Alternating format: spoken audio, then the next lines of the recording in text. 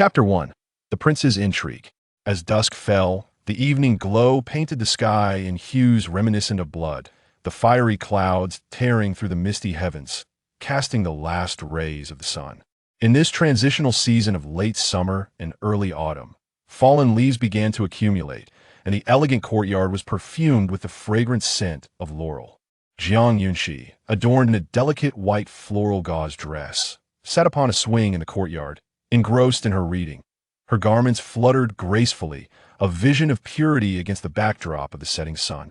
Her exquisite features were unmarred, with skin as smooth as jade, and eyes like painted peaches, bright and captivating.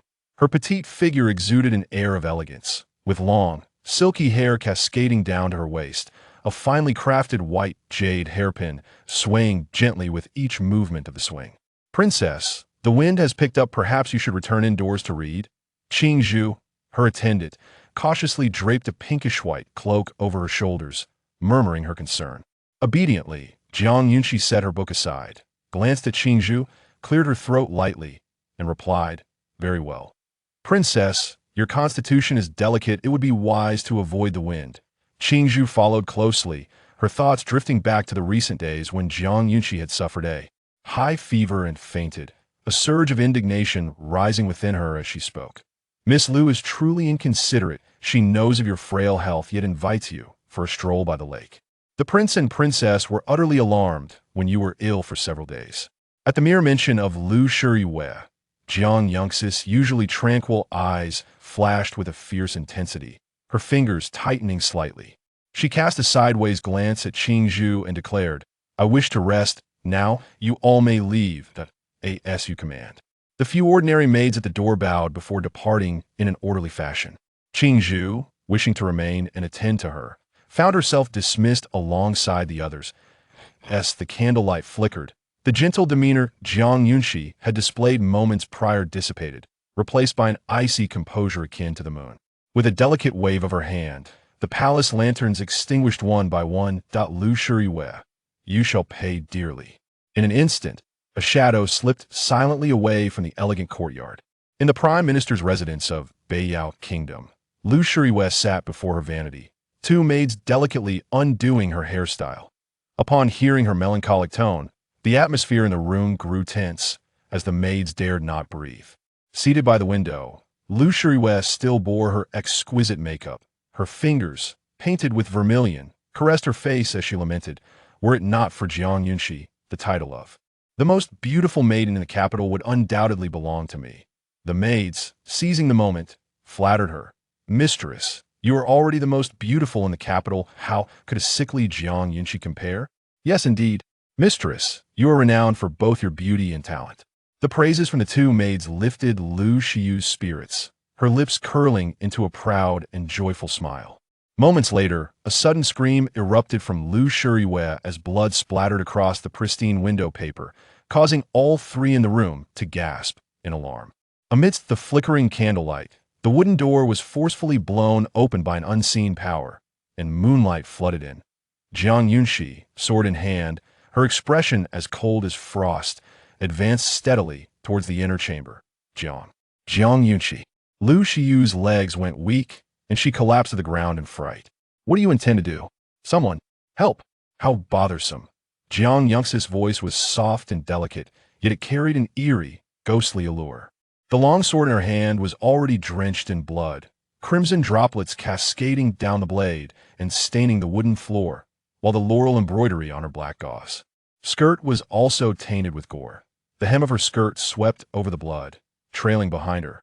The members of the Jiang family had already met their end by her hand. No matter how Liu Shiyue screamed, there would be no response. "Can't you tell? I have come to exact my revenge."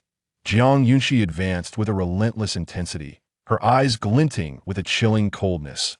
Under the flickering candlelight, the silver blade reflected a terrifying white light. "I have no enmity with you." Before Liu Shiyue could finish her sentence, she felt a chill at her neck, and blood gushed forth her round eyes, still wide open, fell lifelessly to the ground.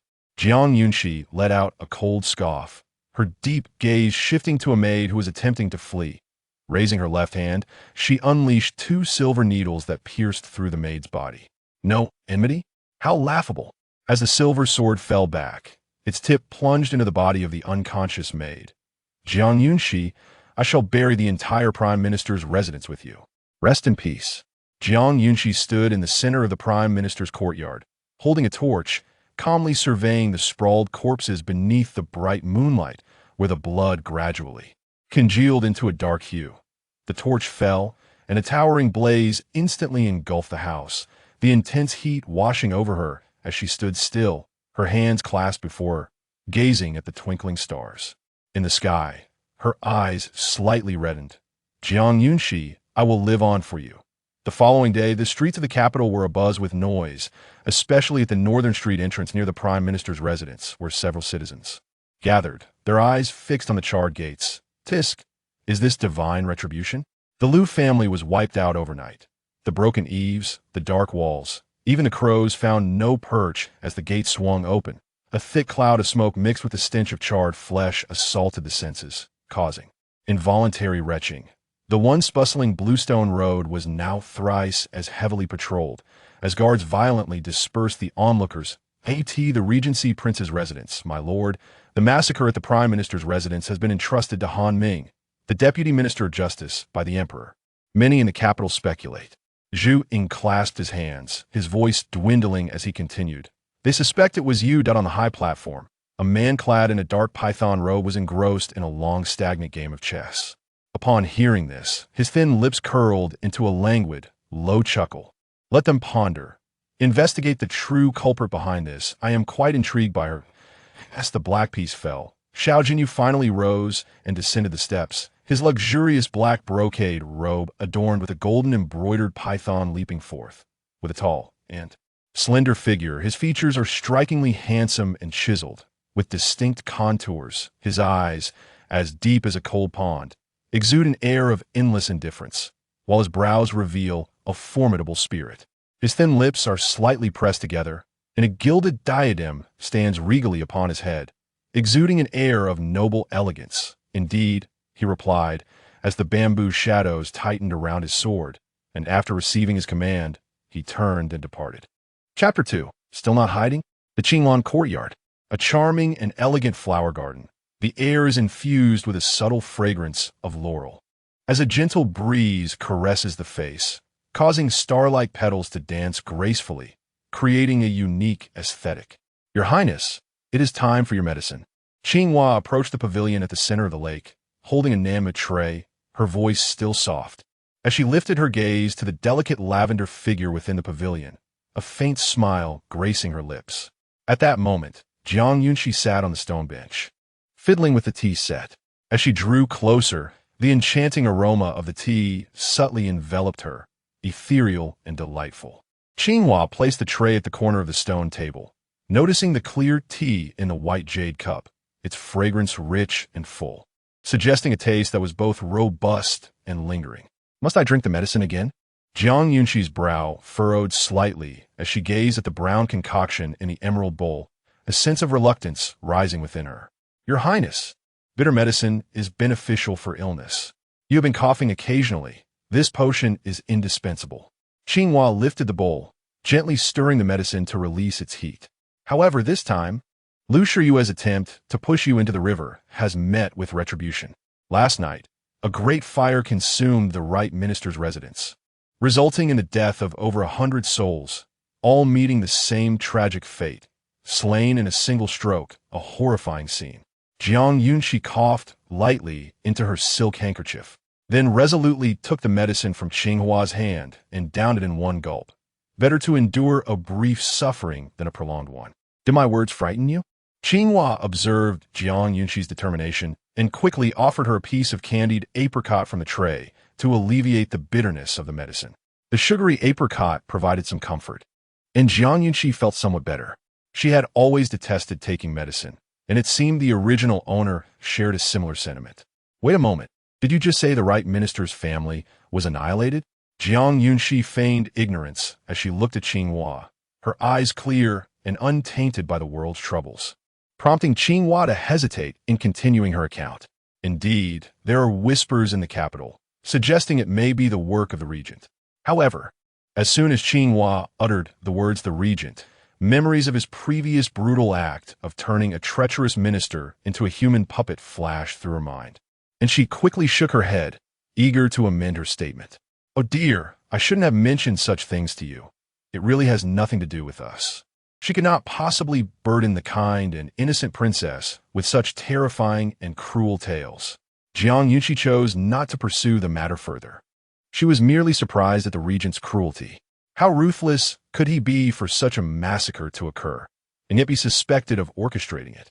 Nevertheless, it was a relief that it had nothing to do with her. "Qinghua, I wish to take a stroll." After a moment, Jiang Yunxi found herself feeling bored. The day was bright and clear, with floating clouds carrying a gentle breeze, and the morning mist dissipated by the sunlight, bathing her in warm rays, creating an exceptionally comfortable atmosphere. "Where would you like to go, Your Highness?" "To the Linlang Pavilion," Jiang Yunxi replied almost without hesitation. Linlang Pavilion was the largest jewelry store in the capital, renowned for its exquisite collection, attracting numerous noble ladies and a bustling crowd of customers searching for their cherished treasures. The first and second floors bustling with activity. "Your Highness, please be careful." The opulent white carriage gradually came to a halt before the grand entrance of the Linlang Pavilion. As the brocade door was gently lifted, Qinghua assisted Jiang Yunxi in descending, softly whispering a reminder. Jiang Yunxi cast a fleeting glance at the lavish signboard of Linlang Pavilion, her eyes deepening with contemplation. Linlang Pavilion had been established in the capital for several years, yet few knew it was the domain of the third prince of Nanzhao, serving as a clandestine hub for gathering intelligence on the capital of Beiyao. However, Xianyuan, you have miscalculated this time. In a moment, Jiang Yunxi lowered her gaze. The corners of her eyes lifted slightly, as a faint smile graced her lips while she surveyed the surroundings of the establishment. Was that not Princess Qingyi? After a fortnight's illness, her complexion had certainly improved. Upon entering, Jiang Yunxi was met with a flurry of whispered discussions from a group of affluent young ladies. Yet she paid them no heed, gently lifting her skirt as she ascended the wooden staircase toward the third floor. The third floor of Linlang Pavilion housed the treasured artifacts, their exorbitant prices rendering them unattainable for most patrons, resulting in a sparse crowd and tranquil atmosphere. It had been 2 years since Jiang Yunxi last set foot in Linlang Pavilion. The decor remained unchanged, with ancient wooden carvings and exquisitely intricate trinkets that seemed to possess an enchanting allure. Where was the shopkeeper? Jiang Yunxi's delicate fingers brushed lightly over a white jade begonia hairpin nestled within a wooden box, her soft voice resonating through the air. Before long, 2 attendants had fetched the shopkeeper. "What may I assist you with, esteemed guest?" The shopkeeper, a trusted confidant of Xianyuan, appeared to be around 40, with a shrewd and clever countenance. Upon discerning Jiang Yunxi's extraordinary status, he bowed respectfully. Jiang Yunxi feigned to examine the begonia hairpin, then raised her gentle brow, slowly inquiring about the latest acquisition at Linlang Pavilion, a treasured artifact from Nanzhao, the Yunjin flower hairpin with golden pendants, of which this princess held a keen interest. Upon hearing this, the shopkeeper's tense expression relaxed, and he gestured towards the left inner cabinet. "It is within, please." Jiang Yunxi placed the hairpin down and followed the shopkeeper inside. But the moment she stepped into the cabinet, a silver arrow soared through the air with lethal precision, striking the shopkeeper squarely in the forehead. Qinghua hurriedly stepped forward to shield Jiang Yunxi's eyes, exclaiming, "Do not look, my princess." Everyone stood rooted in place. The chaos of fleeing patrons echoed death. In an instant, over 20 soldiers clad in the attire of the Imperial Guard stormed the main entrance, swords drawn, surrounding Linlang Pavilion. The leader, a robust figure, bellowed with a coarse voice that echoed throughout the pavilion. Even without seeing, Jiang Yunxi was acutely aware that the man before her had met his demise. The silver arrow had clearly been infused with internal energy. She had witnessed the shopkeeper's head pierced by the arrow, the archer's martial prowess undoubtedly exceptional. 2 accompanying guards produced the token of the Northern Command and proceeded to remove the shopkeeper's corpse, allowing Qinghua to finally lower her hand. The first sight to greet Jiang Yunxi upon regaining her vision was the direction for which the silver arrow had come. across the street. The window of a tea house stood wide open, revealing a figure cloaked in dark attire, mysterious and perilous. The imperial guard below meticulously scrutinized the identities of the patrons, indicating that Linlang Pavilion had been compromised. She had not yet had the opportunity to act. It was indeed the agents of the Regent. Qingyi observed several men clad in black attire entering from behind, and with certainty, she spoke, her fingers slightly curling, her voice trembling. It was unclear what aspect of the Linlang Pavilion had displeased him to such an extent that he would directly. The Regent?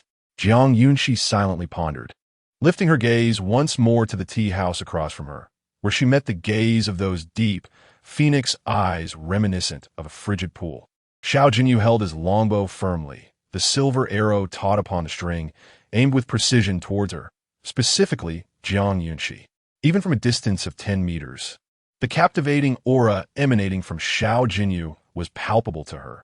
His graceful posture and languidly elegant visage bore a chilling smile, with a slight bend of his fingers. The bowstring was already drawn back. "Are you not going to evade?" Xiao Jinyao's cold gaze, fixated on her through the arrow's feathers, suggested that a mere release of his grip would easily extinguish the life of the woman before him. Chapter 3. Their first encounter. She was as gentle as a rabbit. Jiang Yunxi raised her hand to cover her mouth and nose, feigning a few light coughs. Qingyi, furrowing her brows, quickly stepped in front of Jiang Yunxi and went inside to bring out a cup of hot tea. "My lady, let us return to the royal residence to rest." The two blue-clad guards who had accompanied them also wore grave expressions. Their princess had always been delicate. If her condition worsened outside today, they would inevitably face punishment. Very well. As Jiang Yunxi turned, she subtly cast another glance at the individuals atop the tea house opposite them, the corners of her eyes lifting slightly, revealing a hint of inscrutable emotion. The tension was palpable, yet Xiao Jinyao chose to refrain from action. The Linlang Pavilion was the largest intelligence gathering station in the capital of Beiyao, operated by Xinyuan Hung without any prior incident for several years. Its sudden closure felt akin to severing one of his limbs. Perhaps this was for the best, as it spared her some trouble. With Qingyi half supporting her, Jiang Yunxi descended the stairs. Just as they reached the second-floor landing, they were obstructed by several black-clad guards ascending the stairs. "Do the men of the Northern King's residence dare to impede our path?" One guard raised his token, aiming it directly at the leader, Zhu Ying, his voice solemn and intimidating. Zhu Ying scrutinized the token before shifting his gaze to Jiang Yunxi. "Princess Qingyi, the prince has commanded that all those who have interacted with the shopkeeper today be detained. I hope for your understanding." Zhu Ying respectfully presented the regent's token and bowed deeply to Jiang Yunxi. Jiang Yunxi observed as many of the individuals inside the shop gradually departed, leaving behind only a few errand boys and 2 or 3 guests.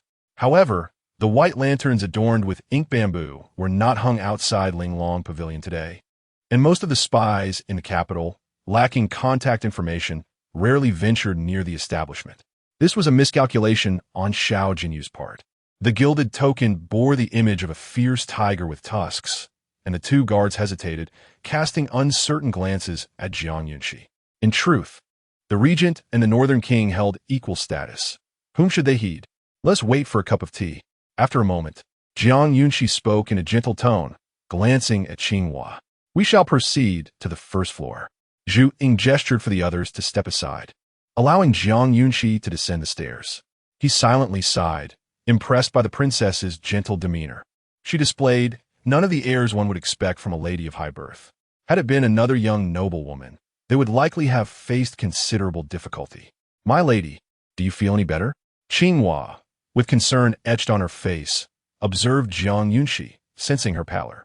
"Shall we return to the royal residence?" A guard brought over a chair, and after Jiang Yunxi sat, she shook her head in refusal. She truly wished to witness the formidable character of the Northern Kingdom's regent, Xiao Jinyao, who could unearth the secrets of Linlang Pavilion, a long-established stronghold in the capital, and even eliminate the capable shopkeeper with a single strike. In fact, Jiang Yunxi had initially intended to administer a lethal poison to the shopkeeper, ensuring his demise on the spot. This would allow the Dali Temple to justifiably seal Linglong Pavilion for investigation, at which point she could secretly assist in uncovering the hidden background of Linglong Pavilion, thereby exposing a significant flaw in Xianyuan Heng's intelligence network in the capital. However, she had not anticipated that Xiao Jinyao would handle matters with such brusque decisiveness, which bore a resemblance to her former style. How long must we wait to return home? It is nearly noon. What a stroke of misfortune. To venture out for jewelry only to encounter such chaos. A woman clad in a flowing orange-yellow gown gently waved a round fan, her eyes darting about as if assessing something, her demeanor betraying a hint of panic. Jiang Yunxi sat poised in her chair, casting a calm glance at the woman, the corners of her lips curving into a subtle smile. Yin Yang, the sole purple-clad butterfly adept reigning over the capital, has surprisingly fallen into a trap today. Her complaints seemed mere murmurs, yet her agitation was palpable. Esteemed official, I have many matters to attend to at the Wanshun Tower. Might you extend a favor? In a swift motion, Yin Yang approached Zhu Ying, engaging in conversation while discreetly retrieving a small golden ingot from her sleeve as a bribe. Zhu Ying retreated a step, drawing her sword and positioning it firmly before her, her gaze resolute. If you are indeed innocent, the prince shall surely grant you your freedom. Oh, how could I be an infiltrator after so many years in the capital? Yin Yang's eyes sparkled with allure, her voice imbued with charm as she waved her fan, seemingly unconcerned while loudly justifying herself. Jiang Yunxi, delicately caressing the jade bracelet on her wrist, lifted her gaze with a serene smile upon hearing Yin Yang's words. Ah, so your purpose today is to capture infiltrators. In that instant, Zhu Ying comprehended the situation, pointing her sword directly at Yin Yang's vital organs. The wooden table was overturned, chaos erupting within the shop, as two guards shielded Jiang Yunxi from harm. Dust swirled as Yin Yang leaped onto the display case. Her fan activated a mechanism, and with a flick of her thumb against a protruding button, several silver needles flew forth silently from her painted lips. The shopkeeper, witnessing the escalation, unsheathed the soft sword at his waist and engaged in battle with the Imperial Guards. The guards managed to deflect the silver needles, but Jiang Yunxi's eyes flashed with a cold light as she noticed one of the poison needles embedded in a pillar. Ultimately, the Imperial Guards could not withstand the seasoned infiltrators, and soon they were overpowered, necessitating the intervention of Xiao Jinying's men. Zhu Ying, being the most skilled among them, dueled with Yin Yang for several exchanges. In the end, Zhu Ying gained the upper hand, her blade striking Yin Yang's abdomen with a fierce slash. The remaining black-clad guards subdued several shopkeepers, while Yin Yang fell to one knee, violently spitting blood. Her gaze sharpened as it landed on Jiang Yunxi, a glint of murderous intent glimmering in her eyes. With her red-tipped nails clawing forward, she summoned her strength and hurled a needle towards Jiang Yunxi.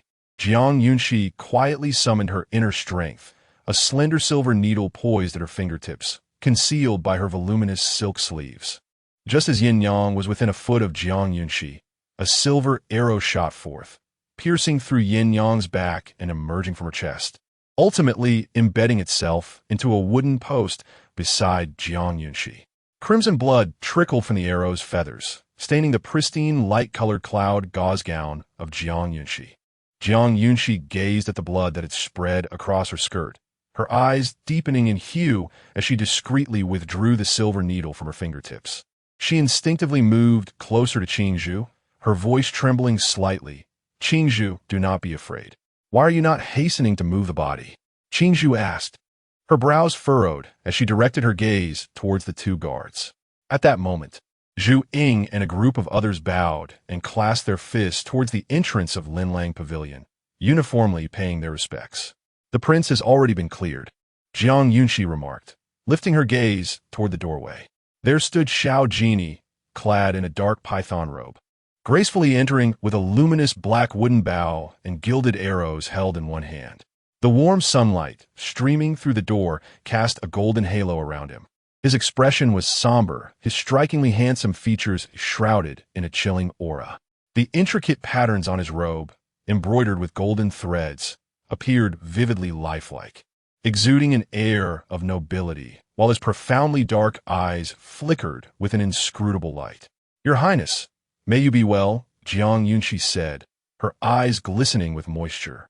Her innocent and clear gaze was fixed upon him as she gracefully knelt in a bow, her voice soft and delicate, akin to a gentle rabbit softly scratching at one's heart.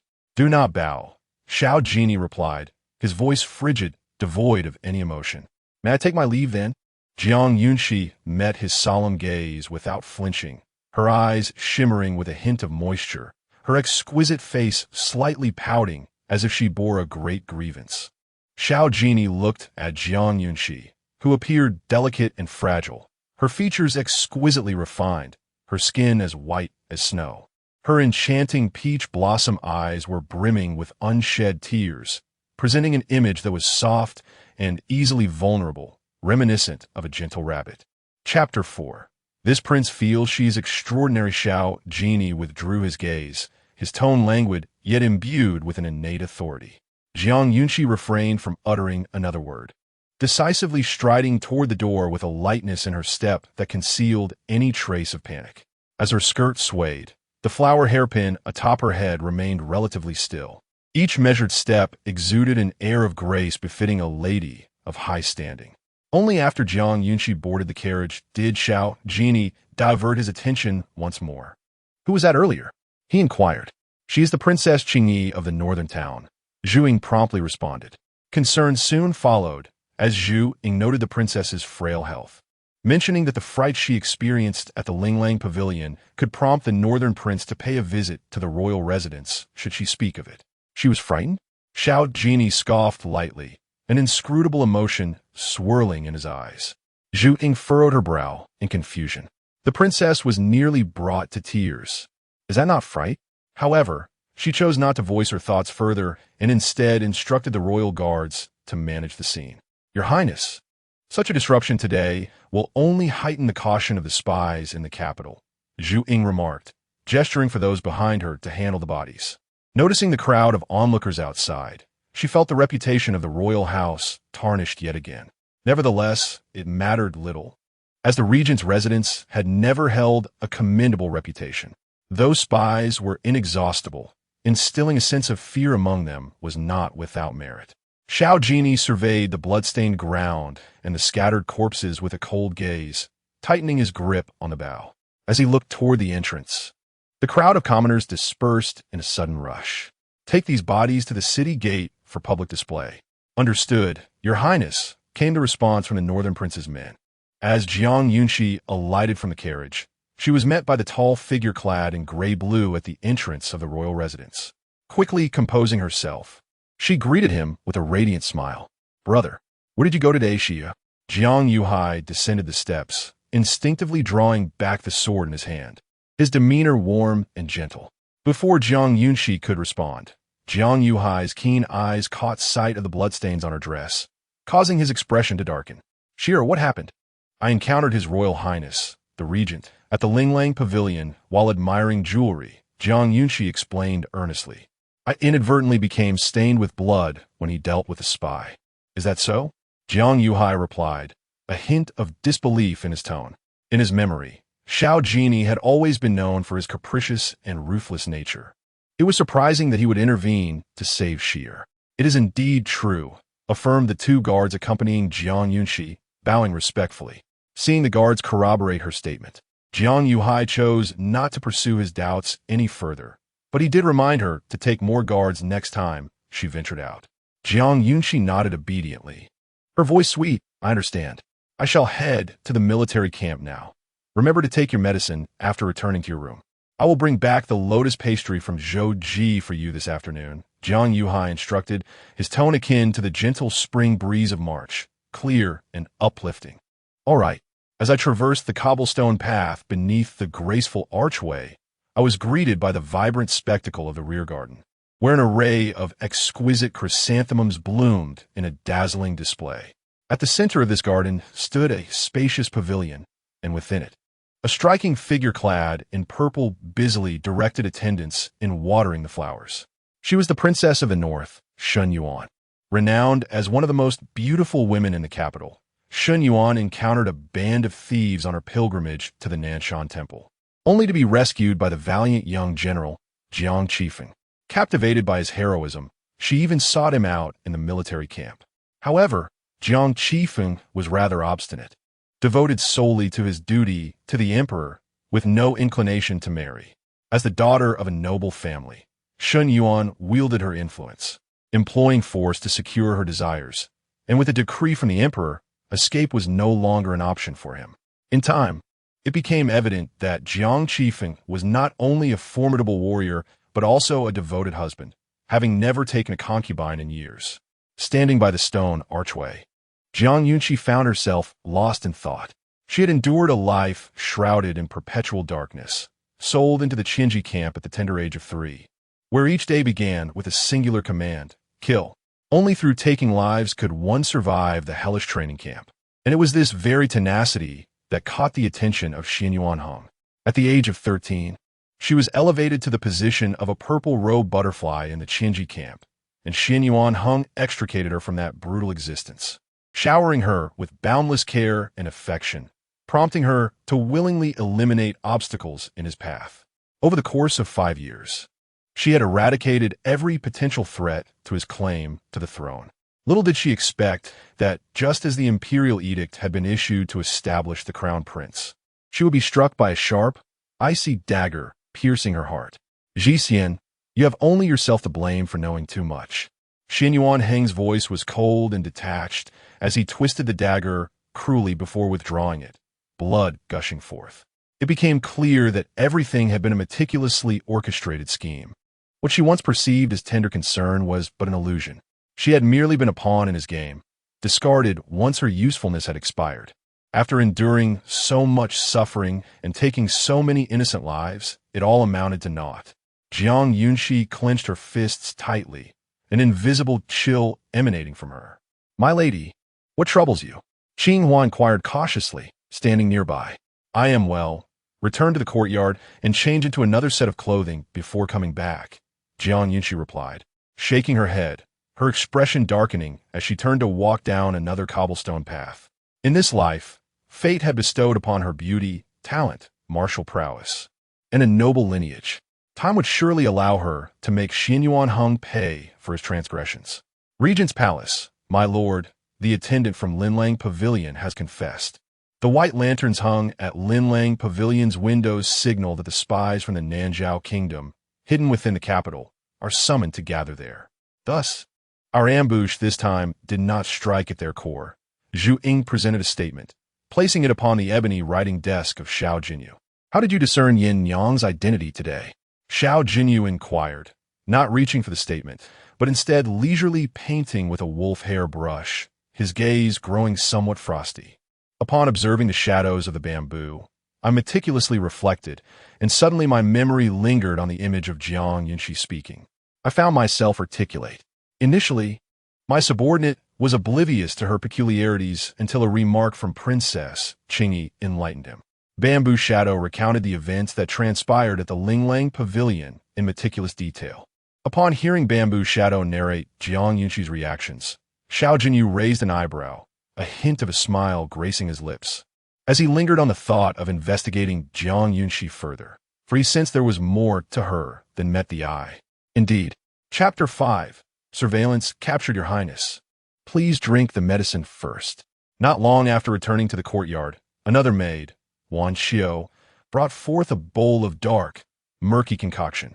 "Wan Xiao, must I really partake?" Jiang Yunxi gazed weakly at the bowl of herbal brew, her voice soft with inquiry. Since her awakening, the original owner's constitution had gradually improved alongside her, rendering the days of incessant medicinal consumption a thing of the past. "Your Highness, you coughed again at the Linlang Pavilion today," Qinghua, standing nearby, added earnestly. "Very well. This shall be the last time. I certainly refuse to feign illness any longer." Jiang Yunxi sighed inwardly, then slowly lifted the translucent bowl, taking several sips of the bitter and concentrated brew until the sweetness of the candied treat quelled her lingering discontent. Subsequently, Qinghua assisted Jiang Yunxi in donning a delicate, light green waist-length cloud shirt and gauzy skirt, exuding an air of gentleness yet retaining a touch of elegance. The exquisite orchid embroidery on the garment appeared vividly lifelike.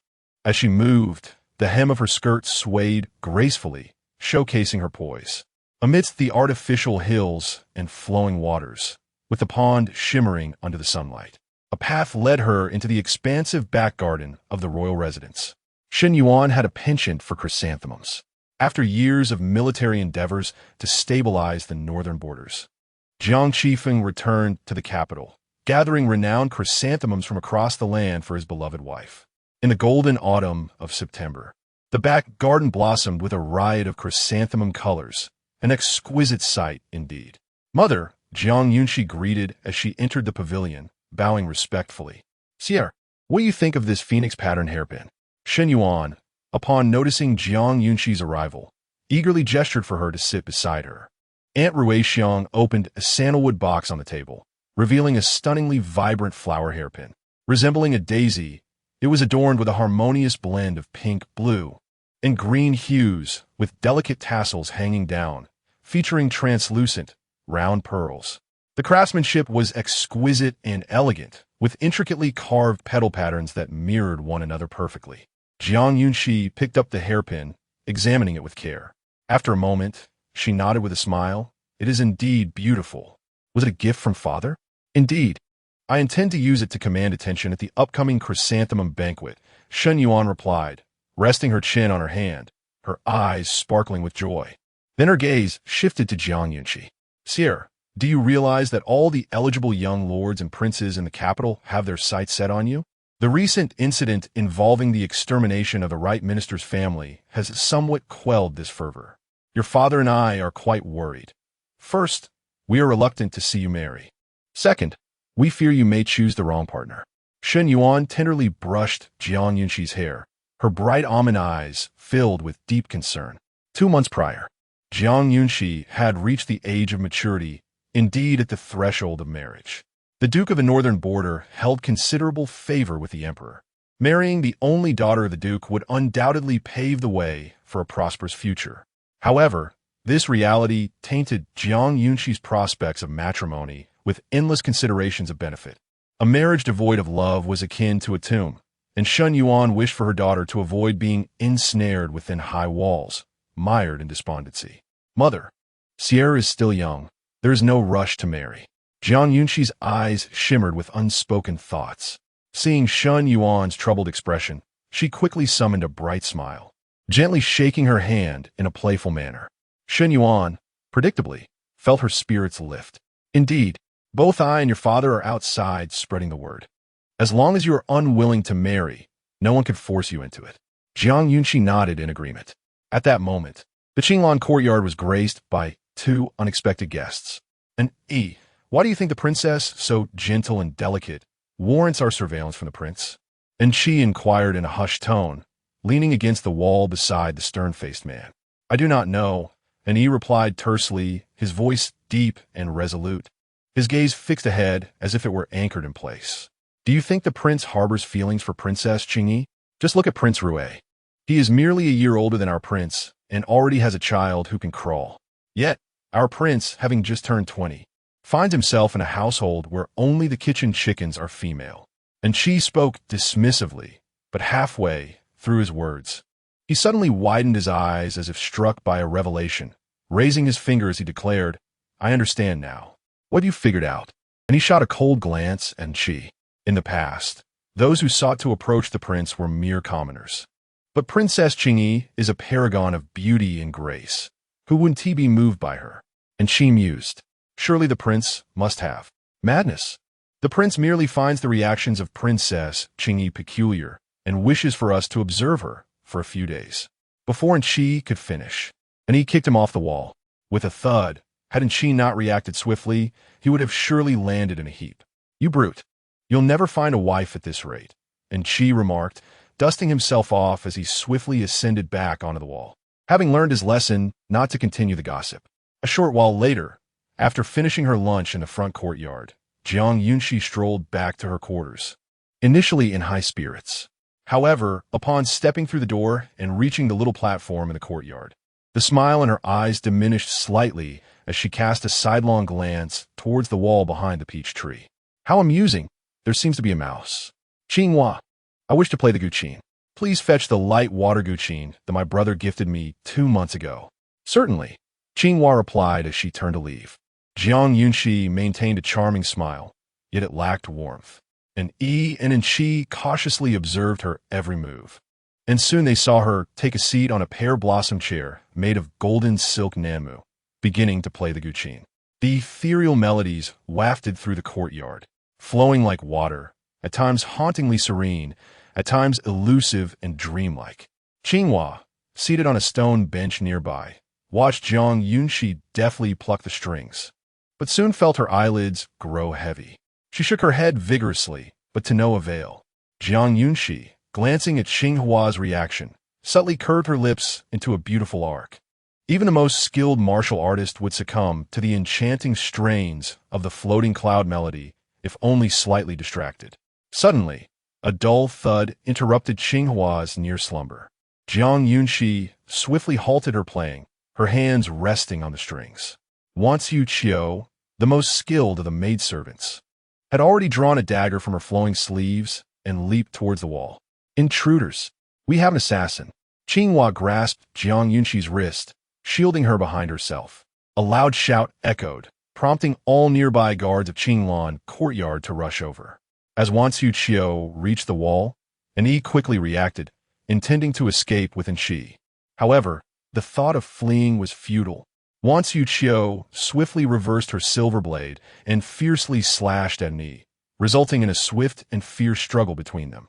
Yi furrowed his brow, evading her attacks. He had never anticipated that the maidservant beside Jiang Yunxi possessed such formidable martial prowess.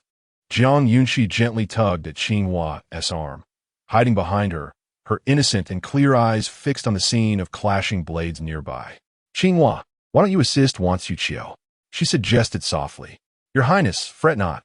Wansu Qiao is quite capable.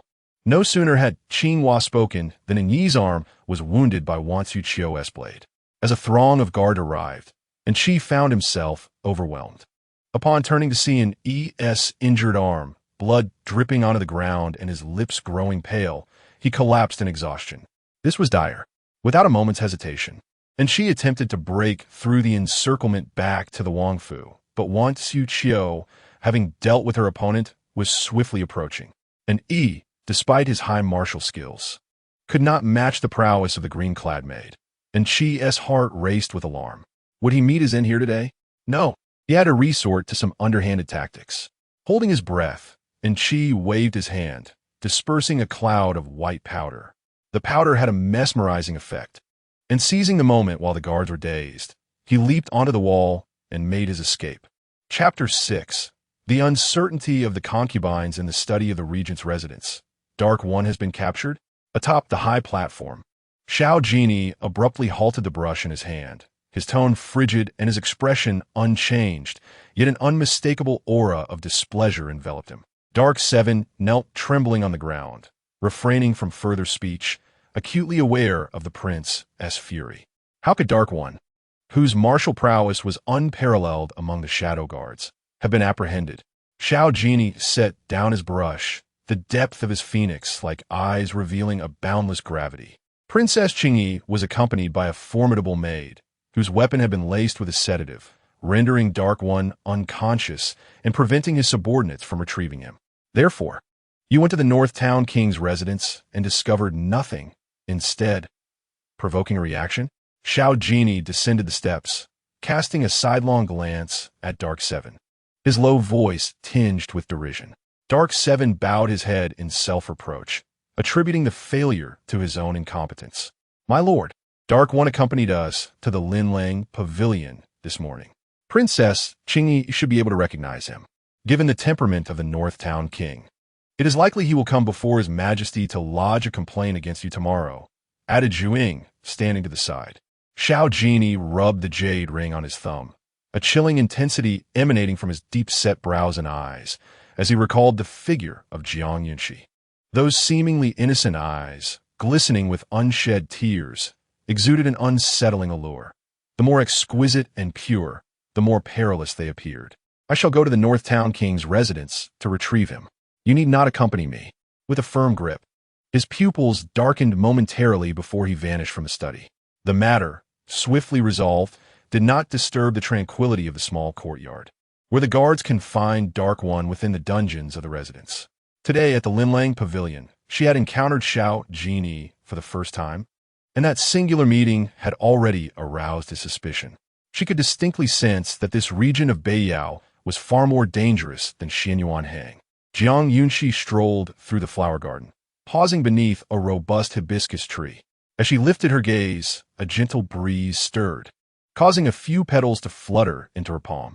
She needed to devise a means to allay Xiao Jinyao's suspicions if such a perilous individual became her adversary. Her future endeavors would be fraught with difficulties. Xiao Jinyao was renowned for his ruthless and cold-blooded nature. A direct confrontation was out of the question. She could not afford to make an enemy of the North Town King's residence.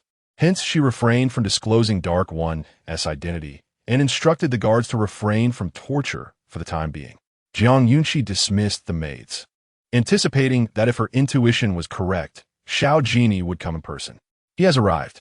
Just as she concluded her thoughts, she sensed a new and heavy presence in the courtyard. His arrival was fortuitous, for their next plan could commence.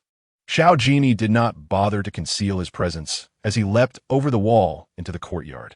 Jiang Yunxi sat primly at the stone table, fiddling with the tea set, yet she did not raise her gaze. "Where are my people?" His languid and indifferent voice resonated from the front, carrying an undeniable authority. "Mm?" Jiang Yunxi, with a sense of bewilderment, raised her gaze, and upon seeing the figure of Xiao Jinyao, stood up and retreated 2 steps. Fear glimmered in her clear eyes, yet she remained silent, refraining from calling out to him. Xiao Jinyao approached the stone table with composure, his gaze sweeping over the neatly arranged tea set.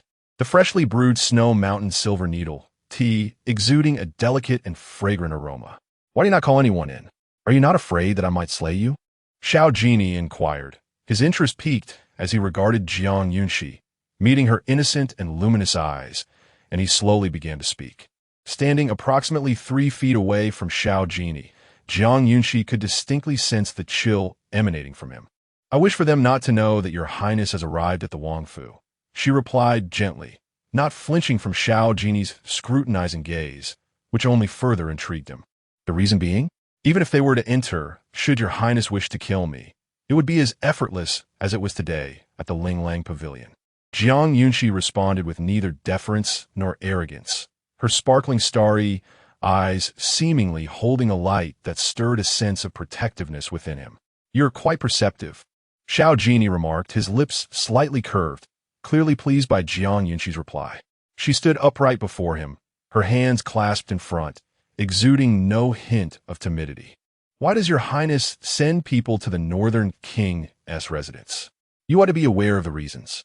"I do not." Jiang Yunxi's voice was soft yet resolute, her exquisitely beautiful face bearing a hint of inquiry, yet it inspired no ire. Xiao Jinyau's patience was notoriously thin. Had anyone else dared to speak to him in such a manner, they would surely have seen no dawn. However, at this moment, he found himself disinclined to resort to violence. "Where are my men?" Xiao Jinyao evaded the answer Jiang Yunxi sought, shifting the topic. Jiang Yunxi did not prolong the exchange, directly revealing the location of the dungeon's entrance to him. Just as he was about to depart, she suddenly called out to him, "Your Highness, what is it?" Xiao Jinyao paused, calmly glancing at Jiang Yunxi, who appeared so delicate, yet managed to display such composure in his presence. "I beseech your highness to show mercy and spare the guard of the dungeon," Jiang Yunxi implored softly. Xiao Jinyau's demeanor remained ambiguous. After averting his gaze, he swiftly departed. Jiang Yunxi stood frozen in place, her fingers tightening, the gentle expression in her eyes vanishing in an instant. May this time she succeed in her gamble.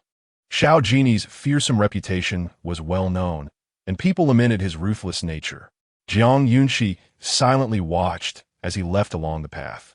Yet she could not shake the feeling that behind all his cruelty there lay a reason. It seemed she would need to invest effort into investigating Xiao Jinyao. Perhaps he could prove to be a formidable ally.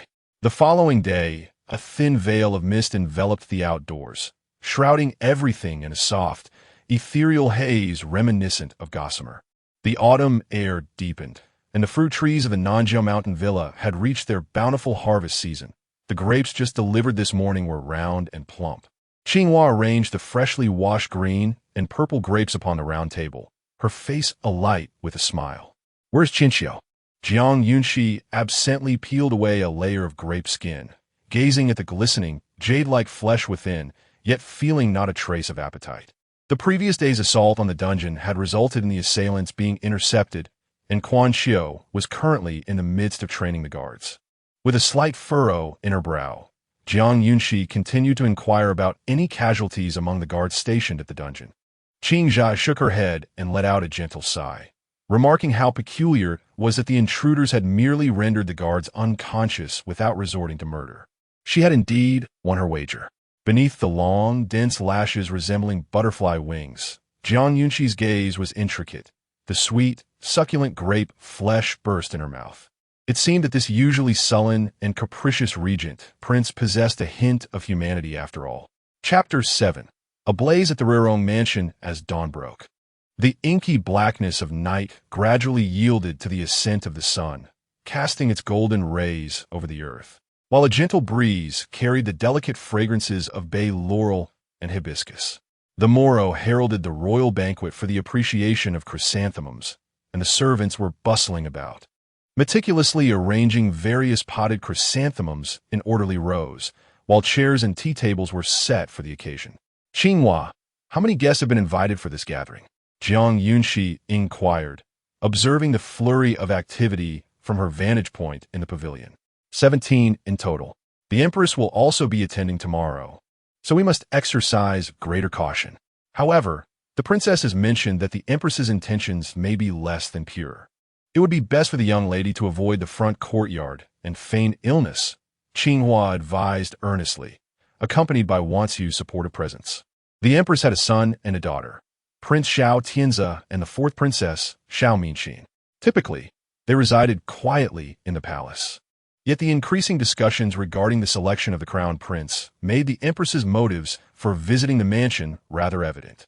During her previous mission in Beiyao, Jiang Yunxi had caught wind of certain rumors. Although the royal offspring of Beiyao were not as numerous as those of Nanzhao, the competition was still fierce, with the four princes holding comparable power. Now, the previously neutral Zhenbei Wangfu had unexpectedly become a focal point of scrutiny. "I shall visit the Zhixian tea house tomorrow," Jiang Yunxi mused, a knowing smile flickering in her eyes.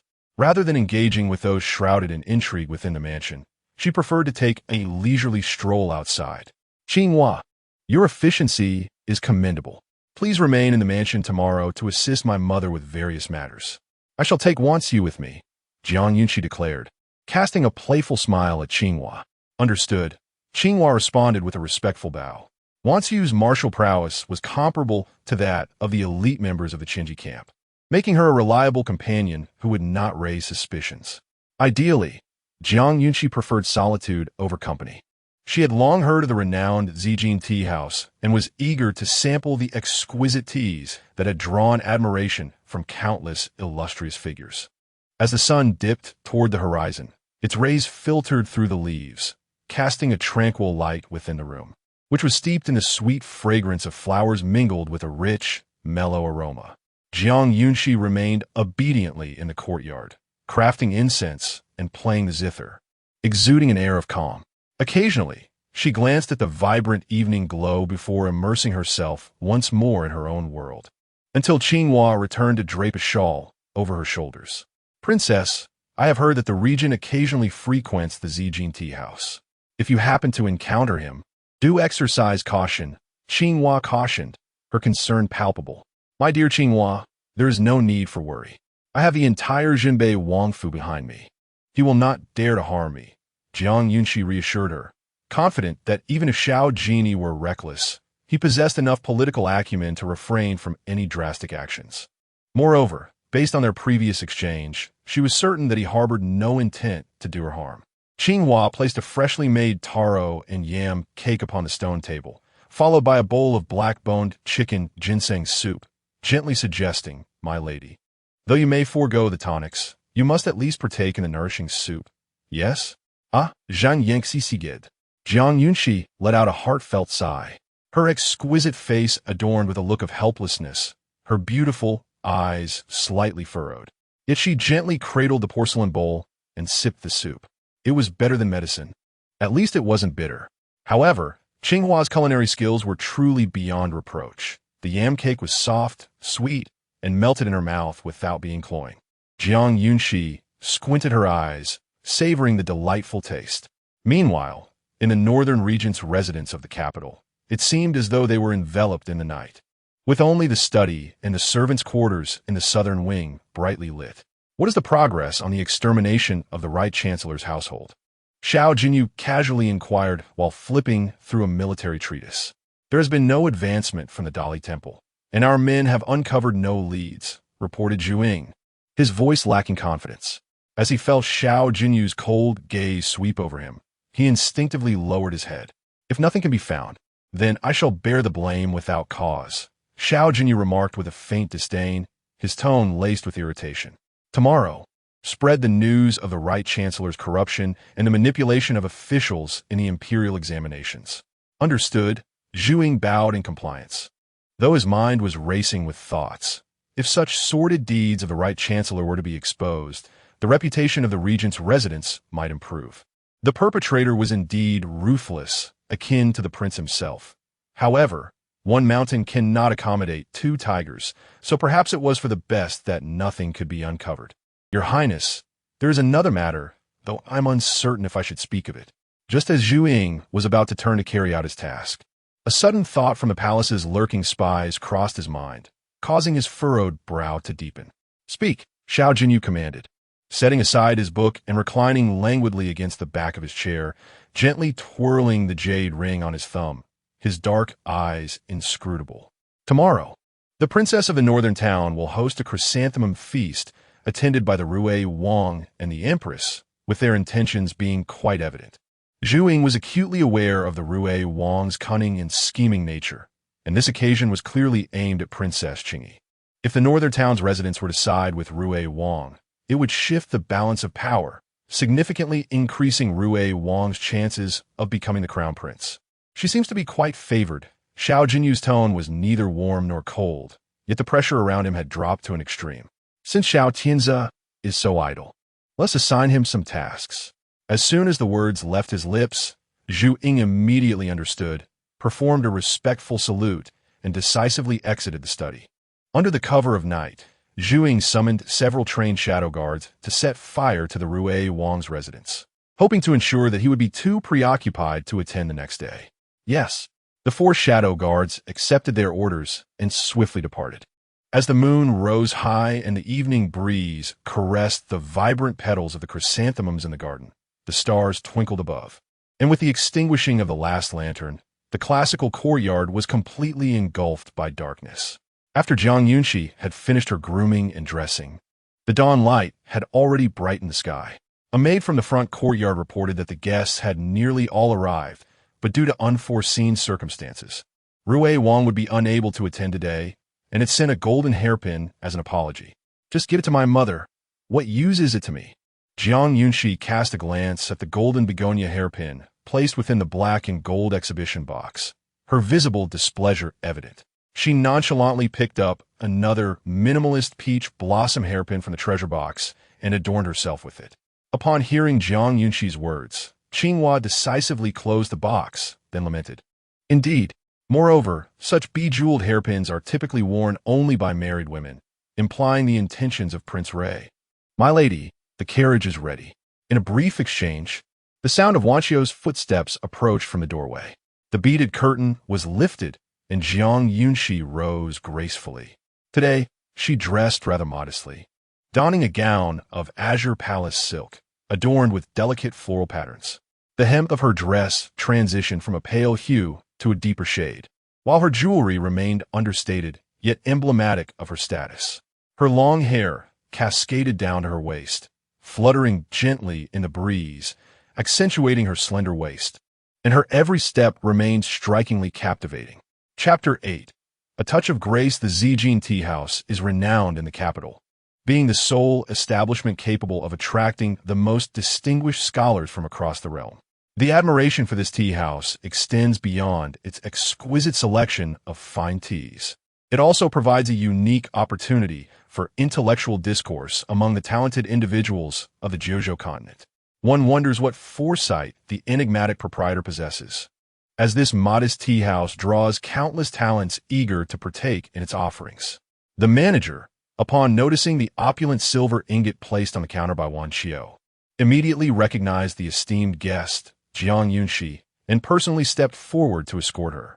This way, esteemed guest, to the third floor, guided into a bright and elegantly adorned room.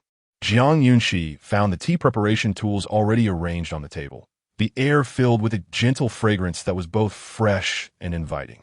"Please extinguish the incense," she said calmly, as she settled into a pearwood chair by the window, casually closing one side of the wide-open window. "I have heard that the Zhixian tea house has recently acquired some Beiyao engine," Jiang Yunxi inquired, her eyelashes fluttering as she regarded the manager with an air of composure, her gentle tone subtly laced with authority. The manager, bowing slightly with an apologetic demeanor, responded, "We did procure some, but alas, it is now sold out." "And what of the Tomu Guan Jinjumei?" she continued, her interest piqued. "We still have a few," he replied. "Then please bring the tea, along with some of your signature pastries," Jiang Yunxi requested. She preferred to brew her own tea, and today she had no pressing matters, making it an ideal time to indulge. The manager nodded in understanding and promptly exited to fulfill her request. In less than the time it takes to brew half a pot of tea, several attendants arrived with the pastries and tea. A tea master in a blue robe intended to follow them in service, but was politely declined by Jiang Yunxi. As the wooden door closed, tranquility returned to the private room, and the sounds of bustling activity from the street below filtered in through the window. The North Yao Kingdom equally values commerce and agriculture, and at this hour, the marketplace was lively. Wan Xiao ignited the charcoal in the pot, and both their gazes turned toward the vibrant street scene outside. Children frolicked, vendors shouted their wares, and a steady stream of carts passed by, creating a scene of prosperity far superior to that of the southern Zhao Kingdom. The political landscape was rife with intrigue, as factions vied for power amidst a court filled with both talent and opportunism. Jiang Yunxi momentarily lost herself in thought, contemplating the dangers posed by the cunning and suspicious Xianyuan Heng, whose ascension to the throne would undoubtedly unleash a tide of bloodshed in the southern Zhao Kingdom. "Your Grace, the water has boiled," Wan Xiao gently reminded her. Jiang Yunxi returned her focus to the task at hand, carefully placing the tea leaves into the pot. Meanwhile, at the entrance of the Zhixian tea house, a luxurious carriage made of black sandalwood came to a halt. A jade plaque from the Regent's estate swayed gracefully in the breeze from the tassels adorning the carriage's corners. The manager, having been lost in contemplation, quickly emerged. "Your Highness, what brings you here so early today?" he asked, bending in a respectful bow. Xiao Jinyao strode confidently towards the room, offering no reply. The warm sunlight illuminated his sharply defined features, casting a radiant glow upon him. Upon entering the establishment, the light remained bright, with the shopkeeper trailing closely behind. "Has Jiang Yunxi arrived?" Xiao Jinyau's gaze was profound, his tone imperious. Just as he alighted from the carriage, he noticed a resplendent white carriage parked at the entrance, its canopy adorned with moon-white tassels. Undoubtedly, only she could receive such lavish treatment. Princess Qingyi had only just arrived, and her attendant had settled her in a private room on the third floor, where she was likely preparing tea at this very moment. The shopkeeper's eyes glimmered with understanding born from years of experience, and he hastily provided a detailed response. "Why say so much? I have no interest in her," Xiao Jinyao interjected sharply, glancing back with a cold demeanor. It seemed he had misjudged the situation, prompting the shopkeeper to bow his head even lower. Upon ascending to the third floor and walking towards the left along the intricately carved wooden railing, Xiao Jinyao heard Jiang Yunxi's voice emanating from within a private room. Whether it was his acute hearing or the room's poor soundproofing, he could not tell. "This jade lotus cake is overly sweet and unpalatable," How about trying this fragrant candied cake instead? Jiang Yunxi's words were piercingly direct as her gaze intentionally drifted towards the doorway. Oh, Xiao Jinyao has come. How fortuitous. For I am rather bored. Upon hearing her last remark, Xiao Jinyao halted abruptly, his icy gaze fixated upon the shopkeeper, his voice laced with ire. What is the meaning of this? The shopkeeper raised a finger in confusion, responding, all pastries here are crafted by top chefs and have received rave reviews from patrons. So they should be exquisite. Perhaps the princess's tastes are simply too refined. Xiao Jinyao's eyes swept over the wooden door. The entire Zhixian tea house was his domain, and this was the first time he had heard anyone criticize its offerings. Bring her to my chamber, he commanded, striding into the adjacent private room with a somber tone, his wide sleeves brushing against the air, indicating a less than pleasant mood. Yes, the shopkeeper replied promptly. Qingyi, someone is knocking, Jiang Yunxi said, pouring tea into a cup from a blue and white porcelain pot, her porcelain fingers caressing the cup's body gently, as if assessing something within her heart.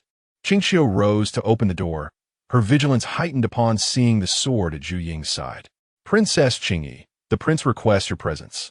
Zhu Ying bowed respectfully towards Jiang Yunxi, who was hidden behind the silk screen. Has the regent prince also arrived? Jiang Yunxi feigned innocence, stepping around the diaphanous screen, her hands clasped in front of her, exuding an air of elegance, her clear eyes reflecting confusion. Seeing her seemingly naive demeanor, Zhu Ying felt a pang of sympathy. Given the prince's temperament, today might bode ill for the princess. Qingyi's face showed concern, yet Jiang Yunxi remained unperturbed. Just as she was about to inquire further, the kettle on the hearth suddenly erupted with a loud bang. Jiang Yunxi instinctively covered her ears and ducked behind Qingyi. What is happening? The noise of the kettle bursting was quite loud, and the moment Xiao Jinyao heard it, he set down his teacup, his brows furrowing slightly as he swiftly approached. Princess, it is the kettle that has exploded, Zhu Ying reported immediately, rushing to investigate the commotion. Jiang Yunxi finally released her grasp, slowly emerging from behind Xiao. As she lifted her gaze, it promptly met the penetrating, indifferent, and inscrutable eyes of Xiao Jinyao. Jiang Yunxi immediately performed a respectful curtsy, embodying the grace of a well-bred lady. May His Royal Highness the Regent be well. Xiao Jinyao's gaze inadvertently lingered on Jiang Yunxi, her delicate beauty reminiscent of a fragile flower, easily startled by the slightest disturbance. Today, the prince of a northern town was hosting a grand flower viewing feast. As the princess of the estate, her decision to take a leisurely break for tea suggested an abundance of leisure. Xiao Jinyao spoke with an air of nonchalance, observing every movement of Jiang Yunxi, as if seeking to unveil some hidden truth within her eyes. Yet, Jiang Yunxi's gaze remained strikingly pure and innocent, unperturbed by his scrutiny, even meeting his gaze with an innocent boldness. The more this transpired, the more he sensed an unsettling discord. Chapter 9 Brewing tea for him. Are you not quite idle, Your Highness? Jiang Yunxi pouted slightly in defiance, murmuring softly. Xiao Jinyao heard her clearly, but chose not to confront her directly. Instead, he calmly inquired, What did you say? Nothing, Jiang Yunxi replied decisively, averting her gaze, her sparkling eyes glancing sideways, clearly displeased. She was the first to dare speak to him in such a manner. Simultaneously timid and defiant, she appeared composed. Yet perhaps she had already voiced her grievances in her heart. Strangely, he found it difficult to feel anger towards her. Xiao Jinyao placed one hand behind him, his eyes, as deep as ink pools, harbored profound thoughts. After a moment, he spoke slowly, Since you are so idle, come along. I wish to go home, Jiang Yunxi deliberately countered, softening her voice as though she had been wronged. Xiao Jinyao disregarded her words and walked straight to the adjacent room, where Zhu Ying remained stationary, raising his right hand to guide her. My lady, please. Xiao Jinyao's demeanor was unmistakable. He had completely overlooked her remarks. With no alternative, Jiang Yunxi had to follow suit. But as soon as she entered the room, Qingyi was barred from entry. Qingyi instinctively attempted to push aside the sword that Zhu Ying had placed before her. Qingyi, you wait outside, Jiang Yunxi gently instructed, aware that Xiao Jinyu's unyielding nature likely forbade her from bringing her maid inside. As the wooden door gradually closed, Qianqiu could no longer contain the murderous aura emanating from her, elbowing Zhu Ying's chest to push him aside, then calmly standing on the other side of the door. Waiting patiently, Zhu Ying, clutching his chest to regain his breath, lifted his eyelids in surprise. He had not anticipated that this young maid possessed such formidable martial skills. That strike, had he not reacted in time to step back, would surely have drawn blood. "What are you staring at?" Qianqiu shot a cold glare, her voice soft yet laced with icy disdain, entirely unlike her demeanor when she was beside Jiang Yunxi. Zhu Ying brushed off his arms, straightened his sword, and lowered his gaze, adhering to his principle of not engaging in conflict with women. Inside the room, Jiang Yunxi discreetly observed the opulent decor, which was evidently far more luxurious than her own private chamber. The darkly carved pillars displayed flowing patterns, the scent of sandalwood wafted through the air, and on the exquisite tea table, the tea set was crafted from fine porcelain, crystal clear like white jade. Xiao Jinyao sat on the left, opening a nearby black wooden box. "Why did you summon me, Your Highness?" Jiang Yunxi's gaze rested on Xiao Jinyao's sharp and resolute visage as a warm voice, akin to the gentle spring breeze of March, flowed forth. "I've heard your tea skills are quite commendable." Xiao Jinyao's long, even fingers lightly tapped the tea table. His tone was not overly cold, perhaps due to his long-standing position of authority, which imparted a subtle air of command even in his calmest words. Jiang Yunxi did not offer him a compliant smile, instead taking her seat opposite him with an indifferent expression. "Do you wish for your servant to brew tea?" Before he could respond, her delicate hands had already retrieved the black wooden box beside him, her eyes flickering with a fleeting surprise. The exquisitely decorated room, with its optimal view, the unique tea set, and the invaluable Beiyao Engine tea, all serve as reminders that the true power behind the Zhixian tea house is none other than Xiao Jinyao. It seems that this regent prince of Beiyao Kingdom is even more inscrutable than she had anticipated. The tea presented by His Highness is unlike the tribute from Bailan Kingdom. Jiang Yunxi placed the tea leaves into the boiling pot, lifting her gaze with a hint of curiosity in her brows. "This is the tea house's." Xiao Jinyau's voice remained calm, devoid of any discernible emotion. Jiang Yunxi refrained from pressing further, instead watching the scalding water swirl around the delicate tea leaves. After a brief moment, she moved the pot to the tea table, pouring the pale yellow water, and added a splash of cool water. At that moment, the fragrance of the tea was fully awakened, mingling with the fresh scent of grass, filling the air around the tea table, accompanied by the unique, slightly bitter aroma of Beiyao Engine. When the teacup, filled to 7/10, was presented before Xiao Jinyao, the color of the tea had grown even richer and more translucent. "Your Highness, do take a sip," Jiang Yunxi said, her bright eyes sparkling, her lips curving into a pleasing smile. From the quality of the tea, Xiao Jinyao could discern that Jiang Yunxi's skill was commendable, yet the fresh aroma still surprised him, a flicker of delight passing through his dark eyes. To say that her craft surpassed even that of the tea-loving ghost doctor would not be an exaggeration. "May I return home now?"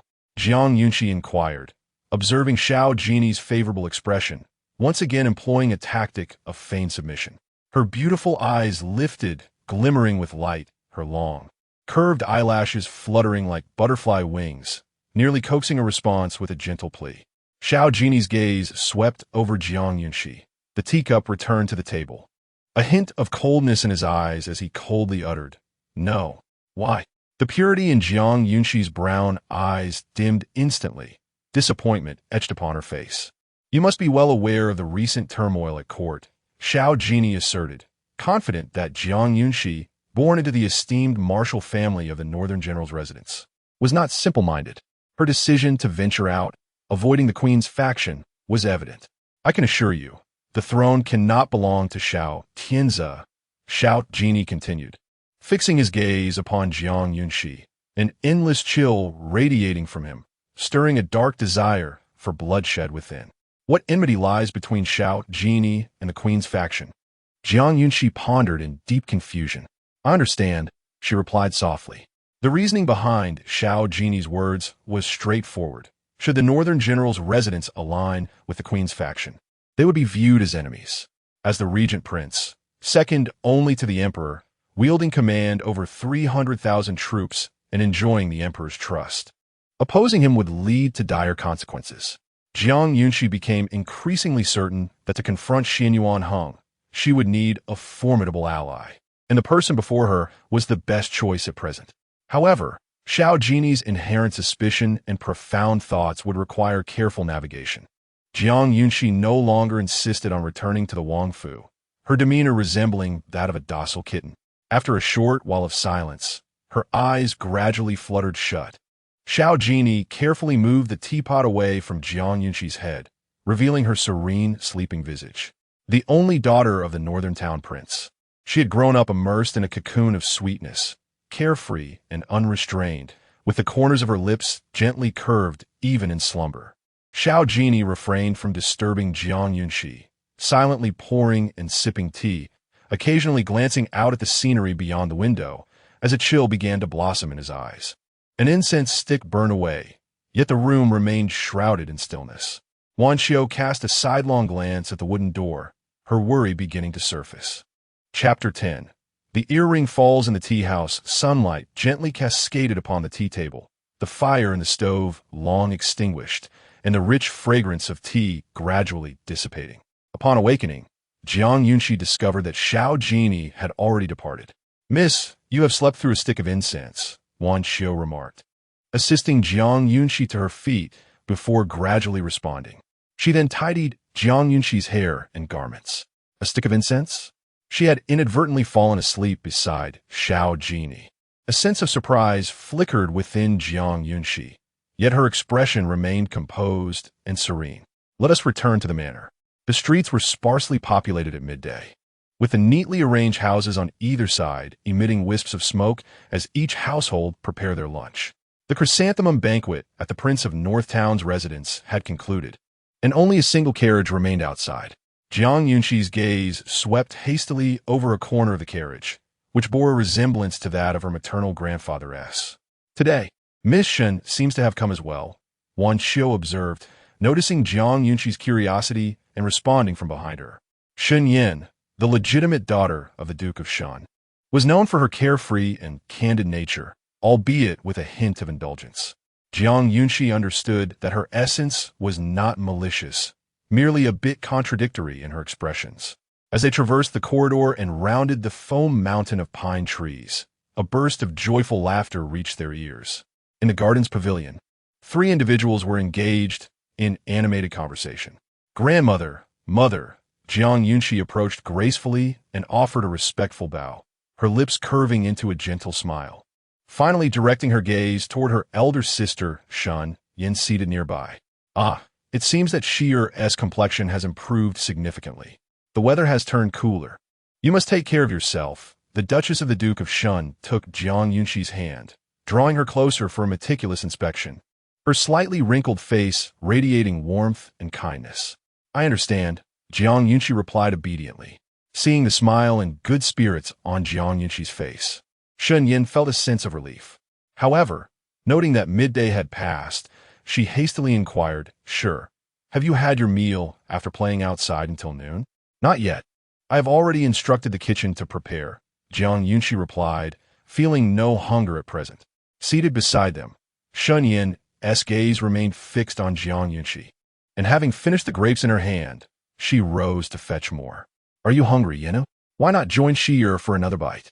Shen Yin's mother observed that her daughter was nearly finished with a whole bunch of grapes and expressed her concern. Instantly, Shen Yin set down the grapes and vehemently shook her head. "I just had lunch. I'm not hungry." "Sister, the meals prepared by Qingyi are exceptionally delicious. Are you truly not tempted to try?"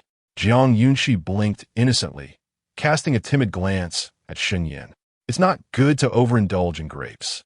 Shen Yin bit her lip, her expression darkening with discontent. It was all due to Fu Huanyu's presence at noon.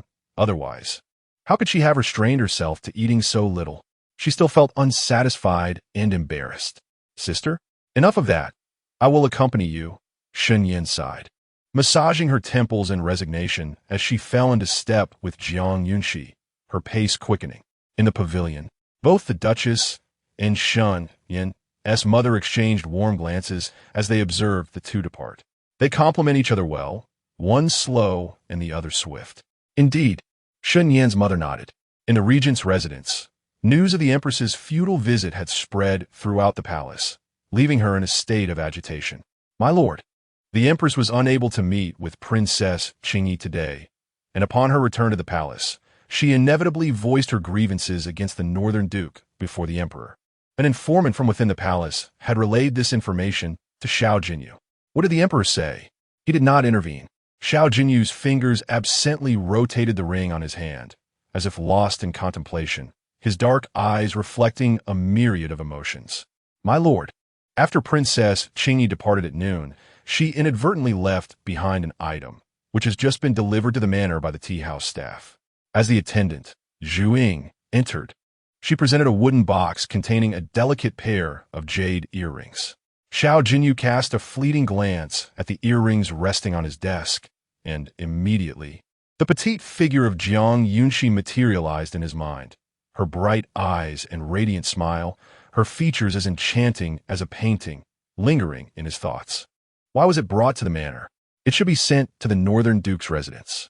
A wave of irritation washed over him. He despised the feeling of having his thoughts manipulated by others. Understood. Sensing his master's discomfort, Zhu Ying hastily tucked the box away, preparing to exit. Yet within moments, Xiao Jinyao spoke again. Wait, leave it here. Yes. Zhu Ying, perplexed by her master's intentions, prioritized obedience and placed the box down once more. The shadow guards of the study withdrew, leaving behind a soothing aroma of ink and parchment. Chapter 11. Infiltration of the Regent's mansion. Alas, Your Highness, your jade earring for the left ear is missing. As evening approached, Jiang Yunxi was preparing to freshen up for rest when Qinghua perceptively noticed the loss. Jiang Yunxi caught a glimpse of her bare left ear in the mirror, her expression clouded with regret, pondering that perhaps she had left it at the tea house earlier that day. I shall send someone to inquire about it tomorrow, she remarked. Qinghua continued to remove the hairpin from Jiang Yunxi's head and spoke softly. It would indeed be a pity if it cannot be found. Jiang Yunxi fell silent, a fleeting smile dancing in her eyes, her brows lifting slightly.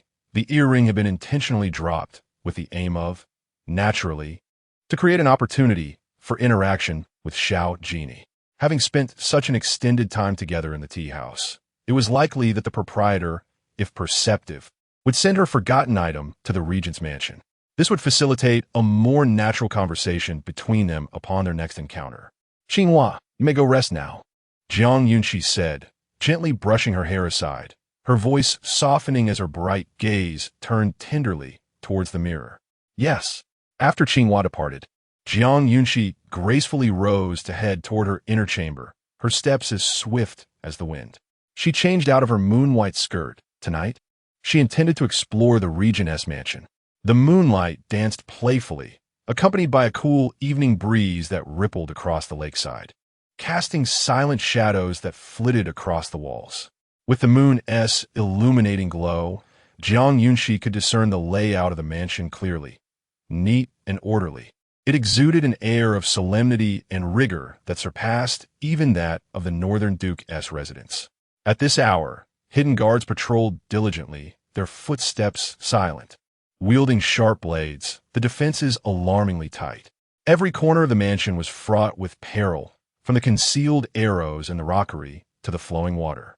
Jiang Yunxi donned a veil cloak, ready to delve deeper into her investigation. Just then, a sudden flurry of black-clad assassins, swords drawn, emerged from the opposite wall. Intruders. Assassins. In an instant, the guards of the mansion reacted, launching a swift counterattack. Jiang Yunxi concealed herself, and soon the clashing of swords and blades gradually subsided. In the marble-paved courtyard, blood pooled on the ground, leaving no survivors, the silver blades glistening with a deep crimson hue. Jiang Yunxi mused, taken aback by the formidable skills of Xiao Jinyao's dark guards. Then, Xiao Jinyao emerged slowly from the corridor, unarmed, bathed in the soft moonlight that cast a radiant glow upon him. Jiang Yunxi could not clearly discern his features, Yet she could not overlook the chilling aura that enveloped him. He stood before the lifeless bodies, exuding an innate regal demeanor, graceful yet commanding. Given the unfavorable circumstances of the night, Jiang Yunxi did not linger, choosing instead to turn and depart. "Your Highness, it must be the work of those from the Rue Prince," Dark One commented, well acquainted with the techniques of Xiao Tian's subordinates. He had observed closely this time, confident that the culprits were likely from the Rue Prince's residence. "Dispose of the bodies at the Rue Prince's gate." Xiao Jinyao did not spare a glance at the corpses, merely casting his gaze over the eaves behind him before retreating indoors. Their arrival without engagement was indeed a sign of vigilance. As the sun rises and the moon sets, the morning light gracefully illuminates the elegant courtyard. After finishing her breakfast, Jiang Yunxi sits in the courtyard, engrossed in her embroidery. With the mid-autumn festival approaching, nobles and officials are expected to present lavish gifts. As the legitimate daughter of the northern town Prince's residence, Jiang Yunxi bears her share of responsibility. The exquisite embroidery of the vast landscape she is working on is the culmination of nearly 6 months of effort. The green mountains on both banks stand in contrast, while a solitary sail approaches from the edge of the sun. The harmonious interplay of verdant waters and mountains unfolds like a canvas painted with the soft hues of the setting sun, the subdued yellow tones exuding a grandeur of spirit. The original embroiderer honed her craft under the tutelage of Aunt Ruixiang from a young age, but with exceptional talent, she has long surpassed her predecessor, Jiang Yunxi. Having trained in the arts of music, chess, calligraphy, and painting, as well as needlework, possesses remarkable skills herself. Perfecting the original works is no daunting task for her. Now, she is merely one step away from completion. Yet, as she prepares to snip the final threads, she senses an unfamiliar presence in the courtyard. She is being watched again. Has Xiao Jinyao discovered her last night? Her thoughts swirl in confusion, but she maintains a composed facade, smiling as she picks up the scissors to cut the thread. The 2 hidden guards perched on the wall exchange puzzled glances. Sigh. She at it again. "The Princess Qingyi is just fine. The prince has summoned us to keep an eye on her. Could he truly have feelings for her?" Dark 7's voice is almost a whisper, revealing a newfound caution. "Enough chatter," Dark One replies with gravity. "This courtyard harbors some shadows of my own. We must not allow any mistakes this time." Jiang Yunxi carefully sets the scissors aside, ignoring the mice in the courtyard. Xiao Jinyao, with his meticulous thoughts, clearly requires a long journey to fully earn his trust. Chapter 12. Swift as the wind as the gentle passage of time ushered in the mid-autumn festival. The customs of the northern Yao kingdom dictated that officials of the 3rd rank and above should accompany their legitimate sons and daughters to the palace for the evening banquet. An hour had elapsed since lunch when Qingyi gently roused Jiang Yunxi from her hazy midday slumber. "My dear princess, do awaken and prepare yourself. Tonight, all eyes will be upon you, and you must dazzle the assembly." Qingyi had already laid out exquisite garments and jewelry for Jiang Yunxi, and now all that remained was to rouse her from her slumber. With her eyes still half closed, Jiang Yunxi glanced towards the dressing mirror where an array of jewel boxes lay scattered. She mumbled, "Qingyi, a simple adornment will suffice." "Understood." Qingyi nodded, fully aware that her princess favored understated elegance over ostentation. Thus, she had selected accessories that were both modest yet refined, with a gown in delicate shades of lavender. Once out of bed, Jiang Yunxi was attended to by several maidservants who assisted her with washing and dressing. Having attended numerous mid-autumn banquets alongside Xianyuan Hang, she recognized the gatherings as mere exchanges of flattery among high-ranking officials and nobles, lacking in genuine significance. "My lady, the prince and princess have already departed for the palace. They mentioned that if you are unwilling to go, you may remain home under the pretense of illness," Aunt Ruixiang announced as she entered, her face adorned with a warm smile. "I shall make my appearance later," Jiang Yunxi replied, now clad in a light purple palace gown embellished with lifelike orchid embroidery that transitioned in hue from soft to deep. The delicate fabric swayed gracefully with her every step, accentuating her elegance. With Xiao Jinyao present, how could she possibly stay behind? A smile danced in Jiang Yunxi's eyes as she pondered her decision. The Minister of Rites was among the first to arrive at the Golden Bright Hall, in accordance with the orders of His Highness, the Rui Wang. He had arranged for Princess Qingyi to sit at his left side. As the hour grew late, the resplendent hall was nearly filled to capacity. "Well done, Su Feline," Xiao Jinyao remarked with satisfaction upon entering the hall and observing the seating arrangements.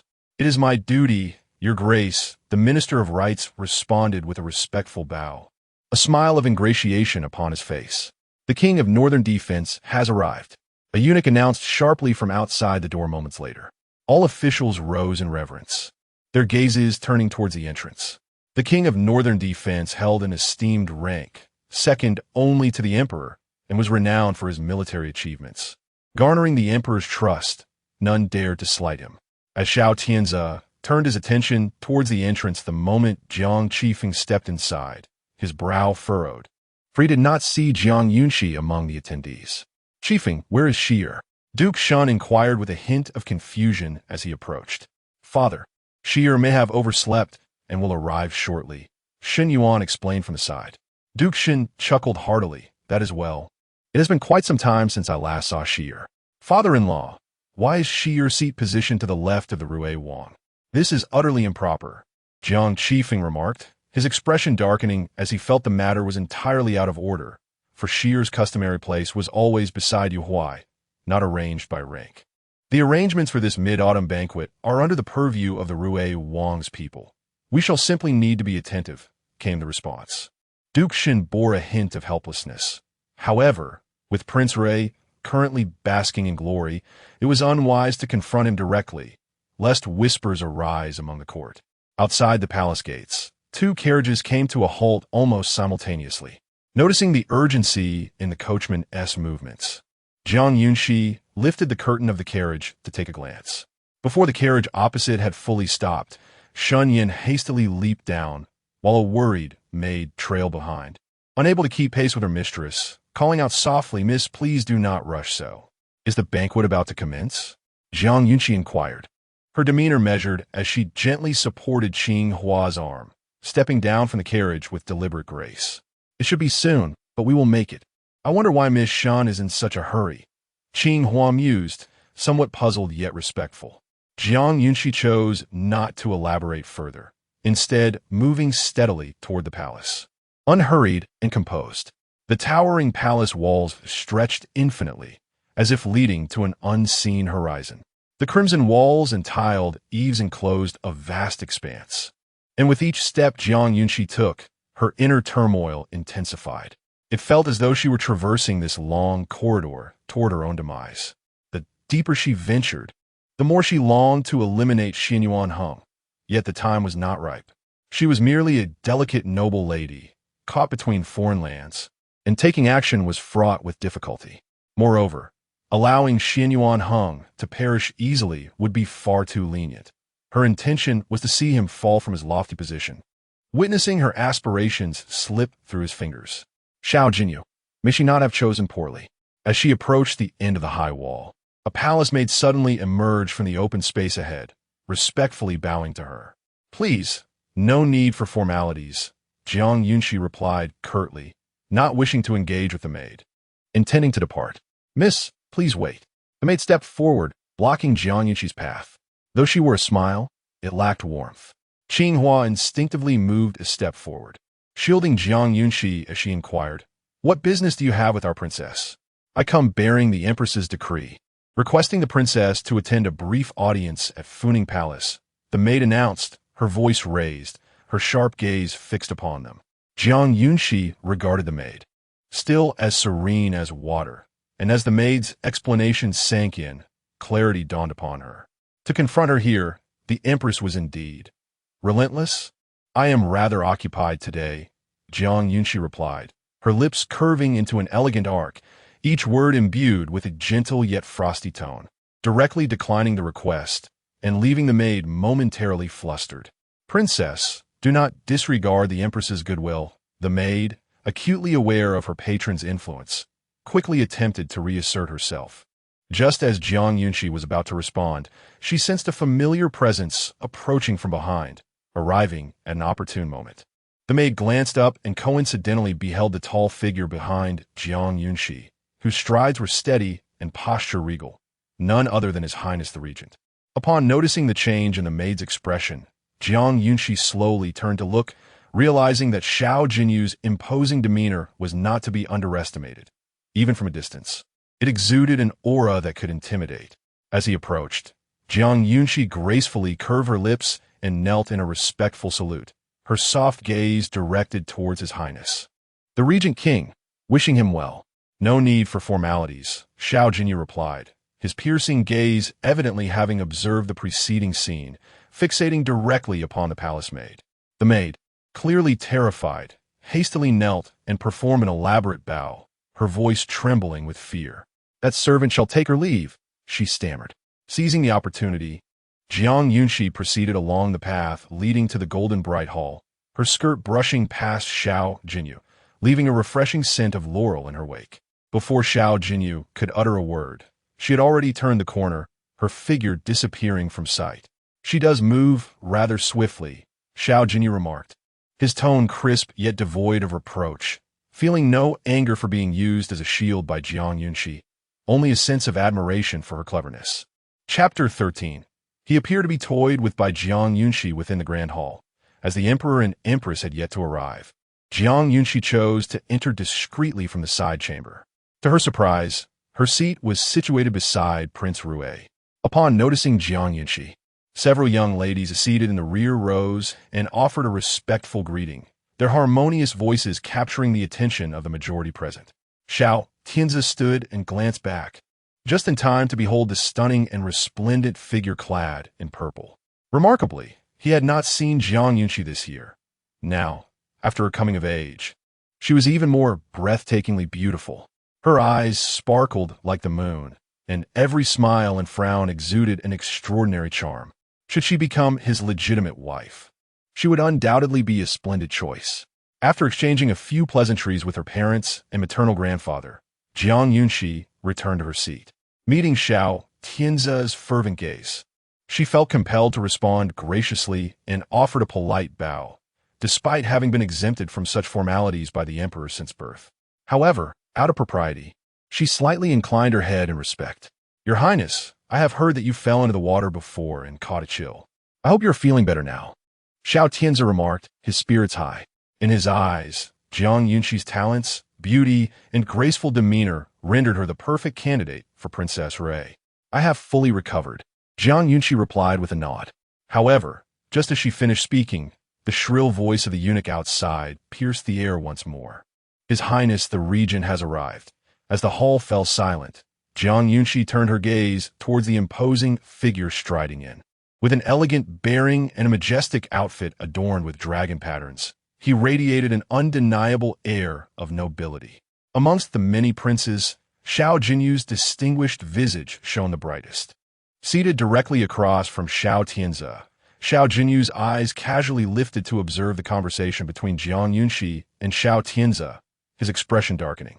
Jiang Yunxi instinctively sensed the shift in atmosphere and retreated a step to sit at her own place, refraining from further conversation with Xiao Tianzi.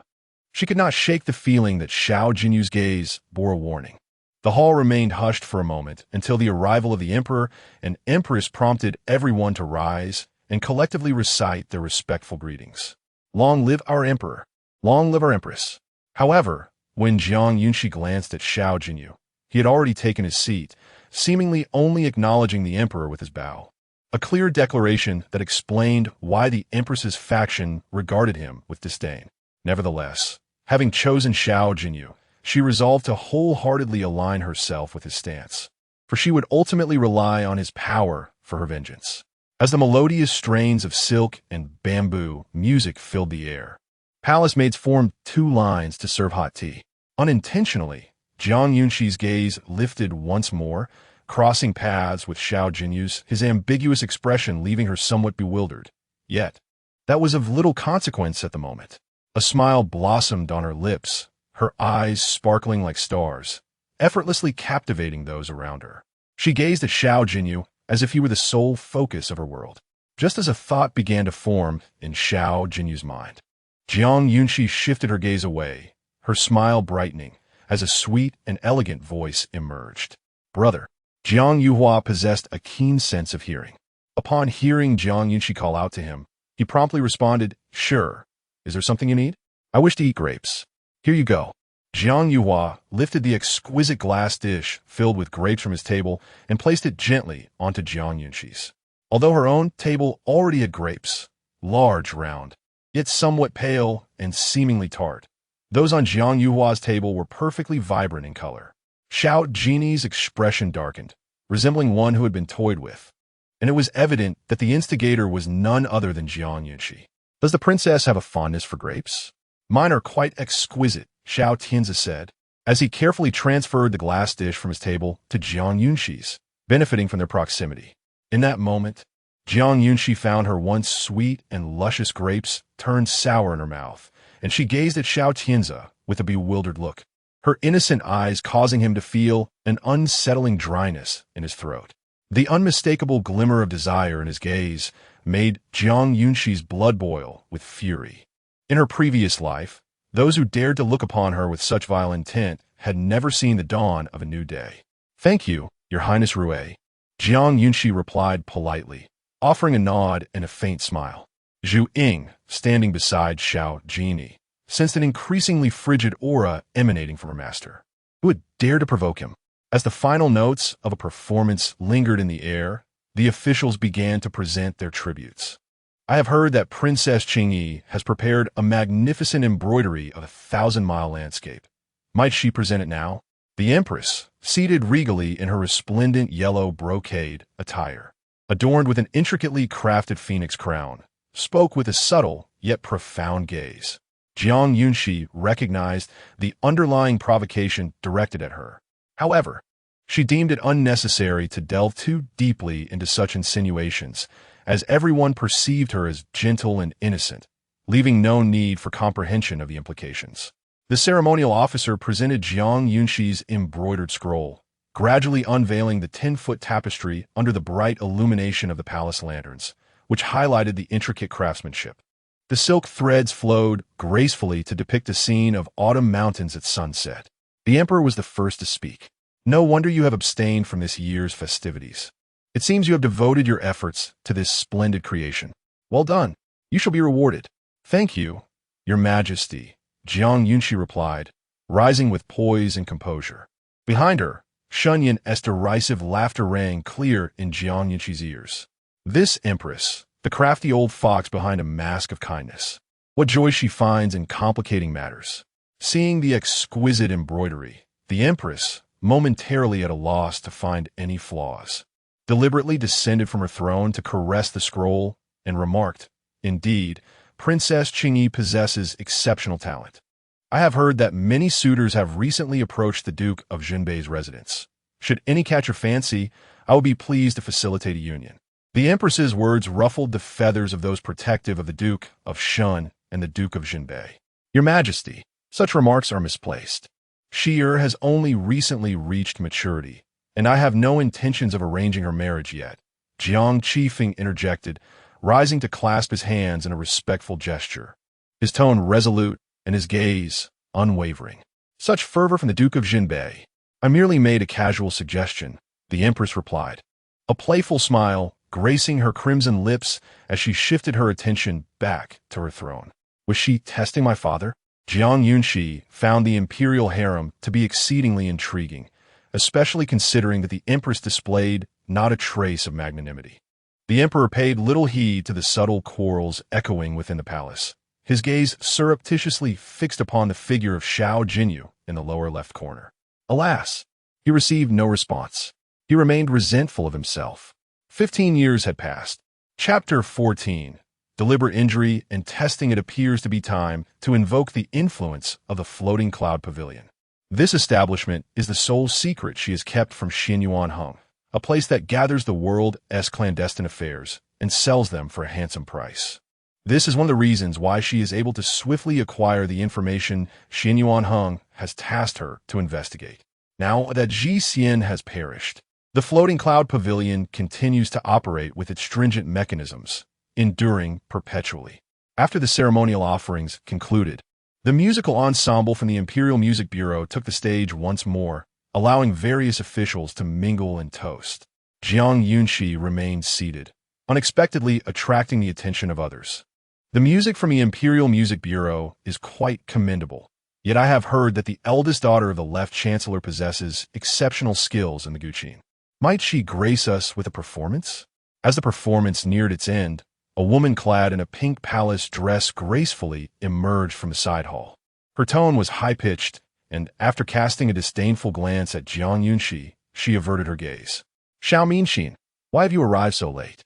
Father, mother, I apologize for my tardiness, Xiao Minxin said, bowing to the emperor and empress before gesturing for the musicians to withdraw. Jiang Yunxi sat composedly, sipping her tea, indifferent to Xiao Minxin's previous glance, perceiving her as rather foolish. During last year's spring banquet, Xiao Minxin had boasted of her musical prowess, openly challenging the original owner of this body, only to end up embarrassed. Now, seeking to provoke once more, it was truly tiresome. Your Highness, I am willing to embarrass myself with a performance. Su Qing, seated 2 places below Jiang Yunxi, interjected, her voice soft yet distinct. Do play, Xiao Minxin commanded, standing beside the empress, clearly feeling bolstered by her presence as she signaled the eunuchs to bring forth a fine guqin. Jiang Yunxi raised her gaze with an air of tranquility. Su Qing, adorned in an orange-yellow dress, looked stunning. Her delicate face adorned with a smile as she made her way to the center stage, her lips curling up in delight. The Su family's legitimate daughter indeed possessed commendable skills on the guqin, though it remained uncertain how she would compare to Princess Qingyi. As Su Qing plucked the strings, murmurs arose from the audience. The melodious notes silenced the hall, and Su Qing appeared to revel in the adulation, her fingers deftly dancing over the strings, her eyes betraying a hint of ambition. Xiao Jiny's gaze was fixed upon the stage, clearly aware that this display was directed at Jiang Yunxi. Yet how could she remain so unperturbed? Did she truly remain oblivious, or was there something else at play? As the clamor of praise erupted, Jiang Yunxi realized that Su Qing had completed her performance. Quite impressive, the empress nodded approvingly, deliberately glancing at the emperor, seeking his thoughts. It was evident that the emperor had been somewhat distracted, as he had clearly noticed Xiao Jiny's attention on Zhang's daughter. Had he misjudged the situation? Su Qing bowed proudly, anticipating commendation from the emperor, much like he had praised Jiang Yunxi's embroidery. Su Xiang's daughter possesses remarkable skills in playing the guqin, and I shall bestow upon you this exquisite instrument. In the end, the emperor was indeed perplexed as to why the performer lingered even after the performance had concluded. It dawned on him that she might be awaiting accolades, prompting him to speak candidly. Only then did Su Qing depart with satisfaction, deliberately brushing past Jiang Yunxi, her gown grazing the latter's shoulder.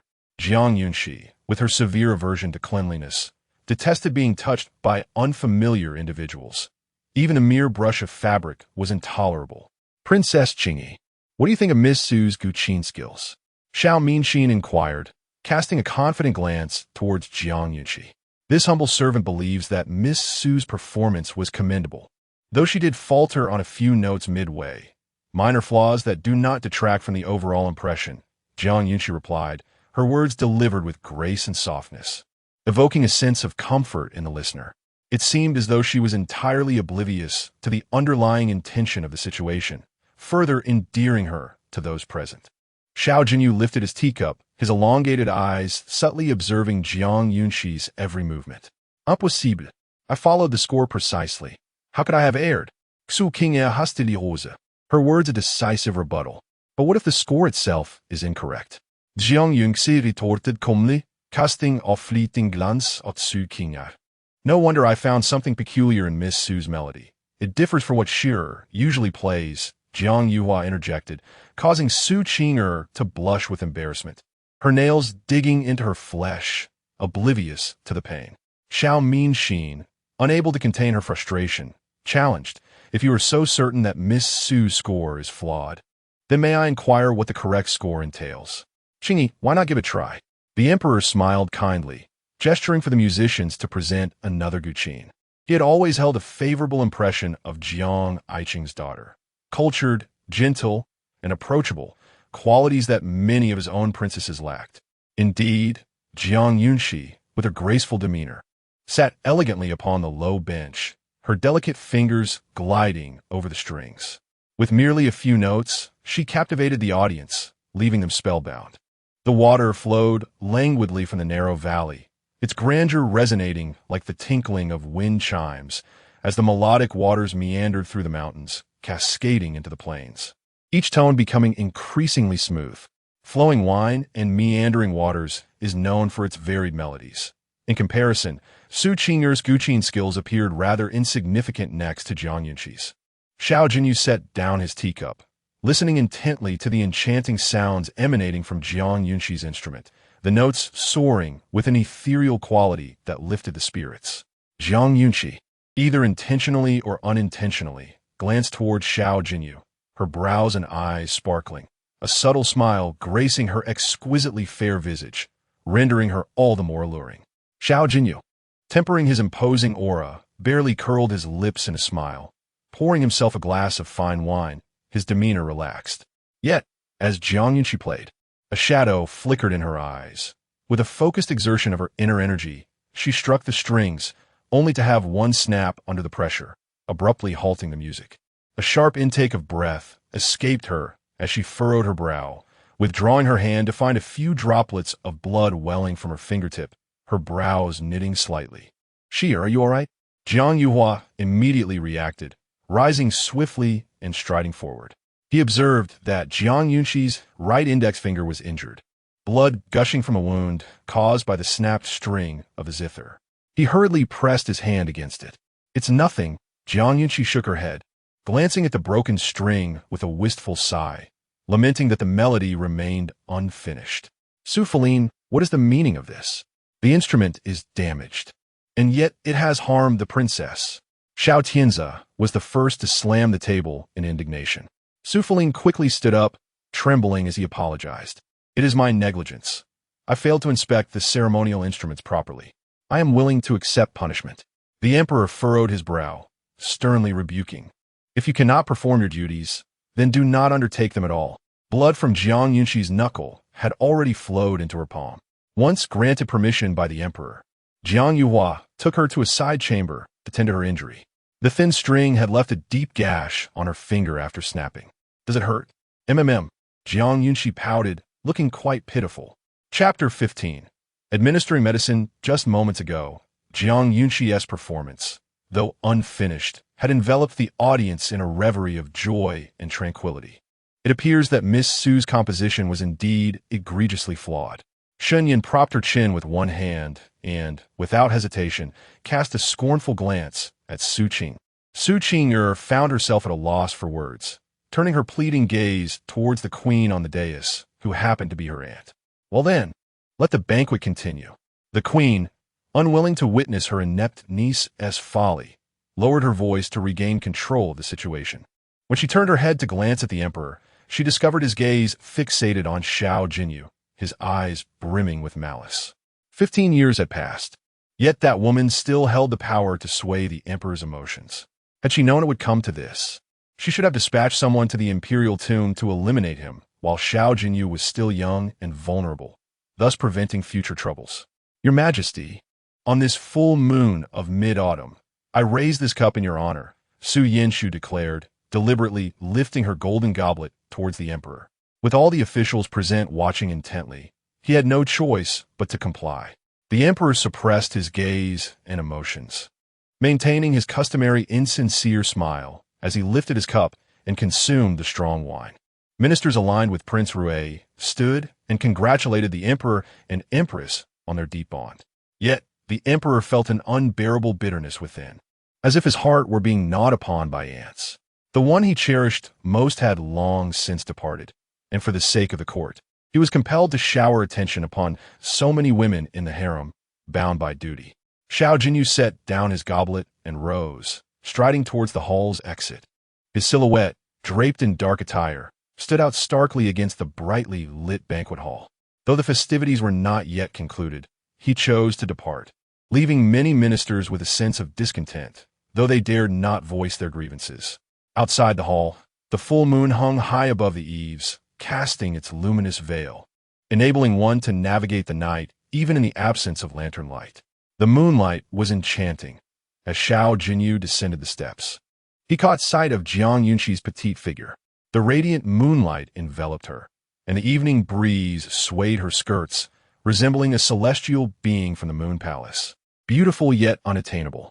Jiang Yunxi's hand had been simply bandaged, yet as she sensed someone's gaze upon her, a familiar presence, she knew it was Xiao Jinyao. "Qinghua, it's so dark. I feel a bit scared," she murmured, clutching Qinghua's arm, her delicate voice reaching Xiao Jinyao's ears. Tonight was a full moon, and one could faintly discern the path illuminated by its light. It was surprising to see Jiang Yunxi so timid. "My lady, we are in the palace. There is nothing to fear," Qinghua reassured, well aware of her mistress's timid nature and fear of darkness. Who could have anticipated that just as Qinghua finished speaking, a black cat perched atop the high wall let out a spine-chilling yowl, resonating through the night. "Oh, shall we return and wait for brother?" Jiang Yunxi shut her eyes tightly, and with a slight exertion, the freshly formed scab on her fingertip tore open once more, sending a sharp pang through her. With no other option, Qinghua set down the lantern and turned, only to nearly drop it upon seeing Xiao Jinyao approaching with graceful strides. Jiang Yunxi seized the opportunity to tear off the bandage from her wound, allowing the crimson droplets to cascade down, her eyes shimmering with the glistening sheen of fright. She beheld Xiao Jinyao as he approached steadily, and before long, a mere few feet separated them. As Jiang Yunxi inclined her body to bow, she was abruptly halted by Xiao Jinyao's direct words. "It's still early.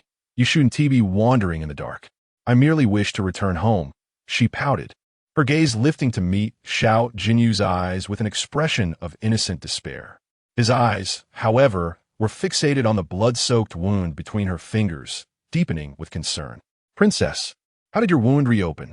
Qinghua, sensing the faint metallic scent of blood in the air, hastily presented a silk handkerchief to cover Jiang Yunxi's injury.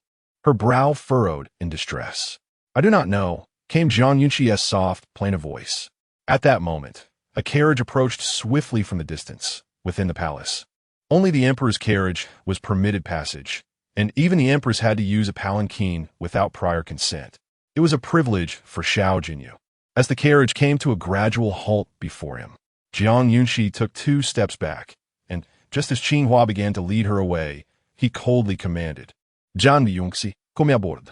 Jiang Yunxi paused, hesitating momentarily before refusing. "The daughter shall wait in the hall for her father and brothers. Your Highness, farewell." "I do not wish to repeat myself." Xiao Jinyao's voice, resonant with authority, emerged from the carriage, leaving no room for dissent. "Please, Princess." Zhu Ying had already positioned the steps, raising his hand in a respectful gesture. Having merely feigned resistance, Jiang Yunxi obediently lifted her skirt and ascended the steps. Xiao Jinyao's carriage was exceedingly opulent, the wooden frame exuding a subtle scent of sandalwood. The interior was spacious, featuring 2 primary seats on either side, with a table in the center displaying an unfinished chess game. "Sit." Xiao Jinyao's expression remained unchanged. Jiang Yunxi ceased her pretenses, settling into the seat on the right. The palace lanterns within the carriage illuminated brightly, casting flickering shadows upon Xiao Jinyao's face. Beneath his prominent brow lay eyes as profound as ink pools, his refined features strikingly defined. "Extend your hand." Jiang Yunxi, compliant, presented her injured hand, placing it carefully on the table, cautious not to disturb the chessboard. The delicate tips of her fingers were stained crimson with blood, her pink nails exquisitely shell-like, revealing a wound that was as long as her fingernail and quite deep. "It hurts," she murmured, catching sight of Xiao Jinyao retrieving a white porcelain vial from the carriage's hidden compartment, a pang of fear compelling her to withdraw her hand. "Do not move." Xiao Jinyao's tone was stern, seemingly unaware of the concept of gentleness. Jiang Yunxi narrowed her eyes slightly, her left hand instinctively curling into a fist as tears threatened to spill. A soft sob escaped her lips as the white powder was sprinkled onto the wound, mingling with the blood. Though the sensation was not overly painful, tears streamed down Jiang Yunxi's cheeks. A small pearl of sorrow rolled from the corner of her eye, and she bit the inside of her lower lip, her lashes dampened as if she had been grievously wronged. Qinghua and Zhu Ying sat outside, the curtain offering no soundproofing, leaving them oblivious to the events occurring within. At this moment, Qinghua's heart raced, lodged firmly in her throat, yet she found herself powerless against the guard before her. Her acupoint sealed, rendering her immobile. Zhu Ying's thoughts were in disarray. The prince was a paragon of virtue, a man who shunned the company of women. Surely, he would not have done anything to the princess, would he? Delicate and fragile, Xiao Jinyao gently wrapped a piece of gauze around Jiang Yunxi's wound, his tone neither warm nor cold as he spoke. Jiang Yunxi, with her large, glistening eyes, fixed an unwavering gaze upon Xiao Jinyao, a hint of defiance lacing her voice, tinged with a whimper, clearly attributing her discomfort to the prince's excessive force. Chapter 16. Encountering the 1,000 opportunities camp assassins strike. I too heavy-handed? Xiao Jinyao scoffed softly. He had never assisted anyone with their wounds, and his movements were remarkably gentle. Yes, Jiang Yunxi replied honestly, nodding her head like a chick pecking at grain. Her heart and mind not in sync. The carriage slowly approached the palace gates, the sound of the wheels rolling muffling the night's tranquility. Jiang Yunxi withdrew her hand and glanced at the area Xiao Jinyao had bandaged, meticulously applied. Could it be that he possessed medical knowledge? Her eyes darkened momentarily, unnoticed by others. Your Highness, this game of chess. Jiang Yunxi felt a wave of boredom wash over her as she noticed a familiar chessboard on the table, which piqued her interest. Can you solve it? Xiao Jinyao's gaze held a flicker of skepticism. This chess configuration had been devised by the ghost doctor, and he had pondered over it for half a month without finding a solution.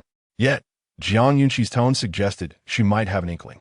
With a gentle smile, Jiang Yunxi picked up a black piece with her uninjured hand and placed it on the lower left square of the board.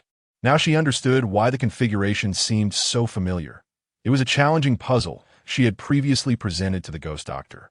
The fact that Xiao Jinyao was aware of it indicated that his relationship with the ghost doctor was undoubtedly intricate. The ghost doctor roamed the 9 provinces, living freely beneath the heavens and upon the earth, elusive like a dragon whose head is rarely seen. It remained uncertain whether this seemingly tough yet soft-hearted old man knew that she had passed from this world. Upon witnessing Jiang Yunxi's move in the inconspicuous corner, Xiao Jinyao's heart suddenly lightened. Her solution was indeed correct. Sensing the shift in Xiao Jinyao's aura, Jiang Yunxi felt an unspoken joy. After a cup of tea's worth of time, the carriage gradually came to a halt at the palace gate, with Jiang Yunxi's own carriage not far off and the 2 drivers already in position. Thank you, Your Highness. Jiang Yunxi politely expressed her gratitude before quietly disembarking. With Qinghua's acupoints unblocked, as she stepped down from the carriage, she shot a rough glance at Zhu Ying. Zhu Ying paid no heed, following Xiao Jinyao's orders and only leaving after confirming Jiang Yunxi had boarded her carriage. Princess, the regent did not trouble you, did he? Qinghua inquired anxiously, casting a concerned glance at Jiang Yunxi, her brows knitting together. Seated in the main position of the carriage, Jiang Yunxi picked up a still fresh light yellow laurel branch from the table, casually remarking, "It's nothing. He just rewrapped my wound." Qinghua was taken aback. "You mean the regent personally?" "Shoo." Jiang Yunxi raised a finger to her lips, a playful smile gracing her features, her eyes sparkling with mirth. "This must not be shared with anyone." "Understood." Qinghua nodded, suppressing her curiosity. As the princess's personal maid, she was bound to obey Jiang Yunxi in all matters, never questioning what should not be probed. In the deep of night, the lights in the regent's palace remained aglow. Dressed in dark robes, Xiao Jinyao sat at his writing desk. As he grasped a porcelain bottle containing wound ointment, he was reminded of the scene in the carriage, where the rabbit's tearful eyes lingered in his mind. Was it truly so simple? Perhaps the schemes and calculations of the past 10 years had rendered his thoughts complex and wary. He could not believe that such genuine and pure individuals truly existed in this world. Xiao Jinyao grasped the golden-tipped wolf hairbrush, gently inscribing 3 prominent characters, Jiang Yunxi, onto the pristine rice paper. The following day, a servant discreetly delivered a box containing a jade earring to the stone table in the courtyard before silently departing. Qingyi, wear it today. Jiang Yunxi opened the box, finding the earring meticulously preserved. Had it not been for the events of the previous night, Xiao Jinyao might have awaited her request. Today marked a break from court duties, and with autumn in full bloom, she intended to accompany her mother to the orchard in the southern outskirts for a few days of leisure. Your ladyship, the fresh garments have been loaded onto the carriage. Has my mother finished packing? Jiang Yunxi adorned herself with a moon-white jade bracelet and inquired softly. Everything is in order, the maid standing beyond the curtain replied in turn. The Taoyuan villa in the southern outskirts was part of Shen Yuan's dowry. Years ago, she had rented the land to allow the common folk to cultivate grains and fruits. Now, it blossomed with the delightful essence of nature. As the warm sun ascended, dispersing the mist that enveloped the hillside, the carriage halted at the villa's entrance. Mother, the scenery here is truly splendid. As Jiang Yunxi alighted from the carriage, she was greeted by the invigorating scent of dew-kissed grass and blooming fruits. Indeed, I haven't visited the villa in nearly 2 years. After a brief rest, I shall take you to the back mountain to see the vineyard laden with ripe fruits. Shen Yuan smiled brightly, taking Jiang Yunxi's hand as they strolled into the courtyard where the servants, transferred from the royal palace, diligently attended to their tasks. With verdant mountains and clear waters, accompanied by the melodious chirping of birds and fragrant blossoms, Jiang Yunxi lifted her gaze to the azure sky, her spirits soaring.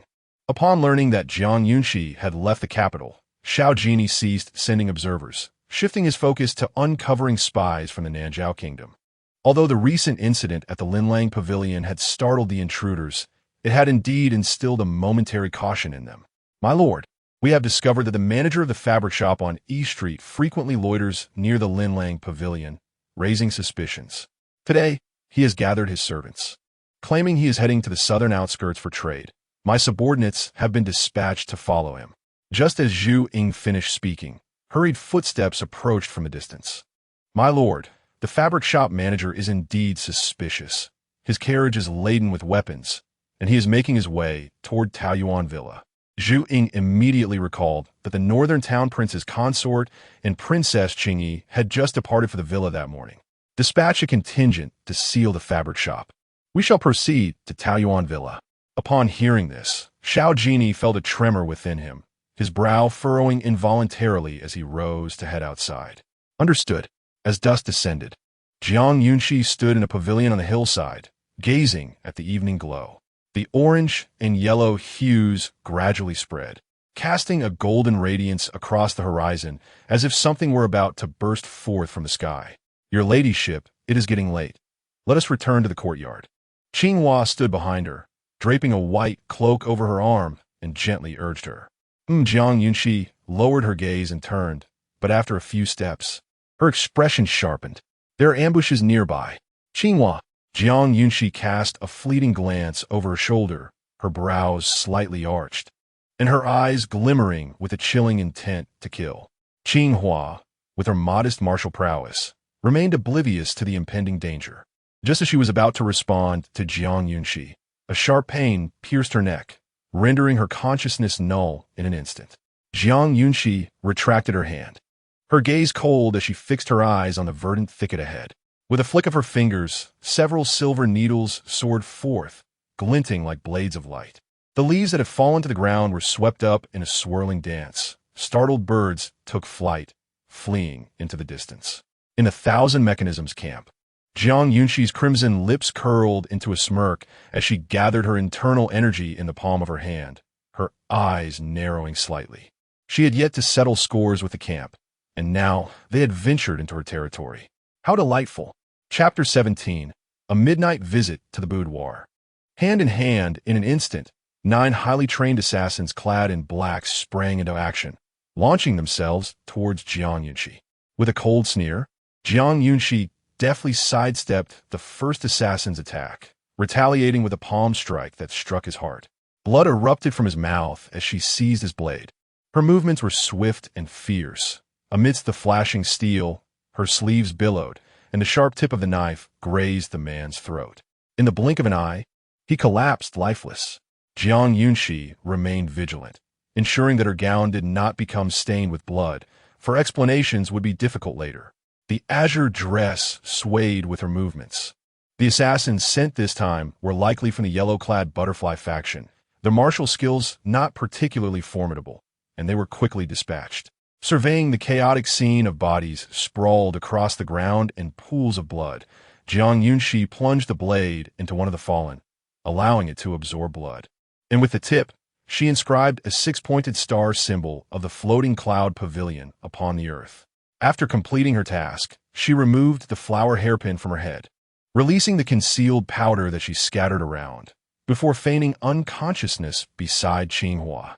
Though Qinghua's martial prowess was modest, she could withstand the effects of the powder. Jiang Yunxi had not been overly brutal, and shortly after she lay down, Qinghua began to regain consciousness.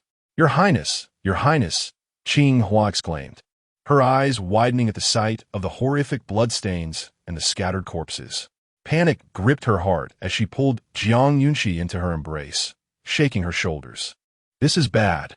There's poison. However, Qinghua soon noticed the white powder beside her and quickly composed herself, checking Jiang Yunxi for injuries. Finding no wounds or blood, she breathed a sigh of relief. Thankfully, it was merely the effects of the sedative. Wansu Qiu and Rui Xiang soon arrived at the pavilion halfway up the mountain. But Jiang Yunxi had yet to awaken. At the floating cloud pavilion, Rui Xiang and Wansu Qiu examined the wounds on the corpses. The killers had been efficient, delivering fatal blows with impressive skill, clearly surpassing the two of them. The six-pointed star was the emblem of the floating cloud pavilion, yet its members were known for their elusive nature. How had they suddenly appeared here? As the group pondered this mystery, Jiang Yunxi coughed several times. Your Highness, do you feel unwell? It's nothing, Jiang Yunxi replied weakly, shaking her head. Upon opening her eyes, she was met with the sight of blood everywhere, her pupils dilating in horror as she clutched her chest and buried her head in Qinghua's embrace, her voice trembling with fear. Why are there so many corpses? Do not be afraid, Your Highness. We shall leave at once. Qinghua comforted her, gently patting her back. When Xiao Jinyao arrived at Taoyuan Villa, Zhu had already sent word that it was indeed the people of the floating cloud pavilion who had struck, coincidentally eliminating the assassins sent from the Nanzhao kingdom. Such a coincidence? Xiao Jinyao felt an enigma brewing in his heart. Your Highness, Princess Qingyi has been frightened and is now running a high fever, Zhu reported, sharing not only the urgent news, but also the intelligence that Dark One had recently uncovered. The physician of Taoyuan Mountain Villa, despite his skills, ultimately possesses limitations. If the plot speculated by Qi were to unfold, it would be reasonable for the prince to pay a visit. Xiao Jinyao, with his eyes closed in feigned slumber, rhythmically tapped his fingers against the wooden table, the air in the luxurious private chamber seemingly suspended. He was feverish. Dragging such a frail body around was indeed an act of self-infliction. Your Highness, when shall we return to the royal residence? Zhu inquired cautiously. Tomorrow morning. Xiao Jiny's voice resonated with authority. As the door closed behind him, a gust of wind rushed in through the open window, and the occupant of the room vanished. As night deepened, 2 candles flickered in Jiang Yunxi's chamber, while 2 maids rested on the couch beyond the beaded curtain, ready to attend to the awakening occupant. The white mist lulled the maids into a deeper slumber. The curtain was gently drawn aside, and a pair of delicate hands lifted the gauze of the bed. Jiang Yunxi lay obediently beneath the covers, her beautiful visage marred by signs of fatigue, her rosy lips devoid of color, resembling a porcelain doll that might shatter upon impact. Xiao Jinyao stood at the bedside, momentarily amused. He had come seeking rest, yet found himself in Jiang Yunxi's boudoir.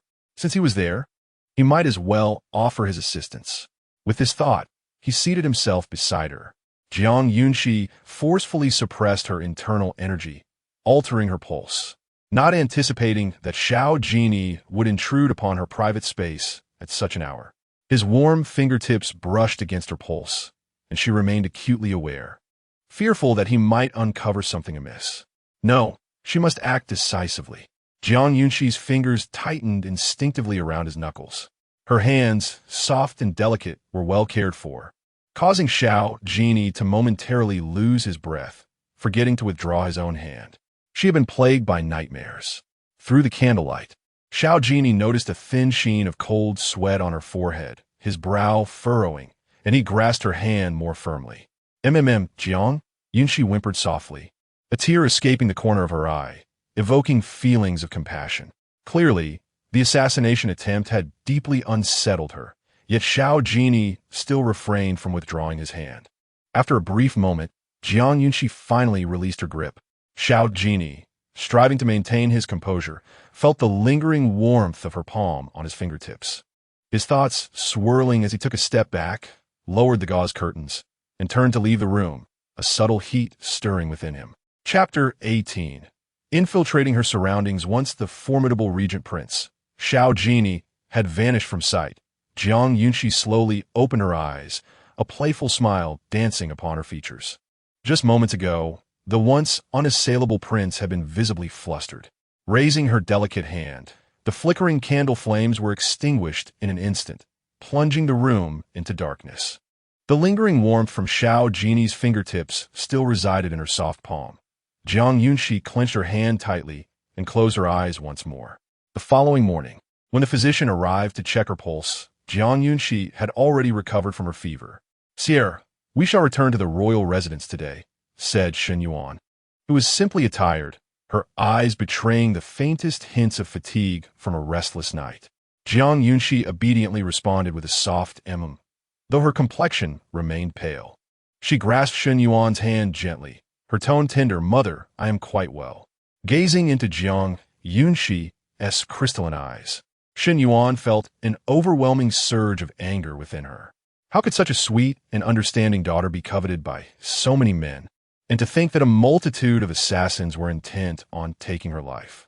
This was absolutely intolerable. "I have already informed your father of this matter. He has petitioned the emperor for a thorough investigation into the spies hidden within the capital to prevent any further incidents," Xinyuan said, lightly patting the back of Jiang Yunxi's hand. Jiang Yunxi chose to remain silent. Enduring the bitter herbal concoction, she drank under Xinyuan's watchful gaze. With her father personally overseeing the capture of spies, it would be much easier for her to take action. Once they returned to the capital, she planned to compile a list of the spies and discreetly leak it. In recent days, the guards in the capital had evidently become more vigilant. To Jiang Yunxi's astonishment, Xiao Jinyao had withdrawn his surveillance over her. Did this signify that he no longer harbored suspicions? In the afternoon, Xinyuan arrived at Qinglan courtyard accompanied by a maid from the Duke of Shun's household. "Mother, who is this?" Jiang Yunxi inquired as she rose from her Nama chair, her gaze appraising the unfamiliar face before her. Given her recent experiences, she had already formed a conjecture, yet she feigned ignorance to ask. "This is a personal maid I found for you from the Duke of Shun's household. Since Qinghua is quite busy, having another to assist her would be beneficial," Xinyuan explained. "This is the esteemed Princess Wanan. The maid's name is Nani." Nani respectfully performed a curtsy. Jiang Yunxi's vigilance naturally heightened in the presence of strangers, particularly given Nani's agile movements, composed demeanor, and piercing gaze, all indicative of a martial background. "Nani comes from the same cohort as Wanxiu in the Shadow Guard. She is most suitable to be by your side," Xinyuan added with a smile. Upon hearing this, Jiang Yunxi felt somewhat reassured. "You cannot remain idle in the royal residence. In the future, if you venture out, remember to take Nani with you, with both Wanxiu and Nani to protect you." "I will feel at ease," Xinyuan urged, gently patting Jiang Yunxi's hand once more. Jiang Yunxi nodded obediently, her eyes bright with warmth. That night, the howling wind rustled through the osmanthus trees in the courtyard, star-shaped petals dancing upon the ground. Jiang Yunxi stealthily infiltrated the study in the main courtyard. In the blink of an eye, the golden lock was undone by the hairpin in Jiang Yunxi's hand, revealing a letter adorned with a hexagram design, which she placed upon the writing desk. As she departed, she deliberately rang the silver bell in the study. The crisp, and resounding chime echoing throughout the entire courtyard. Jiang Yunxi flew towards the eaves, fading into the distance. Jiang Qifeng, known for his methodical approach, promptly reported to His Majesty upon discovering the envelope that same night. The envelope implicated numerous individuals, including several officials. As the emperor scrutinized the list of names, fury ignited within him, causing his fingertips to tremble slightly and his brows to furrow deeply. With a resounding crash, he overturned the documents on the desk. Among those implicated were 4 officials of the 8th rank or higher and 3 of the 5th rank or higher, along with 2 instructors from the cavalry and the Black Tiger camp. I could never have imagined that the claws of the Nanzhao kingdom extended so far, he seethed. As for those without official positions, I have already dispatched men to apprehend them. Regarding these matters, we shall await your directive, Your Majesty. All shall be dismissed and investigated thoroughly. This time, we shall uncover the truth. Jiang Qifeng responded, his tone resolute. This operation sent ripples throughout the entire court of Beiyao, overshadowing even the infamous Liu family massacre. Jiang Qifeng had managed to uncover the intricate web of spies from the Nanzhao kingdom embedded within the capital. Xiao Jinyao spoke with incredulity, noting that after years of investigation, he had only managed to eliminate a fraction of them. According to intelligence from a Northern Defense Prince's residence, it appeared that the Floating Cloud Pavilion had been providing covert assistance. Historically, the Floating Cloud Pavilion and the Qingyi camp maintained a harmonious relationship, yet now tensions had seemingly escalated. Zhu Ying found this peculiar and had already dispatched secret agents to probe into the details. Xiao Jinyao, however, seemed indifferent to the dynamics between the Floating Cloud Pavilion and the Qingyi camp. Leaning against a black sandalwood chair, he exuded a languid demeanor, his eyelids fluttering slightly as he inquired, "Has Nanny been admitted?"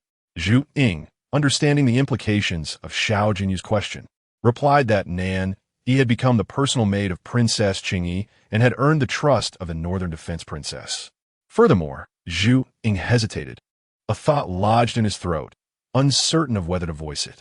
"Speak," Xiao Jinyao commanded, casually flipping through the military texts on the desk, his narrow eyes casting a cold glance downward, the seemingly casual action emanating an undeniable pressure. Zhu Ying lifted his gaze, deliberately observing Xiao Jinyao's expression as he reported.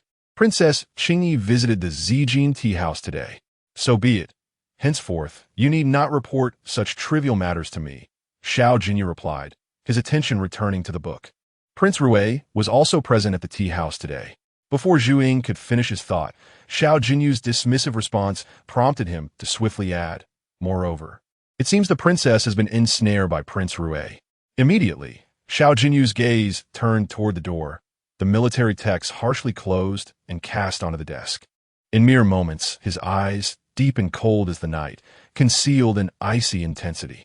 A slight smirk graced his lips as he uttered in a chilling tone, "It seems I have not visited the tea house in quite some time." Chapter 19. I find your audacity quite extraordinary. The Zhixian tea house was bustling with patrons as usual, the idle chatter sparse, with the majority engrossed in discussions regarding the recent dismissal and thorough investigation of several court officials. As Jiang Yunxi ascended the stairs, she captured the attention of many, inadvertently entangling herself with the troublesome Prince Rui. To her surprise, the princess had also graced the tea house with her presence. "I heard that you were attacked at Taoyuan Villa a few days ago. Were you injured?" Xiao Tianze inquired, closely following Jiang Yunxi as she entered a private room, displaying concern and gracefully opening the door for her. "Thank you for your concern, Your Highness, but I am unscathed," Jiang Yunxi replied, suppressing her inner disdain and subtly stepping back to create distance from Xiao Tianze, offering a standard polite smile in return. "Since there is nothing amiss, I shall take my leave and enter." She nodded courteously and stepped over the threshold, heading straight for the tea table by the window. Nan Yi and Wan Xiu exchanged a knowing glance and prepared to close the door, but Xiao Tianze, oblivious to Jiang Yunxi's subtle hint, followed her closely. "I have also heard that Princess Qingyi excels in the art of tea. Since fate has brought us together in this tea house today, might I have the pleasure of sampling the exquisite brew you prepare?" Xiao Tianze strode forward boldly, seating himself directly opposite Jiang Yunxi, his demeanor exuding arrogance. Jiang Yunxi opened a box of Jinjun, a smile gracing her lips, though internally she felt a sense of resignation. She had come to the tea house hoping to encounter Xiao Jinyao, yet instead found herself caught in this troublesome situation. Nanyi, I've heard the tea house has received a new batch of superior Huangshan Maofeng. Please fetch a box, she instructed, glancing at the exquisite Jinjun resting in the wooden box. It would indeed be a waste to serve it to the man before her. She preferred to find an excuse to procure some lesser tea. Xiao Tian's expression brightened at her suggestion, pleased that she would prepare Huangshan Maofeng specifically for him. Your Highness, Huangshan Maofeng has a slightly bitter taste. Do give it a try, Jiang Yunxi said, gracefully placing the tea leaves into the pot of boiling water. In no time, she poured the tea into Xiao Tian's cup, filling it to 8/10 full. I do not find the tea bitter at all. In fact, I can discern a subtle sweetness beneath, Xiao Tianzi exclaimed, his lips spreading into a broad smile as he praised her skill. The quality of the tea itself is commendable. It is not a reflection of my abilities. Jiang Yunxi politely declined his compliment, setting down the teapot without pouring herself a cup. Her clear gaze held an air of nonchalance, as if she were anticipating something. This response only served to further satisfy Xiao Tianzi, who found her gentle temperament akin to that of a docile rabbit, gracious and accommodating. She was a woman easily manipulated, and her beauty, with skin as smooth as jade, was undoubtedly superior to that of the several concubines. Jiang Yunxi sensed the unsavory glimmer in Xiao Tianzi's eyes, her fingers tightening slightly as she suppressed the urge to gouge out his eyes. Before long, the tea house's cacophony began to subside, and a resplendent figure clad in dark garments ascended the stairs with measured grace. Your Highness, the chess table you requested has been arranged, the shopkeeper announced. Trailing behind Xiao Jinyao, hunched over in fear of having neglected any detail that would displease him. Zhuing, please summon the guests. Xiao Jinyao's tone was frigid as his profound phoenix eyes briefly swept over the door of Jiang Yunxi's private room, before swiftly averting his gaze and stepping into the adjacent chamber. Zhuing had already devised an excuse. Just moments ago, as Xiao Jinyao traversed the corridor, Jiang Yunxi sensed something amiss, and now, upon hearing the knock at the door, her suspicions were further confirmed.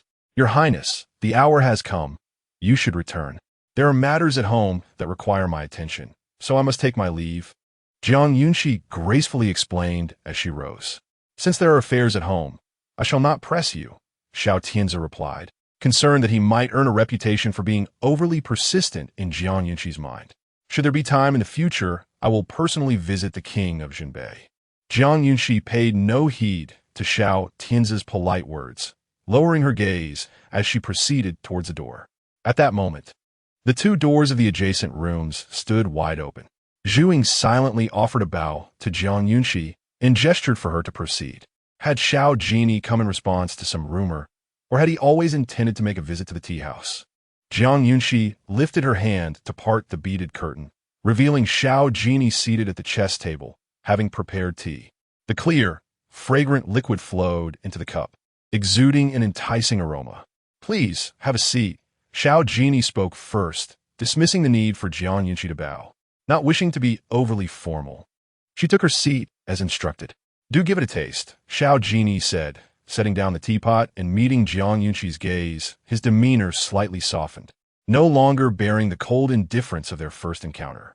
Jiang Yunxi lifted the white jade teacup and took a delicate sip, observing Xiao Jinyao's movements, as if he awaited her response. Your Highness's skill is beyond my reach, Jiang Yunxi replied with gentle words and a smile gracing her brow, her demeanor starkly different from earlier. Am I to be flattered? Xiao Jinyao raised his eyelids, giving a faint scoff. I would not dare, Jiang Yunxi replied. I find you quite bold, he remarked. With that, Jiang Yunxi ceased to argue. She sensed that Xiao Jinyao's mood was somewhat sour today, his expression dark and his words sharp, as if he were intentionally seeking to provoke her. Noticing Jiang Yunxi's silence, Xiao Jinyao involuntarily took a deep breath. How delicate you are, becoming upset so easily, he mused. Is your Highness in a bad mood? After a lengthy pause, Jiang Yunxi lowered her head. appearing as though she had suffered a great grievance, her tone softening. "Did I scold you?" Xiao Jinyao thought Jiang Yunxi looked as if she might weep, despite him having said nothing harsh.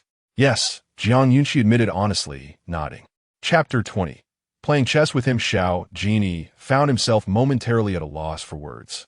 And for a long while, only the sound of his cold scoff broke the silence. "I believe you should be able to discern Xiao Tian's intentions."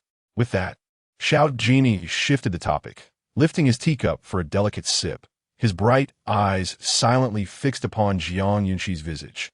Her skin was as smooth as jade, her cheeks adorned with a rosy hue, and her pair of glistening eyes seemed almost capable of conversing. "I understand," Jiang Yunxi softly nodded, her attention already captivated by the chessboard on the table. "If you play a game of chess with me, I shall allow you to return home." Xiao Jinyao was eager to ascertain Jiang Yunxi's level of skill, curious whether her previous strategic resolution was merely a coincidence. The game of chess, a true reflection of one's intellect, was undoubtedly a test from him. While Jiang Yunxi was lost in thought, Xiao Jinyao had already placed a black piece in the center of the board. Immediately, she followed suit, placing a white piece adjacent to his. The fragrant smoke from the incense wafted gently through the room, mingling with a faint scent of pine wood as the black and white pieces intertwined on the board, creating a labyrinth of strategy that was quite intellectually stimulating. The innkeeper had intentionally set forth a selection of delicacies on a small side table, and the exquisite pastries drew Jiang Yunxi's gaze away. While Xiao Jinyao remained deep in contemplation, she quietly picked up a piece of date and yam cake. Taking a small bite, it melted in her mouth, soft and sweet, far surpassing the other two pastries she had previously tasted. "Your turn," Xiao Jinyao said. A hint of concern etched on his face as he placed a black piece in the left corner, glancing at the delightfully indulging Jiang Yunxi to remind her. "Oh," she replied, holding the pastry in her left hand while deftly placing the white piece beside his black one with her right. It seemed she had meticulously planned her every move. "Your Highness, I am feeling rather drowsy." After finishing her piece of cake and sipping some tea, Jiang Yunxi found her mind beginning to drift. To be truthful, if it came to a serious contest, she was confident she would emerge victorious. Xiao Jinyao's chess skills were commendable, yet in comparison to hers, he was slightly lacking. At present, he found himself in a stalemate. "Your Highness, is the tea you brewed earlier Jin Junmei? Is this piece made of jade? It feels delightful to the touch," Jiang Yunxi said, resting her chin on her hands, her eyelashes fluttering as her eyes remained fixed on Xiao Jinyao's movements. Xiao Jinyao, already somewhat perplexed, felt as though his heart had been encased in ice upon witnessing Jiang Yunxi's leisurely demeanor. Her strategy appeared shrouded in mist, eluding comprehension, though her reasoning was meticulous. Each move was based on concrete principles, yet when combined, they became quite formidable. "I am uncertain where to place my next piece," Jiang Yunxi continued in her thoughtful pose, softly murmuring, "Your Highness, you have one."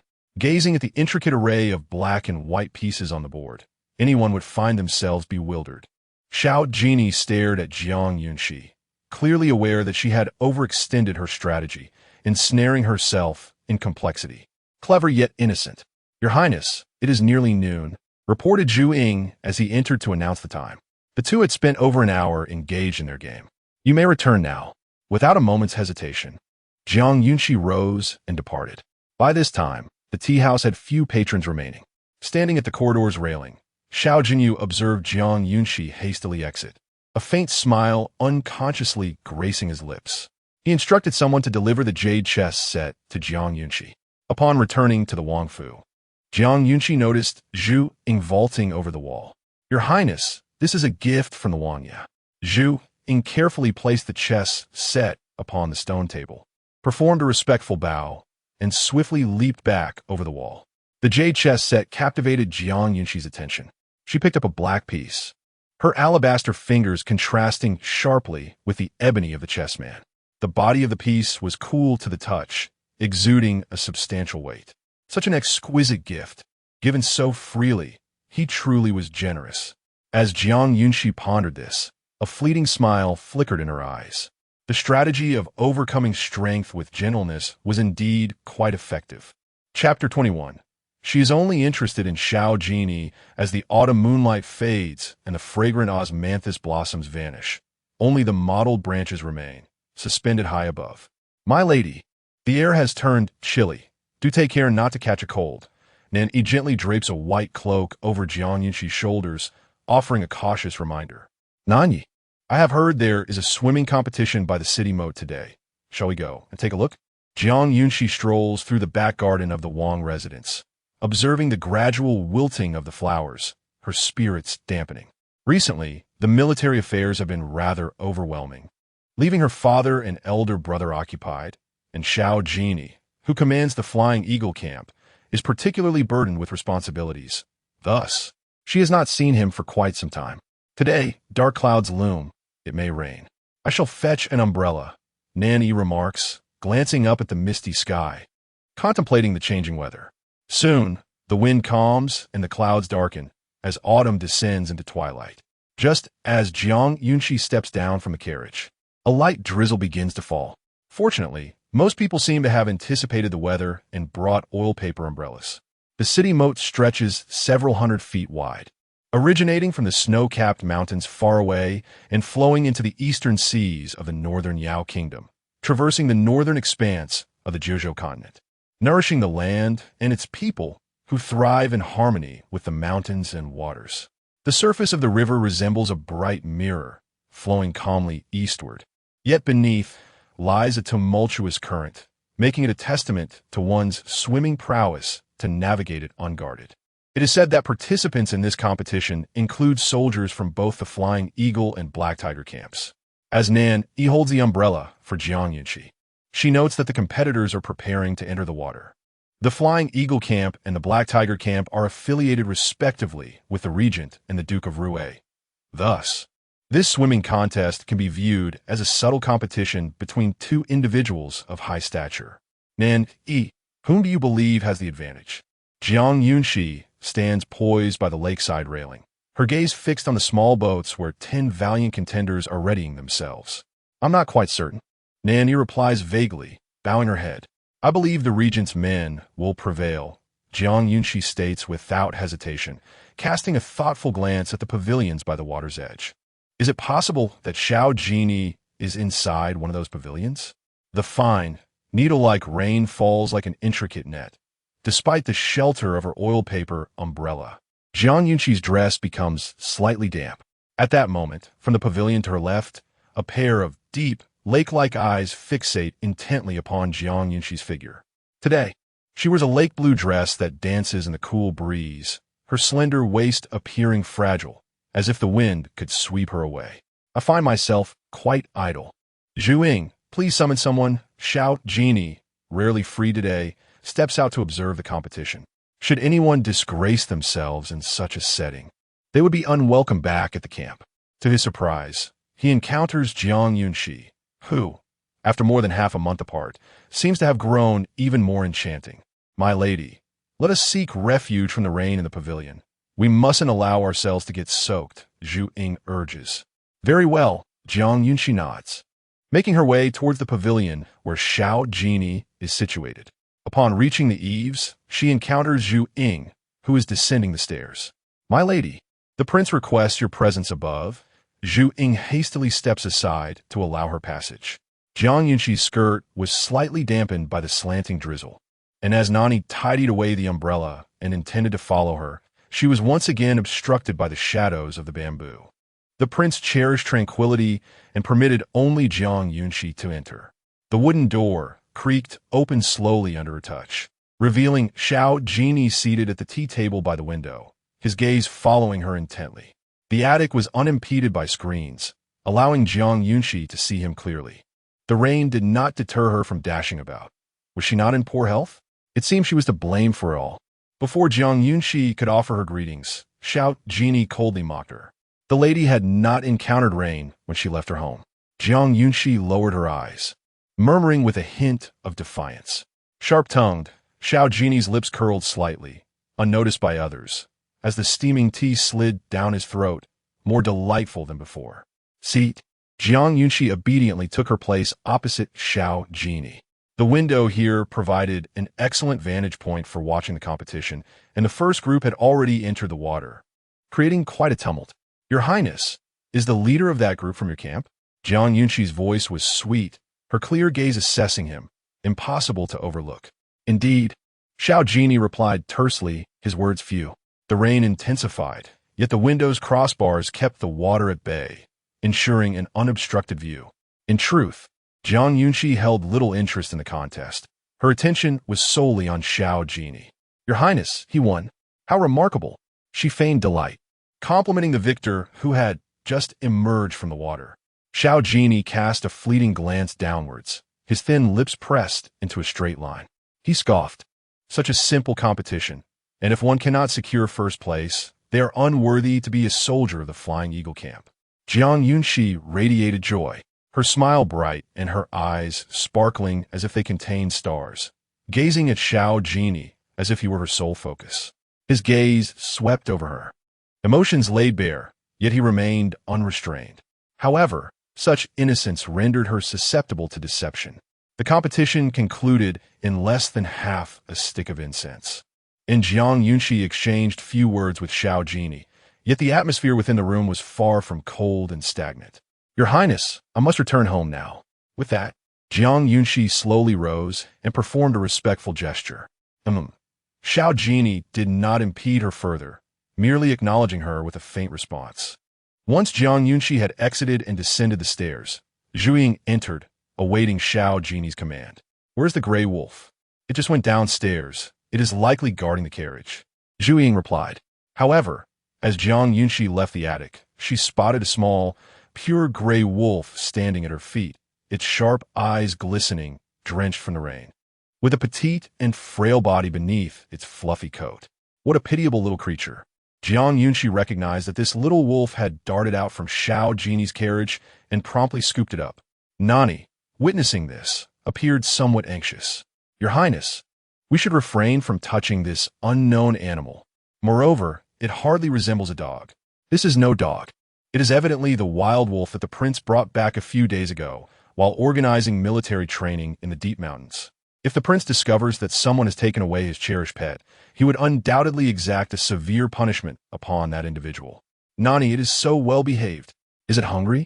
Jiang Yunxi disregarded Nani's words, gently stroking the little wolf's head with her cloak. The little gray wolf squinted its eyes in sheer delight. She is far gentler than her master.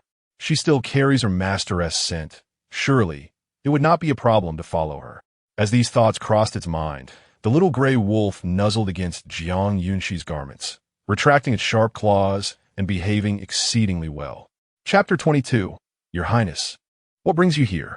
When Xiao Jinyao descended the stairs, the little gray wolf was nowhere to be seen, and a sinister atmosphere enveloped the entire carriage. "Your Highness, I shall dispatch someone to search for it immediately." Zhu Ying stood outside the carriage, hastily gathering several shadow guards to seek the whereabouts of the wolf. The little gray wolf had been fortuitously discovered by Xiao Jinyao in the depths of the mountain forest a few days prior. It lay beside a wounded mother wolf, frail and bloodied. The mother wolf's mournful howl had drawn Xiao Jinyao's attention. Instinctively, she seemed to plead for help, despite her own severe injuries. As she attempted to bring her pup to him, wolves are among the most loyal of creatures, which is why Xiao Jinyao felt compelled to rescue the precariously endangered little gray wolf. Little did he know, it had vanished within just a few days. "If we cannot find it today, you are aware of the consequences." Xiao Jinyao sat within the carriage, his anger palpable, his thumb slowly rotating the obsidian thumb ring, his sharp gaze piercing like a blade, instilling terror. "Yes." The numerous shadow guards bowed in acknowledgement before dispersing. A persistent drizzle continued to fall, a chill permeating the air throughout the capital. Autumn had set in deeply. A youthful howl erupted within the courtyard, revealing the presence of a little wolf. Jiang Yunxi gently placed the gray wolf into a wooden basin filled with warm water, using a soft cloth to wipe away the grime from its fur. How delightful! How utterly delightful! The little gray wolf rolled over in the basin, its white belly exposed, enjoying the gentle strokes of Jiang Yunxi's cloth. "Your Highness, where did you find this little gray wolf?" Wan Xiu felt something amiss. How could there possibly be a wolf in the capital? It must belong to some household. I found it near the watchtower by the moat, drenched by the rain and looking quite pitiful, so I brought it back. As Jiang Yunxi explained slowly, she added a few drops of laurel oil to the wolf's fur, washing away the scent of dirt. Jiang Yunxi spoke truthfully, yet Nan-yi gazed at the frolicking little gray wolf in the basin with a hint of concern. I've heard from the palace that the prince is quite fond of this gray wolf. It can be considered a cherished pet. Now that it has been brought back by Princess Qingyi, the palace's shadow guards must be in a state of frantic search. Nan-yi, what are you dawdling for? Go fetch a fur cloak. Jiang Yunxi's pale hand rested in the warm water, gently caressing the little wolf's head as she calmly called out. Yes. Nan-yi quickly snapped back to attention and walked toward the wardrobe. The weather today was indeed peculiar. It had been overcast and rainy in the morning, yet by afternoon, the sun broke through warmly. The little gray wolf perched on the stone table, seemingly in high spirits after a hearty meal, its belly round and full. Both pointed ears perked up as it joyfully howled toward the north. The wolf's cries undoubtedly caught the attention of a throng of guards, who rushed forward, weapons drawn. Your Highness, a wolf has infiltrated the estate. The captain of the guards, wielding a long sword, cautiously surveyed the surroundings with sharp eyes.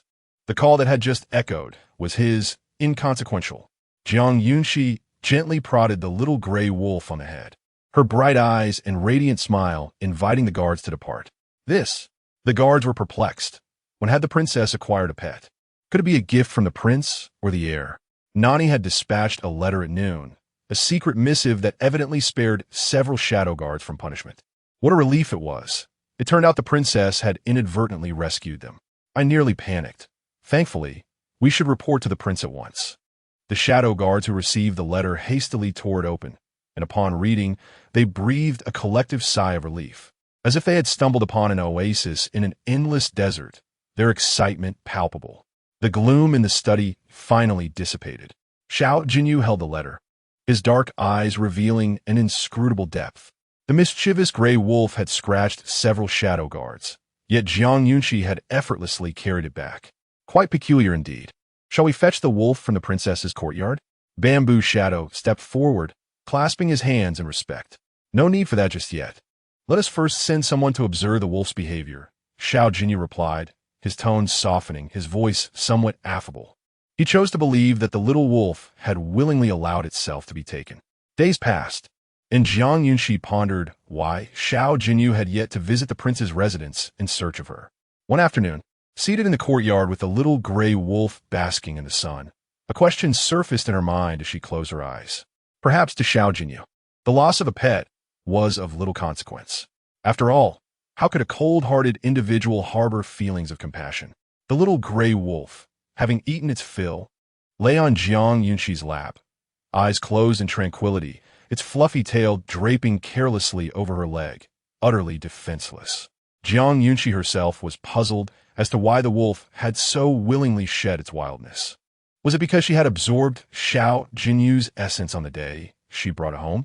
And what of the days to come? The little wolf seemed to dream, occasionally moving its mouth and letting out a soft whimper.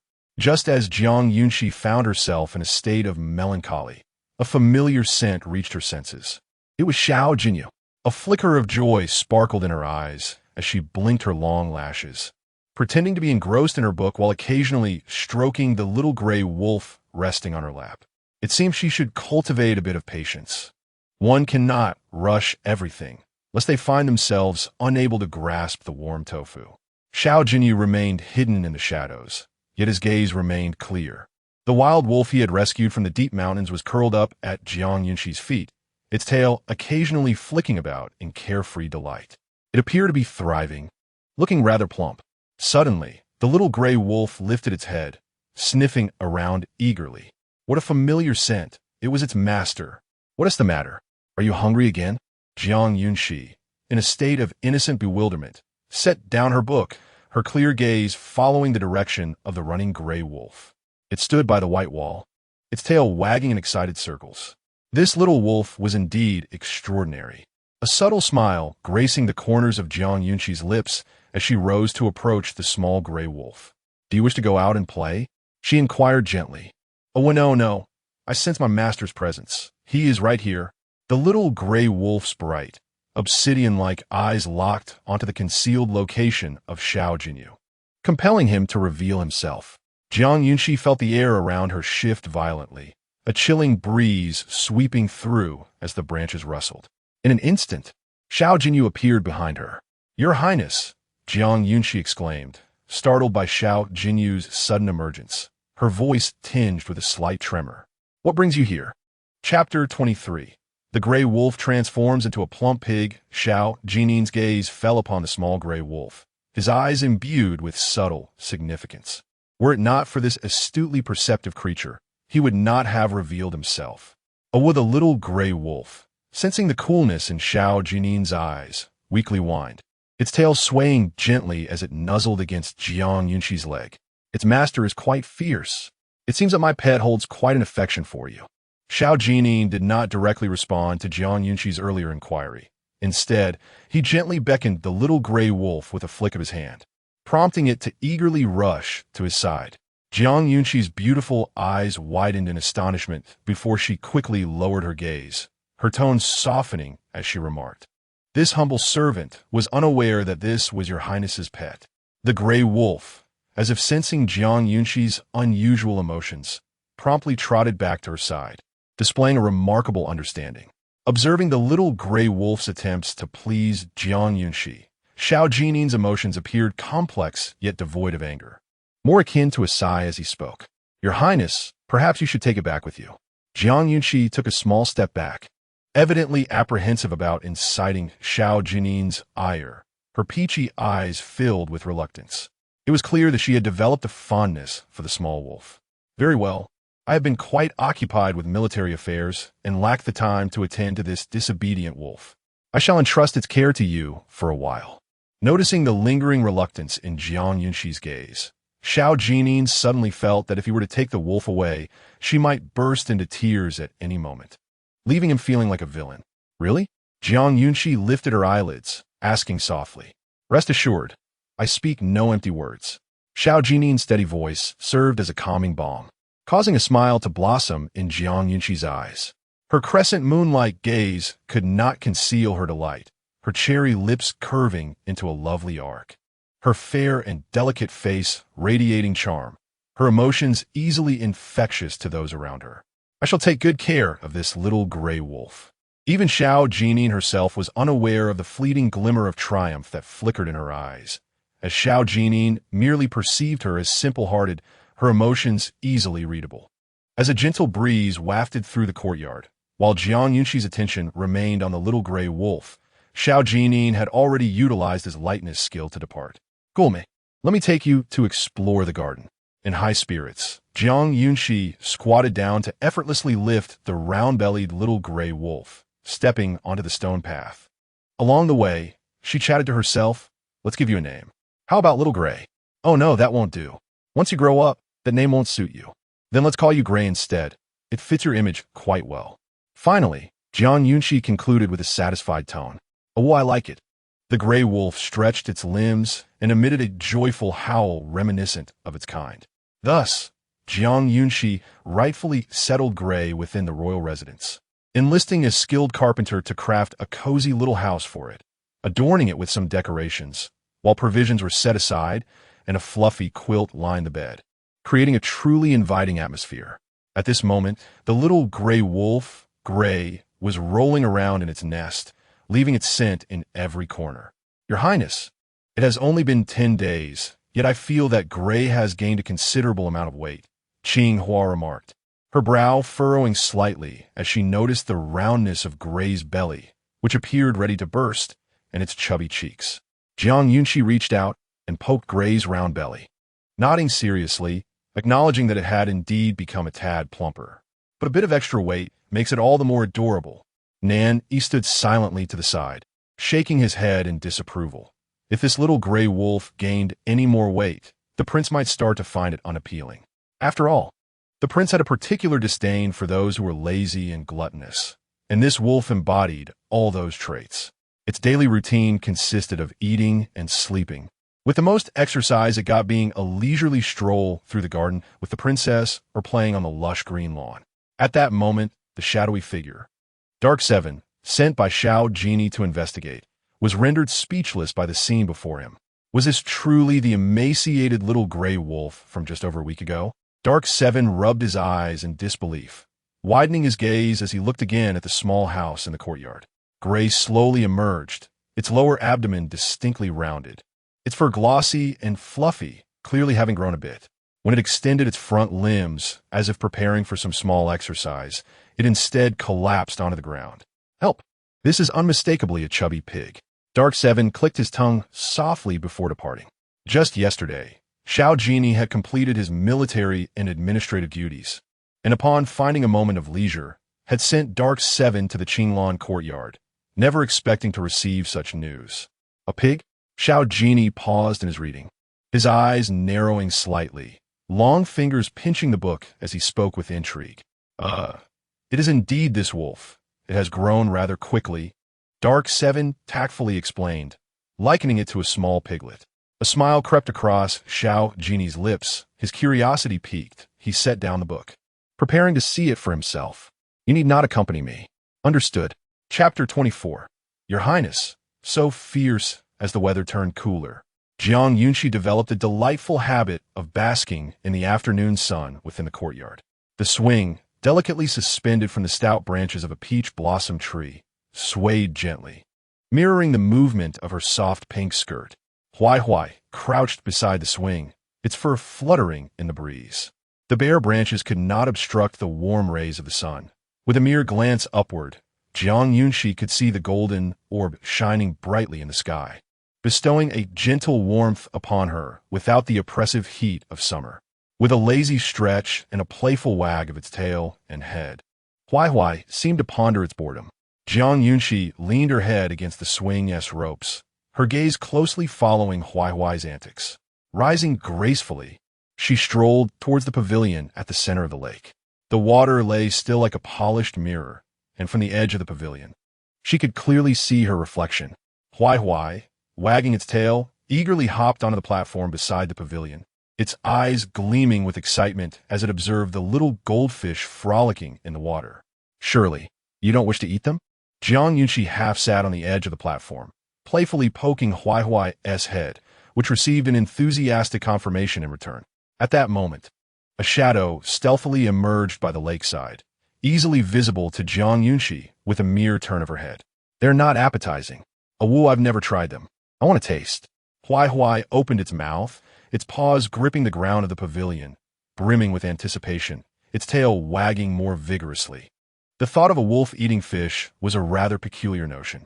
Jiang Yunxi sensed the familiar yet imposing aura in the courtyard, but chose not to look to her right, her attention fully devoted to Huai.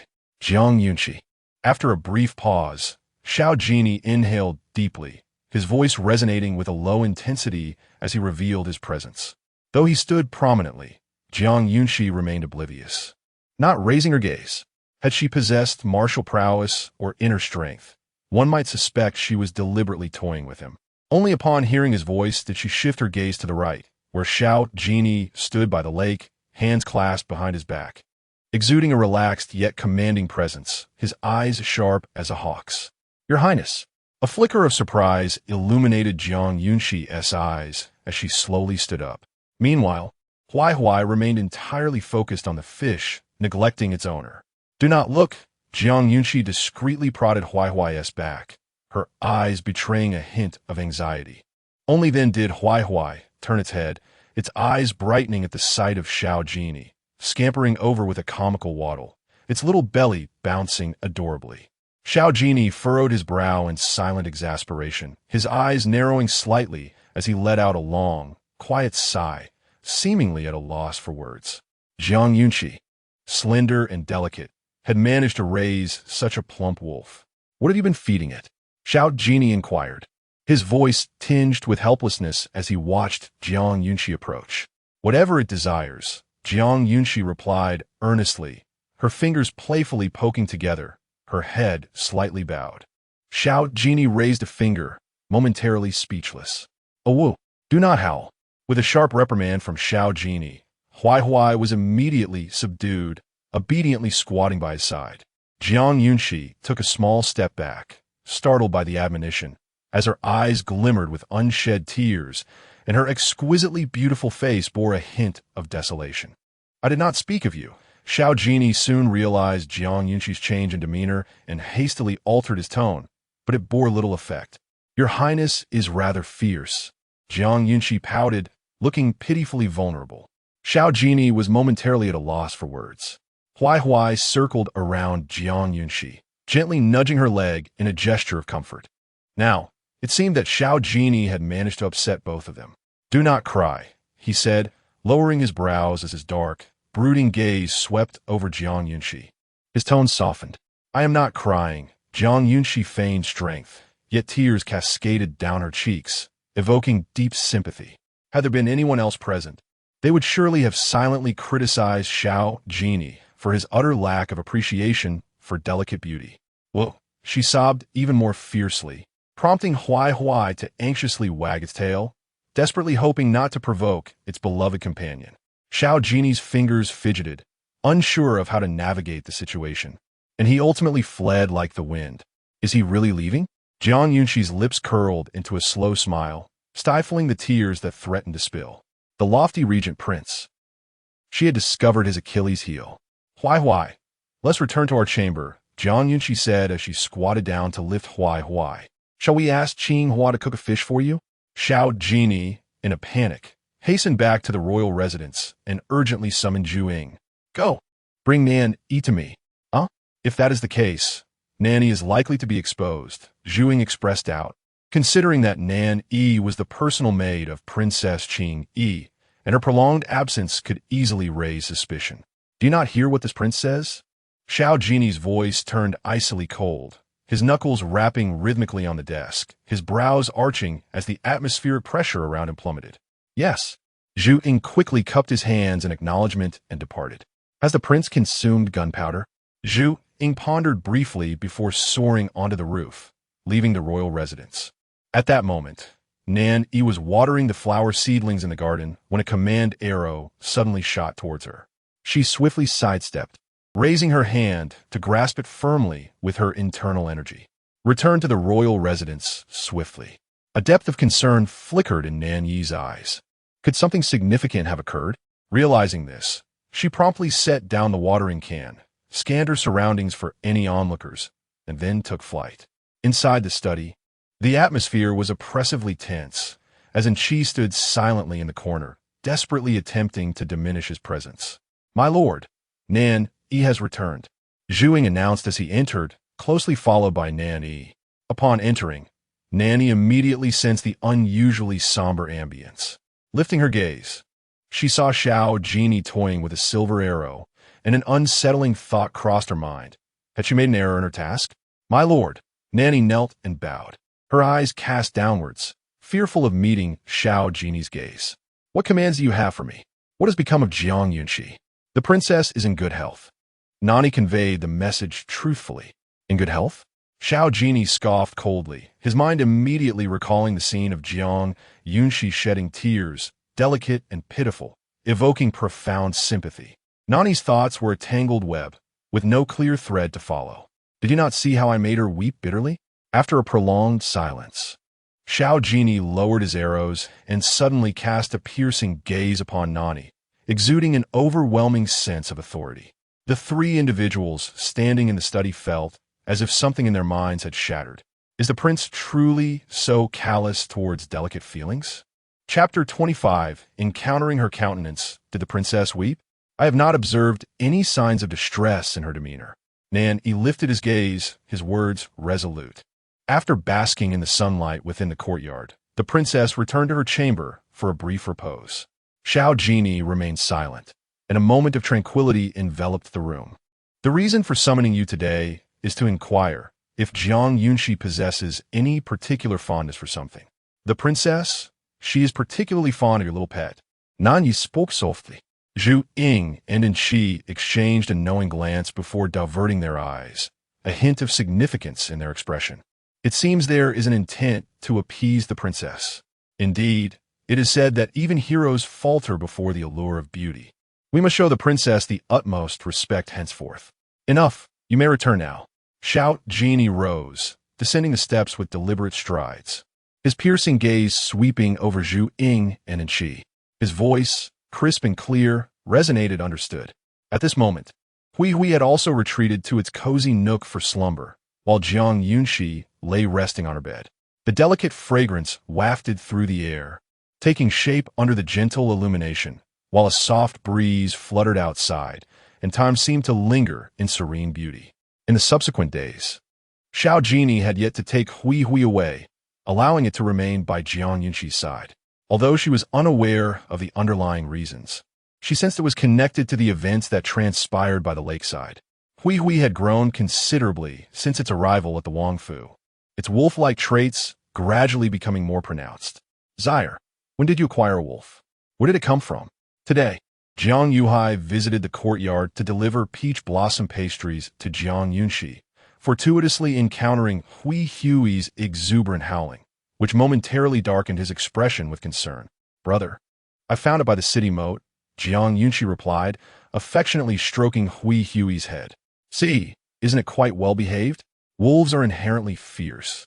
Jiang Yunxi placed the pastries on the stone table, embarking on his lecture, each word laced with worry. Jiang Yunxi cradled Hui in her arms, her expression unwavering, leaving no room for negotiation. Brother, I simply adore it. And how long have you had it? Almost a month, Jiang Yunxi muttered softly, her gaze fixed intently on Jiang Yunxi, murmuring, Brother, it is very well behaved. Jiang Yunxi crossed his arms, bemused by his sister's affection for the little gray wolf. Yet he felt powerless to intervene. She was his beloved sister, and he could never deprive her of her cherished companion. He could only acquiesce to her wishes. Sire, I cannot help you in this matter. Tomorrow we shall return to our maternal grandparents' home. Do not bring it along. Jiang Yunxi cautioned, his gaze lingering on the small wolf's neck, where Jiang Yunxi had adorned it with a crescent moon pendant, exuding opulence. Understood, Jiang Yunxi nodded obediently. At that moment, Xiao Jinyao observed everything from the shadows. It was evident that Jiang Yunxi had a profound affection for the little gray wolf, and he decided to indulge her just this once. After all, the wolf appeared to have already won her heart. If he were to forcibly take it away, it would result in discontent for both parties. As the night deepened, the moonlight was particularly enchanting, the luminous orb hanging low in the branches, gently dispersing the night mist. The courtyard was enveloped in the luminous glow of the moonlight, when suddenly, a fleeting shadow slipped into the room, yet it did not disturb the slumbering Gue. At the moment Jiang Yunxi sensed the disturbance, she awakened, discreetly clenching the quilt, her eyes fluttering open to behold a dark figure approaching through the beaded curtain. Xiao Jinyao.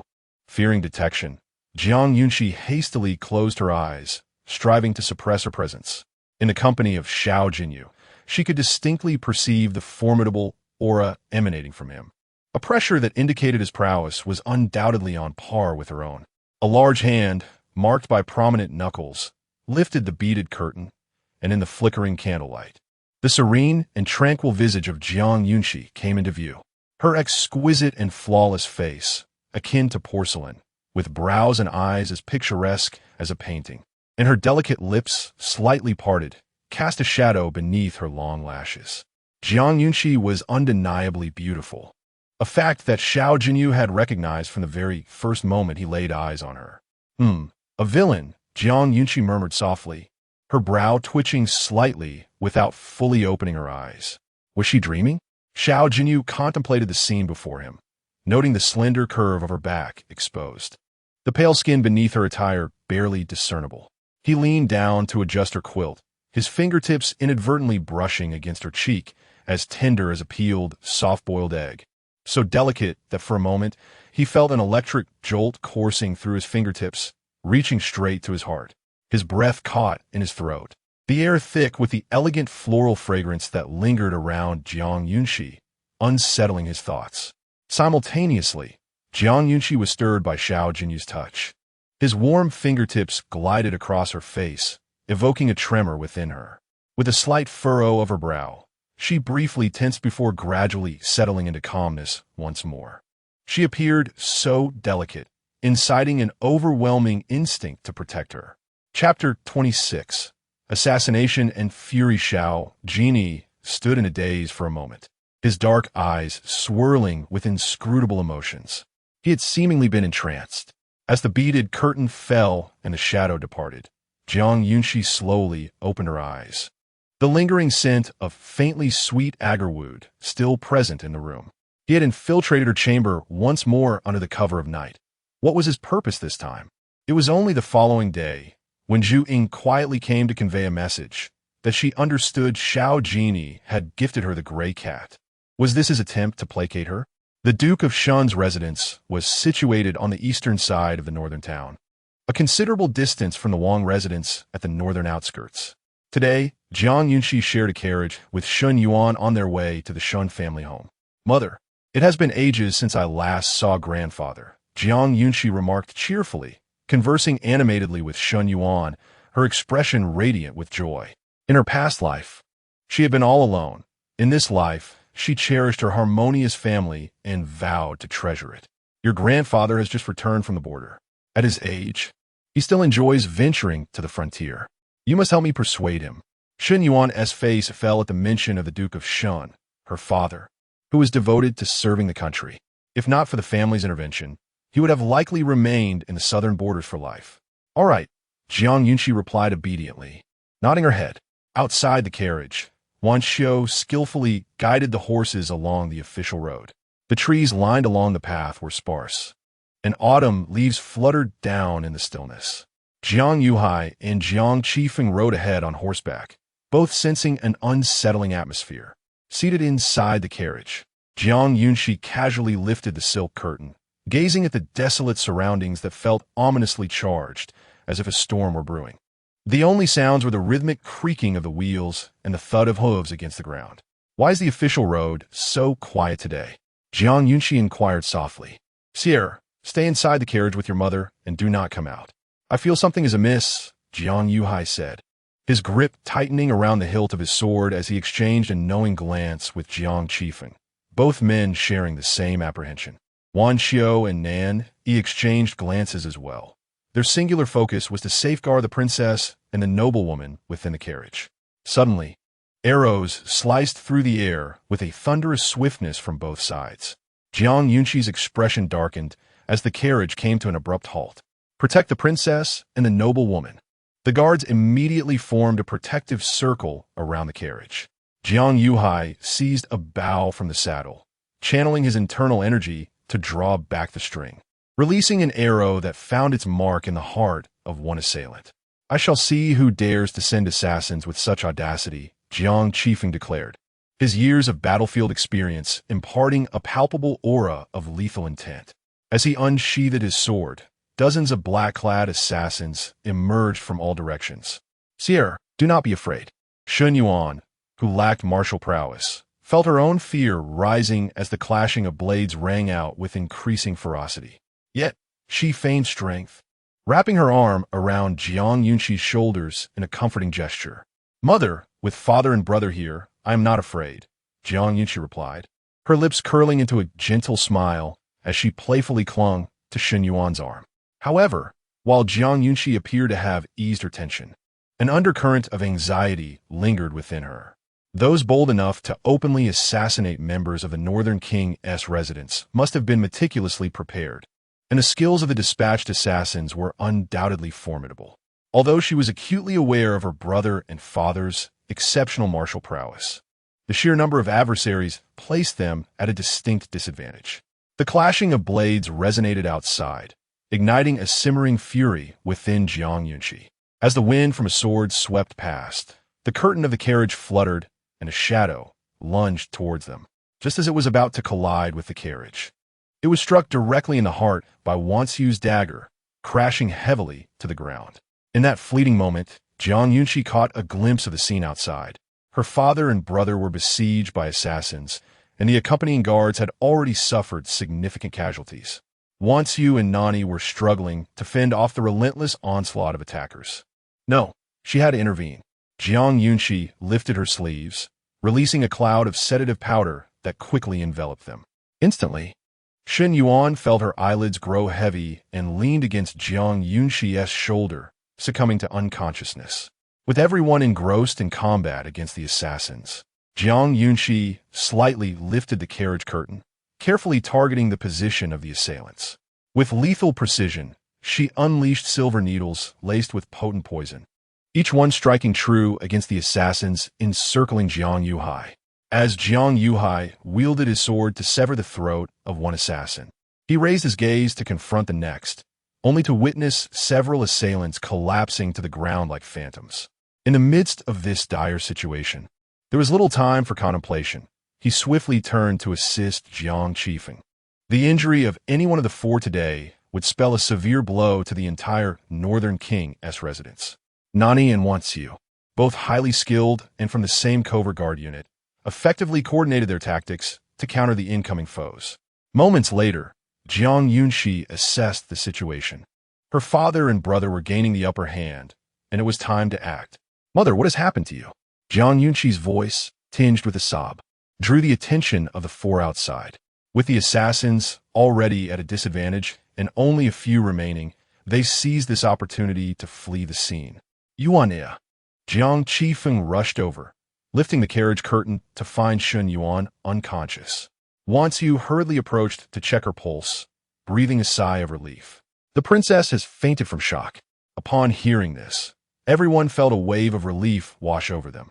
"Sire, do not fear. The assassins have fled," Jiang Yunxi reassured her, casually discarding the bloodied blade outside the carriage, gently ruffling Jiang Yunxi's hair in a comforting manner. He was well aware of her aversion to the scent of blood and thus kept his distance. "Brother, you are covered in blood," Jiang Yunxi said with concern, gazing at the crimson stains on his white outer garment. "Do not worry, I am unscathed. This blood belongs to the assassins," Jiang Yunxi replied, sensing her anxiety and offering a reassuring smile. "Yunxi, go and assess the casualties. It is ill-advised to visit your father-in-law's house today. Let us return to the residence first." "Understood." Jiang Yunxi's eyes were gently shielded by Jiang Yunxi, mindful of the gruesome scene that might frighten her. "It seems to be the remnants of the Thousand Mechanisms camp." The Thousand Mechanisms camp. Jiang Yunxi secretly clenched her fist, realizing that Xin Yuan Hang had spies in the capital. The fact that he could dispatch such a considerable number of them at once indicated that he undoubtedly possessed other hidden strongholds of which she was unaware. It became apparent that he had begun to guard against her long ago. At this thought, a cold smile crept onto Jiang Yunxi's lips. "Well, Xin Yuan Hang, I shall see just how deeply your strongholds can conceal themselves." Chapter 27. The encirclement in the span of merely a stick of incense. News of the assassination attempt had reached Xiao Jinyao ears. The covert orchestrators of the ambush hail from the royal family of the Nanzhao kingdom. This desperate act of self-sacrifice was evidently provoked by their agitation, yet it also revealed that they possessed other strongholds within the capital. "You are to dispatch the shadow guards to thoroughly investigate the outskirts of the city." From the high hall, Xiao Jinyao's voice resonated with a piercing clarity, imbued with the inherent authority of a sovereign. "Understood." Upon receiving the command, Zhuing turned to depart, leaving only Qi and an Yi standing in the chamber. "Jiang." Just as Xiao Jinyao was about to continue his inquiry, Qi swiftly grasped the implication and responded first. "The princess was merely frightened. She has not sustained any injuries." "Did I inquire of you?" Xiao Jinyau's tone deepened, his sharp gaze sweeping over Qi's figure, exuding an intimidating presence without a hint of anger. The motion of his fingers ceasingly twirling a ring, and he instinctively took a small step back, distancing himself from Qi. This Qi, always so boisterous, was deserving of reprimand. "I acknowledge my fault," and Qi promptly knelt down, confessing his error with sincerity, vowing it would not happen again. "My intention is for you to personally ascertain the matter and provide a response." "Understood." And Qi hastily departed. And he remained calm in place, observing Qi's demeanor, and could not help but shake his head in silence. How had this individual been promoted to shadow guard by the prince? At Qinglan Courtyard, Jiang Yunxi had lingered in the front courtyard for quite some time before finally returning to her own quarters, where Hui Hui awaited at the entrance. Hui Hui. Jiang Yunxi had formulated a plan in her mind. She crouched down to stroke Hui Hui's head, her gaze shimmering, a charming smile gracing her lips. Nani, take Hui Hui to the mortuary, and then guide it to the scene of the assassination. Perhaps it shall surprise us. Nani nodded and promptly lifted Hui Hui, making their way towards the prince's villa. Awu Hui Hui seemed to sense the weight of expectation placed upon it, eagerly barking in encouragement. Princess, can Hui Hui truly detect scents? Qianxiu inquired with some skepticism. It is a wolf, with keen olfactory senses. Even if it cannot pinpoint the exact location, it can provide my father with a general direction for pursuit, Jiang Yunxi explained leisurely as she rose, watching Hui Hui's departing figure before stepping into the courtyard. Upon entering, the maidservants in the courtyard instinctively bowed and retreated, well aware of their princess's preference for tranquility, thus striving to minimize their presence. Jiang Yunxi made her way toward the pavilion in the courtyard, savoring a bite of osmanthus cake. When she raised her eyes again, she noticed a figure had appeared on the wall. Here he comes again. Xiao Jinyao was indeed an enigma to her, though he presented an aloof demeanor. He seemed to covertly inquire about her affairs. If he were intrigued, why not be forthright? Or was it that she did not captivate him enough? Cough, cough. Jiang Yunxi covered her mouth and nose with a handkerchief, coughing a couple of times, causing Qinghua's brow to furrow once more. Princess, you have caught a chill again. I shall summon the doctor to see you. Qinghua poured Jiang Yunxi a cup of hot tea, then prepared to turn and fetch the physician from the estate. Jiang Yunxi truly wished to express that she was merely choked by the osmanthus cake. However, Qinghua's pace was rather brisk, rendering her words inaudible. And Qi, perched atop the wall, wore a similarly troubled expression. Alas, the princess has caught a chill. I must inform the prince upon my return. With that thought, and Qi withdrew his head and leaped down from the wall, hastening towards the royal manor. Simultaneously, Hui Hui, living up to expectations, keenly identified the direction at the assassination scene and sprinted eastward. Jiang Yunxi trailed behind with a contingent of guards, while Nani led the way, vigilantly monitoring Hui Hui's movements. For this creature was both the princess's and the prince's beloved pet, and any mishap would be unforgivable. Nani, retreat to the back with Hui Hui. The blades may not discern friend from foe.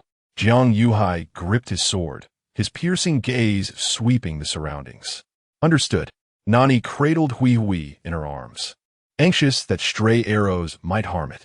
Hui Hui had never witnessed such a grand spectacle. Although nestled in Nani's embrace, it could not resist the urge to peek out. The sound of arrows whistling through the air signaled that their adversaries had realized their exposure.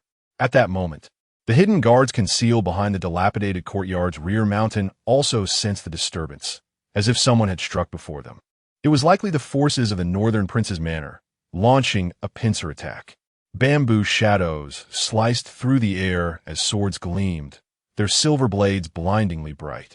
While several hidden guards rushed down the mountainside, leaves were sent swirling, ruthlessly torn apart by the sharp edges. The bloodthirsty training of Xiao Jinyao guards rendered them more than capable of confronting the yellow-clad butterfly assassins of the Qingyi camp. My lord, we are surrounded. In the courtyard, dozens of butterfly assassins still remained, desperately attempting to fend off the unexpected assault. They had never anticipated being exposed so soon. Flee through the secret passage. You will cover our retreat. At that moment, a woman clad in a purple robe cast a fierce glance at Jiang Yunxi, and with a flick of her silver needles, several guards fell to the ground in an instant. Had Jiang Yunxi been present, she would have undoubtedly recognized the figure before her, the purple-clad butterfly assassin, Yanhua. A mist enveloped the courtyard, granting the butterfly assassins a fleeting opportunity to escape, albeit with limited efficacy. In less than a tea's time, the infiltrators lay lifeless throughout the courtyard. Chapter 28. Ill again? Jiang Yunxi, accompanied by the shadowy figure Zhu Ying and a cadre of dark guards, performed a respectful bow to Jiang Yunxi. On the orders of the prince, we have eliminated the assassins from the Qingyi camp. We are grateful for your assistance, Yunxi. Jiang Yunxi stood motionless, his right hand tightening around the hilt of his sword. Grateful for his help? Surely, this was a misunderstanding. The news from the regent was remarkably swift. In merely a few moments, he had dispatched individuals to locate the stronghold of the Qingyi camp.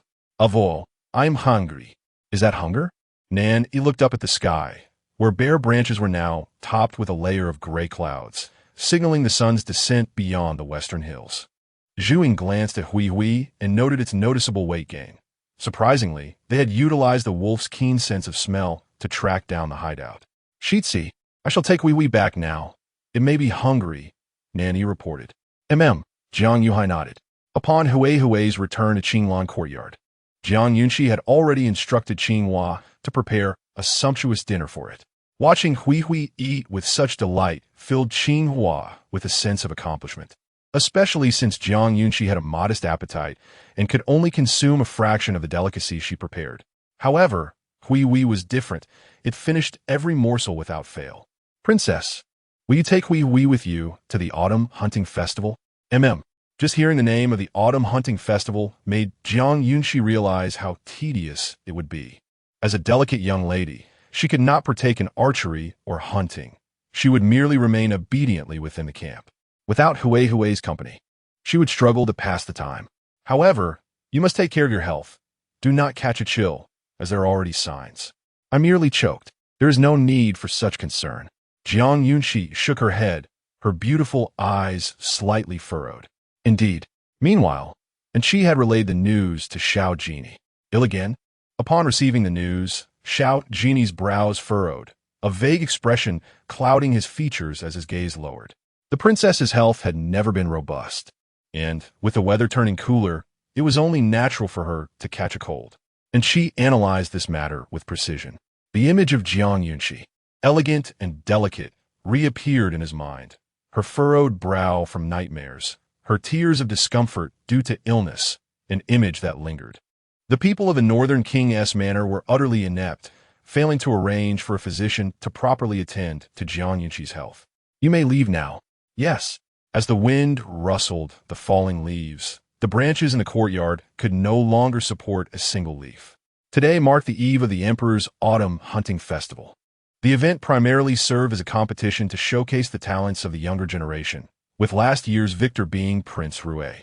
Yet whispers circulated in the shadows, suggesting that had the regent returned to the capital to participate in the hunting competition last year, he would have undoubtedly triumphed over Prince Rui.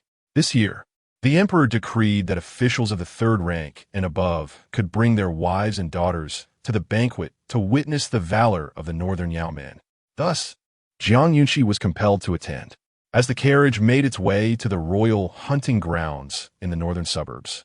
Jiang Yunxi had already departed several days in advance to ensure the safety of the royal family during the hunting event. Jiang Qifeng was to accompany the emperor, while Shen Yuan remained at the manor under the pretense of illness. Thus, within the carriage, only Jiang Yunxi was present, albeit surrounded by numerous guards. Qinghua, will His Highness the Regent attend this hunting tournament? Jiang Yunxi inquired casually, cradling her gray cat and occasionally stroking its intelligent head. He should probably attend. Qinghua replied somewhat hesitantly, for none could truly fathom Xiao Jinyau's intentions. That's splendid. It shall be more enjoyable, Jiang Yunxi remarked, her delicate fingers gently teasing the petals of a few rose blooms adorning the small tea table, a faint smile gracing her lips, concealing a playful scheme within her heart. Today, Jiang Yunxi was adorned in exquisite attire. Aside from the ethereal, smoky pink gown she wore, her wrist was embellished with a translucent white glass bracelet, which shimmered in the light, casting soft hues. As she slightly tilted her head, the delicate tassels of her hairpins swayed gracefully, epitomizing beauty and elegance. Reminiscent of a celestial maiden descended from the moon palace. What are you staring at? Jiang Yunxi asked lightly, noticing Qinghua's momentary daze. It's nothing. I merely think the princess is truly beautiful. Chapter 29. Grinding ink beside him as the carriage came to a halt at its designated location. The guards had already positioned a ladder, awaiting Jiang Yunxi's descent. Hundreds of tents stood orderly ahead, varying in size. Typically, the ladies would share a tent, but given Jiang Yunxi's noble status, she was afforded her own private space. Following the guards towards the north, Jiang Yunxi was greeted by a subtle fragrance of laurel, as she entered the tent.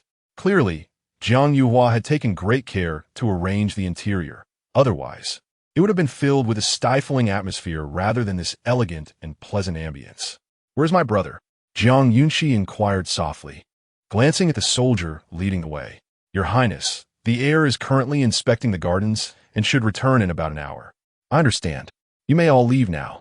Jiang Yunxi nodded at the guards, a gentle smile gracing her lips as she surveyed the entrance. Yes, Qinghua was busy arranging the bedding.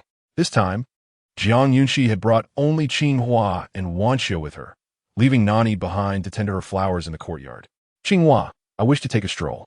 Jiang Yunxi felt an overwhelming eagerness to see Xiao Jinyao, and she imagined that Gray would be equally excited to reunite with its master. The hunting tournament was heavily guarded, with even Jiang Yunxi personally overseeing security, so there was no need to worry about safety, a perfect excuse for Jiang Yunxi to leave Wanxiu behind.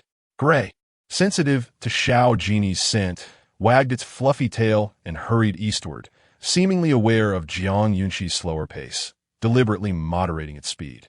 The scent grew stronger, and Gray let out an excited yelp. Inside the black tent, Xiao Jinyao paused in his reading, and Zhu Ying, noticing the sound, discreetly glanced towards the entrance. That seems to be the gray wolf. Within moments, Gray had darted into the tent, peeking in with its round head and ears standing erect. Xiao Jinyao raised an eyebrow, stood, and walked toward the entrance as Gray entered, wagging its tail and circling around his legs.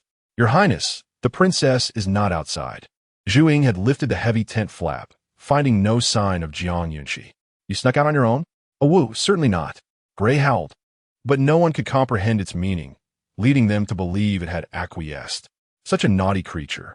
Xiao Jinyao cast a glance at Gray before lifting his dark eyes, stepping steadily out of the tent and surveying the surroundings with a light sigh. "Go find out which tent Jiang Yunxi is in and have her come here herself." "Understood." The two hidden guards stationed at the entrance immediately departed. Zhu Ying followed closely beside Xiao Jinyao, swallowing nervously. It was clear that the wolf could return on its own. Yet the prince insisted on Jiang Yunxi coming personally. Having seen Gray dash towards the prominent black tent, Jiang Yunxi quietly concealed herself. But she was not inclined to be so proactive.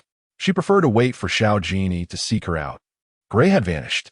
The voice of Jiang Yunxi, filled with urgency, carried a delicate weeping tone.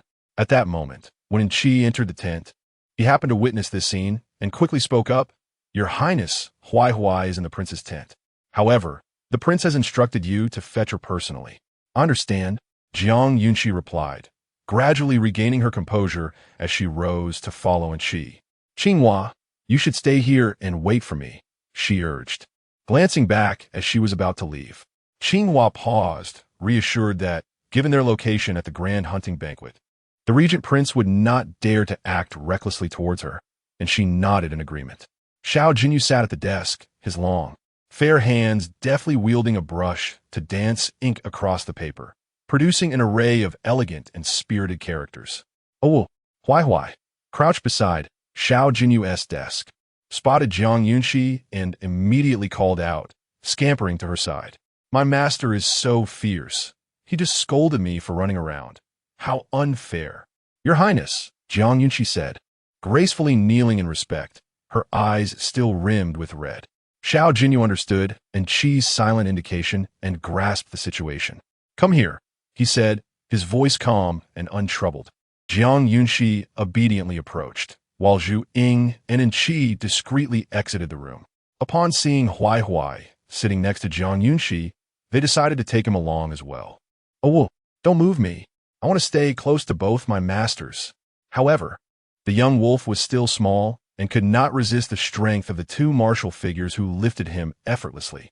"Have you been crying?"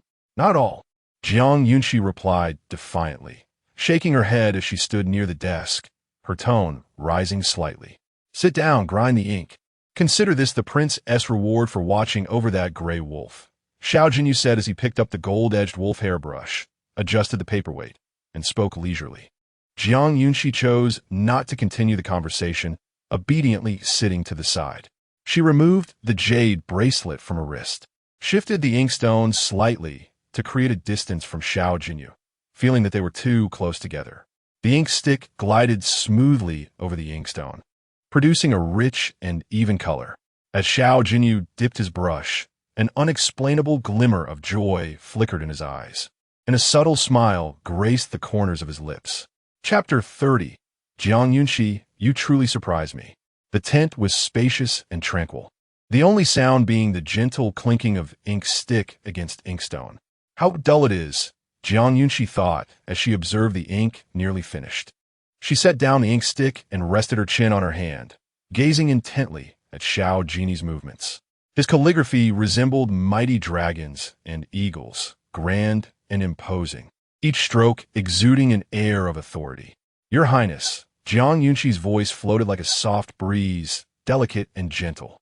She gracefully adorned her wrist with a jade bracelet, her tone lingering as she added, I shall take my leave now.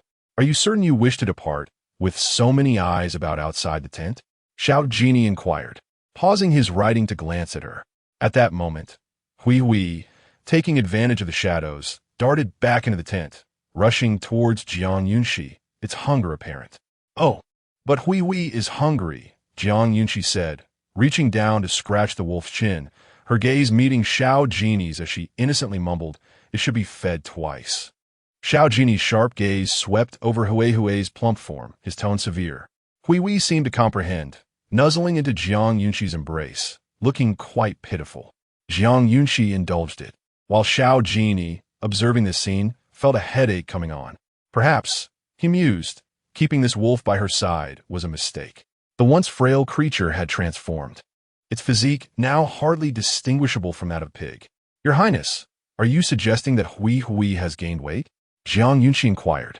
Indeed, Xiao Jinyi replied candidly, clearing his desk of items to reveal a pristine chessboard. Shall we play chess again? Jiang Yunxi cast a fleeting glance at the jade plate holding the pieces. Xiao Jinyi was astute. Chess could reveal one's thoughts and schemes, and she needed to tread carefully. Hui curled up on the ground, resigned to sleep in the absence of a feast. Your Highness, I can only lose when playing chess with you. It is rather dull, Jiang Yunxi pouted, reluctantly eyeing the white pieces that had been placed before her voice sultry and teasing. Who taught you to play?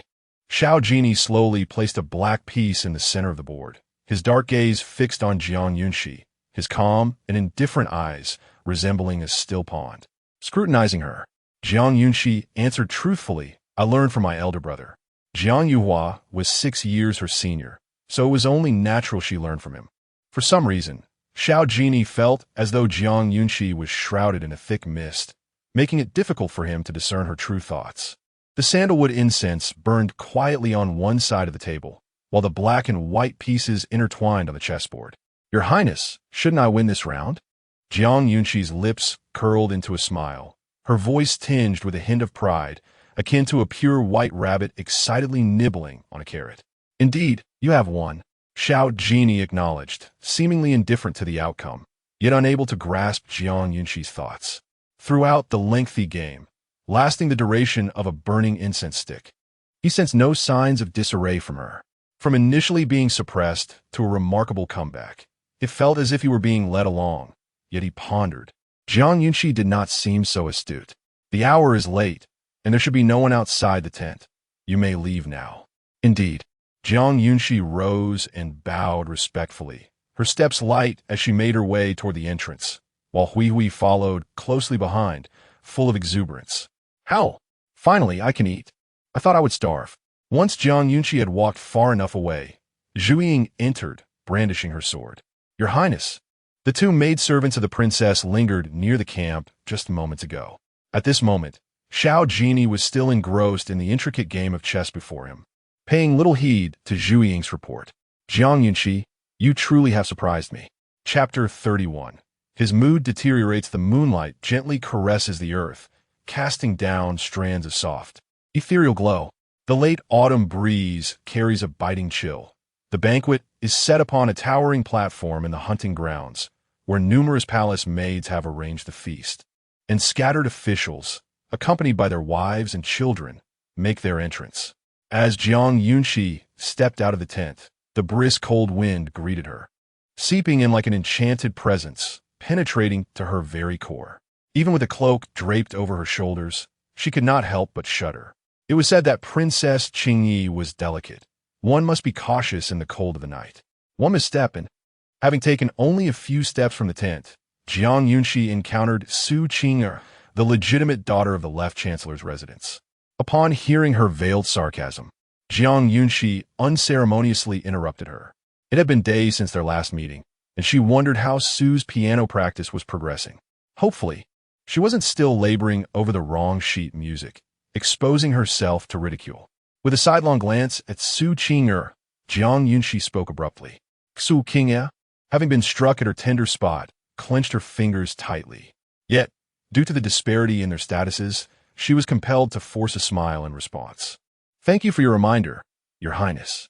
I practice diligently every day with a dedicated musician to guide me, so I shall not err. Jiang Yunxi replied lightly. Continuing on her way, Su Qing'er stood rooted, fuming, and after a moment, she managed to mutter under her breath, "She is just a sickly wretch. Perhaps one day she will meet her end. My lady, be cautious with your words," her close maid whispered urgently. Su Qing'er, feeling defiant, flicked her sleeve dismissively and shot a cold glance over her shoulder. The Empress is my maternal aunt. Any prince I marry would be of higher status than Jiang Yunxi. Why can I speak freely? The maid lowered her head, choosing silence.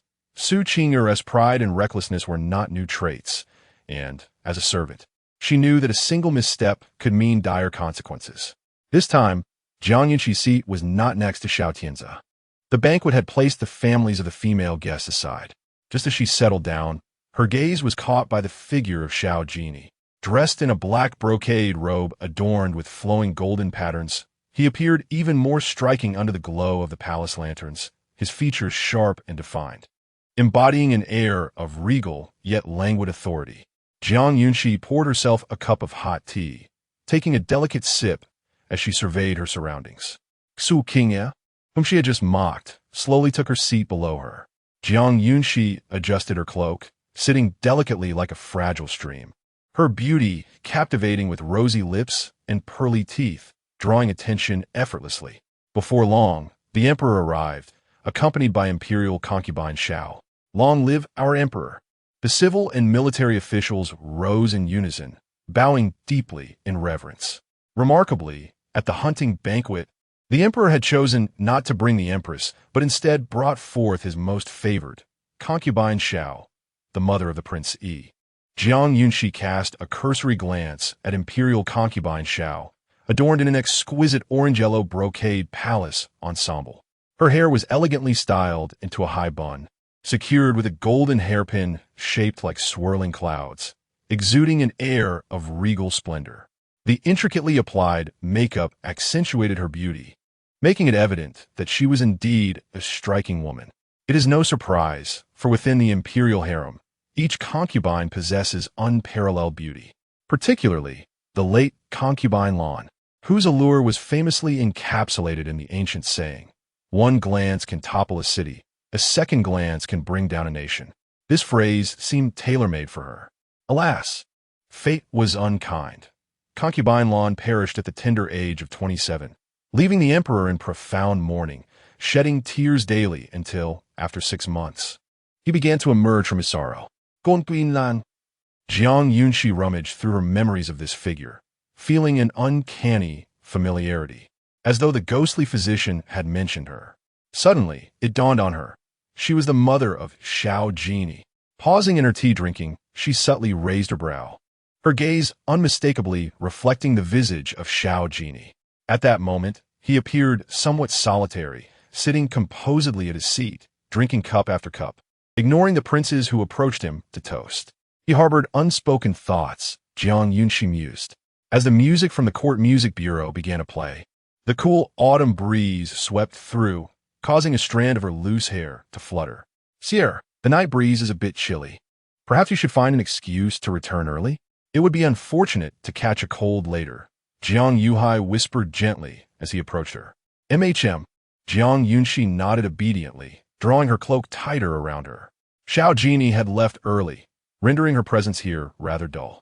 Chapter 32. Protecting her after Jiang Yunxi departed. Su Qingyi's expression improved considerably. Accompanied by the glow of palace lanterns and the moonlight, Jiang Yunxi strolled back to her tent. Hui had indulged in a hearty meal and was now rolling in its cozy nest to aid digestion. "Everyone, you may leave. I am weary." Jiang Yunxi spoke softly as she removed her cloak and hung it on a nearby railing. Yes, Qinghua and Wanxiu subsequently exited the tent. Hui, having overeaten, was restless and wagged its tail, approaching Jiang Yunxi, seeking companionship as if wishing to venture outside. Earlier, while passing by Xiao Jinyao tent, Jiang Yunxi had noticed the absence of his shadowy guards, leading her to speculate that he might not be within. Given his somewhat melancholic demeanor earlier, she surmised he might have gone for a solitary stroll to clear his mind. Seated at her writing desk, Jiang Yunxi idly picked up a book, but the ornate yet languid prose failed to capture her interest. She longed to seek out someone. "Hui, do you still recall the scent of Xiao Jinyao?" Jiang Yunxi inquired softly, closing the book and cradling Hui's forelegs in her lap. "Wu." Hui eagerly nodded in response. "See, it truly understands human speech." "How astute," Jiang Yunxi remarked, stroking Hui's head before quietly exiting the tent with it in her arms. The evening banquet was in full swing, with most of the imperial guards having been dispatched there, resulting in a notable relaxation of the guard around the tent and the hunting grounds behind it. Hui trotted eagerly towards the hunting grounds on the mountainside.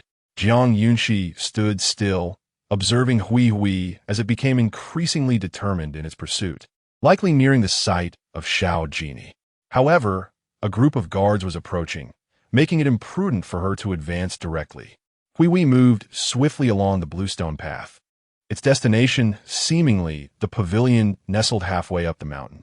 Jiang Yunxi deftly evaded the guard's line of sight, allowing Hui to spot Xiao Jinyao first while she remained unseen. "Oh, the pavilion perched on the steep slope of the mountainside appeared to dangle precariously above, threatening to send anyone inattentive tumbling down. Xiao Jinyao sat within the pavilion, two white porcelain vases carelessly tilted on the stone table, likely emptied. Yet, his visage bore no signs of inebriation under the flickering moonlight. The emotions in his eyes remained obscured. Back again, Xiao Jinyao observed Hui with calm indifference, beckoning it closer with a casual gesture. Hui darted about, and Jiang Yunxi would surely be anxious.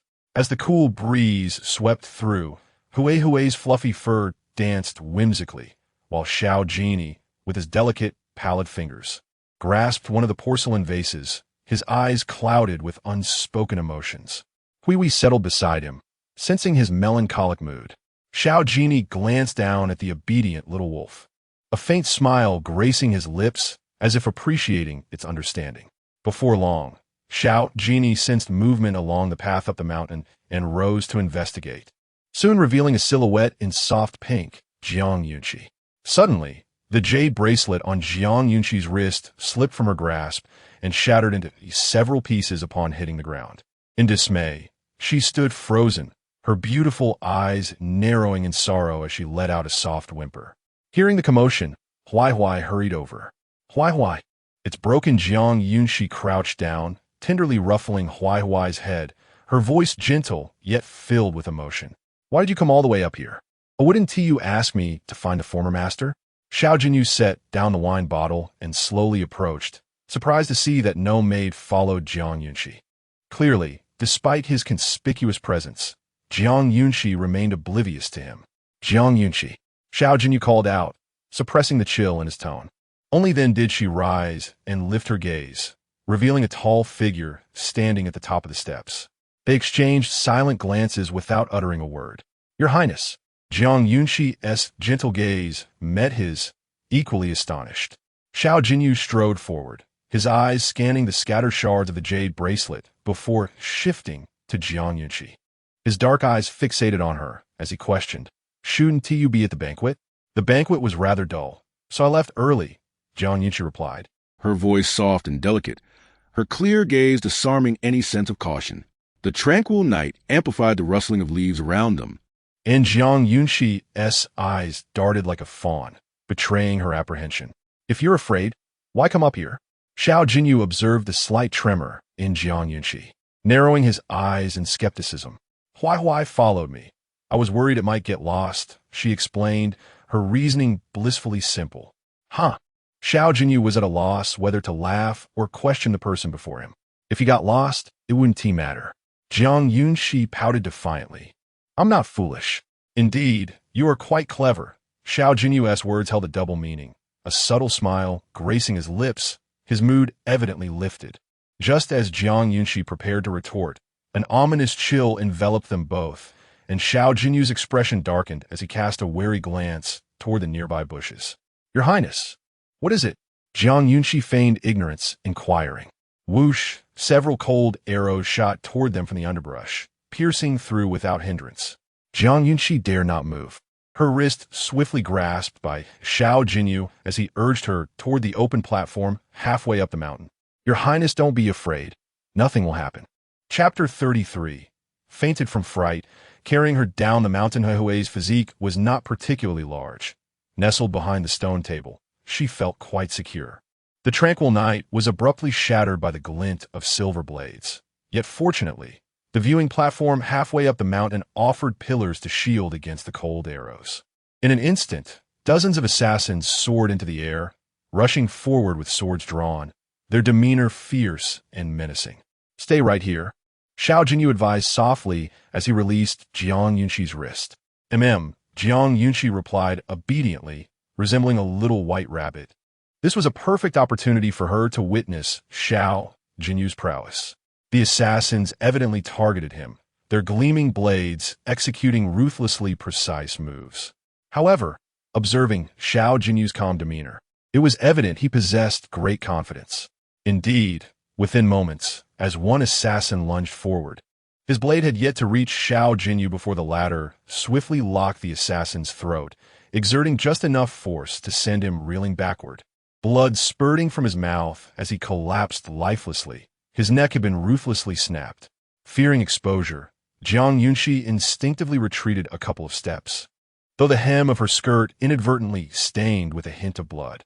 In the blink of an eye, Xiao Jinyao seized a gleaming sword, the blade slicing through the air with formidable ferocity, rendering his opponents nearly powerless. Those who charged at him were met with swift and merciless strikes that delivered fatal blows. The leader of the black-clad assassins seemed to sense his imminent defeat and cast a sinister glance toward Jiang Yunxi, contemplating whether he could eliminate a delicate woman when he could not vanquish Xiao Jinyao. Jiang Yunxi, catching the assassin's intent, quickly deduced his plan to target her. In a sudden burst, the black-clad leader, exploiting Xiao Jinyao's distraction, executed a graceful leap, his sword poised to strike. Yet, before the blade could graze Jiang Yunxi's garments, Xiao Jinyao retaliated with a thrown dart, infused with his inner strength, piercing the assassin's body. The assassin emitted a suppressed groan before collapsing, blood oozing from the corners of his mouth, his eyes wide open in a final gaze of disbelief. Confronted with the gruesome scene of severed limbs and bloodstains, Jiang Yunxi was understandably shaken. Qingyi, quick to notice her distress, let out a cry, prompting Xiao Jinyao to snap back to awareness, swiftly dispatching the final assassin with a decisive stroke. Xiao Jinyao enveloped Jiang Yunxi's petite frame in his embrace, her delicate fragrance wafting through the air, causing him to momentarily falter in breath as he cast aside his sword. Are you frightened? He inquired gently, checking her pulse and noting the faint pallor of her lips. He mused that he had indeed been rather ruthless this night. The ground was littered with bodies, few remaining intact, having been pampered in her sheltered life. Jiang Yunxi was not accustomed to such brutality, so it was no surprise she was terrified. With that thought, Xiao Jinyao effortlessly lifted her into his arms, allowing her head to rest against his chest. Jiang Yunxi, who had nurtured Hui into a plump creature, was herself slender and light, making her weight almost negligible in his embrace. Xiao Jinyao glanced back at Hui, his gaze shimmering with an inscrutable emotion. This wolf ought to shed some weight. He resolved to have Zhu take it to the military camp the following day. The pitiful gray creature continued to wag its tail with reckless abandon. At the foot of the mountain, guards patrolled the area near the tents, yet they posed no hindrance to Xiao Jinyao. In but a moment, he had crossed the defensive line, making his way toward Jiang Yunxi's tent. The banquet had yet to conclude. From a distance, the lights shimmered brilliantly, and one could discern the faint sound of string instruments. The princess, Wan Xiao, along with Qingyi, had yet to rest, and took the opportunity to meander near the tents to familiarize themselves with the terrain. To their surprise, they encountered Xiao Jinyao on their return journey. In his arms, the delicate pink figure was unmistakably their princess, and upon closer inspection, one could see mottled bloodstains on the hem of her pink gauze gown. "Your Highness the Regent, the princess." Xiao Jinyao cast not a single glance back, cradling Jiang Yunxi as he proceeded toward her tent. At that moment, Zhu Ying and the others arrived just in time. Zhu Ying, discerning the expression on her lord's face, immediately understood the gravity of the situation and instructed 2 shadow guards to disperse the surrounding sentinels. "Zhu Ying, do not allow anyone to enter," Xiao Jinyao commanded as he stepped inside, lifting the heavy curtain of the tent. "Understood," Zhu Ying replied, her gaze following Xiao Jinyao until he vanished within, after which she lowered the curtain. Wan Xiao clenched the dagger concealed in her sleeve, and amidst the shifting shadows, she swiftly directed the blade towards the shadow guard, pressing it against Yunxi's neck, forcing him against the iron chains that secured the tent. I'm not. Why are you doing this to me?" Yunxi, caught off guard, found himself subdued, the chill of the blade against his throat rendering him speechless. "Stop!" Zhu Ying, witnessing the urgency of the situation, drew her sword and held it to Qingyi's neck. Qingyi, with a sideways glance, felt her anger boiling over. She opened her mouth to speak, but could not find the words. "Tell me, what has happened to our princess?" Wan Xiao demanded through gritted teeth. "I do not know," and she exclaimed, his face a mask of despair. "Zhu Ying, save me." Zhu Ying rolled her eyes, exasperated with Yunxi's theatrics. "As a shadow guard, how can you be so uncomposed?" Unlike Yunxi, who was panicked, Qingyi remained remarkably calm. A glance downward revealed that Zhu Ying's sword was actually a small distance away from her neck. It was evident that Zhu Ying was merely acting out of desperation. "If anything were to happen to the princess, you're all well aware of the consequences." Wan Xiao grasped Yunxi by the collar, lifting him off the ground before tossing him to the floor. Yunxi grunted, powerless to retaliate, although adept with hidden weapons and possessing commendable agility. He found himself at a disadvantage in close combat, and thus was easily captured by Wan Xiao. Inside the tent, Xiao Jinyao placed Jiang Yunxi gently upon the bed, sitting at her side to take her pulse once more. He was not oblivious to the commotion outside, yet his focus lay solely on her. A thin sheen of sweat had formed on her forehead, indicating a feverish nightmare was imminent. The soft light brushed against her fair complexion, her long, delicate eyelashes fluttering slightly, while her exquisite features exuded an ethereal coldness, lying motionless upon the bed like a shattered piece of fine jade, fragile to the touch. Xiao Jinyao pulled the blanket over her, then turned to the writing desk to draft a prescription. "Someone approaches," he called out. "I am here," came a reply. Zhu Ying promptly sheathed the sword and entered. "Go to Dr. Zhang and collect the medicine to deliver to Jiang Yunxi's maid. Ensure she takes it before midnight," he instructed. His voice slightly hurried, yet his demeanor remained composed, though the complexity of emotions flickered in his eyes. "Understood." Zhu Ying swiftly took the prescription and departed. Within the tent, Jiang Yunxi cautiously opened her eyes, seemingly having overplayed her act. Chapter 34. Gray never bites, only nips at small creatures in the stillness of midnight. Jiang Yunxi stirred from a brief slumber, awakening gradually. Earlier, while taking her medicine, she had instructed Xuanxiu and Qinghua to rest, leaving only a faint palace lantern illuminating the dark tent. To her astonishment, Xiao Jinyao possessed genuine medical skills. Was a relationship between the ghostly physician and him that of master and disciple? A myriad of perplexing thoughts wove through Jiang Yunxi's mind, resembling a spider's web. She felt as though Xiao Jinyao was a fathomless abyss, impossible to measure. Unbeknownst to her, she was not the only one plagued by insomnia that night. As soon as Xiao Jinyao closed his eyes, the image of Jiang Yunxi's delicate figure manifested in his mind. Her ruby lips, pearly teeth, and sparkling eyes. The fragility she exhibited that night rendered her even more endearing. This was not the first time he had dreamt of her, which struck him as peculiar. The following day, the hunting tournament commenced in earnest. As the emperor ignited the colossal bonfire at the center of the banquet, Jiang Yunxi had yet to arrive. "Father, I shall go check on Shi," Jiang Yunxi said, sensing something amiss and feeling a vague unease in his heart. He then bowed and made his way towards Jiang Yunxi's tent. Xiao Jinyao stood at the forefront, casting a fleeting glance towards the tent, his grip tightening slightly as memories of the previous night resurfaced. Jiang Yunxi was frail, having taken a sedative the night before. It was only natural she would not be present today. "Brother," as Jiang Yunxi approached Jiang Yunxi's tent, she emerged with a gentle smile. "Shi, are you unwell? Why do you look so haggard?" Jiang Yunxi's brows knitted together as he noticed the pallor of her lips, which bore an air of illness. "I merely did not rest well last night. It is nothing serious," Jiang Yunxi replied, adhering to the principle of maintaining appearances. Today, she had applied white powder to her lips, rendering her even more delicate, as if a gust of wind could topple her. Jiang Yunxi's frown did not ease. After checking her forehead for warmth, he felt somewhat relieved. Fortunately, there was no fever. "Shi, if you feel unwell, find an excuse to return to the Wangfu. Do not force yourself." "All right," Jiang Yunxi nodded obediently. Xiao Jinyao immediately directed his gaze towards Jiang Yunxi, a flicker of irritation igniting within him. How could she, in such a frail state, still insist on attending? Jiang Yunxi stood dutifully beside Jiang Yunxi, her wan face illuminated by the flickering flames of the bonfire.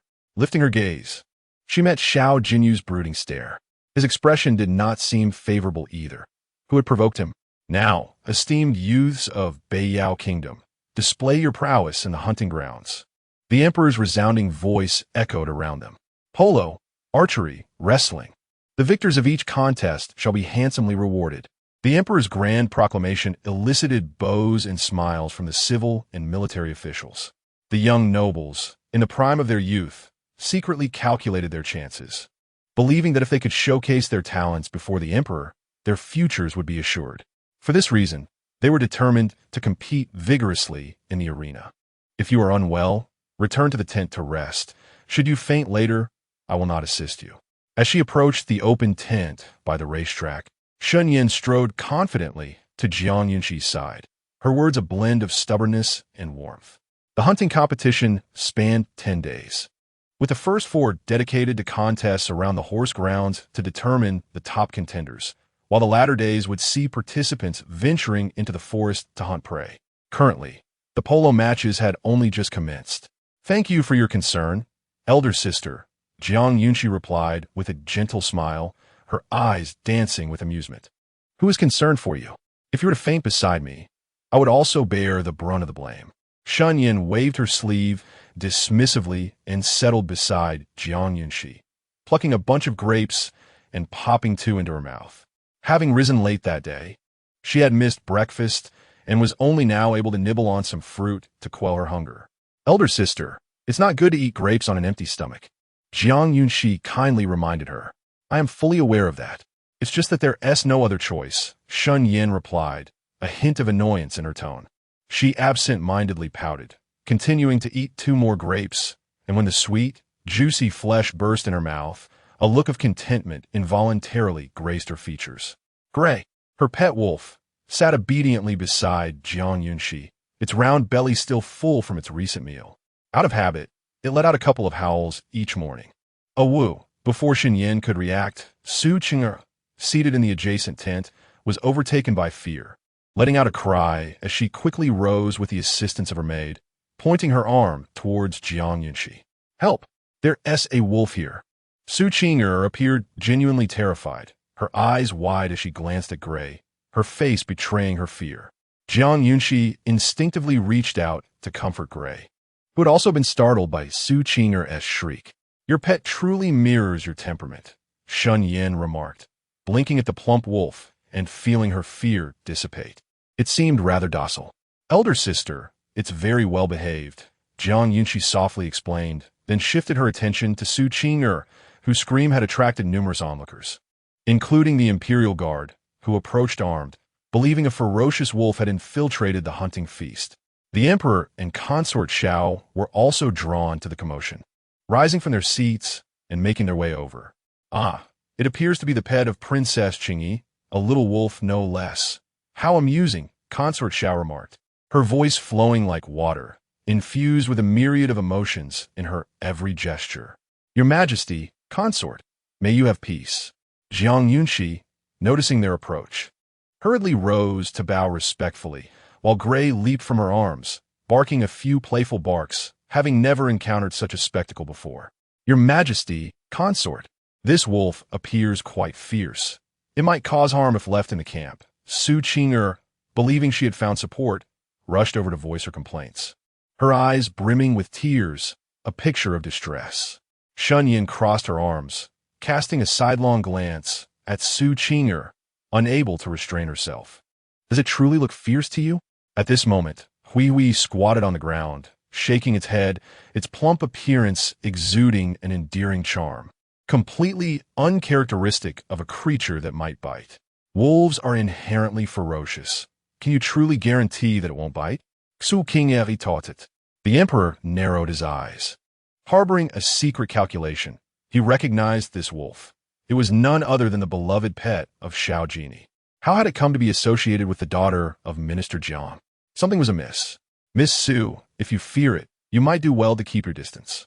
Hui is exceedingly gentle and truly poses no threat, Jiang Yunxi said with a teasing smile, pausing momentarily before adding, it only bites small creatures. You, Su Qing'er, nu fu, instantly discerned the underlying implication in Jiang Yunxi's words. She raised her hand to point at her face, but found herself momentarily at a loss for words. Shen Yin swatted Su Qing'er his hand away, exasperatedly remarking, could you not indulge in such a habit of pointing at others? Enough. I perceive that this wolf exhibits a lively and rotund disposition, entirely lacking the demeanor of a creature likely to bite. Everyone, disperse. The emperor declared calmly as he noted the growing chaos. With his words, the crowd fell silent, and the imperial guards retreated, allowing the atmosphere to lighten. Su Qing'er, feeling defeated, lowered her head. Had the emperor not been present, she would have arrogantly stormed off. Your Majesty, it truly will not bite, Jiang Yunxi said, her clear, bright eyes lifting as she spoke, her voice soft yet tinged with a hint of helplessness. After finishing her words, she lowered her eyes again, as if awaiting a reprimand. I'm not devoid of reason, Qingyi. From whence did you acquire this wolf? Your servant. Jiang Yunxi's voice faltered, as if unsure how to explain. Qinghua and Wan Qiu exchanged glances. If the princess revealed that it was a gift from the regent, the court would surely erupt in uproar. If you prefer not to disclose it, that is acceptable. I shall not press you, the emperor mused, a knowing smile gracing his lips, clearly in good spirits. I observe that this gray wolf possesses bright, expressive eyes, suggesting it has a certain spirit. I am genuinely curious as to where Princess Qingyi obtained it, remarked concubine Xiao, playfully covering her mouth and nose, her sharp gaze meeting Jiang Yunxi's. The favored concubine Xiao, who had won the emperor's affection above all others, hardly seemed a benign presence. Yet, one could understand. What emperor's harem was devoid of intrigue and rivalry? To still bask in such favor and rank just below the empress. She must possess some remarkable abilities. Who would believe otherwise? Chapter 35. Concern for her, Jiang Yunxi did not respond to the puzzled inquiry of the noble consort, but stood upright, patiently awaiting the departure of the two. As soon as she took her seat, Chuanqiu noticed a figure in the shadows, frantically waving, and quietly excused herself to report to Jiang Yunxi before stepping out.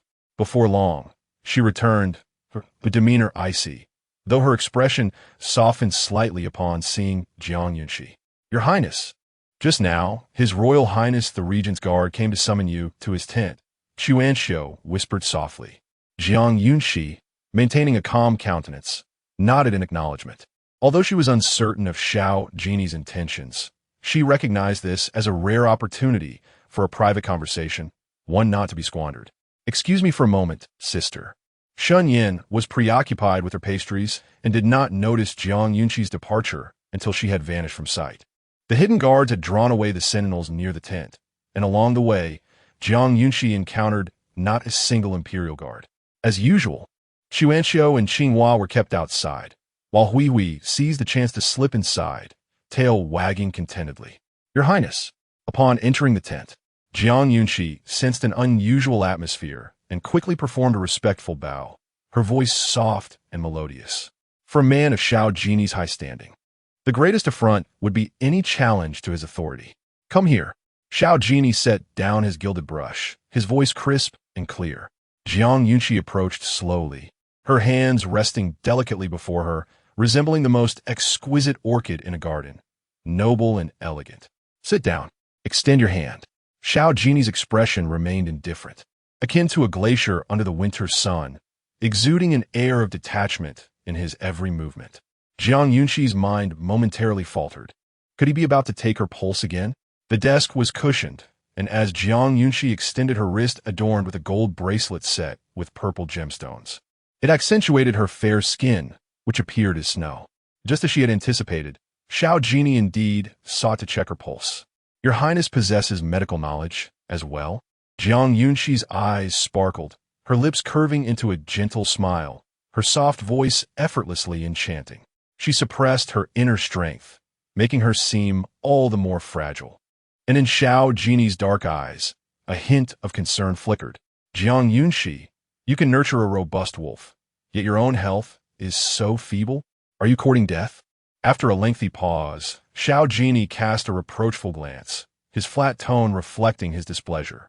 Jiang Yunxi lowered her gaze, slowly retracting her hand, resembling a child who had erred and was unsure how to face an adult. I did not.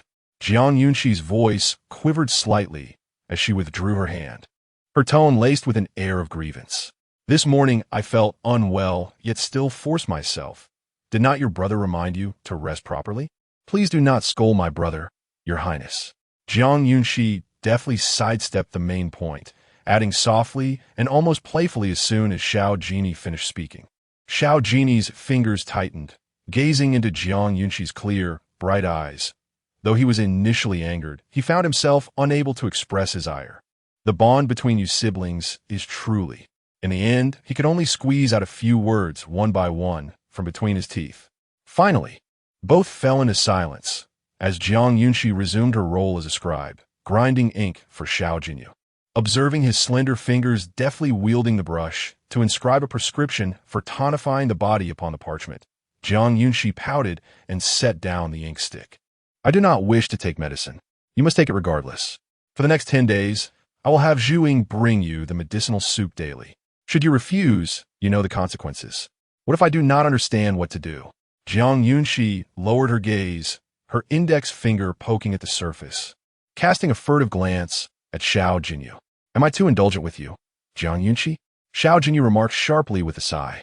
Your Highness is being so fierce. In what way am I indulged? Jiang Yunxi murmured, her voice as faint as a dream, yet it reached Xiao Jinyao's ears entirely. After a moment, Xiao Jinyao chose not to speak further, prompting Jiang Yunxi to reluctantly declare, if this humble girl is aware, she will obediently take the medicine. Observing Jiang Yunxi's deflated and compliant demeanor, Xiao Jinyao's lips curled ever so slightly, placing the prescription aside.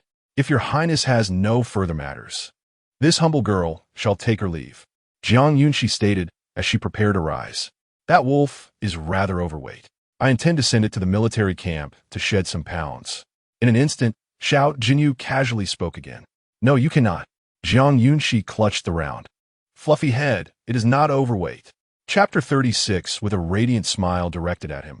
The little creature, Hui, seemed to comprehend something, promptly voicing its discontent and firmly aligning itself with Jiang Yunxi. Jiang Yunxi, with her pouted lips and reddened eyes, appeared on the verge of tears, her delicate brows adorned with a touch of powder, captivating enough to perplex Xiao Jinyi. I'm not fat.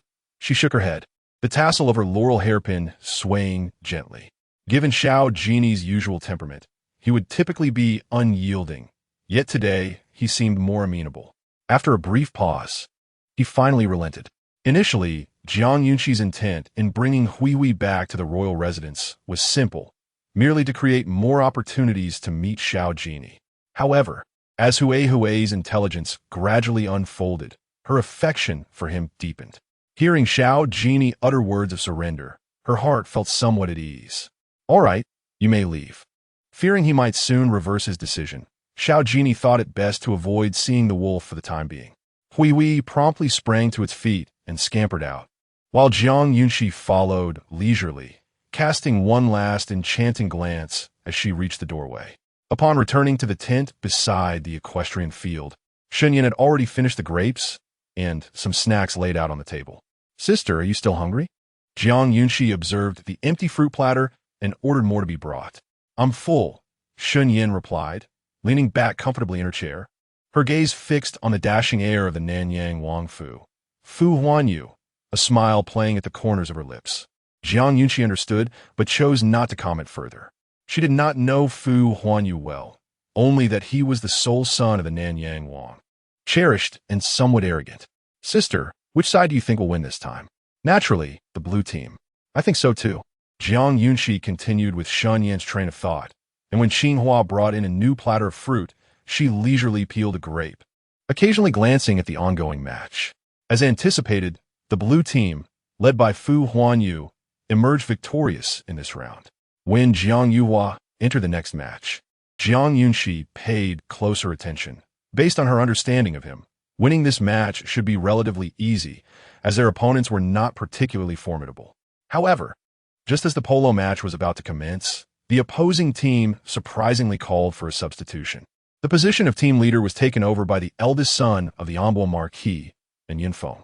Jiang Yuhua, long time no see, and Yunfeng, mounted on a tall brown steed, carried an air of arrogance. What, have you not lost enough in previous years? Jiang Yuhua's demeanor matched in Yunfeng's bravado. Clad in a white riding outfit, exuding an impressive aura, he met the provocation with merely a disdainful scoff, seemingly unfazed. Shun Yin crossed her arms, watching in Yunfeng's overconfident demeanor with a look of disbelief. This in Yunfeng was indeed growing bolder with each defeat, always returning to provoke. Jiang Yunxi placed the grape in her mouth, quietly observing the imminent polo match. Having never participated in the previous autumn hunting festival, she was uncertain of Yunfeng's prowess. But from Shun Yin's remarks, he seemed to be rather unimpressive. Ready, begin. As the commanding voice of the military official resounded, 10 horses surged forward, racing towards the white spherical ball on the right.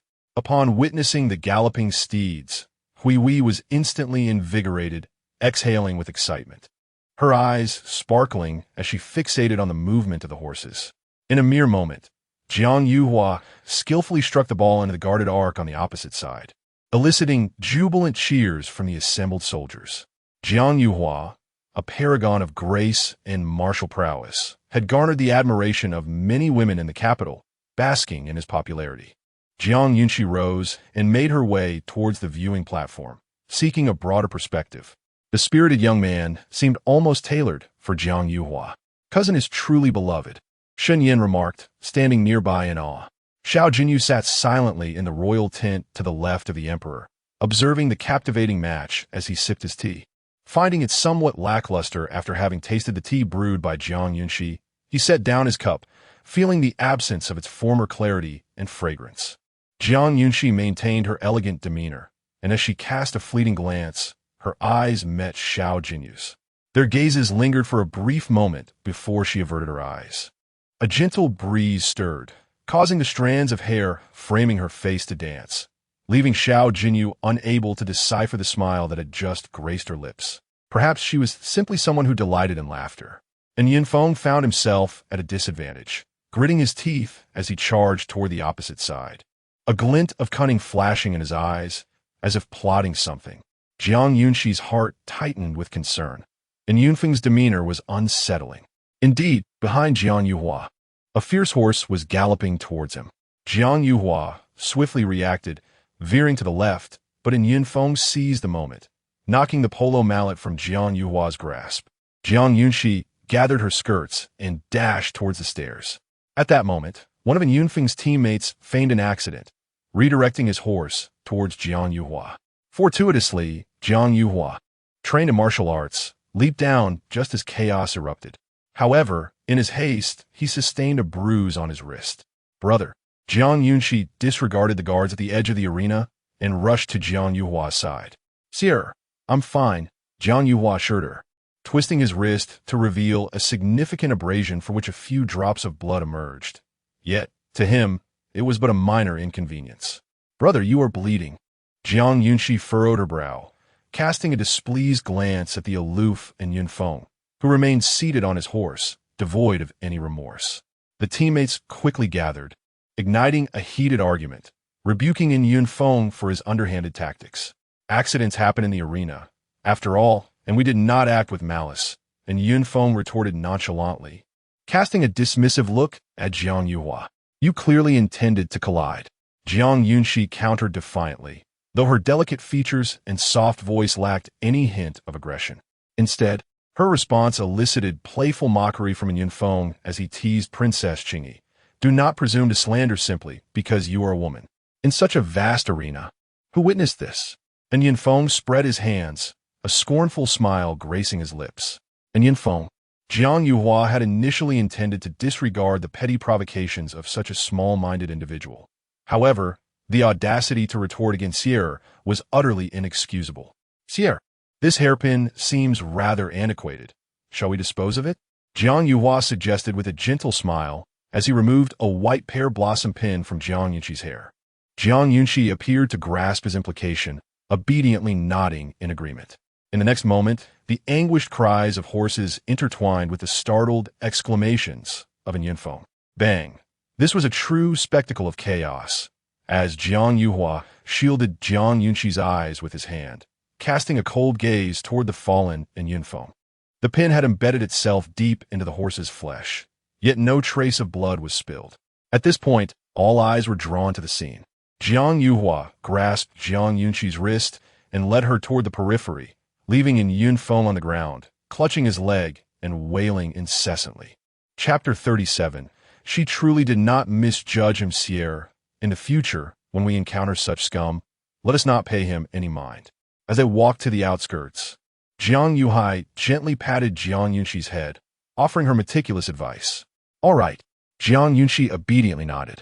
These scenes unfolded before Xiao Jinyao, whose fingers curled slightly, his gaze dark and brooding. Who was the person who had just cheated so brazenly? As Xiao Jinyao contemplated the jade ring in his hand, his tone remained calm and devoid of any turbulence. "The eldest son of the Enbo Marquis, and Yunfeng. Go check on his injuries. If they are severe, that is one matter, but if they are merely minor." Before Xiao Jinyao could finish his tranquil words, Zhu Ying immediately understood his intent. After bowing respectfully, he quietly departed. Indeed, and Yunfeng displayed a complete lack of discernment, provoking someone from the Prince of Northern Town's residence. His previous haughty demeanor, which seemed to disregard Princess Qingyi, warranted a lesson.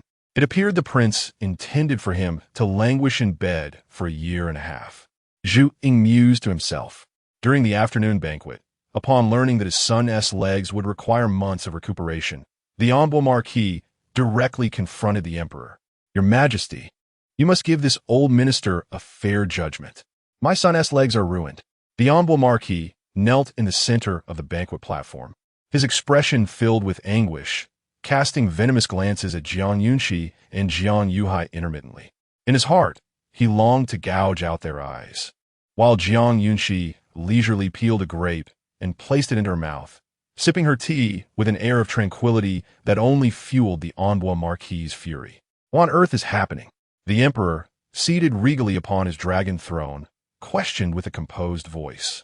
The Enbo Marquis, bending his body, recounted the events at the racetrack according to Yunfeng's account, expressing his grievances with palpable indignation, each word aimed sharply at Jiang Yuhai.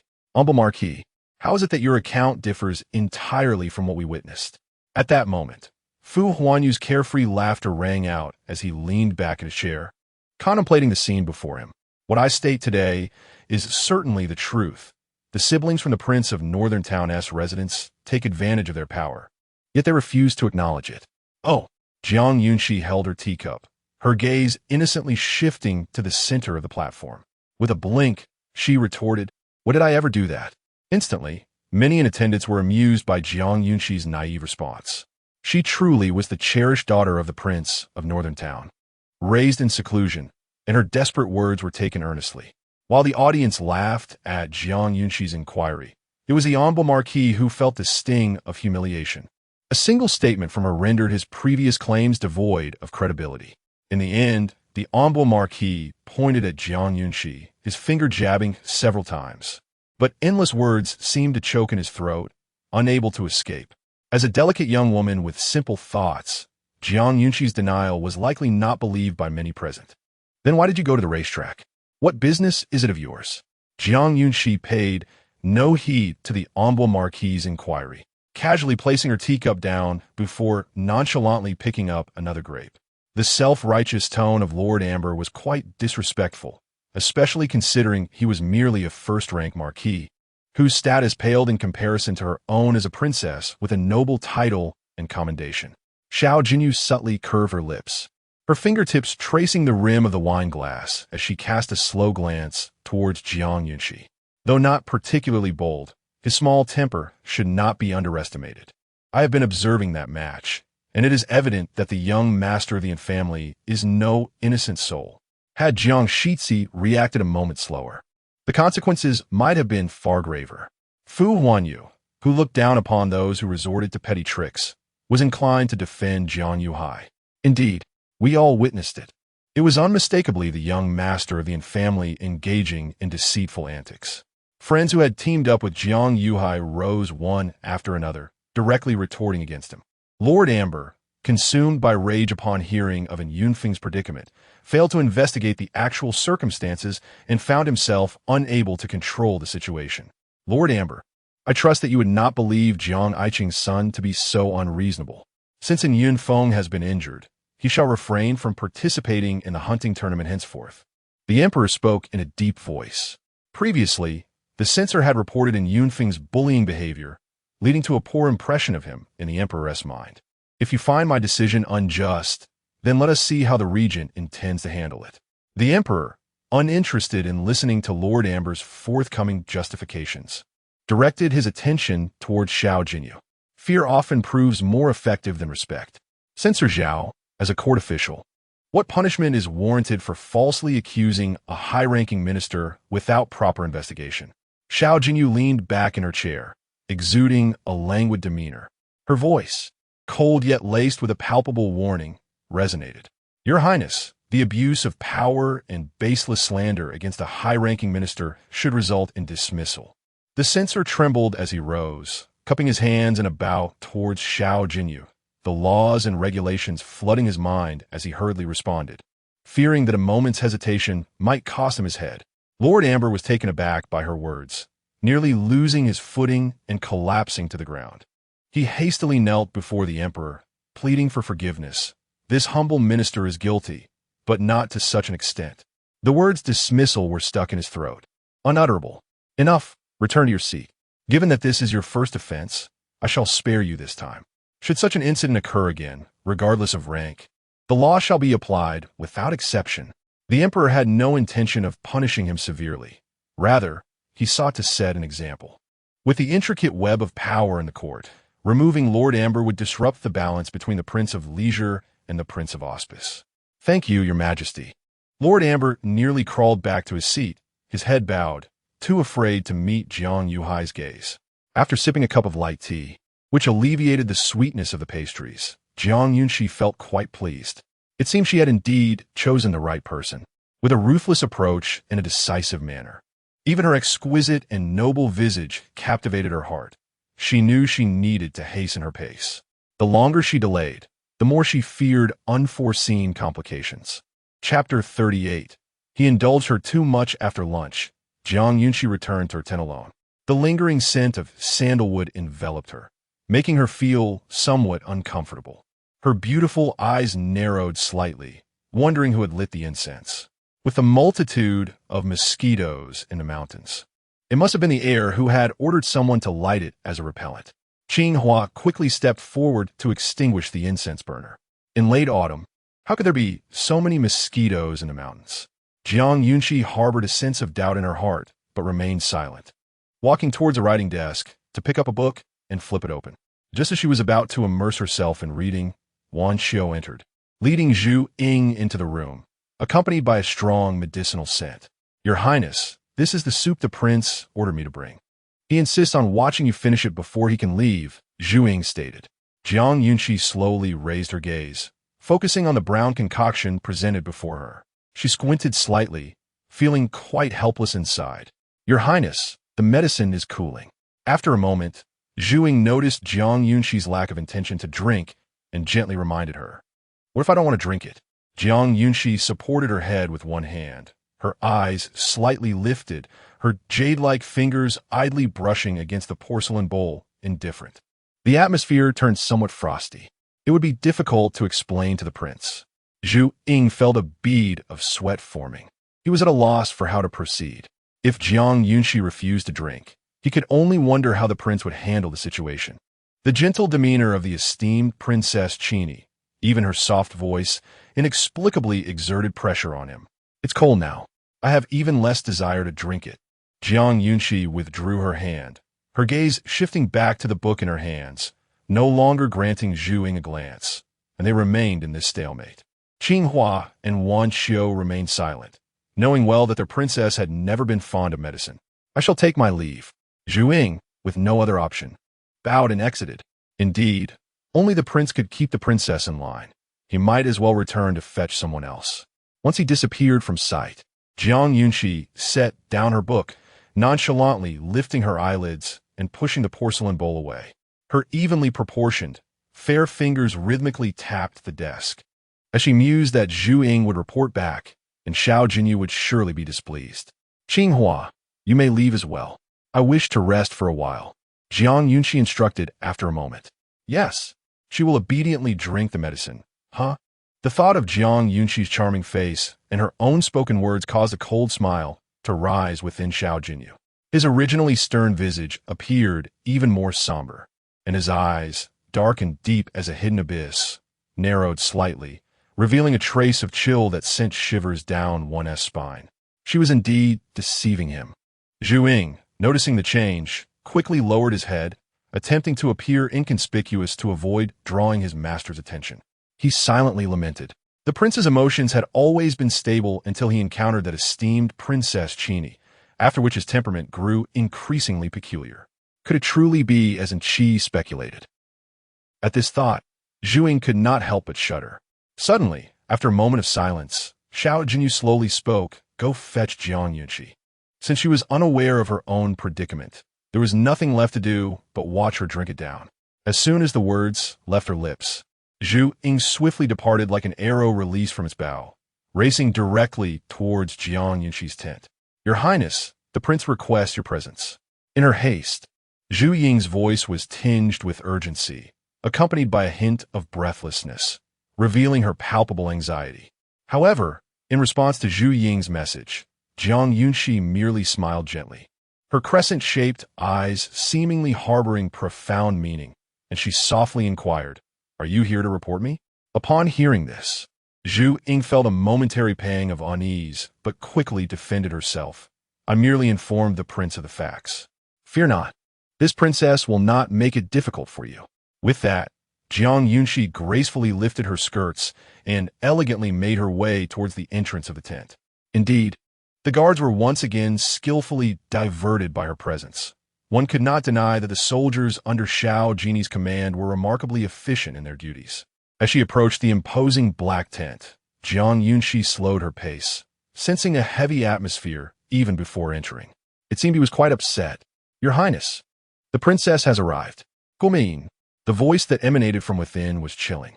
Jiang Yunxi stepped inside, raising her gaze to the desk where Xiao Jinyi sat. Holding an ancient tome, the stillness in the air felt as though it was thick with the impending threat of a tempest. "Your Highness," Jiang Yunxi softened her tone, her eyes betraying her anxiety as she approached Xiao Jinyi. Upon noticing the bowl of steaming medicine on the table, she understood the reason for his summons. He was angry, yet not entirely furious. "Drink this, and I shall settle accounts with you later."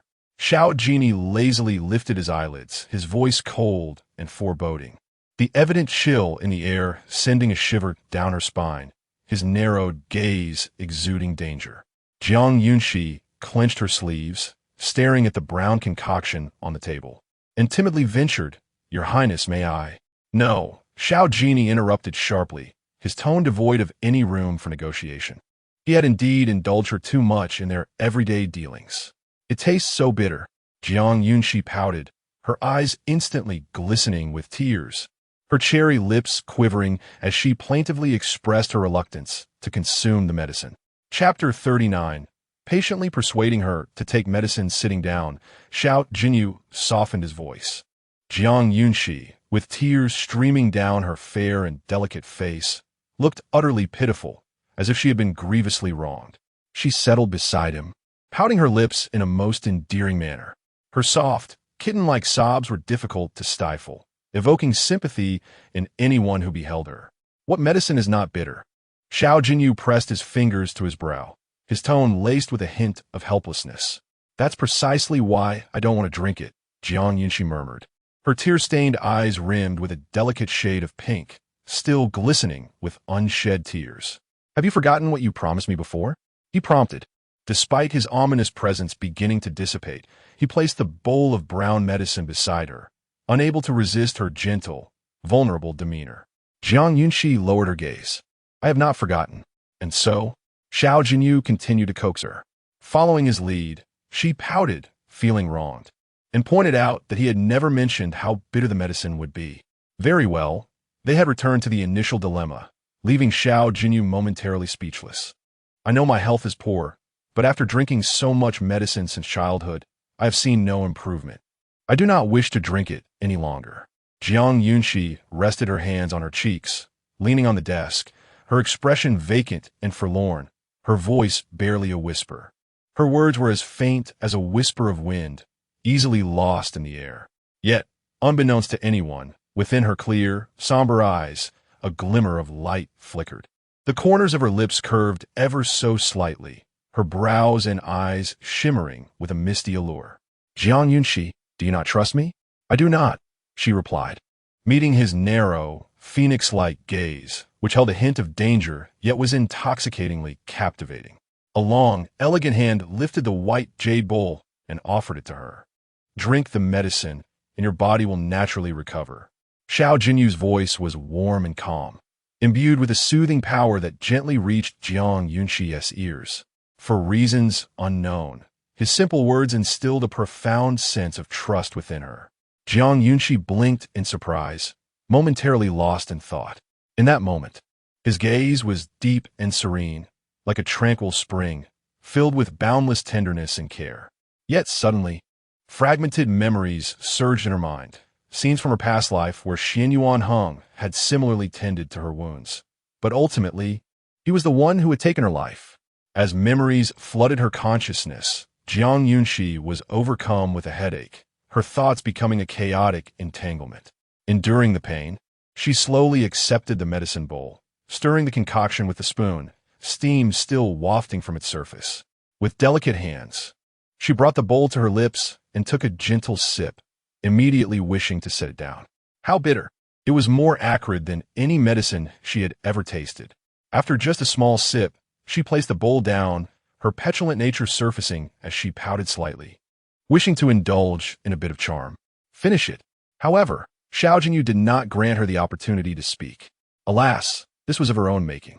Jiang Yunxi leisurely lifted the spoon, gradually consuming the bowl of medicinal soup.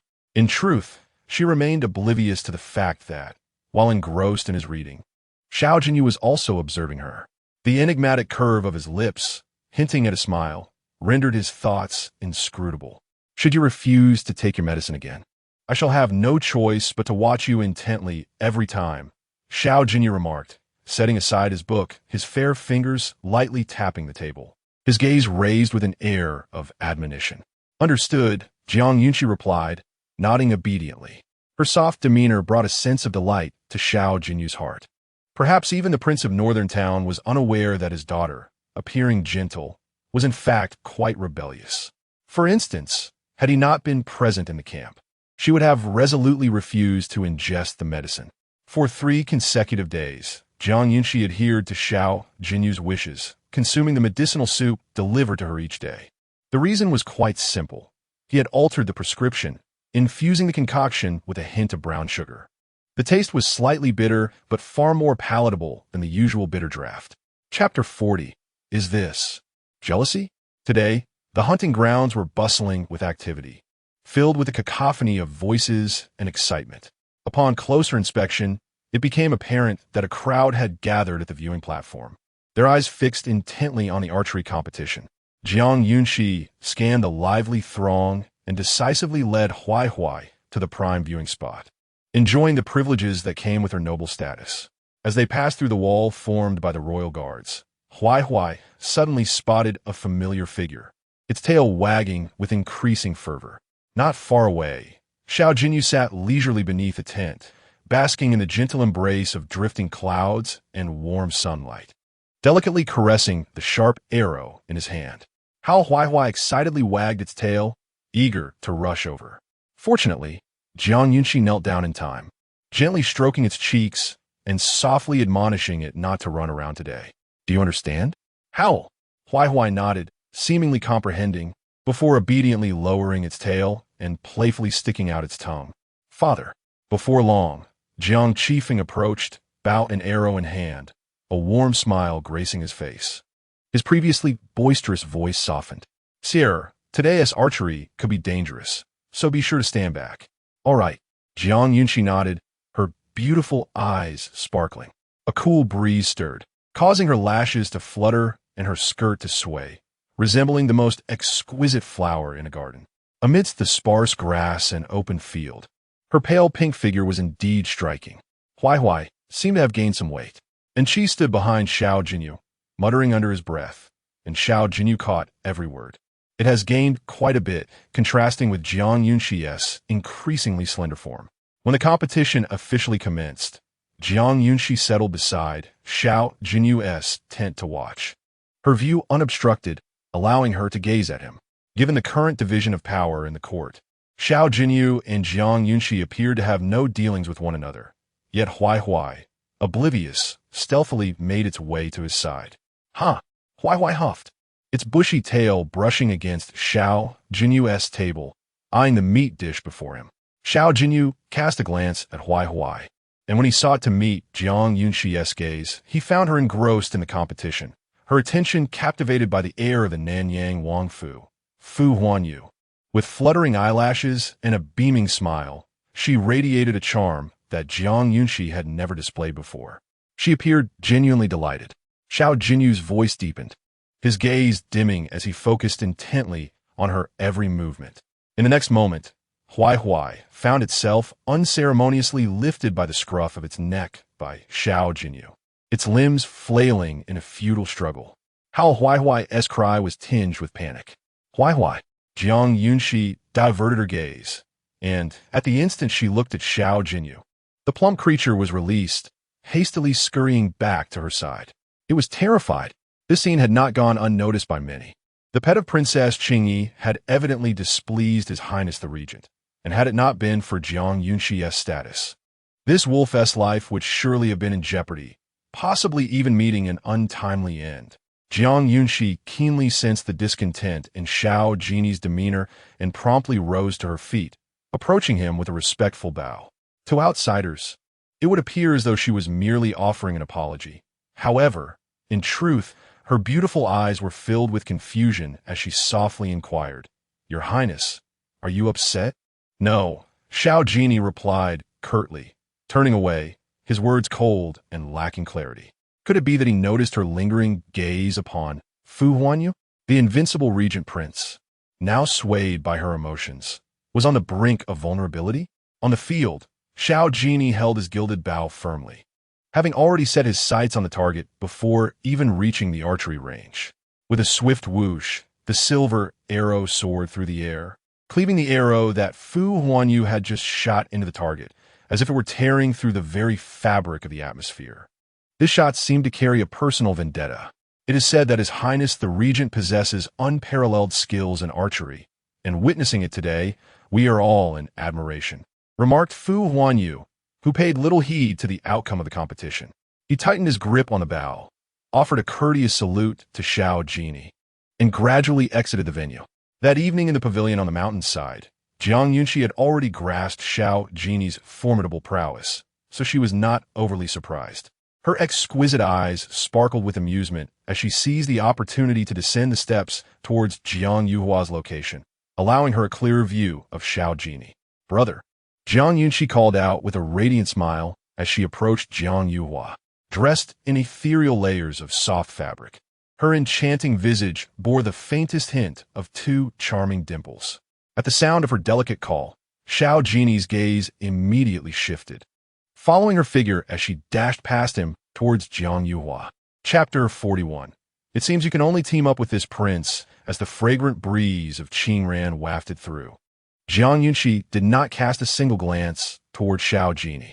Beneath his prominent brow, Xiao Jinyao's eyes concealed the ferocity of a lurking beast, emanating an oppressive aura that compelled Jiang Yuhua to discreetly summon Jiang Yunxi behind him. He harbored a premonition that Xiao Jinyao was on the verge of unleashing his wrath. Sensing the chill radiating from Xiao Jinyao, Jiang Yunxi feigned indifference, oscillating between aloofness and warmth, stirring his emotions. The military official had already tallied the scores of all participants, and it was evident that Xiao Jinyao would undoubtedly claim the top prize. This archery competition gathered the most illustrious talents of the capital, attracting a multitude of noble ladies. Standing alone in the arena, Jiang Yunxi exuded an ethereal charm, reminiscent of a celestial being. Having been seasoned by countless battles, when Xiao Jinyao grasped his bow, a palpable aura of lethal intent enveloped him.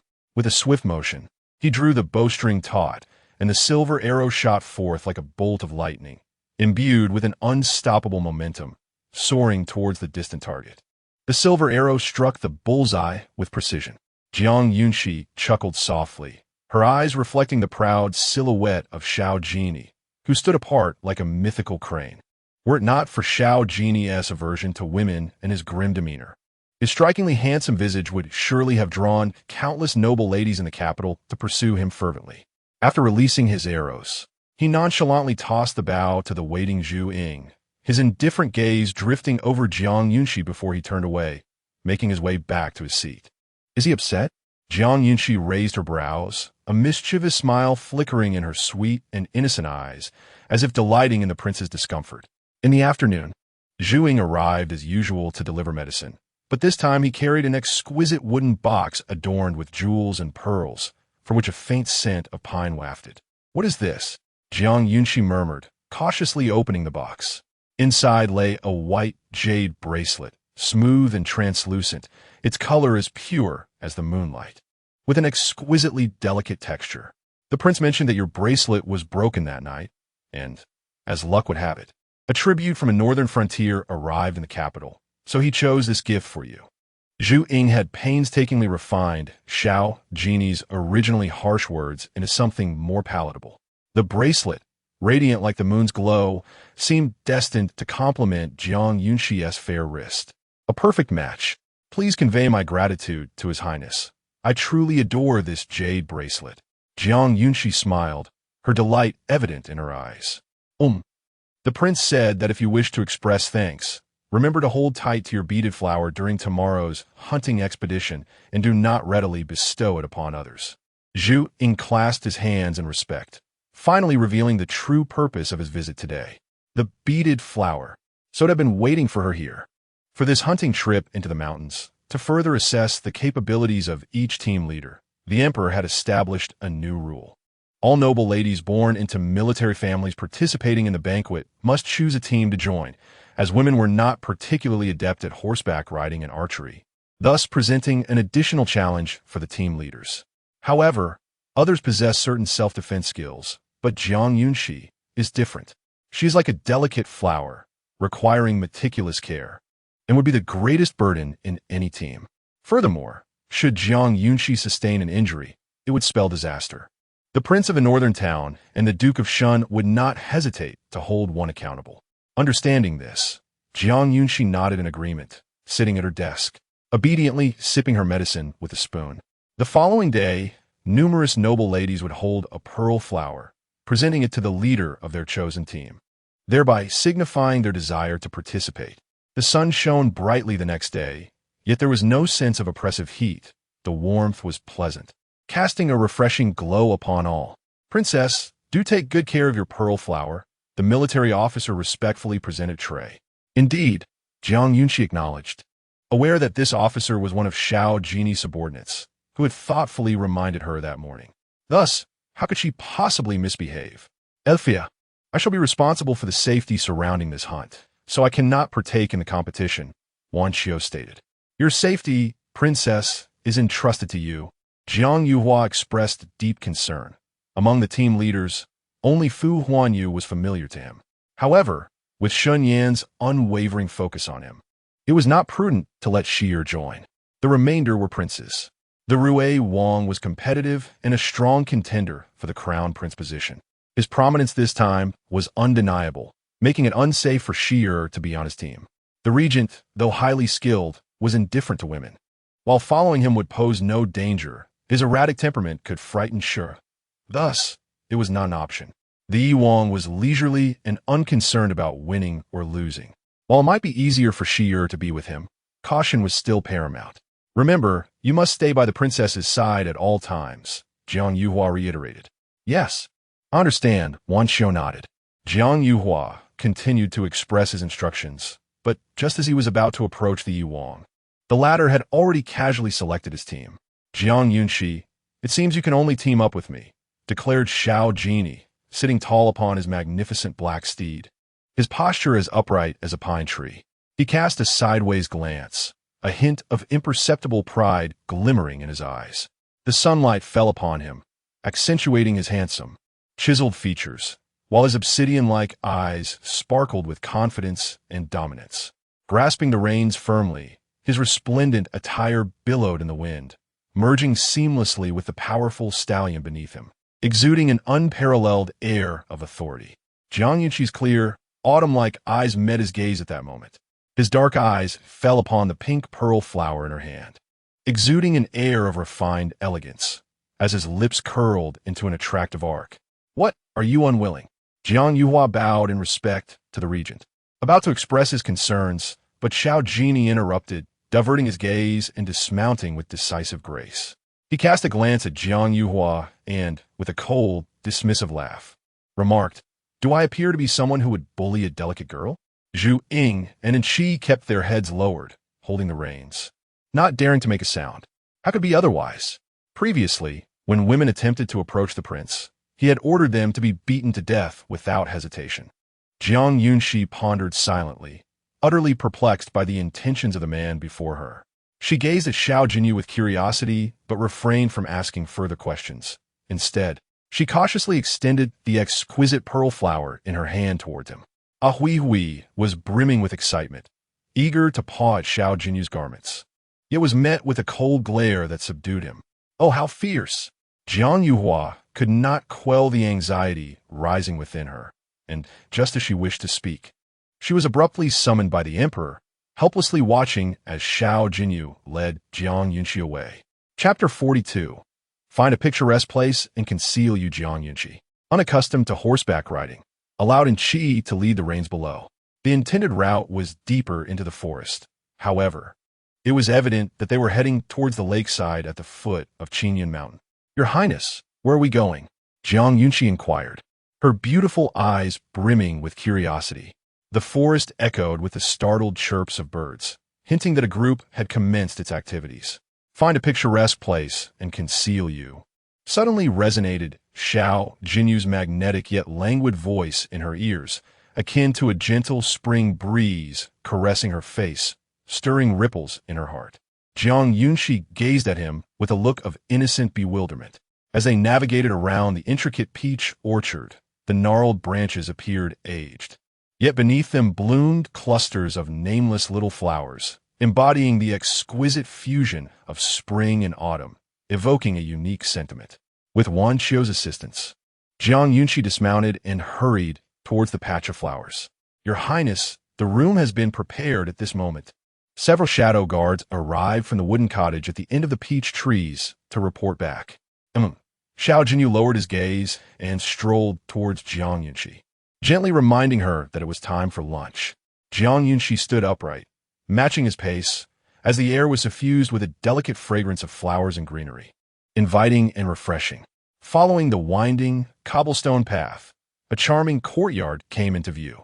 The courtyard was entirely constructed from green bamboo and pure wood, exuding a fresh elegance, with verdant bamboo intertwining to form a natural barrier that shielded them from the clamor of the outside world. Intricate yet refined, the threshold was adorned with exquisite carvings, resembling a work of art. A gentle breeze stirred, causing the bamboo branches to sway. "Your Highness, this place is beautiful," Jiang Yunxi exclaimed, her smile radiant, her starry eyes curving like crescent moons. Inside, a classical Nama table was adorned with delectable dishes, the warmth wafting from the dishes filling the air with enticing aromas. Jiang Yunxi sat steadily across from Xiao Jinyao, casting a brief glance at the dishes on the table. Pouting her lips slightly, she inquired, "Your Highness, I have obediently taken my medicine. Why must I drink the nourishing soup as well?"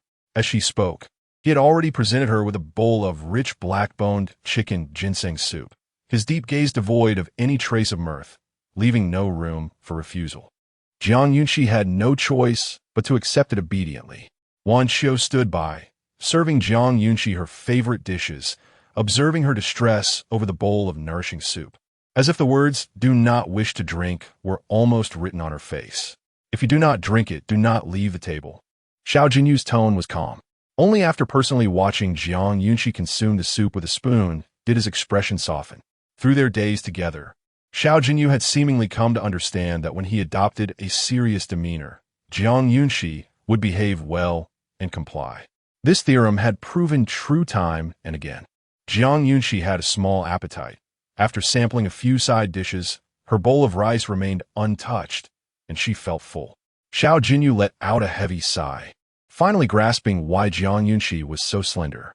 Meanwhile, on one side, the plump gray creature was savoring the delectable morsels in its bowl with great delight.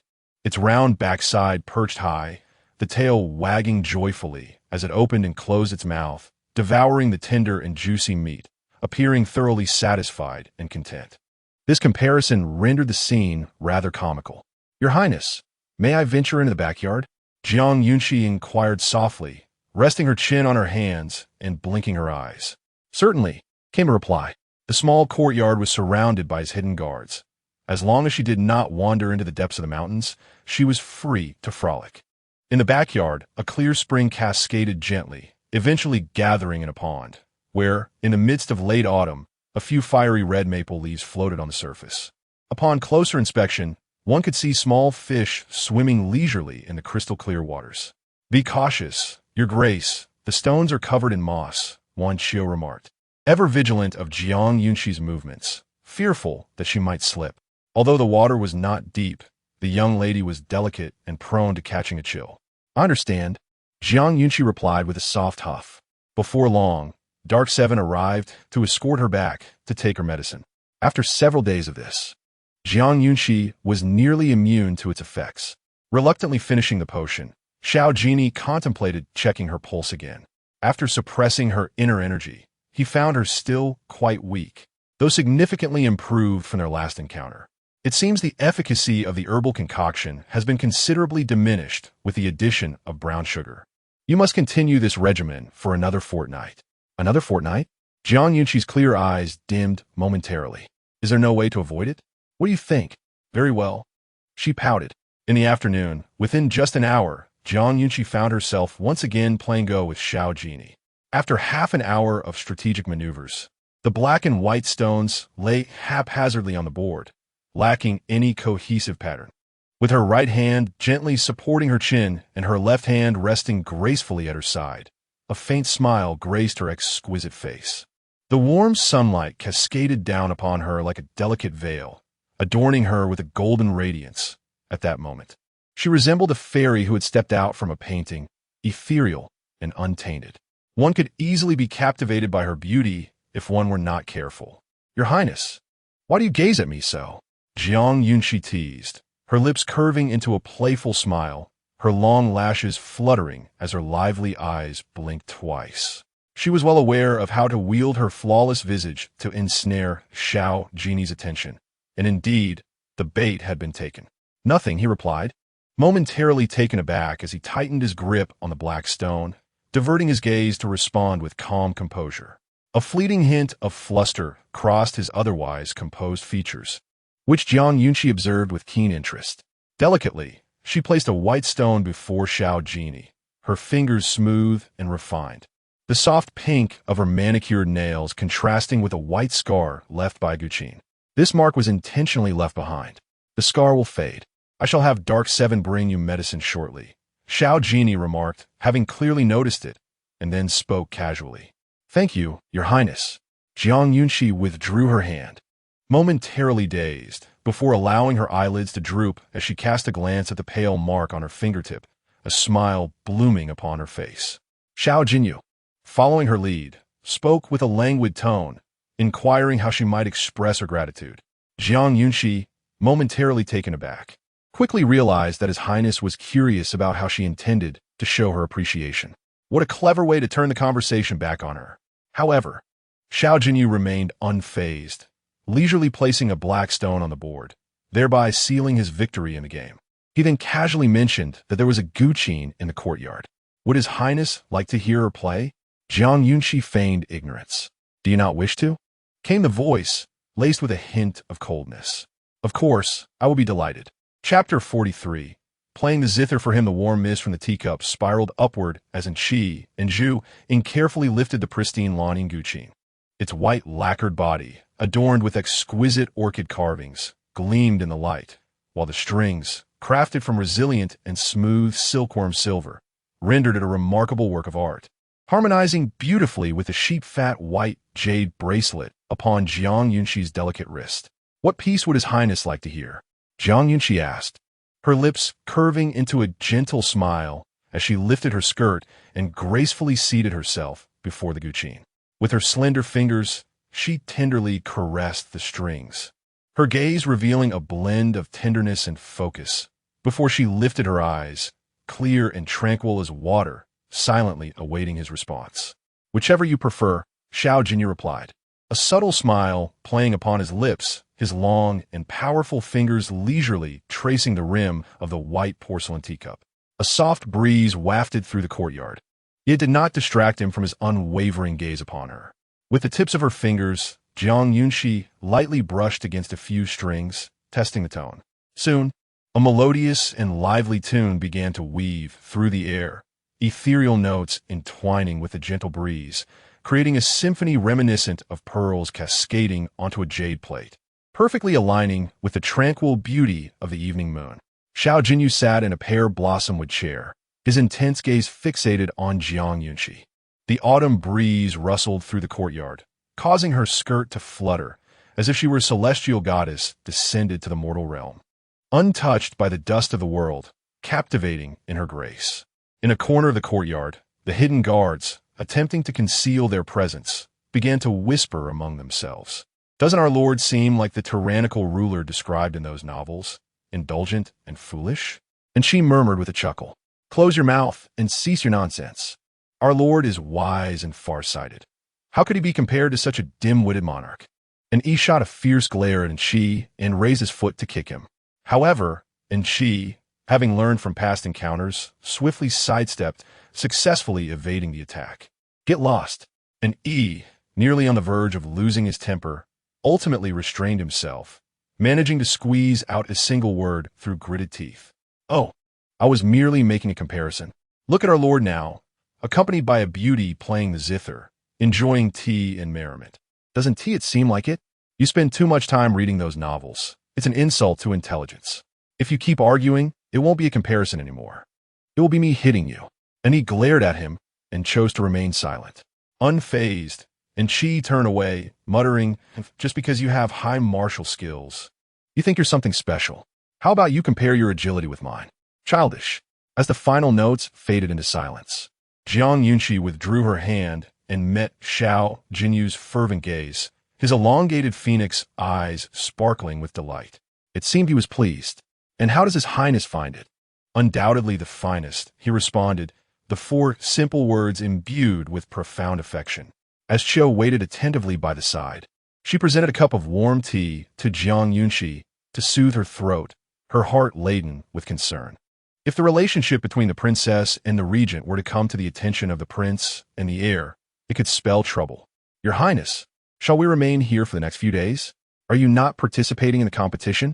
Jiang Yunxi rose slowly, her delicate brows knitting together momentarily before smoothing out. Her words tinged with uncertainty. Xiao Jinyao leisurely set aside the teacup, fiddling with the jade ring on his thumb, and replied with a calm demeanor. Such a tedious affair can be left to the shadow guards. May I go and watch? Jiang Yunxi murmured, her inquiry cautious. Do you wish to see? Yes. Jiang Yunxi nodded obediently, adding softly, I have never seen a hunt before. Is it not permissible? Of course. As Xiao Jinyao rose, several shadow guards swiftly assembled in the courtyard.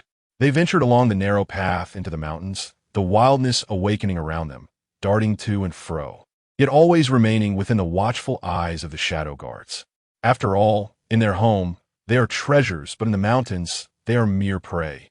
Howling softly, it wasn't long before the first creature was spotted by Hui, who excitedly burrowed into the grass, emerging moments later with a black snake clutched in its mouth.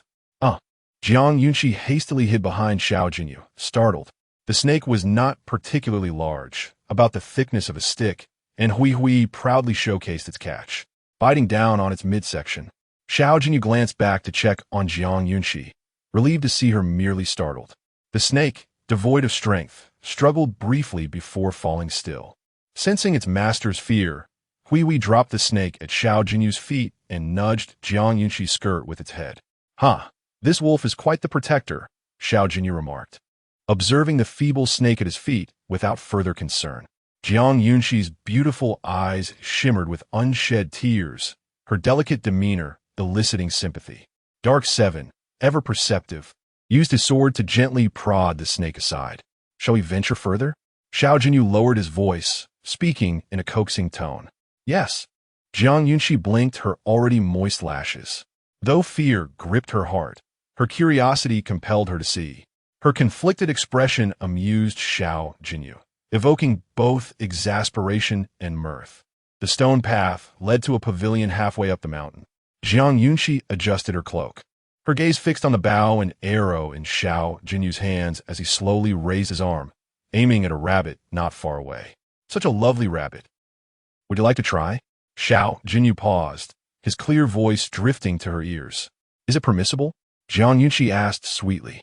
Without a word, Xiao Jinyao released the tension in the bowstring, gesturing for 2 nearby shadow guards to stealthily approach and capture the rabbit. Hui's mouth watered in anticipation, with exceptional agility, and she swiftly seized the rabbit by the nape of its neck. His mind raced as he recalled the princess's fondness for this creature, prompting him to adjust his grip and carry the rabbit toward her. Alas, this plump bunny bore a certain heft. How delightful it would be to prepare a spicy rabbit dish. Yet, the thought filled him with trepidation, and she respectfully presented the rabbit before Jiang Yunxi, its bright red eyes fixated on her. Meanwhile, Hui spun in circles, its mouth agape as if salivating. Xiao Jinyao let out a dismissive scoff, observing Jiang Yunxi's evident dilemma. With an almost imperceptible smirk, he implied that wolves and rabbits were natural adversaries, and coexistence was an impossibility. The underlying message was clear. You must choose between the rabbit and the wolf. Without a moment's hesitation, Jiang Yunxi declared, Then I shall forego the rabbit. This response evidently brought great joy to Xiao Jinyau's heart. After all, the wolf he offered was incomparable to the mere wild rabbit. Chapter 44. The delicate flower falls ill again. A surge of joy welled up within Xi's heart, reflected upon his face. He could finally prepare the spicy rabbit dish. As he ventured deeper into the bamboo grove, a rustle in the grass to his right caught his attention, prompting Jiang Yunxi to instinctively take 2 steps back. Just as Hui was about to approach, Xiao Jinyao, holding his arrow at an angle, cast a wary glance, exuding an air of danger. Whoosh! The silver arrow shot forth at great speed, and a muffled thud signaled its target. Silence enveloped the area thereafter. Your Highness, it's a wild chicken. Jiang Yunxi averted her gaze, unable to face the blood staining the ground. Xiao Jinyao handed the arrow to Zhu Ying, who, noticing her cautious withdrawal, straightforwardly remarked, "The day is getting late. Do you wish to return?" Indeed, Jiang Yunxi nodded. Her desire was merely to witness Xiao Jinyau's prowess in hunting, and besides, remaining in the courtyard was rather dull. On their way back, a fierce wind arose in the forest, causing leaves to dance gracefully, while her sleeves and skirts swayed with the breeze. Jiang Yunxi walked slightly ahead, her delicate waist appearing as though it could snap with the slightest pressure. The sky turned ominously gray. She lifted her gaze to the rolling clouds and softly murmured, "It seems like it might rain." However, her words seemed prophetic, for scarcely had she finished speaking when fine droplets of rain began to fall silently. Observing this, Xiao Jinyao furrowed his brow. Jiang Yunxi was frail by nature, unable to withstand even a hint of chill, let alone the rain. At this moment, watching her slender figure, a wave of concern surged within him. "Princess, you cannot get wet. We must descend the mountain quickly," Wanxiu gently urged as she lifted the hood of Jiang Yunxi's cloak. "All right," and Qi, skilled in lightness, was beckoned by Xiao Jinyao to lead the way down, instructing the kitchen to prepare ginger tea and hot water in advance. Upon returning to the small cottage, the gentle drizzle had swiftly transformed into a torrential downpour, with rain fiercely battering the ground and surrounding objects, creating a cacophony of sound. Jiang Yunxi stood beneath the eaves, watching the flowers and grass in the courtyard ravaged by the rain, as the kitchen delivered hot water to fill the bathing tub. "Princess, you should bathe and change first." Xiao Jinyao returned to his room, quickly tidied himself, and sat at the desk in his night attire, while Zhu Ying brought in a steaming bowl of ginger tea. "Has Jiang Yunxi already drunk?" he inquired, casting a fleeting glance at the brown liquid, his tone distant. "Her maid has taken it," Zhu Ying replied, bowing. As for whether she had consumed it, he could not say. Xiao Jinyao did not dwell on it further. He nodded and picked up a military treatise from the table to examine. Zhu Ying quietly withdrew. In the dead of night, the once torrential rain gradually transformed into a fine drizzle and eventually ceased. The night sky remained cloaked in thick clouds, and the ground was awash with puddles, reflecting the faint moonlight like a series of mirrors. "Your Highness," a frantic knock echoed from outside, belonging to Zhu Ying. Xiao Jinyao, having maintained a light sleep, was not perturbed by the noise. Upon awakening, he surmised the nature of the disturbance. "She has developed a high fever." As Xiao Jinyao opened the door, Zhu Ying hurriedly reported. Dressed in a black nightgown, Xiao Jinyao rushed towards Jiang Yunxi's chamber, where the candlelight illuminated the room. Quan Xiu had already brought warm water to wipe the delicate sweat from her forehead. "Your Highness, the Regent," Quan Xiu knelt and saluted, her furrowed brow still tense.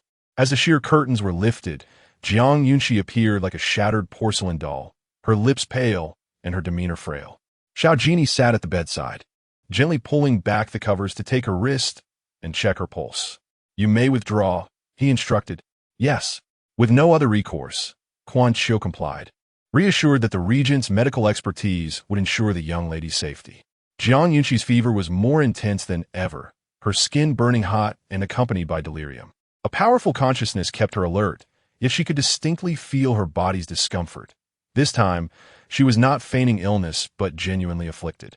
After suppressing her inner energy, her body weakened further. Ugh!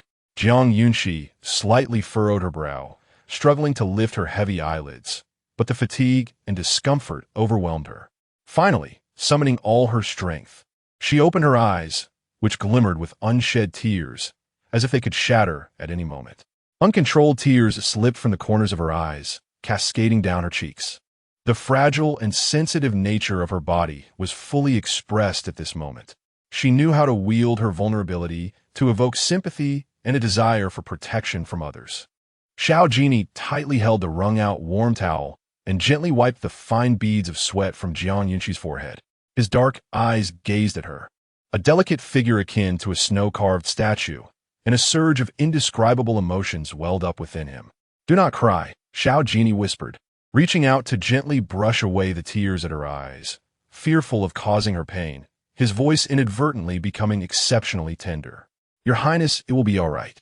His voice was steady, imbued with a comforting assurance, akin to a delicate flower falling ill once more.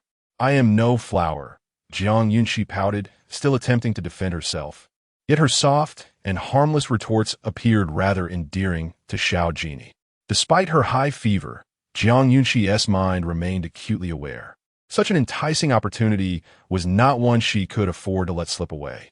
Xiao Jinyao, clad in a resplendent black nightgown adorned with intricately embroidered laurel and cloud crane patterns and golden thread at the collar and sleeves, exuded an air of noble elegance.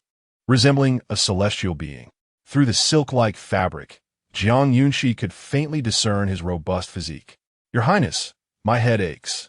Jiang Yunxi's delicate voice bore a tinge of pain and grievance. She gently tugged at the hem of Xiao Jinyao's nightgown, tilting her head slightly upwards. Her stunning face now appearing exceedingly haggard, her enchanting eyes devoid of their usual luster. Xiao Jinyao's heart softened as he leaned down for a closer inspection. Noticing her slender wrist, as pure and delicate as mutton-fat jade, fragile to the touch. With utmost caution, he lifted his hand and gently brushed the back of it against her forehead, the heat emanating from her skin unmistakably indicating a severe illness. "Taking the medicine will help," he murmured, his voice deep and tender, imbued with genuine concern. Jiang Yunxi let out a soft sigh. "Your Highness." Following this, she gradually closed her eyes, her eyelids heavy with fatigue, and succumbed to a deep slumber. "Jiang Yunxi." Xiao Jinyao called her name softly, his eyes filled with apprehension. The flickering candlelight in the room cast a glow upon Jiang Yunxi's exquisite beauty. The fever had imbued her cheeks with a delicate, unhealthy flush, and beneath her gracefully curved eyelashes, tears lingered at the corners of her eyes. Xiao Jinyao's gaze deepened, his eyelids lowering as he noticed her frail hand clutching the hem of his garment. "Jiang Yunxi, are you aware of what you are doing?" A shadow of concern began to manifest in his eyes as he gently took her hand and adjusted the blanket around her. Chapter 45. Embracing her before long. Wan Xiao entered with the medicinal soup, only to find Jiang Yunxi already in a deep slumber. "Give me the medicine," Xiao Jinyao commanded coldly, still seated at the bedside. Wan Xiao hesitated for a moment, but under the oppressive gaze of the regent, her heart quivered slightly. Suppressing her fear, she spoke. "Your Highness, the princess has her maidservants to attend to her." The chilling aura enveloped the room. After a moment of contemplation, Wan Xiao realized that administering the medicine could not be delayed and dutifully handed it over. Just as she moved to assist Jiang Yunxi, she was abruptly rebuked.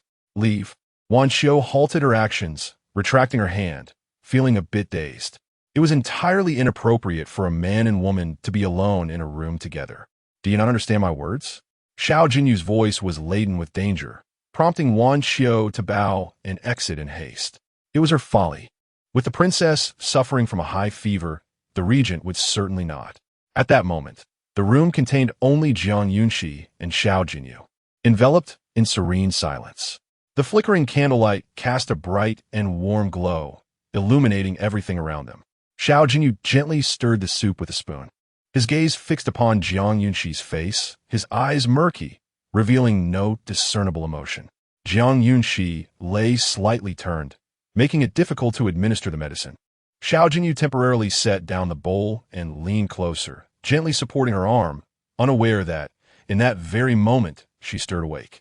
Her clear eyes slowly opened, grasping his garment, her voice as soothing as a gentle stream. "Your Highness." Xiao Jinyao momentarily withheld his response. As their gazes met, the delicate fragrance of her post-bath scent wafted toward him, intoxicating and overwhelming.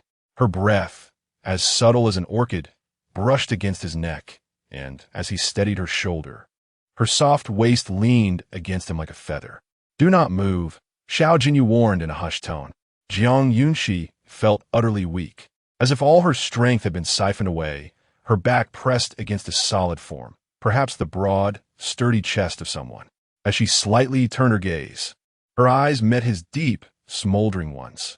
Xiao Jinyao struggled to suppress the inappropriate desires rising within him, inhaling deeply before reaching for the bowl of medicinal soup prepared on the bedside table.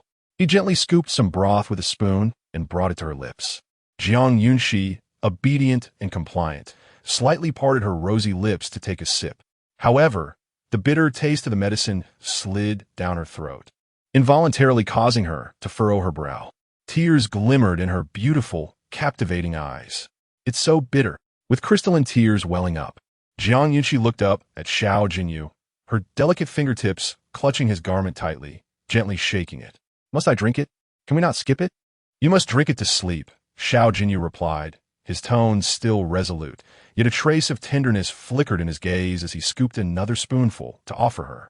Unable to endure any longer, Jiang Yunxi found herself ensnared in his sturdy embrace, rendered powerless and immobile. As she consumed her medicine, the air around her was filled with a fragrant allure that completely overshadowed the bitterness of the concoction. Illness had left her languid, resting against him like an unsuspecting little rabbit in a wolf's den, devoid of any vigilance. After sipping half a bowl of the medicinal brew, her delicate features leaned against Xiao Jiny's chest, and she succumbed to a gentle slumber, her hand resting upon him like that of a child. Could he truly possess such remarkable patience? Xiao Jinyi swallowed hard, gradually setting the bowl aside, his thoughts a chaotic whirlwind as her soft form nestled against him. Lowering his gaze, an acute dryness gripped his throat. He was nearly driven mad by Jiang Yunxi. The following day, as dawn's light crept into the room, Jiang Yunxi slowly opened her eyes to find the curtains drawn, the atmosphere within tranquil and dim. With a gentle hand, she brushed her forehead, assessing her condition. Remarkably, the sudden fever had surged swiftly, yet dissipated just as quickly. At that moment, a faint creaking sound reached her ears. Soon after, Qingshu entered with nimble and cautious steps, carefully placing a basin of warm water on the table, striving to avoid any sound that might disturb the ailing young lady. Having completed her task, she approached the inner chamber, delicately lifting the curtain to peer through the gap, her gaze settling upon Jiang Yunxi, who lay peacefully on the bed, her delicate hand hanging limply over the edge, her complexion still somewhat pale. Qingshu leaned down to smooth the blankets, her fingers brushing against Jiang Yunxi's forehead, which felt slightly warm, stirring a sense of unease within her. The young lady had always been fragile, and after a night of fever, Qingshu silently hoped nothing untoward had occurred. Otherwise, how could she explain it to the young master?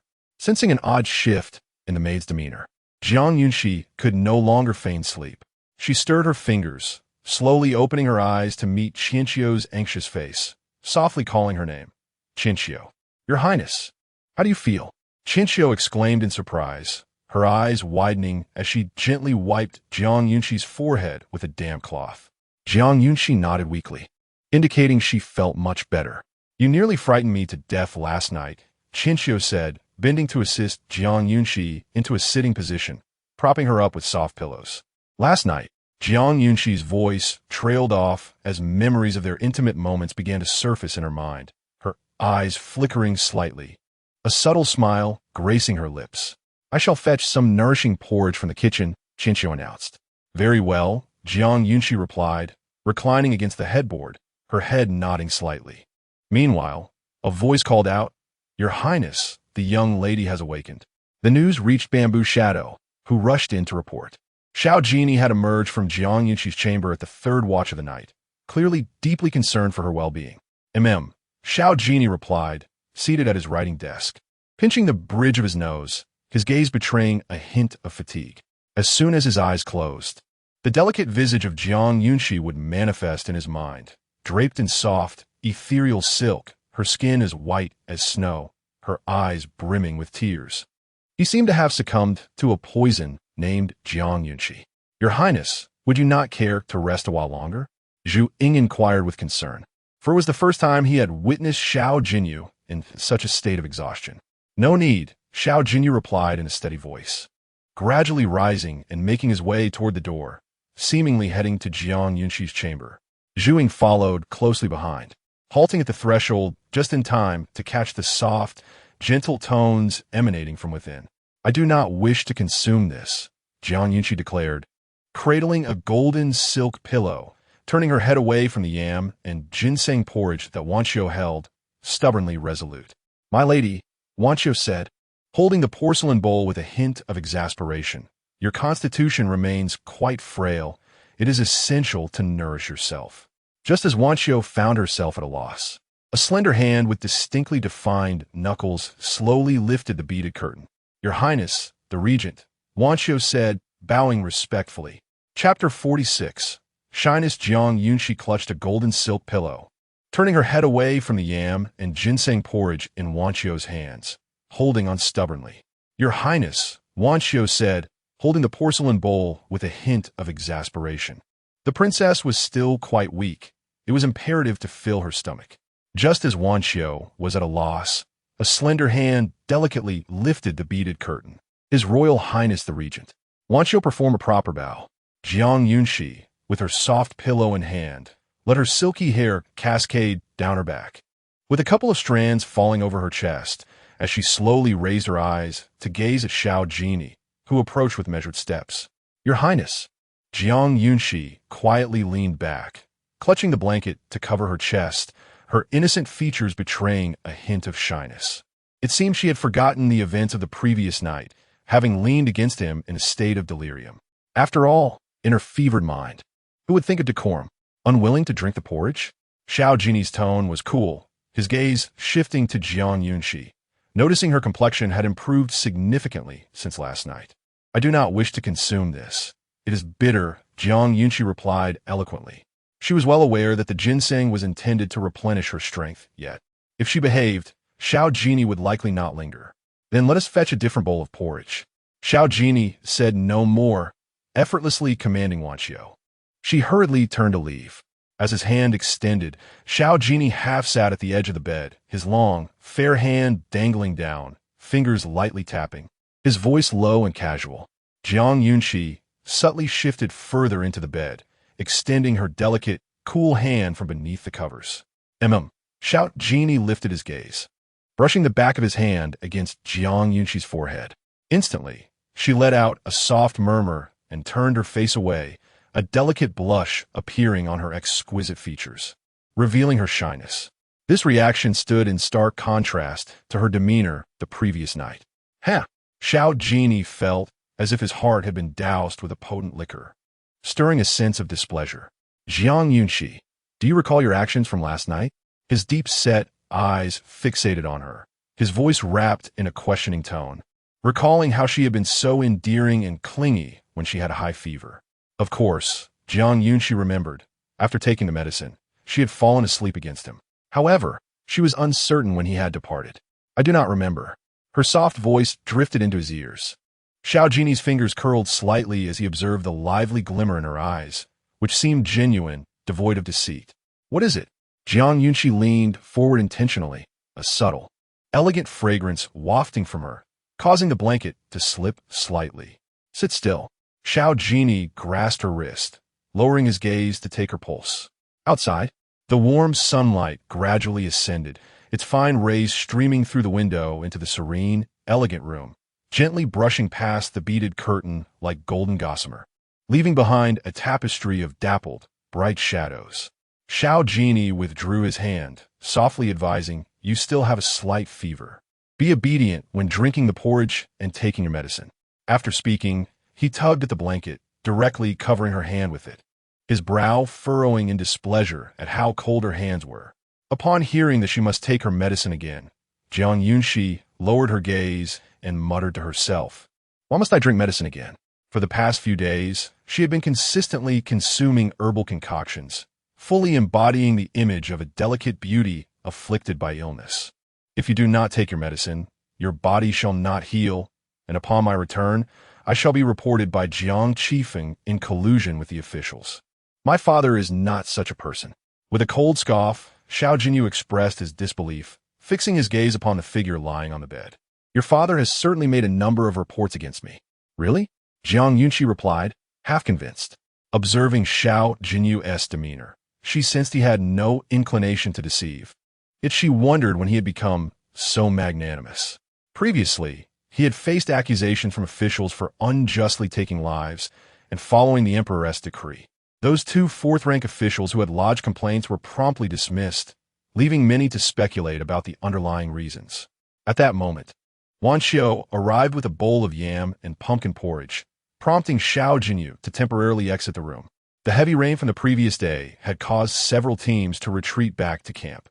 Even the most competitive, Rui Wang Xiao Tianza, returned with his catch. Yet neither Xiao Jinyao nor Jiang Yunxi was seen. Sierra is inherently frail. She would surely not withstand such downpours. The Regent's forces appear to be missing. Your Majesty, I implore you to send someone to search for them. Jiang Qifeng had just returned from addressing an urgent matter in the military camp when he learned of Jiang Yunxi teaming up with Xiao Jinyao, compounded by the relentless rain, leaving him in a state of acute anxiety. The emperor sat before the court, his furrowed brow remaining tense. He was well aware of Xiao Jinyao's temperament. The fact that he would voluntarily seek out Jiang Yunxi was indeed unexpected, and he trusted that he would take good care of her. As the emperor pondered these matters, and she stood outside the tent, holding a letter. I report to your majesty that the regent's guards request an audience. Upon hearing the title of the regent, Jiang Qifeng and Jiang Yuhua quickly cast their anxious gazes in that direction. Your majesty, this is a letter from the prince, and he has instructed me to inform the king of the north that Princess Qingyi is quite well. Just because you say she is well, does that make it so? Jiang Qifeng felt a surge of impatience, waving his sleeve as he demanded, Take me to see Sierra. My dear minister, exercise restraint. The emperor admonished sharply, allowing Jiang Qifeng to release his grip. Standing at the foot of the steps, Xiao Tianza wore an expression of delight. At this moment, he secretly hoped that something might befall Jiang Yunxi, for it would irrevocably sever the ties between the regent's residence and the king of the north. Alas, it was a pity for such a celestial beauty as Jiang Yunxi. Yet for the sake of his grand scheme, the sacrifice of a mere woman held little weight. This is Princess Qingyi's hairpin. She also asked me to convey that she's enjoying her time playing in the mountains with Hui Wei, and she quickly added, What Hui Wei? Jiang Qifeng inquired, puzzled. Father, it is a pet that Sierra has taken care of. Jiang Yuhua swiftly clarified, You have been preoccupied with military affairs lately, so it is natural you are unaware. Jiang Qifeng then rubbed his temples in frustration, realizing, Indeed, I have been so busy lately that I have somewhat neglected Sierra.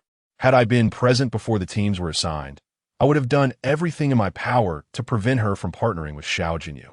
At last, the rain has ceased and the sun shines brightly. It is time to resume the competition.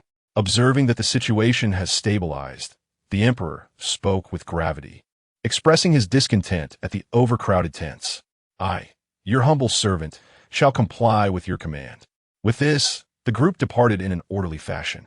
As noon approached, after languidly finishing her medicinal soup, Jiang Yunxi ordered a chair to be brought outside so she could bask in the sun, while Xiao Jinyao seemed to have vanished.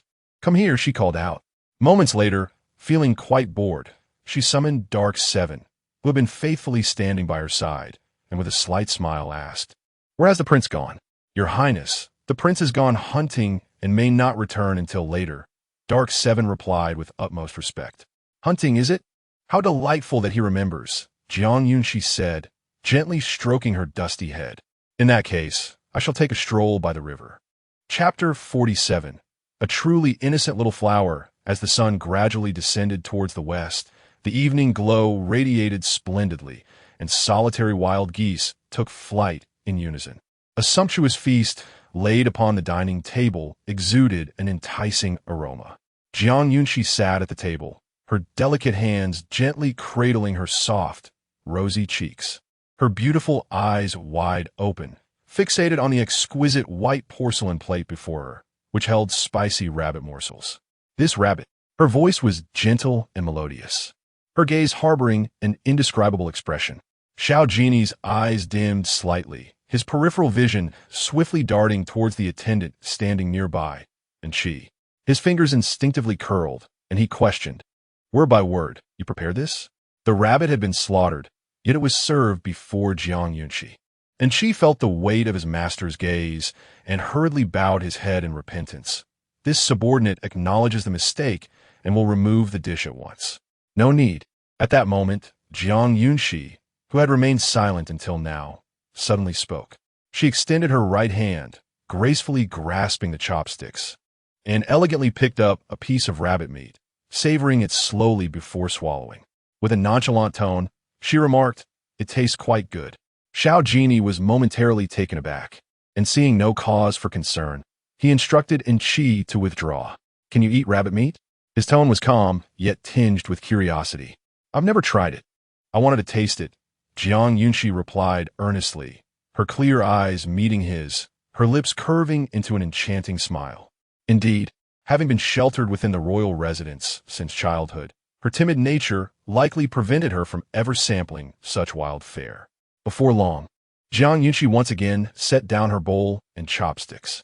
The plump, glistening grains of rice in her bowl remained untouched, as if they had never been disturbed by chopsticks. Observing this, Xiao Jinyao furrowed his brow slightly, a hint of frustration evident in his demeanor. "Sit down," he commanded, his voice deep and resolute, yet laced with an imperceptible trace of helplessness. Jiang Yunxi, having just risen, felt momentarily bewildered by his words. Blinking her large, watery eyes, she gazed at Xiao Jinyao with a look of innocent confusion. "Is there something else, Your Highness?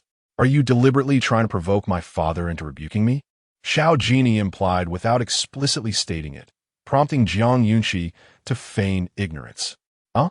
Truly, another little flower. Eat more," Xiao Jinyao succinctly instructed, offering no further explanation. Seeing this, Jiang Yunxi could not help but pout, murmuring, "I don't want to eat anymore." In truth, her appetite was modest, and with an endless supply of exquisite pastries and fruits, she rarely felt hunger. Moreover, she detested the sensation of a full stomach. At that moment, Qingyi had just savored the beef in its bowl, contentedly puffing out its round little belly, leisurely wagging its tail, and relishing the delightful post-meal moments. The contrast between the person before her and the wolf was strikingly stark. "Then do not consume those pastries and fruits today." Xiao Jinyi's tone remained unperturbed, yet the underlying pressure was unmistakable. "Oof."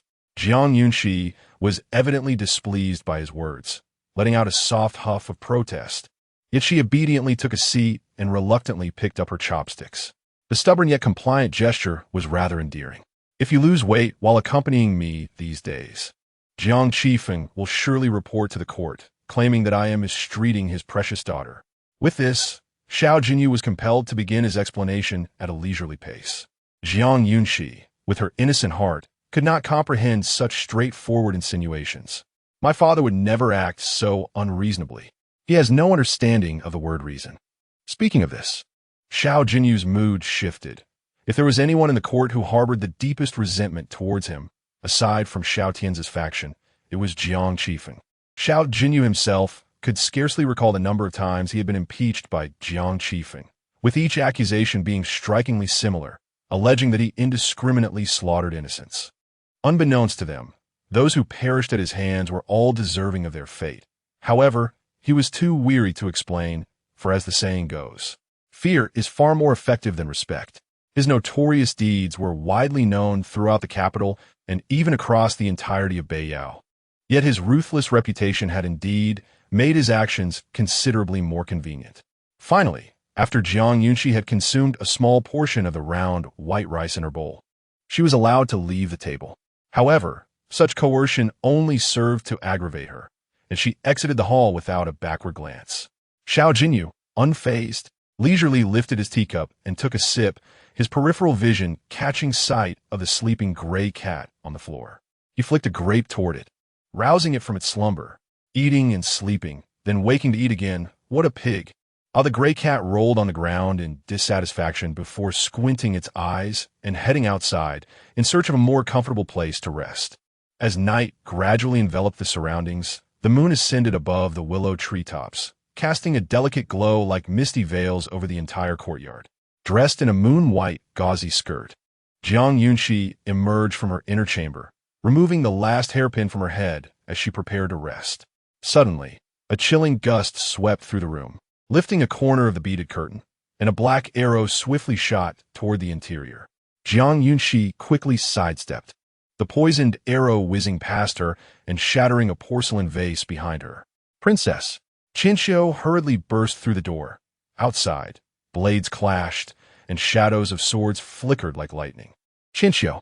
Jiang Yunxi's gaze sharpened, and she rushed into Qianxiu's embrace, trembling with fear, her starry eyes glistening with tears, the rims reddening.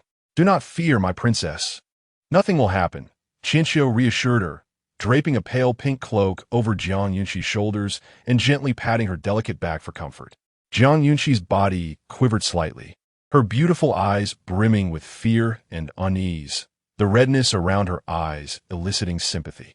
Meanwhile, the hidden guards had already sprung into action, moving like phantoms, silently pursuing the assassins, swiftly disappearing into the night. In the courtyard, only a few remained engaged in fierce combat, the clash of blades accompanied by muffled grunts and cries of agony. Xiao Jinyao sensed the intruder's presence immediately, his gaze sharpening with vigilance. Without hesitation, he rose and hurried toward Jiang Yunxi's room, concern evident in the depths of his eyes.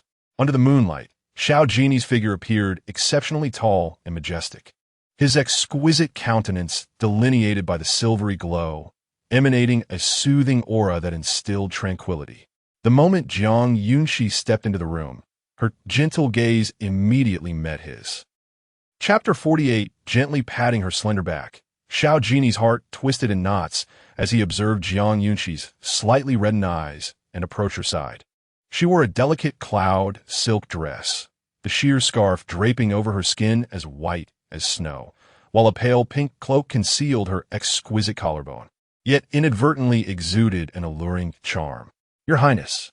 Jiang Yunxi's voice trembled, her soft tones akin to a gentle breeze, evoking a pang of sympathy. "Are you hurt?" Xiao Jinyi inquired as he stepped closer, his gaze drawn to the shattered blue and white porcelain vase behind her. Given the force and proximity, should an accident have occurred, the consequences will be dire. Jiang Yunxi shook her head, resting her forehead against Wan Xiao, as the fierce sounds of battle outside gradually subsided. The chilling light reflected off the blood splattered throughout the courtyard, casting a crimson haze over the entire area, while the air became thick with the stench of blood. At that moment, the shadow guards busily cleared the corpses strewn across the ground, their movements swift and efficient. Bamboo Shadow and an E worked seamlessly together, capturing 2 survivors and escorting them back to the courtyard. A dull thud resonated as the 2 captured assassins fell heavily onto the flat ground before Xiao Jinyi. He stood silently, his tall figure exuding an air of authority, his deep-set eyes icy as they fixated on the captives. Bamboo Shadow stepped forward respectfully to report, "My lord." The techniques employed by these 2 seemed to be dispatched by Prince Rue. Xiao Jinyi coldly scrutinized the 2 disheveled captives, an aura of menace surrounding him. Yet, the duo remained tight-lipped, their eyes darting, clearly reluctant to divulge the truth. Having been startled, Jiang Yunxi donned her outer garment and followed suit outside. The bloodstains on the cobblestones were being washed away, and the acrid scent of blood had significantly diminished. Upon seeing Jiang Yunxi step out, Xiao Jinyi's gaze shifted from the pretentious captives. Just then, the cunning assassins launched a sudden attack, each firing a poisoned silver needle directly at Jiang Yunxi. "Your Highness." Before Jiang Yunxi could react, she was swiftly enveloped in Xiao Jinyi's broad embrace, his strong hands tightly securing her delicate waist, as if fearing even the slightest harm would befall her. Wan Xiao deftly sidestepped, evading the lethal needles that struck the doorframe with a sharp sound.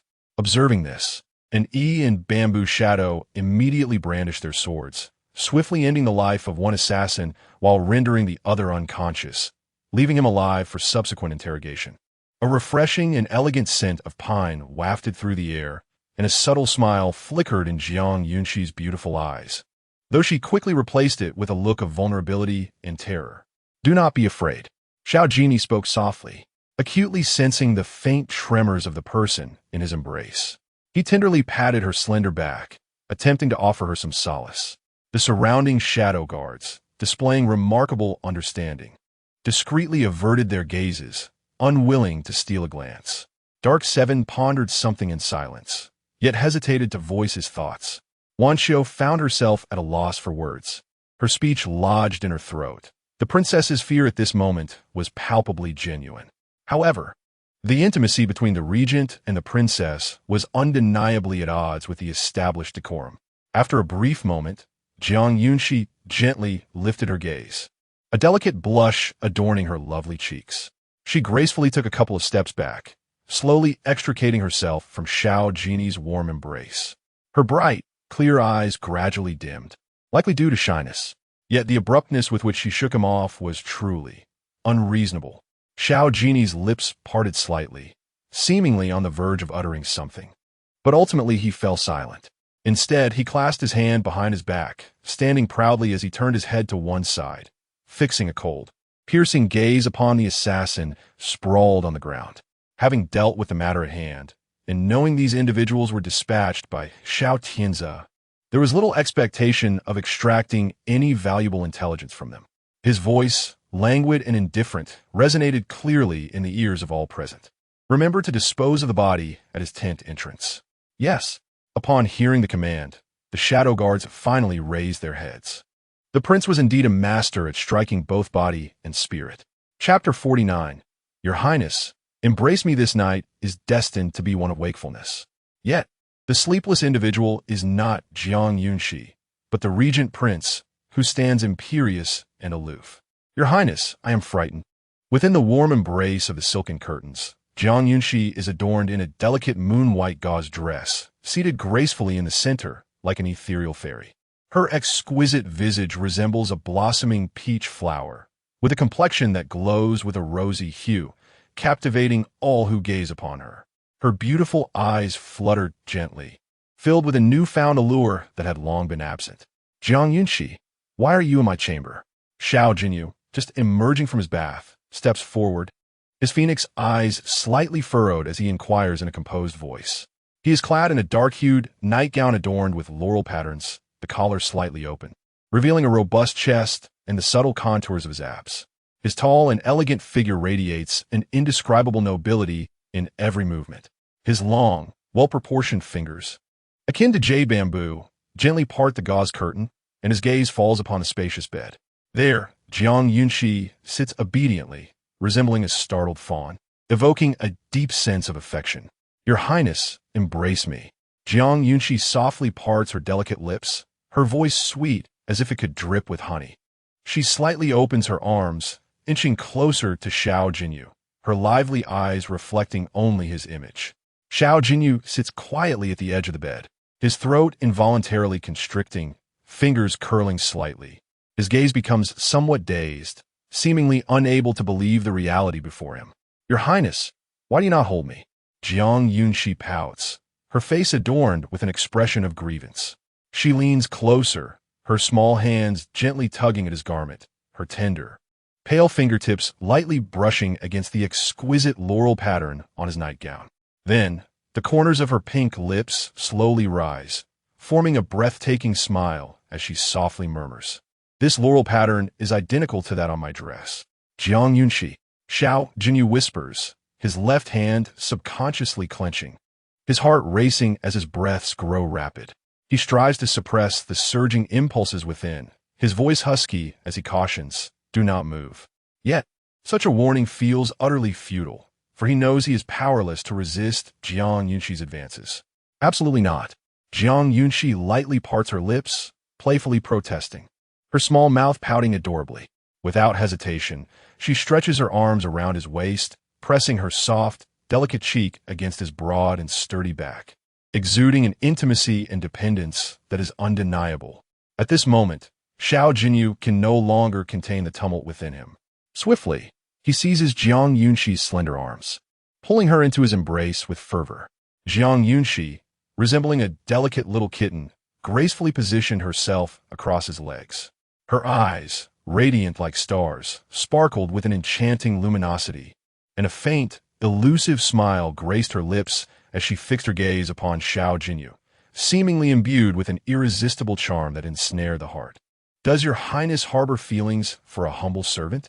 She whispered again, her voice as melodious as a celestial choir. With that, she gently raised her porcelain-like hand, her slender fingers gliding softly along Xiao Jinyao's collar, eventually resting delicately at his throat. Her dainty fingers, as light as feathers, bore a teasing hint as they traced the contours of his neck. Jiang Yunxi, do not regret this, Xiao Jinyao murmured, his gaze deep and fervent as he regarded the woman in his embrace. He made no move to deter her advances, but did he exhibit any signs of resistance? Yet, his low, gravelly voice betrayed an overwhelming desire and impulse, as if long-buried instincts were being stirred awake, akin to a fierce beast on the verge of breaking free from its confines. Is that what it means to like someone? Jiang Yunxi bit her lip gently, a subtle smile gracing her features, reminiscent of the crisp chime of wind chimes in a gentle breeze. Her clear gaze shimmered with tenderness as she softly replied, "Your Highness, I also cherish you." With that, Jiang Yunxi slightly tilted her chin, bringing her exquisite face closer to Xiao Jinyau's ear. Each word she uttered wove an intricate web of emotions, ensnaring his heart in an inescapable net. In that fleeting moment, all of Xiao Jinyau's defenses crumbled into dust. "I warned you." He suddenly grasped Jiang Yunxi's delicate wrist firmly, pulling her closer, their noses nearly touching, the air thick with an intoxicating tension. Chapter 50. A dream of spring in a moment of vulnerability. Before Jiang Yunxi could brace herself, Xiao Jinyao lifted her chin, rendering her resistance futile as his warm breath enveloped her. Her cherry lips were suddenly covered by his cool, delicate touch. Xiao Jinyau's gaze deepened, shrouded in shadows, as he reached out with a powerful hand, gently encircling Jiang Yunxi's slender waist. His movements were tender, yet with a subtle force, he brought her beneath him, leaving her no strength to resist. Gradually, his dissatisfaction with mere superficiality grew. He pinched her sensitive waist, and just as Jiang Yunxi let out a soft whimper, he seized the opportunity. The air was thick with palpable intimacy. The breeze swept through, cascading the beaded curtains like a waterfall, swiftly obscuring the warm bed within the chamber. Below, Jiang Yunxi's breath quickened, her delicate voice laced with a hint of pleading. Fingers gripping Xiao Jinyau's garment as if it were her last lifeline. Xiao Jinyao, too, was breathless, his eyes shimmering with fervent desire, his lips tinged with a subtle flush, revealing an uncontrollable yearning. His kisses came with the ferocity of a tempest, sometimes gentle as a breeze, at other times heavy and prolonged, ensnaring Jiang Yunxi completely, leading her astray. Her body gradually softened, instinctively leaning towards Xiao Jinyao. Suddenly, his hand ventured to her waist, effortlessly untying the ribbon that secured her garments. As the ribbon slipped away, her attire fell apart, revealing skin as pure and white as snow, a sight that deepened Xiao Jinyau's gaze, eliciting a low, guttural growl from his throat. In that instant, time seemed to stand still, the entire world reduced to just the two of them. Gentle, one garment after another was tossed aside from the bed, accompanied by the woman's soft moans. Below, Jiang Yunxi whispered her remorse. "I was wrong. This is the punishment you deserve." Morning light broke. Xiao Jinyao lay with his eyes closed, ensnared in the exquisite dream, his garments slightly ajar, exposing a robust and broad chest and well-defined abs. The luxurious quilt that should have covered him lay carelessly aside, leaving his pale skin fully exposed to the cold air. This tableau was rife with endless temptation and allure, igniting a rush of fervent desire that quickened the heart. Even the surrounding air seemed to grow warmer in his presence, tinged with an almost imperceptible hint of intimacy. As the hour approached, he finally stirred, slowly opening his eyes. In that fleeting moment, an unusual sensation surged within him. He instinctively raised a hand to rub his temples, only to be met with an overwhelming heaviness in his head, a dull ache that was unbearable. The enchanting scenes from his dream lingered vividly in his mind. Damn it, how could he have dreamt such a thing? The mere thought tightened his brow, as if bound by an iron clasp, refusing to unfurl. Upon envisioning Jiang Yunxi's exquisite and radiant visage, along with her pure and transparent eyes, he felt an overwhelming sense of guilt. As the hour of dawn approached, Jiang Yunxi grew increasingly perplexed by the absence of Xiao Jinyau's figure. However, she would not take the initiative to seek him out, as that would seem rather unreserved, and she could find no excuse to do so. At this moment, the bamboo shadows also harbored some doubts. Typically, the prince would have risen early at this hour, yet the prolonged silence regarding the meal was rather unusual. After a cup of tea, Xiao Jinyao had bathed anew and emerged clad in a dark brocade robe. The courtyard, once stained with blood, had been thoroughly cleansed and adorned with a fresh layer of green jade stone and white river pebbles, devoid of any lingering scent of blood. Jiang Yunxi sat on the swing beneath the peach tree in the courtyard, her azure skirt gently swaying with emotion, her long hair cascading like a waterfall, soft and delicate, dancing in the breeze. "Your Highness, I shall summon the kitchen to prepare the meal," she offered. "There's no need," Xiao Jinyao replied, waving his hand to dismiss the notion as he strode confidently toward her. Jiang Yunxi naturally sensed the approaching presence behind her. Her eyes sparkled as she slowly turned around. Rising to her feet, her voice as delicate as water, "Your Highness." Chapter 51. The indelible enchantment upon witnessing Jiang Yunxi's docile demeanor. Xiao Jinyao felt compelled to revisit the vivid dream from the previous night. "What occupies your thoughts, Your Highness?" she gently inquired, her innocent and bewildered eyes gazing earnestly into his. "Have you been diligent in taking your medicine?"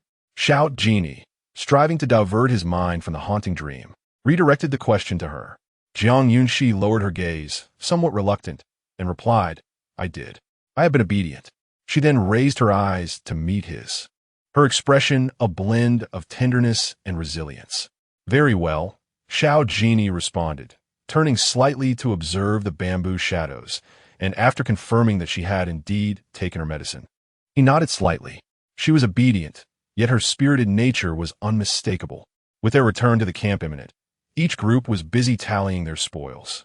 Although Jiang Yunxi was unaware of Xiao Jinyao's achievements, his relaxed demeanor suggested he was well prepared.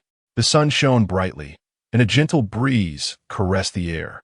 As they sat together in the courtyard, engaging in their usual game of strategy, Jiang Yunxi noticed that Xiao Jinyao seemed distracted, making it impossible for her to deliberately lose a match.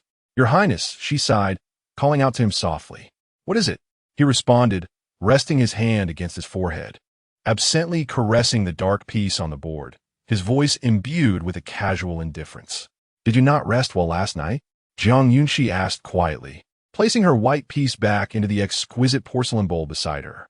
She then raised her gaze, her eyes sparkling with concern as they locked onto his. "Is my distress so apparent?" Xiao Jinyao pondered internally, his eyes drifting momentarily, inadvertently focusing on the verdant hue of Jiang Yunxi's dress, adorned with intricately embroidered laurel patterns. Memories of the previous night surged forth, overwhelming him like a tide. "Your Highness," Jiang Yunxi gently tilted her head, her beautiful eyes meeting his. In that moment, he appeared enshrouded by a disquieting haze, as if under the influence of an unseen force. A pang of worry struck her heart, and she instinctively opened her mouth to inquire further, yet the words caught in her throat. Just then, Xiao Jinyao's low and soothing voice broke the silence. "Do not speak." These three words fell like feathers, light yet imbued with an irresistible authority. Jiang Yunxi was taken aback, her gaze following him intently as he decisively rose and strode with purpose towards the interior of the building. What could be the reason for this shift? Jiang Yunxi found herself perplexed. She had been nothing but compliant and had not provoked him. Xiao Jinyao inhaled deeply, closing his eyes slowly as if to quell the tumult within. After standing silently at the door for a moment, he ultimately reached out and gently closed it behind him. Just moments ago, Jiang Yunxi's voice, as gentle and enchanting as a spring breeze, was indistinguishable from that of the previous night. It lingered in his ears, involuntarily evoking memories of the previous evening's tender moments. Her delicate hands, as white as jade, casually glided over his firm back, leaving behind faint, ambiguous traces of intimacy. When the fervor reached its zenith, she could no longer bear the soul-stirring ecstasy and could only sob softly, resembling a flower swaying in the wind, eliciting a sense of compassion. In that moment, she resembled a frail, boneless little rabbit, pitifully pleading for him to cease his actions. The tears cascading down her cheeks resembled lustrous pearls, sparkling with enchanting brilliance. The events of last night felt so vivid that even now, as he reminisced, they remained strikingly clear, with every detail etched in his mind. He was losing his sanity, verging on madness. Xiao Jinyao entered the inner chamber, shedding his garments before stepping into the icy bath. "What is the matter with your lord today?" Jiang Yunxi inquired lazily, seated on a pear blossom nama chair, delicately holding her teacup. "I am uncertain," replied her subordinates, and Qi and Zhuing, both appearing equally bewildered, clearly unaware and showing no signs of concealment. Today, Xiao Jinyao was indeed peculiar. Chapter 52. The Indolent Prince, on the day of returning to the hunting banquet, Prince embodying the essence of a leisurely cloud, was the first to arrive. Following him was the esteemed daughter of the Grand Commandant, Su Jinghuan, who, upon entering the banquet hall, unceremoniously distanced herself from Xiao Yichen and made her way towards her father. Annoyed, Xiao Yichen languidly observed her receding figure, an involuntary smile tugging at the corners of his lips. Despite his relaxed demeanor, he had inexplicably acquired the reputation of being unambitious, which irked Su Jinghuan. "Go and deliver the coral and jade bracelet I procured last month to her tent." As an apology, he instructed in a languorous tone, then tightened his grip on the reins and rode towards the opposite side of the horse grounds. As noon approached, all teams had returned. Yet the figures of Xiao Jinyao and Jiang Yunxi remained conspicuously absent. Xiao Tianzi was uncertain whether the assassination attempt from the previous night had been successful. His dispatched men had perished, but he had cautioned the team leader to prepare a lethal poison dart with a singular objective: to eliminate Jiang Yunxi. The dart was laced with a deadly toxin, capable of sealing the throat upon contact with blood, ensuring death even from the slightest scratch. As time dragged on without sight of Xiao Jinyao, it seemed he must have had the upper hand, prompting a smile to break across Xiao Tianzi's face. "Father, it is nearly afternoon, yet the third prince has not returned with Princess Qingyi. Could it be that something has transpired on the road?" Hearing Xiao Tianzi's words, Jiang Qifeng felt a tightening in his chest. There was merit to his statement. Given Xiao Jinyau's temperament, and considering the frail constitution and gentle nature of Xi'er, it was entirely plausible she could be bullied. "Your Majesty," just as Jiang Qifeng was about to respectfully request to lead a search, a commotion erupted from outside the banquet hall. "Your Majesty, the Regent Prince has returned with Princess Qingyi." The commander of the Imperial Guards rushed in to report, his voice laced with excitement. Jiang Qifeng and Jiang Yuhua quickly turned their gazes to the entrance of the banquet hall, hurrying towards it. "Elfia, father, brother." Jiang Yunxi beamed, her rosy lips curving into a smile as she approached them, with Hui Hui, her fluffy companion, trailing behind. After a few days apart, she appeared even more plump and radiant. Xiao Jinyao averted his gaze, choosing not to report to the throne, and instead made his way to his designated seat. Jiang Yunxi, over these past few days, not only exhibited a healthy glow, but also showed no signs of fatigue. Rather, she resembled a blooming peach blossom, vibrant and alluring. With a subtle smile gracing her lips, she radiated vitality and beauty, akin to a celestial being descending from the heavens. Among the other young ladies returning from their excursions, each looked utterly exhausted, incessantly complaining upon their return, except for Su Jinghuan, the daughter of the Grand Commandant, who appeared somewhat better off. Jiang Yunxi, delicate and frail by nature, had been well cared for, revealing no trace of laborious fatigue. "Let me see if you've lost weight." Jiang Qifeng circled around Jiang Yunxi, meticulously confirming that his precious daughter had not slimmed down before nodding in approval. Xiao Jinyao had insisted she eat heartily at every meal, and after a few days, Jiang Yunxi felt as if she had gained some weight. Oh, this little wolf has indeed put on quite a bit of weight." Jiang Qifeng's lips parted, his gaze captivated by the plump pet before him. If such animals were so well fed, it stood to reason that the humans would not suffer. Xiao Jinyao, perceptive as he was, knew that should he dare to bully Xi'er, he would undoubtedly report it to the emperor. "All right, father, let's take our seats," Jiang Yunxi gently reminded after a moment, noting that the emperor was about to enter. Lingering any longer would breach decorum. As the final banquet of the autumn hunt commenced, officials from the Ministry of Rites began to tally the spoils from each group.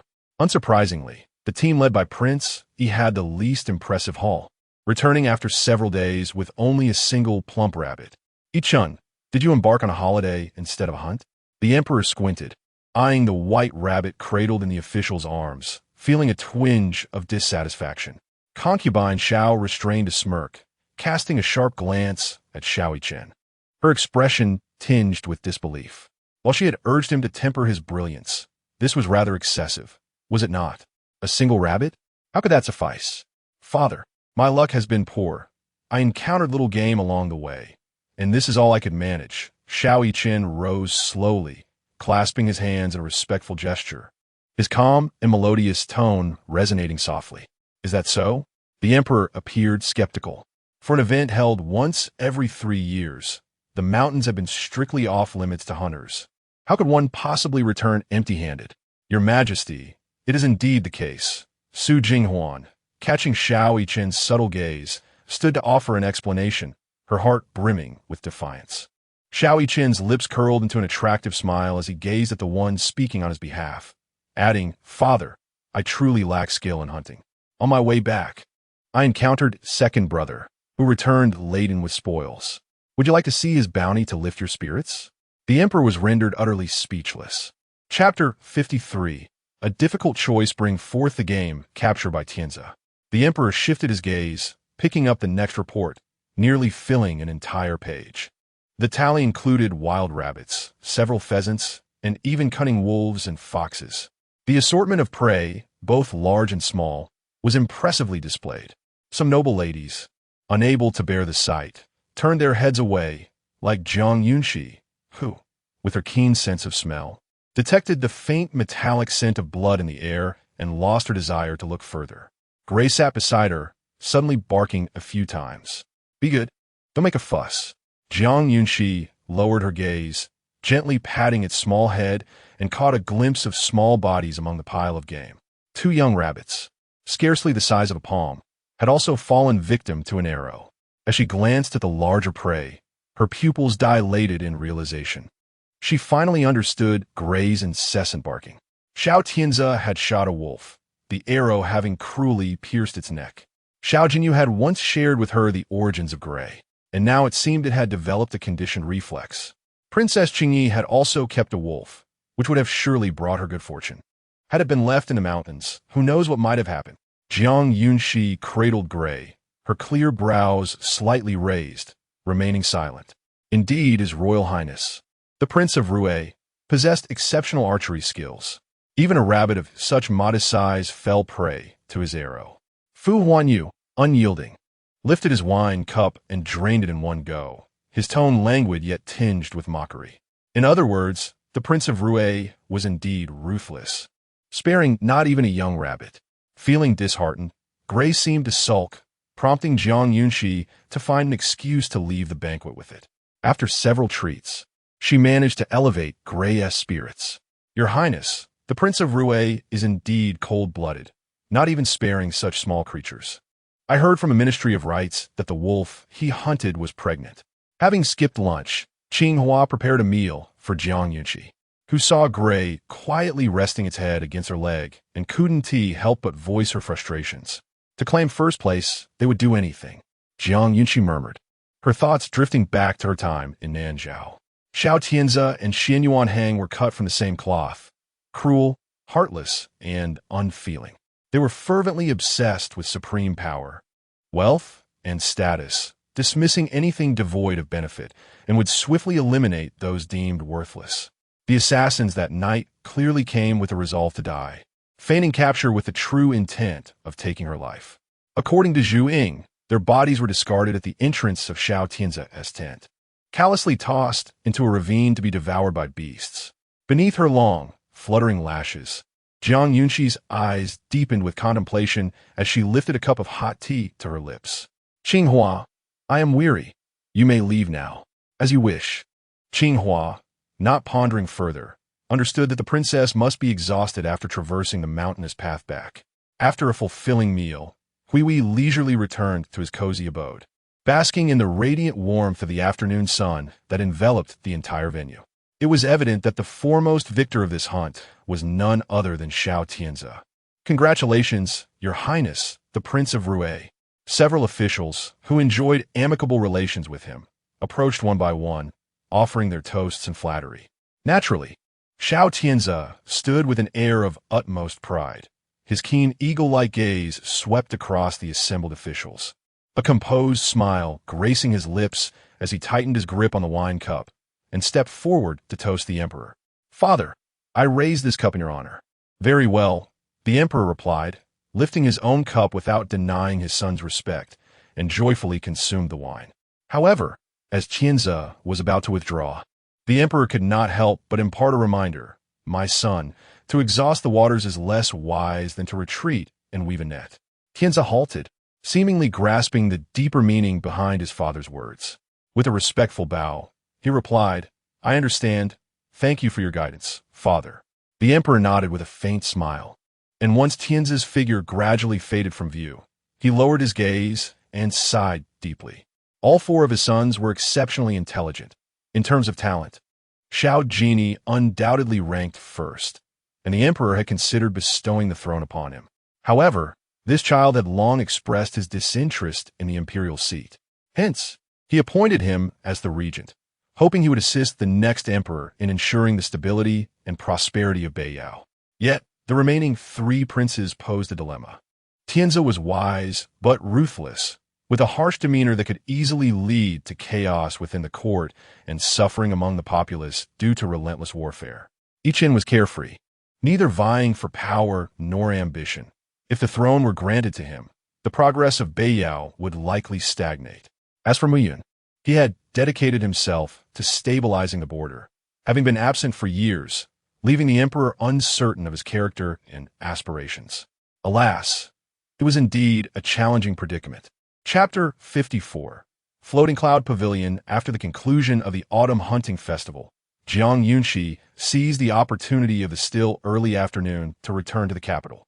As dusk approached, the sun dipped below the horizon, casting a warm glow upon the earth, while the distant mountains appeared particularly majestic under the evening sky's hues. The sound of rolling wheels echoed as the elegantly adorned white carriage advanced at a leisurely pace. Leaning against the window, Jiang Yunxi absently caressed the pure, white jade bracelet upon her wrist, her thoughts drifting alongside the blue skies and white clouds outside. Xiao Jinyao surely harbored some feelings for her. Yet that was not sufficient. She yearned for more. Moreover, to facilitate her future endeavors, it was imperative to establish contact with the people of Floating Cloud Pavilion.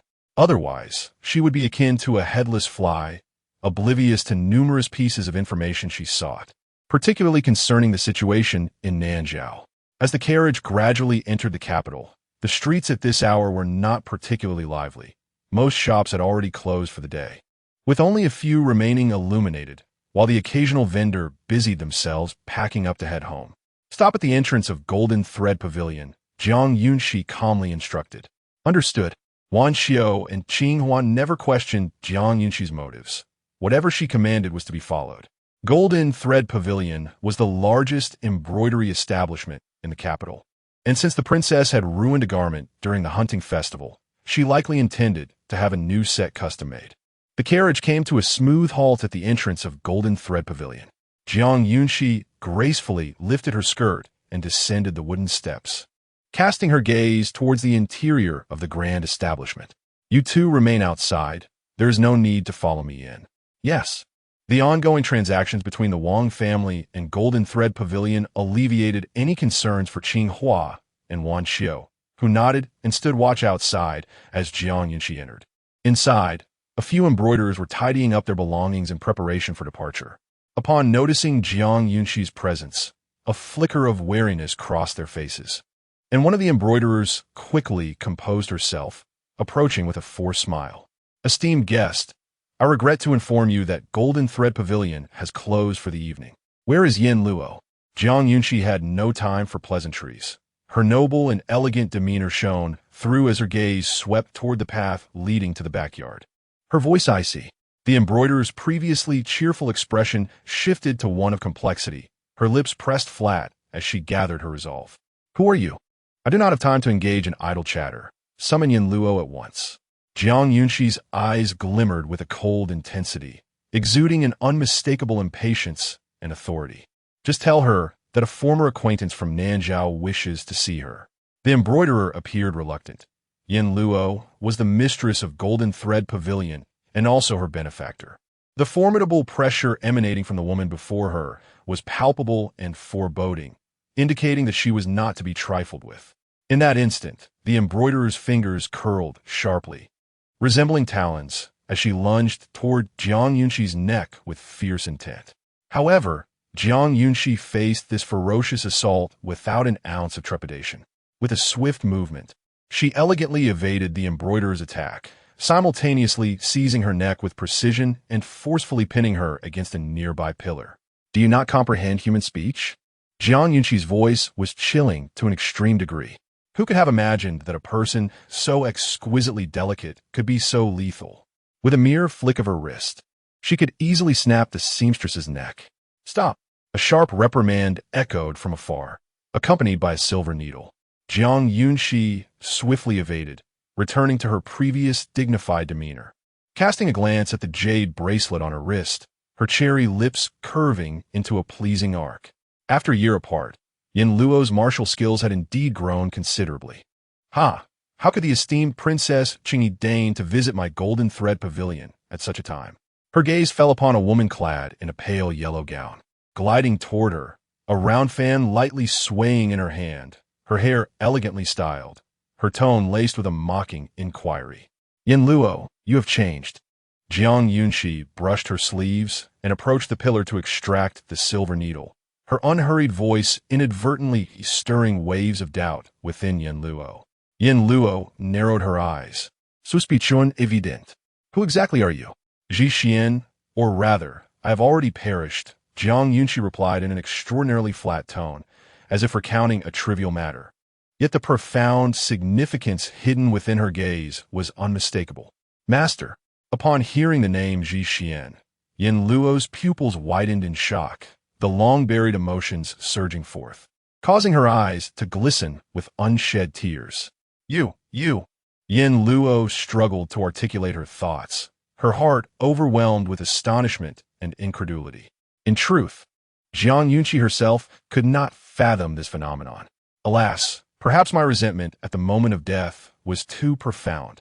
Master, what transpired during this interval? How could you have feigned death? As she spoke, tears began to flow unbidden, prompting the seamstress to offer her a handkerchief, which was declined. I did not feign death. I truly died, killed by Xinyuan Hang. Jiang Yunxi raised her hand to caress the vividly blooming golden-threaded tail daisies, her tone nonchalant, yet the colder she appeared, the deeper her hatred ran. How could this be? The crown prince treated you so well. A mere fade. I was deeply deceived by him. Jiang Yunxi let out a cold laugh, a flicker of determination and sorrow flashing in her eyes.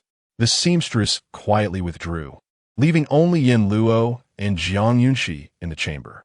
Outside, Qing Hua and Wan Xiu were still waiting. Thus, Jiang Yunxi could not immediately resolve all of Yin Luo's doubts, opting instead to succinctly clarify her intentions. Contact the operatives in Nanzhao to gather intelligence on Xinyuan Hang's every movement. I wish to know everything about him. Understood. Yin Luo nodded in agreement, her tone resolute. After a cup of tea had passed, Jiang Yunxi composed her emotions, standing shoulder to shoulder with Yin Luo, casting a side glance at her, filled with appreciation and trust. Yin Luo, I truly did not misjudge you. Master, you are my savior. You taught me martial arts and the ways of survival. How could I dare to disappoint you? Yin Luo held the fan close to her chest, her previously dim eyes suddenly alight with brilliance. Very well, my current status has changed, and it is no longer feasible for me to communicate with you at all times. When the moment arrives, I shall rely on you to exert extra effort to deliver messages to the palace. Jiang Yunxi cast a glance at the intricately carved railing and reiterated her request. Rest assured, have you forgotten? This is indeed my forte, Yin Luo replied with a smile and a nod. Chapter 55, Your Highness. You are quite fierce upon returning to the royal residence. The sky had once again turned gloomy, a dense gray mist gradually enveloping the entire courtyard. Jiang Yunxi refreshed herself and reclined on the spacious bed, seeking rest. The evening breeze was just right, lifting a corner of the gauzy curtain, while the courtyard was devoid of any figures, a serene stillness consuming the elegant surroundings. In the regent's palace, Xiao Jinyao slowly closed his eyes, tossing and turning. Yet the image of Jiang Yunxi grew increasingly vivid in his mind. The ethereal aroma of calming incense permeated the chamber, but at this moment, it had entirely lost its efficacy. Jiang Yunxi. After a while, Xiao Jinyao decisively sat up, pinching the bridge of his nose, musing that perhaps he had entertained thoughts that were not meant to be stirred. As the chill of winter approached, the incessant rain continued to fall, draping the entire capital in a shroud of frigid air. "My lady, the weather grows colder. You must take care to keep warm," Qingyi advised, placing a hot water bottle in Jiang Yunxi's embrace, offering meticulous counsel. "I am well aware. I am not so delicate," Jiang Yunxi replied, adjusting her cloak and rising to stroll through the flower garden. Those who practiced martial arts possessed inner strength, making them less susceptible to the cold. Over the course of several months, Qingyi had matured considerably, appearing increasingly composed. Adorned with a golden necklace, his fluffy ears stood erect, undoubtedly strikingly handsome among the wolf clan. His thick, plush fur made Qingyi appear even rounder, his call startling the maids who were tending to the flowers. "Long live the princess!" The group of maids, noticing Jiang Yunxi approaching, all knelt in greeting. Autumn had already seen the flowers dwindle, and with the winter solstice approaching, the garden grew increasingly desolate. Only a dozen or so butterfly orchids and camellias vied for attention, their vibrant hues and exquisite blossoms resembling a flurry of colorful butterflies dancing, infusing this bleak season with a touch of vitality. Jiang Yunxi handed the hot water bottle to Qingyi and gently brushed her fingers against the petals of a white camellia, the morning dew still glistening upon them. "These camellias are well nurtured. Let's move a few pots to Qinglan courtyard." "Yes." Several guards responded promptly. At that moment, Nanzhao interjected, "By the way, my lady, I have heard that the Zhixian tea house will showcase some rare bicolor camellias today." "Bicolor camellias?" Indeed, Jiang Yunxi's interest was piqued. "Then let us go and take a look." With her aim accomplished, Nanzhao quietly stepped back, feeling a sense of relief. The prince had sent a secret letter the previous day, instructing her to find a way to persuade the princess to visit the Zhixian tea house the following day. With the weather turning chilly, the princess was already reluctant to venture out, but fortunately today provided a convenient excuse. Meanwhile, Xiao Jinyao had been waiting at the Zhixian tea house for quite some time. Calculating the time, he realized it had been a month since he last saw Jiang Yunxi. As winter settled in, the northern Liang was stirring restlessly, frequently raiding the border villages of northern Yao to seize grain. He had been occupied with military affairs lately, and he wondered how she was faring. Nanny had not conveyed any news of her illness, suggesting that she was doing quite well. At this moment, as Xiao Jinyao's thoughts intertwined, a magnificent white carriage, uniquely belonging to Jiang Yunxi, gracefully came to a halt at the entrance of the purple gold tea house. The tea house was sparsely populated today, and as Jiang Yunxi stepped inside, she immediately caught sight of the silhouette on the second floor, a flicker of joy igniting within her. Xiao Jinyao had arrived. "Your Highness, the miss has arrived," Zhu Ying softly announced, gently pushing the door open and standing respectfully outside the screen, her voice barely above a whisper. Xiao Jinyao sat at a small table, deftly manipulating an exquisite pair of tongs with his right hand, carefully placing a few plump longans onto the fire rack. The flames danced vigorously, the dark charcoal glowing with a red hue. Before long, the water reached a boil, bubbling and frothing, releasing a fragrant steam that mingled with the delicate aroma of tea. Setting the tongs aside, Xiao Jinyao slightly turned his head, his gaze directed toward the entrance. "Let her in." Zhu Ying complied, stepping back without closing the door, standing silently to await Jiang Yunxi's arrival. Moments later, light footsteps approached, ascending the stairs gracefully. Clad in a pale purple silk gown, Jiang Yunxi moved with a fluid elegance. Upon reaching the doorway, Zhu Ying promptly stepped forward, bowing slightly in greeting, and gestured invitingly for her to enter. Having become accustomed to the etiquette surrounding the regent prince, Qingyi refrained from hastily following Jiang Yunxi inside. instead remaining quietly alongside Zhu Ying outside the door. "Your Highness." Jiang Yunxi obediently knelt in a respectful greeting. "Please sit." Xiao Jiny's serene voice floated to her ears. Jiang Yunxi, without further contemplation, slightly lifted her gown and gracefully seated herself opposite him, noticing the longans roasting on the fire rack in the center of the tea table, some already bursting open. "Do try," Xiao Jinyi remarked, having noticed her gaze lingering on the fruit, a subtle smile gracing his lips. Jiang Yunxi's mouth curled into a soft, rosy smile, her exquisite eyes momentarily flashing with an emotion that was scarcely detectable. Gently raising her hand, she cautiously reached for one of the scalding longans.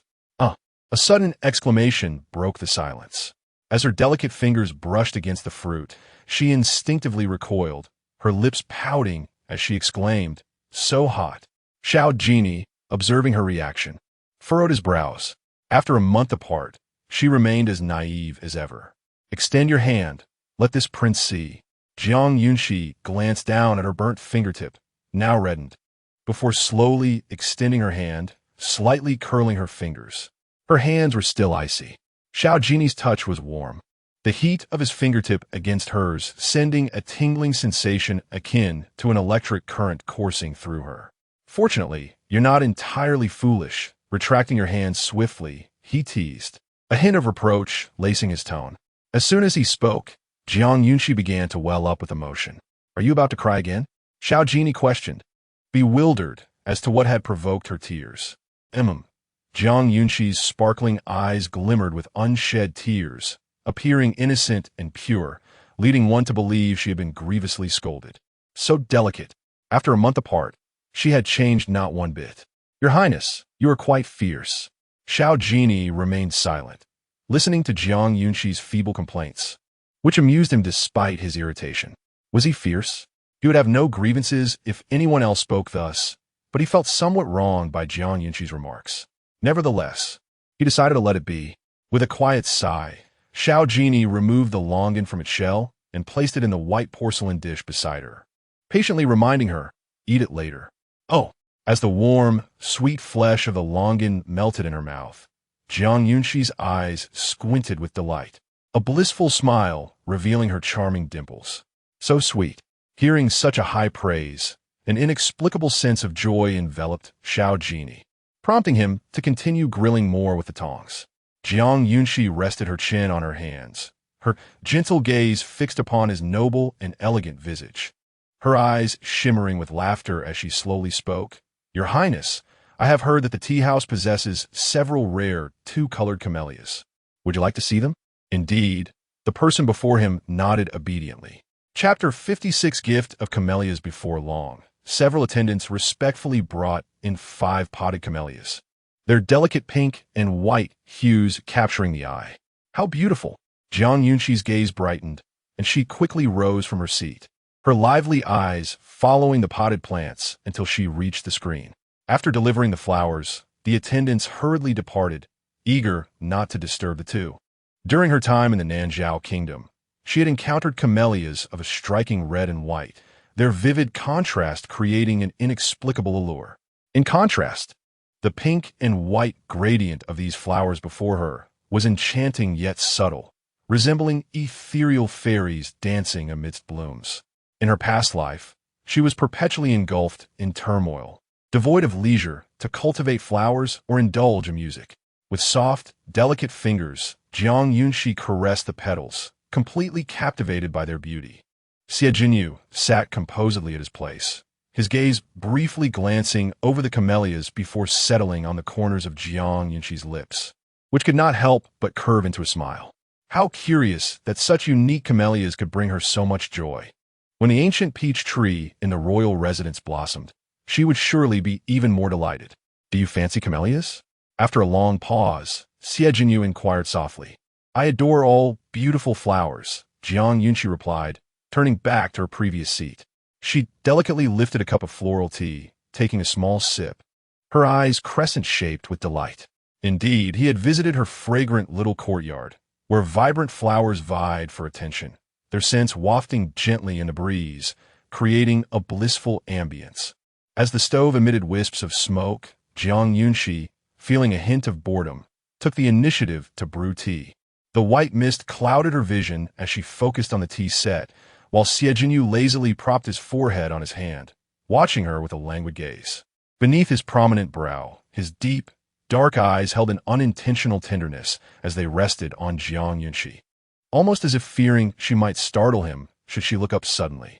As she gracefully handled the exquisite tea set with her slender, fair hands, he found it a delight to behold. Unbeknownst to him, his fervent gaze had already ensnared her. See, one cannot help but fall under such a gaze.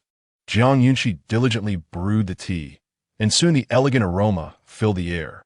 A smooth stream of water poured into the teacup, filling it 3/4 full. "Your Highness, do try this," Jiang Yunxi said with a gentle smile, presenting the cup with utmost grace. Xiao Jinyao accepted the cup, his well-proportioned fingers cradling it as he brought it to his lips, his movements exuding an exquisite languor, tinged with an indescribable allure. As the tea flowed into his throat, its refreshing fragrance enveloped him, rich and sweet, leaving a lingering aftertaste. He admitted, with a hint of expertise, that this was the most fragrant tea he had ever tasted. "Quite splendid," he remarked, cautious not to overly praise her, lest it inflate her pride. "And, Your Highness, about these flowers?" Jiang Yunxi asked softly, her tone imbued with a gentle curiosity. At that moment, Xiao Jinyao's previously uplifted smile faltered, his heart lightly mocking her, realizing that the delicate flower had transformed into a cunning little fox. "You certainly have a well-calculated plan," he began, but as he caught sight of Jiang Yunxi's wide-eyed expression and her slightly pouting lips, he found himself reluctant to refuse her. "Your Highness, I only require but a single plant." Jiang Yunxi spoke softly, her voice dwindling as if the mere thought of refusal might bring her to tears. Xiao Jinyao finished his tea, set down the cup, and then spoke slowly. "Since you desire it, take them all. They serve no purpose for me." He held no interest in such trivialities. "Thank you, Your Highness." Jiang Yunxi's face brightened with a smile, radiating joy. "One cup of tea equates to 5 unique camellias, alas. I seem to have suffered a great loss." Xiao Jinyao absent-mindedly traced the rim of his cup, his tone casual. "Your Highness, I could brew tea for you frequently." Jiang Yunxi cupped her delicate cheeks with her hands, blinking her eyes, her cherry lips curving into a smile, her exquisite features reflecting only him. Those eyes sparkled with vitality, captivating all who beheld them. Her sweet and gentle voice inadvertently stirred something deep within him. "Moreover, I never claim to want all 5. It is Your Highness who insists on gifting them." Xiao Jinyao remained silent, captivated by her clear gaze as the indescribable feelings buried within him began to surface. On the way back to the palace, Jiang Yunxi gently tended to the 5 potted plants in the carriage, laughing softly as she watched the fragile petals sway. The regent was indeed generous. Passing by the Jinsui pavilion, she deliberately lifted the curtain to glance at the entrance, noticing a pot of orchids resting on the second-floor railing. A smile playing on her lips. "Wait here, I will fetch something." "Yes." Jiang Yunxi lifted her skirts and entered the shop, the gaze of the embroiderer subtly shifting to her, though her hands remained busy. "Please." The embroiderer, who had previously attended to Jiang Yunxi, approached again, smiling as she extended her right hand in an inviting gesture, signaling for Jiang Yunxi to follow her to the inner chambers. Jiang Yunxi nodded, slightly in gratitude, and accompanied the embroiderer through the shop towards the back. Yin Luo was fanning the charcoal in the fireplace with a bright red fan when she noticed Jiang Yunxi and immediately lifted her gaze, smiling as she welcomed her. "My lady, this morning I received secret correspondence from the Nanzhao kingdom. Xinyuan Heng appears to have covertly dispatched a group of purple-robe assassins to Beiyao, with Xiao Jinyao as their target." "Xiao Jinyao?" Jiang Yunxi took a seat on a cushioned chair, her brows furrowing slightly. Yin Luo brought forth a plate of pastries, her expression resolute. "It seems that Xiao Jinyao's influence has obstructed their plans. Have you uncovered their specific whereabouts?" "Not yet, but it is clear they have recently been sighted in the southern suburbs." Yin Luo sat down, continuing, 10 purple-robe assassins infiltrated the capital, making them difficult to detect. Jiang Yunxi's face remained impassive, devoid of panic, as she calmly regarded the snow-white jade bracelet on her wrist. A glint of cold menace flashing in her eyes as she spoke softly. The more, the better. It will facilitate my actions. My lady, your status may not be suitable for such deeds, remarked Yin Luo, her gaze fixed upon Jiang Yunxi's stunning visage. With such a breathtakingly beautiful face, engaging in acts of murder and arson, one can scarcely imagine. A fierce flame smoldered within her heart. If it remained unexpressed, how could she endure? Jiang Yunxi's lips curled upwards slightly, revealing a delicate yet enchanting smile, beneath which lay a sharpness as formidable as a blade. With a mere flick of her finger, a silver needle, slender as a cow's hair, darted forward like a bolt of lightning, embedding itself deep into the wooden post before her. Yin Luo could not help but widen her eyes, gazing at the needle firmly lodged in the wood, secretly relieved that she had never crossed Jiang Yunxi. She silently sealed her lips, refraining from uttering another word. It was said that tomorrow, Xiao Jinyao would be heading to the military camp, passing through the thicket of bamboo in the southern suburbs. Surely, those individuals would not miss the opportunity to strike. As Jiang Yunxi slowly rose, preparing to turn away, Yin Luo hastily interjected, "Understood. I shall personally take a look tomorrow." It had been months since they last met, and she wondered how resilient the purple-clad butterfly warriors of the Thousand Mechanisms camp had become. As Jiang Yunxi walked away, she spoke casually, her tone light and indifferent. Chapter 57. The encounter the following day, the sky was a brilliant blue. A finely crafted carriage came to a gentle halt before the golden thread pavilion, the tassels swaying beneath the ornate eaves. Jiang Yunxi was gracefully assisted down from the carriage. "Your Highness, it is merely a dress. Why must you oversee this personally?" Qingyi followed her inside, observing the square embroidery workshop where the seamstresses diligently immersed themselves in their tasks. Everything was in perfect order. "I must ensure the garments for my mother are made with utmost care," Jiang Yunxi replied, ascending the staircase with familiarity. Yin Luo was already waiting in the private room. As she pushed open the tightly shut door, a faint, elusive fragrance wafted towards her. Jiang Yunxi furrowed her brow slightly, turning to gently embrace Qingyi's slender waist, swiftly tapping her sleeping acupoint. Qingyi's body softened, quietly leaning into her embrace. At that moment, Yin Luo approached, taking Qingyi from Jiang Yunxi's arms. She raised a hand, pointing to a black dress laid out on the table, and softly remarked, "Mistress, the attire you requested has been prepared." Jiang Yunxi glanced in the direction Yin Luo indicated, a glimmer of appreciation flashing in her eyes. "I shall return promptly. Please take care," she instructed. Yin Luo nodded. A hint of concern etched on her face. "Indeed," Jiang Yunxi said, taking the black dress and stepping behind a screen to change. To avoid an encounter with Xiao Jinyao, she chose an outfit that offered a contrasting appearance for safety. She removed all her hair ornaments, leaving only a white jade hairpin, donned a veil, and slipped away quietly. Once Yin Luo and the others had departed, she gently laid Qingyi on the bed. The room was filled with a lingering scent of incense. Given the shallowness of Qingyi's internal strength, it was unlikely she would awaken. In the southern suburbs, amidst thickets and bamboo groves, an exquisitely adorned black carriage made its way along the winding road, the wheels emitting a soft creaking sound. Recently, military affairs had kept him busy. Had he not returned yesterday to see Jiang Yunxi, he would have likely remained entrenched in the camp. Xiao Jinyao reclined lazily with a military treatise in hand, while a small table at the center of the soft couch bore steaming tea. Today, he had brought no additional guards, only the solitary figure of Zhu Ying to drive the carriage.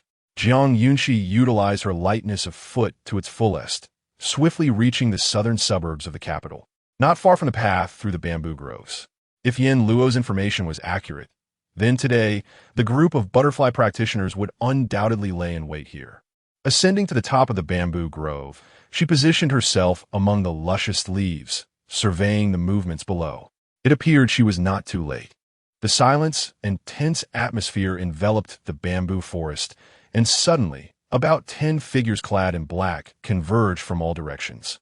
The numbers were few, suggesting they had been divided into two groups. Without a moment's hesitation, Jiang Yunxi flicked her sleeves, sending several poisoned silver needles cascading down through the bamboo leaves.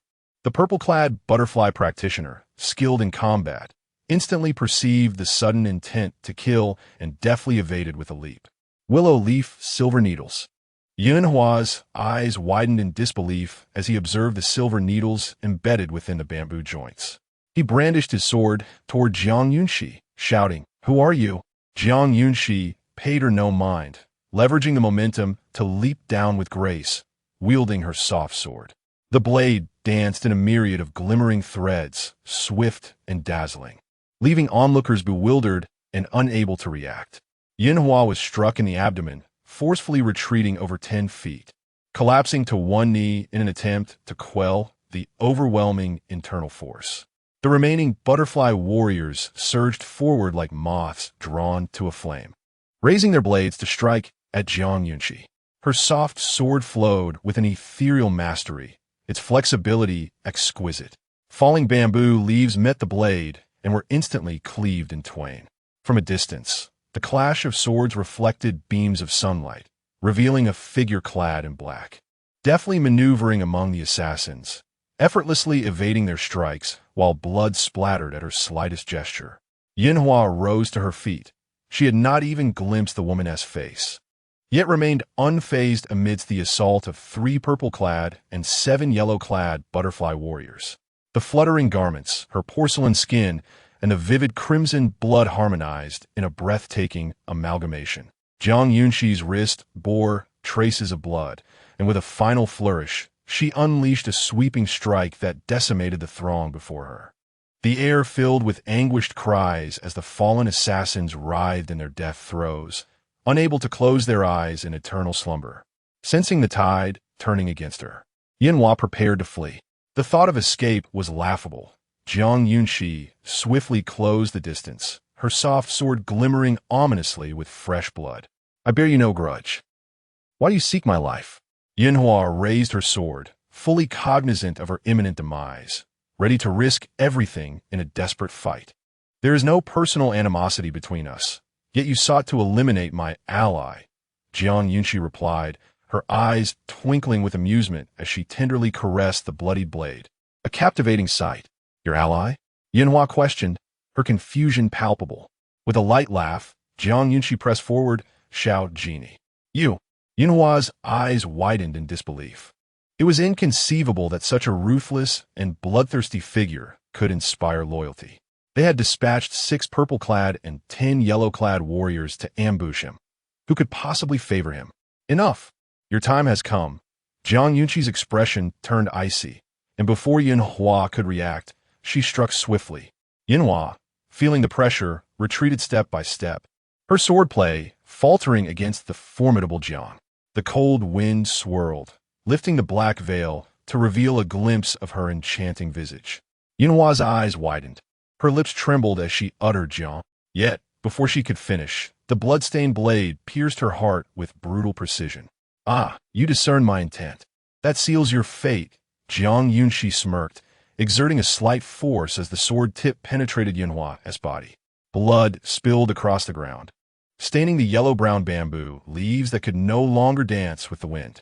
Jiang Yunxi casually discarded her sword, adjusted her attire, and soared away, knowing that more ambushers awaited Xiao Jinyao.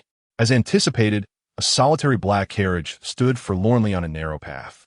Suddenly, a cadre of enigmatic figures emerged from the shadows, surrounding the carriage with unwavering resolve.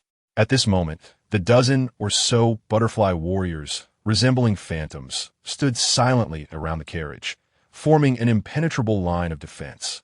The wind howled ominously, and a chill permeated the air. The surroundings fell into an eerie silence, broken only by the soft rustle of leaves stirred by a gentle breeze. Xiao Jinyao sat upon the plush cushion, his fingertips lightly caressing the ebony jade ring, his gaze dark and foreboding. "Seeking death."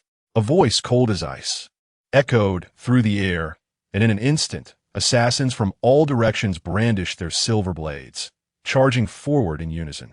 Chapter 58. Wounded by him, a formidable gust, imbued with profound inner strength, surged forth like a tempestuous storm. In the blink of an eye, the few butterfly practitioners clad in yellow were sent flying as if severed from their strings, hurtling several dozen meters away. Simultaneously, a shadowy figure appeared in midair, swift and ghostly. Xiao Jinyao, wielding his long sword, moved with the elegance of a dragon, his sword's momentum as fierce as lightning. Within mere moments, the yellow-clad practitioners found themselves devoid of the strength to retaliate.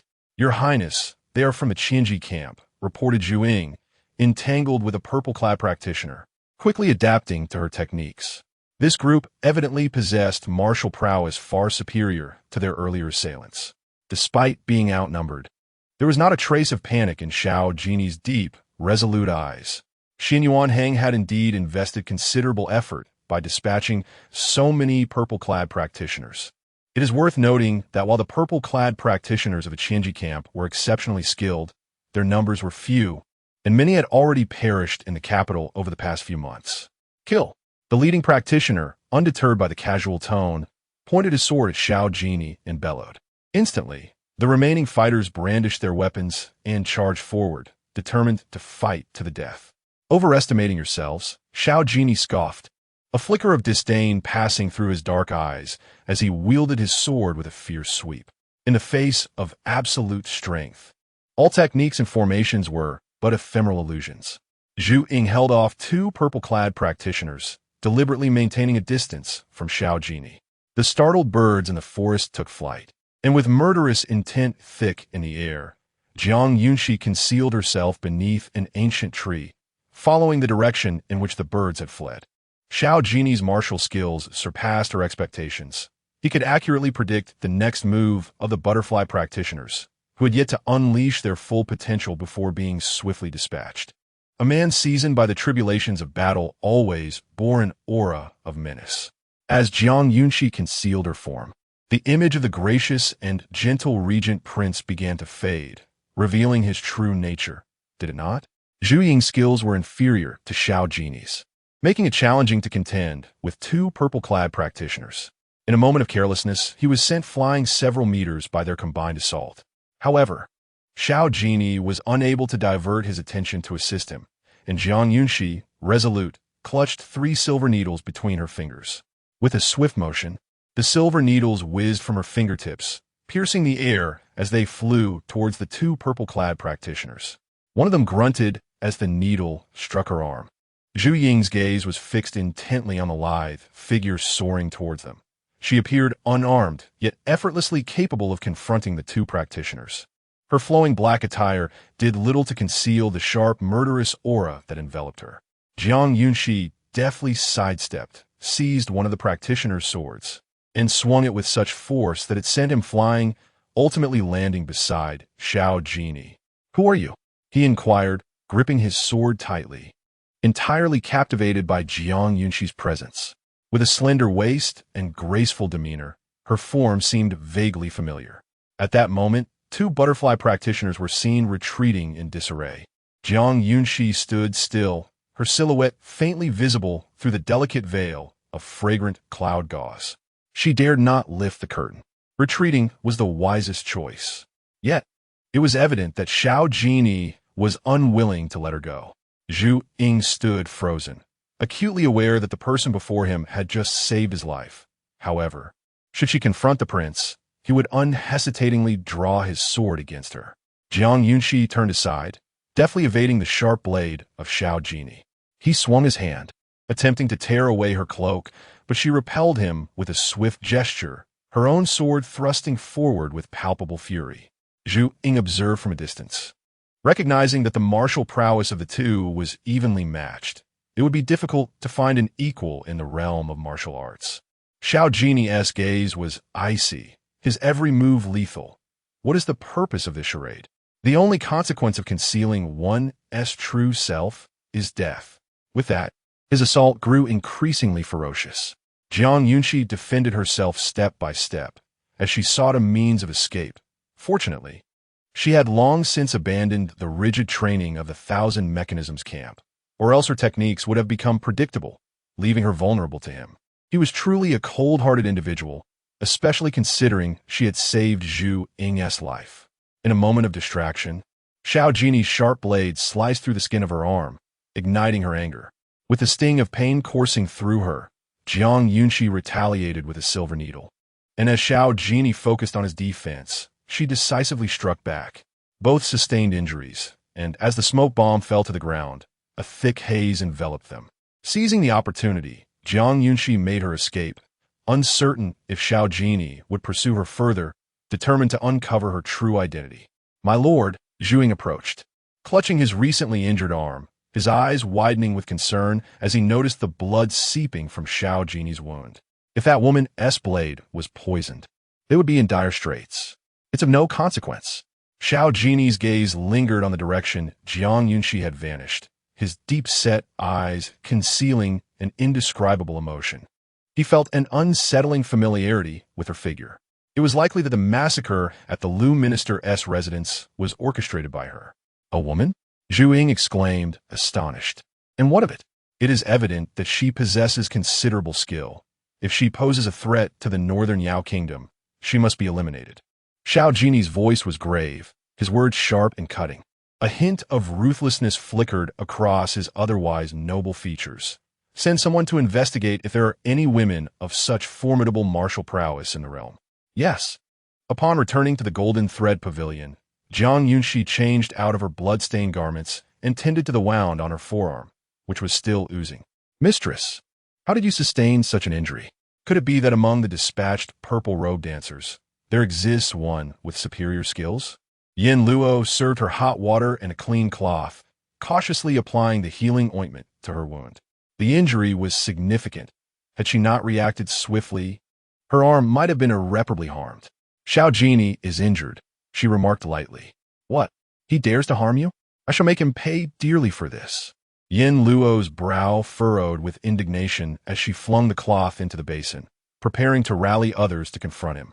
Fortunately, she was interrupted by Jiang Yunxi, who advised her not to rush, for she too had inflicted harm upon him. It had been nearly 2 hours after tending to her wounds. She must return to the royal manor, lest she arouse suspicion.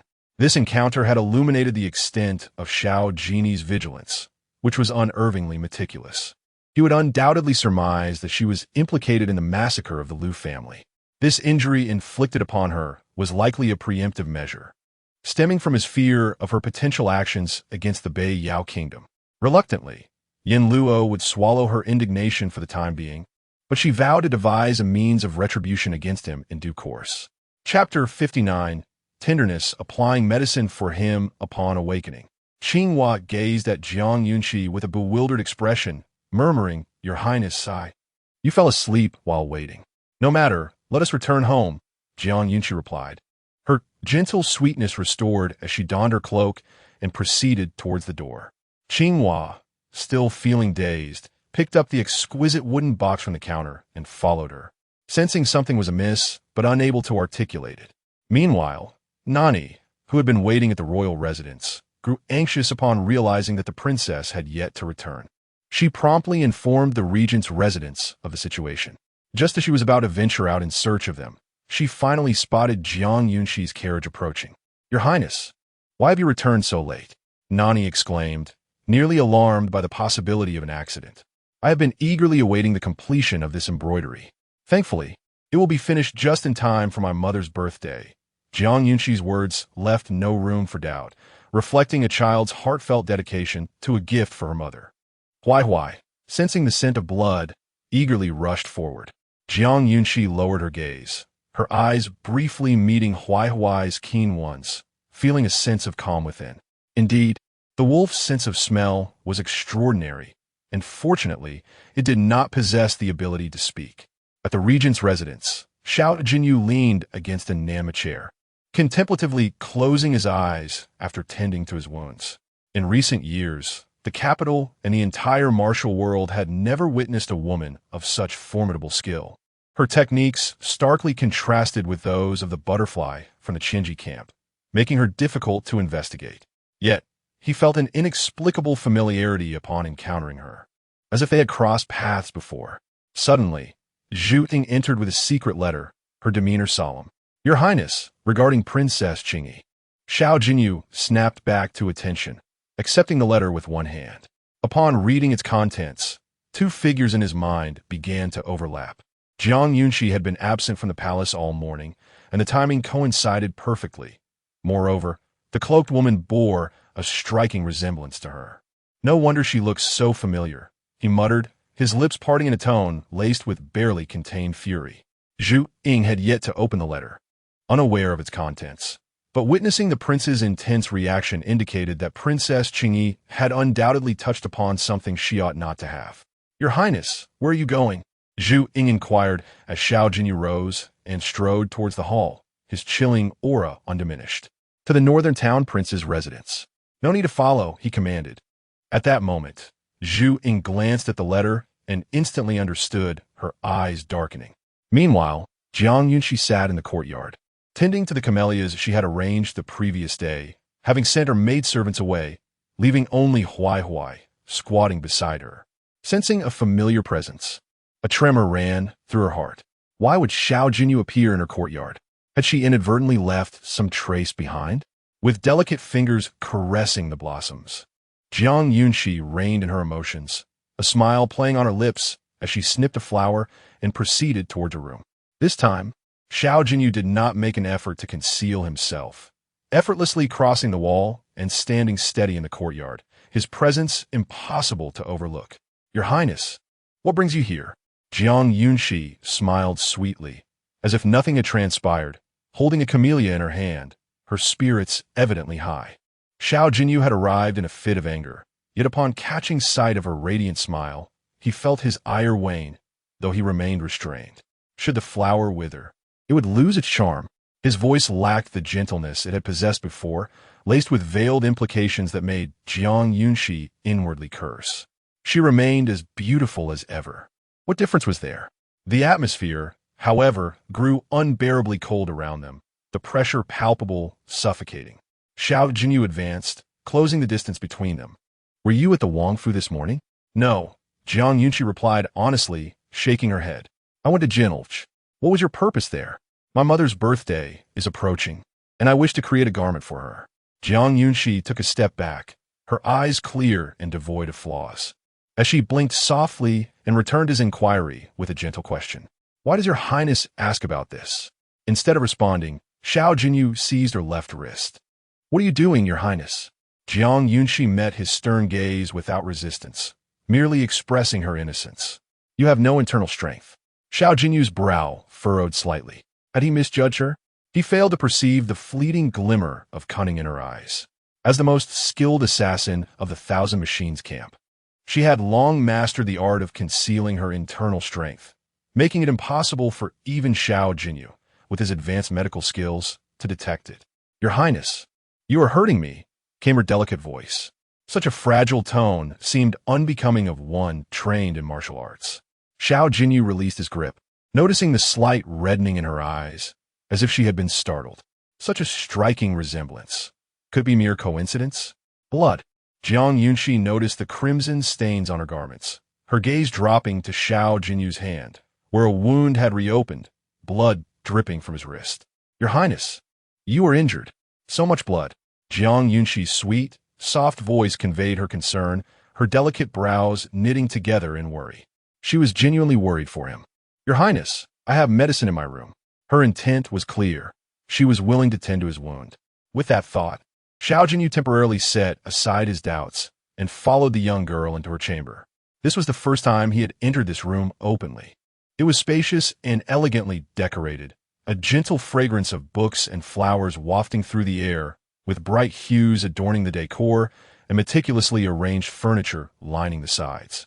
Xiao Jinyao settled onto a soft couch in the outer hall, where a fresh lily adorned the table, accompanied by scissors, likely used for trimming. Jiang Yunxi returned from the inner room with a warm cloth, and upon lifting the beaded curtain, she found Xiao Jinyao already rolling up his sleeves. The wound she had inflicted was rather deep. "Are you afraid?" "A little," Jiang Yunxi admitted honestly. Yet her resilience shone through as she gently wiped away the blood from his wrist with the cloth. Her movements were somewhat clumsy. Those who practice martial arts are often marked by scars, undoubtedly skilled in tending to their wounds, while Jiang Yunxi is entirely different. Her skin is delicate, Not a single callus graces her hands, a true product of pampered upbringing. Ha! He truly must have been blinded by anger towards that woman to cast suspicion upon her. Given the circumstances of today, Jiang Yunxi should have been terrified to the point of tears. As these thoughts swirled in his mind, Xiao Jinyao propped his head up with one hand, a faint smile gracing his lips, his noble and ethereal visage radiating warmth. Just now I was rather uncouth. He noticed the redness on Jiang Yunxi's wrist, unmistakably the mark of his earlier grip, and in that moment, he felt a surge of regret. Chapter 60. Tie a bow for him, your highness. Perhaps you should handle this yourself. I am not adept at such matters. After wiping the blood from Xiao Jinyao's hands, Jiang Yunxi hesitated to touch his injured arm, setting aside the soft cloth and murmuring, "It's quite troublesome." A faint voice reached her ears. "I shall teach you." Xiao Jinyao's dark eyes sparkled, and he absent-mindedly moved his hand, seemingly unconcerned about his wound. Jiang Yunxi was momentarily taken aback, feeling a touch of confusion. "Do not be afraid," he reassured her, his tone gentle, with a hint of mischief dancing at the corners of his eyes, a stark contrast to his earlier demeanor. "All right. Life is indeed wondrous." The wound she had inflicted upon him now required her care. Jiang Yunxi cautiously picked up the damp cloth, gently continuing to wipe the blood from around his injury, her movements tender. Xiao Jinyao's hands were long and fair, bearing the marks of years wielding blades and arrows. Yet the slight calluses only added to their allure, exuding a mature, seductive charm. What a deep wound, she mused, realizing she had been a bit too forceful, almost grazing the bone. Xiao Jinyao slowly guided her in applying the medicine, his gaze fixed on her delicate actions, the slight stings of pain rendered inconsequential. The room was filled with the subtle fragrance of incense, a thin veil of smoke drifting lazily. Watching her fine, pale hands tending to his arm brought him a peculiar sense of enjoyment. Lifting his gaze, Xiao Jinyao was captivated by her exquisitely beautiful visage, unable to look away. Before long, Jiang Yunxi set down the gauze, her face alight with satisfaction as she cupped her cheeks, her brows and eyes curving toward him. Xiao Jinyao, having been momentarily distracted by her beauty, failed to notice the binding process, only realizing that the end of the white gauze on his arm had been fashioned into a bow. She has quite the talent for drawing connections. Is it not pleasing? Noticing the man before her seemed to struggle to voice his thoughts, Jiang Yunxi pouted, feigning disappointment. "Very well, let us see." Xiao Jinyao sighed quietly, articulating each word with deliberation. At that moment, a smile blossomed on Jiang Yunxi's face, and she naturally lowered her hands, her thoughts already drifting elsewhere. His sudden appearance today was indeed peculiar. Could it be that the royal residence had spies in place? It appeared she would need to carefully evaluate those around her. After pondering, Jiang Yunxi shifted the conversation. "Your Highness, how did you come to be injured?"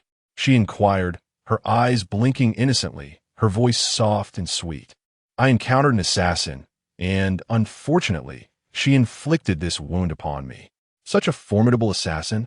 Admiration gleamed in Jiang Yunxi's eyes, momentarily irking Xiao Jinyao. "I was injured by her as well," he replied, his tone cold and low, as he picked up the camellia flower that Jiang Yunxi had just cut. Is there truly a need for rivalry? It was best left unsaid, but upon mentioning it, Jiang Yunxi felt the sting of her own arm's wound flare up. He had indeed been quite harsh. That injury would likely require 2 months of ointment to fade. "Your Highness, do not tug at my flower." Suddenly, as she regained her focus, Jiang Yunxi noticed several camellia petals had appeared on the table. With a slight tremor of his hand, Xiao Jinyao realized it was too late. The camellia was already in full bloom, its petals fully unfurled, delicate like her. Alas, with just a gentle touch, several petals fell to the ground. He felt quite aggrieved. "This prince..." Xiao Jinyao's voice trailed off, unclear. Half of the petals remained, seemingly in defiance of him, cascading down like dandelion seeds upon being released. "You saw it too?" It fell on its own. Xiao Jinyao withdrew his hand, his tone somewhat awkward. Jiang Yunxi remained silent, her peach blossom eyes clouded with an air of disappointment. If His Highness had not touched it, how could it have lost its petals? Her voice was as faint as a whisper. He felt he could not wash away the blame, even if he plunged into the yellow river. One flower. I shall compensate you. He conceded, resigned to his fate. Really? Does this prince jest? Jiang Yunxi weakly shook her head. With that, Xiao Jinyao slowly rose, adjusting his luxurious outer robe, casting a final glance at the small bow on his arm, a hint of a smile playing on his lips as he stepped away. As he departed, he left behind a remark. I shall have Zhu Ying deliver the item. Once the door closed, Jiang Yunxi finally relaxed her guard, glancing at the injury on her left arm, gently lifting her outer garment to reveal a trace of blood seeping through the bandage. Earlier, while tending to her wound with Xiao Jinyao, she had inadvertently tugged at it. Fortunately, he had not noticed. Chapter 61. This wound, best healed slowly as night descended. The darkness surged like a tide, yet the opulent palace remained bright and transparent. In the cabinet's bath, steam enveloped the air, creating an ethereal ambience. Xiao Jinyao shed his outer garments and slowly loosened his sash, preparing to step into the bath. Within the hazy mist, his loose nightgown slightly parted, subtly revealing the smooth, robust contours of his chest, the definition of his muscles emanating an irresistible allure. Raising his arm, the butterfly knot that Jiang Yunxi had meticulously wrapped around his injury remained intact. What to do? It seemed a bit difficult to untie it. Xiao Jinyao stepped into the hot spring, leaning against the edge of the white jade stone, casually inspecting his wound. After much contemplation, he concluded that this wound was best healed slowly. The following day, Zhu Ying indeed brought a pot of exquisite camellias, a delicate blend of pink and white. Were there not only 5 plants?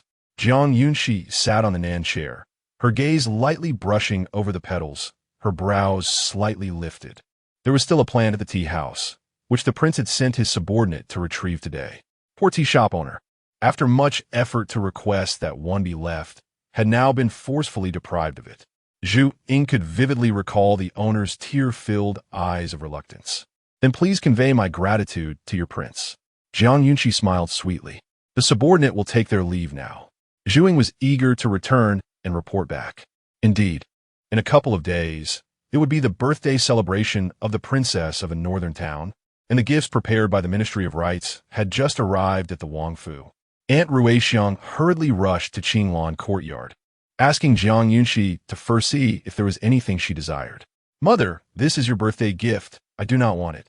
Jiang Yunxi watched as Shun Yuan handed exquisite jewelry from the box to her maid, hurrying forward to intervene. I usually do not wear so much jewelry. It would be a waste to let it sit. Shun Yuan did not listen, continuing to tally the items in the gift list, seemingly intent on sending every precious item to Qinglan courtyard. By the way, have all the invitations been sent out? After a while, once the items were counted, Shun Yuan took the hot tea Jiang Yunxi poured and turned to ask the steward and Aunt Ruixiang. The two nodded, in response to the princess's inquiry. All have been delivered to the respective households. However what? Noticing the steward hesitating, unable to articulate his thoughts, Shun Yuan directly inquired. Princess, we sent invitations to His Highness Prince Rui and His Highness Prince Yi, but there was none for His Highness the Regent. Will he? Jiang Yunxi raised her gaze, thoughtfully observing Shun Yuan's expression, her fingers slightly curling. Considering Xiao Jinyao's temperament, encountering such unfair treatment from a northern town prince's residence would likely be detrimental to her father. The character of the regent is peculiar. If any trouble were to arise at my northern town prince's residence, it could become quite troublesome. Shun Yuan's tone was laced with dissatisfaction, clearly reluctant to send it. She understood that even if Xiao Jinyao were to sever ties with the northern town prince's residence, he would not engage in any excessive actions. After all, her husband Jiang Qifeng was a renowned national hero, having achieved numerous military merits for the northern Yao kingdom. Mother, I believe this invitation should be sent. Jiang Yunxi gently shook Shun Yuan's arm, playfully asking, why? Sierra, our northern king's residence is not afraid of offending him. It is not merely a matter of offense. Jiang Yunxi continued, at the last autumn hunting banquet, I was grouped with His Highness the Regent, who treated the ladies with utmost care. We cannot possibly disregard such kindness. Can we? With a gentle tone and a well-organized line of reasoning, Jiang Yunxi recounted her previous interactions with Xiao Jinyao. hoping to restore some semblance of his image in Shun Yuan's eyes. Upon hearing this, Shun Yuan paused slightly, reflecting. So, he does possess a modicum of humanity. Humanity? How tarnished must Xiao Jinyau's reputation be? Jiang Yunxi inwardly smirked. Very well, but we have no more invitations. Ruixiang, please seek out Scholar Kong this afternoon to draft another one. Shun Yuan set down her teacup and issued her command. Mother, it is but a single invitation. There is no need to trouble Scholar Kong. The Emperor has recently ordered a reorganization of the Sutra repository, and he is quite busy. I can manage to write it myself. Jiang Yunxi called out to Aunt Ruixiang, who was about to leave, with a sweet smile that made it impossible for Shun Yuan to refuse. Finally, Shun Yuan reached out to pat Jiang Yunxi's head affectionately, gently tapping her hand. Very well, you may write it. A couple of sentences will suffice. It is merely a formality. Jiang Yunxi nodded and then returned to the courtyard with Qingyi. Chapter 62. A handwritten invitation. One of a kind, the fragrant ink wafted through the air, and gentle wisps of smoke danced around. Jiang Yunxi sat upright before her writing desk, her delicate white hand grasping a beautifully crafted golden brush. With a graceful flick of her wrist, she began to inscribe several lines on the gilded invitation. The elegant and supple characters flowed smoothly, each stroke a testament to her artistry. In her childhood, frail and delicate, the pursuit of martial arts was an impossibility. However, her fascination with ancient texts and scriptures flourished. She had started her education early and honed her calligraphy skills, which now proved invaluable. After a moment, Jiang Yunxi set down her brush, allowing the ink to dry. Nani, please deliver this letter to the Regent's palace, and Qingyi, assist me by relocating that camellia to the flower bed. She rose, assigning tasks to the two individuals in the room. The mere mention of the Regent's palace brought a smile to her eyes. Both complied and departed, unaware of the profound thoughts hidden within Jiang Yunxi's gaze. The previous day's actions of Xiao Jinyao had made it abundantly clear to her that there were spies within the royal residence. The guards and maids in the outer courtyard would not intrude upon her domain without explicit orders, thus leaving only one plausible conclusion. The informant resided within her own courtyard. It was even possible that it was her personal maid. Qingyi and Wanxiu had been by her side for nearly a decade. Xiao Jinyao could not have orchestrated anything so soon. Only Nani's arrival seemed coincidentally timed. Pouring herself a cup of floral tea, she gazed at the open door, a subtle smile gracing her lips. At the Regent's palace, Nani executed her lightness of foot to perfection, swiftly arriving at the estate. Guided by the hidden guards, she entered the study. Your Highness, this is the invitation for the birthday banquet of the Princess of the North, sent by the young lady. Nani presented the exquisitely crafted dark red invitation with both hands, her tone formal and precise, mindful of the need for accuracy. After the prince's injury yesterday, she had heard from the hidden guard that he had been quite furious, thus she felt the need to tread carefully. I expected that, given Jiang Qifeng and his temperament, they would simply disregard the Regent's palace altogether. As the invitation was placed upon the table, Xiao Jinyao did not reach for it. Instead, he casually glanced at it before resuming his reading. Nani swallowed hard, hesitating to divulge the truth. Is there something more? Xiao Jinyau's piercing gaze penetrated her thoughts. Your Highness, the Princess of the North truly had no intention of sending an invitation to the palace. It was the young lady who took it upon herself to uphold your reputation. Nani relayed the events of the morning in full, without omitting a single detail. Oh, upon hearing that Jiang Yunxi had spoken favorably of him, Xiao Jinyau's interest piqued. He tossed the book aside and leisurely picked up the invitation to examine it. As he opened it, he was greeted by the sight of beautifully crafted, neat characters. Ah, this invitation was written by the young lady herself, Nani quickly added. She wrote it. Xiao Jinyao scrutinized it more closely, each character passing beneath his gaze, a smile creeping onto his lips that he could not conceal. After a while, he remarked, the handwriting is quite impressive. Nani lowered her head, sensing a shift in the atmosphere. The study no longer bore the oppressive air it once had. She recalled that just months prior, the hidden guards had dreaded being summoned to this very room by the prince. At that moment, the oppressive aura surrounding the prince was so malevolent that it could almost take a life, It was utterly terrifying. You may withdraw now. Do not arouse Jiang Yunxi's suspicions. Understood. Nani hastily departed. After her exit, the dark guards in the room gradually retreated as well. Yet Xiao Jinyao had yet to close the invitation. This was the first time he had seen Jiang Yunxi's handwriting. As he leaned closer, the faint scent of laurel mingled with the ink, exquisite in its elegance. Since she had personally delivered the invitation, he decided he would certainly attend the birthday banquet. As the sun rose and set, time gracefully transitioned to the day of Shen Yuan's birthday. Jiang Yunxi was roused early by Qingyi, who assisted her in her grooming and adornment. The elegant, water-hued, goose-yellow gown, adorned with white, rounded pearls at the collar, enhanced her regal appearance. The gown's fabric, embroidered with golden threads and white lines, depicted a crane poised to soar, wings uplifted. Princess, today you shall undoubtedly captivate countless noble youths.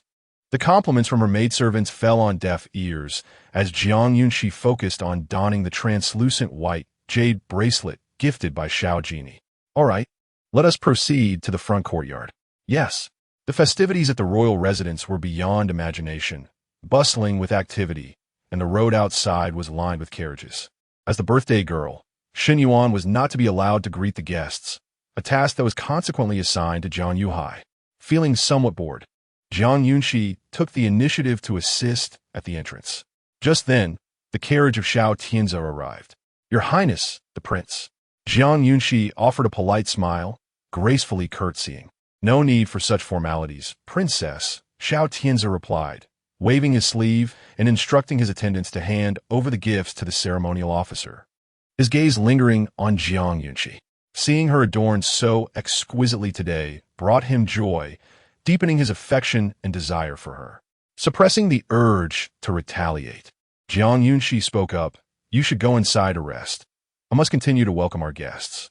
No trouble at all. Just yesterday, I received a silver moon hairpin, and I was uncertain whom to bestow it upon. Now, seeing you in such splendid form, the answer is clear, Xiao Jinyao smiled, as one of his attendants presented a black wooden box. Is this for me? Jiang Yunxi felt an overwhelming urge to decline.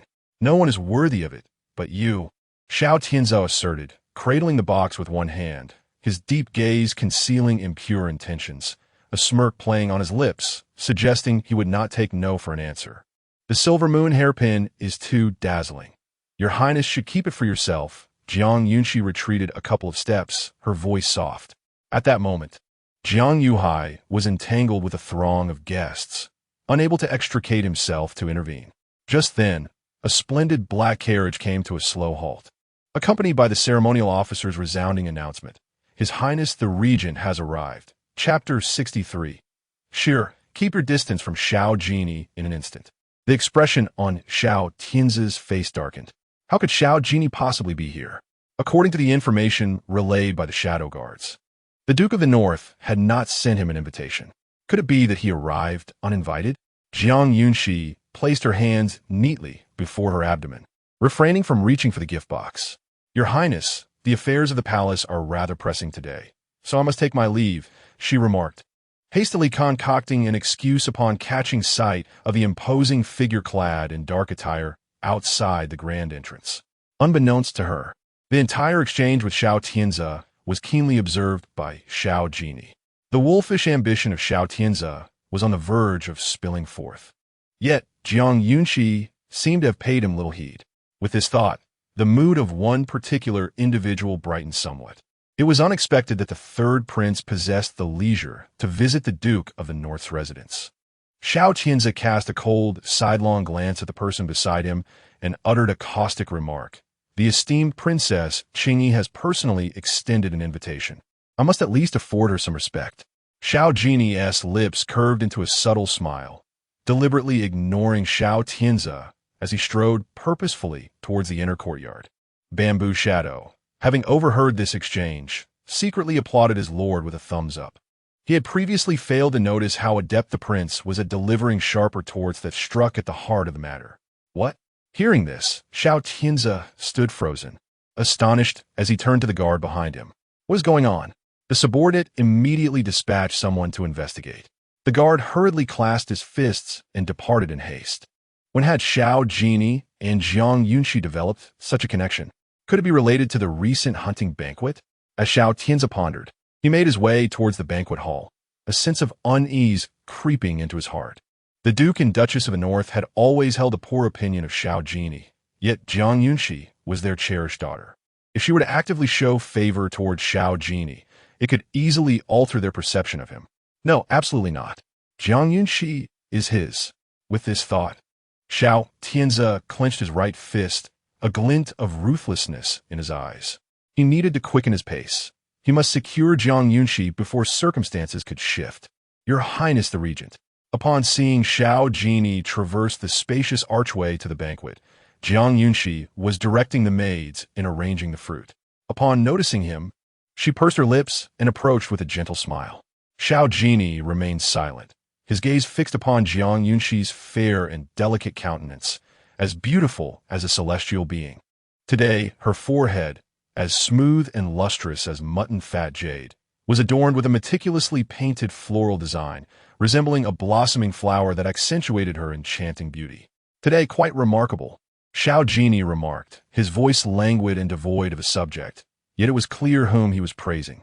Aware that they were in a public setting, Jiang Yunxi refrained from engaging in extensive dialogue with him, and simply returned a radiant smile.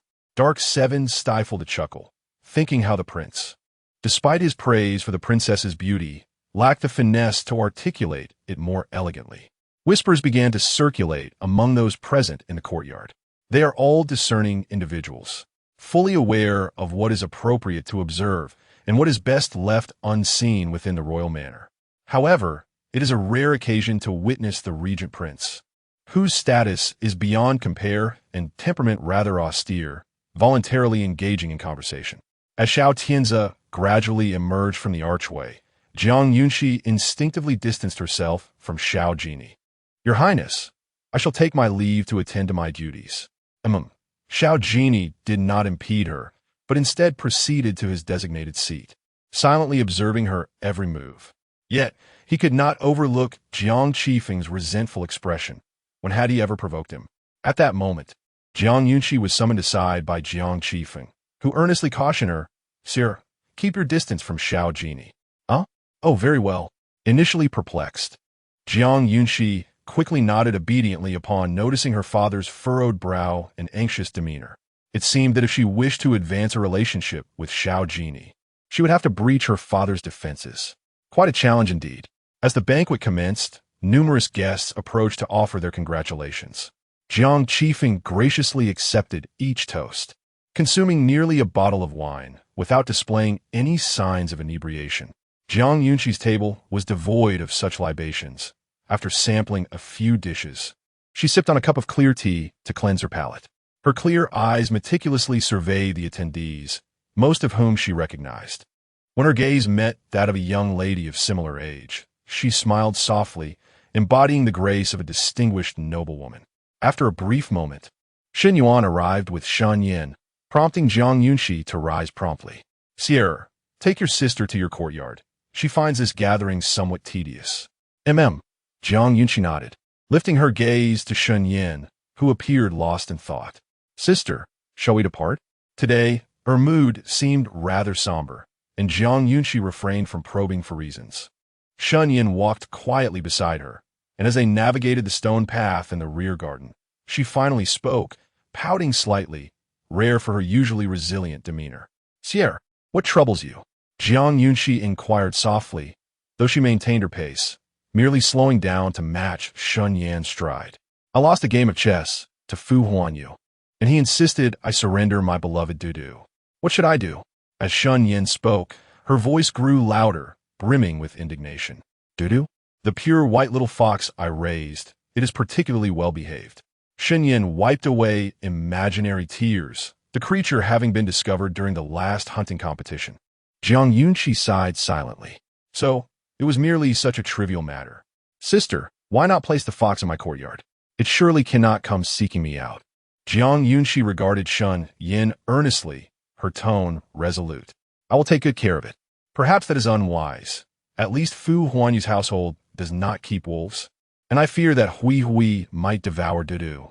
Xinyan's tone returned to normal, her mood shifting dramatically as she quickly found solace in the thought. Sometimes, one can feel quite helpless indeed.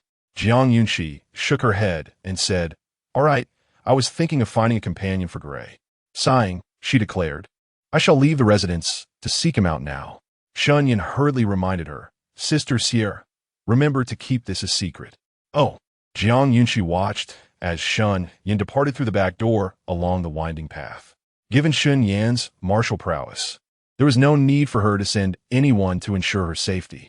Upon returning to the Qinglan courtyard, she found Qinghua anxiously searching for something, her expression fraught with worry.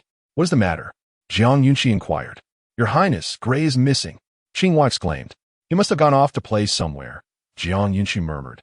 But as the words left her lips, she recalled Xiao Jinyao leisurely sipping tea in the front courtyard. Panic surged within her. Without a moment's hesitation, Jiang Yunxi swiftly turned on her heels and retraced her steps with a graceful urgency.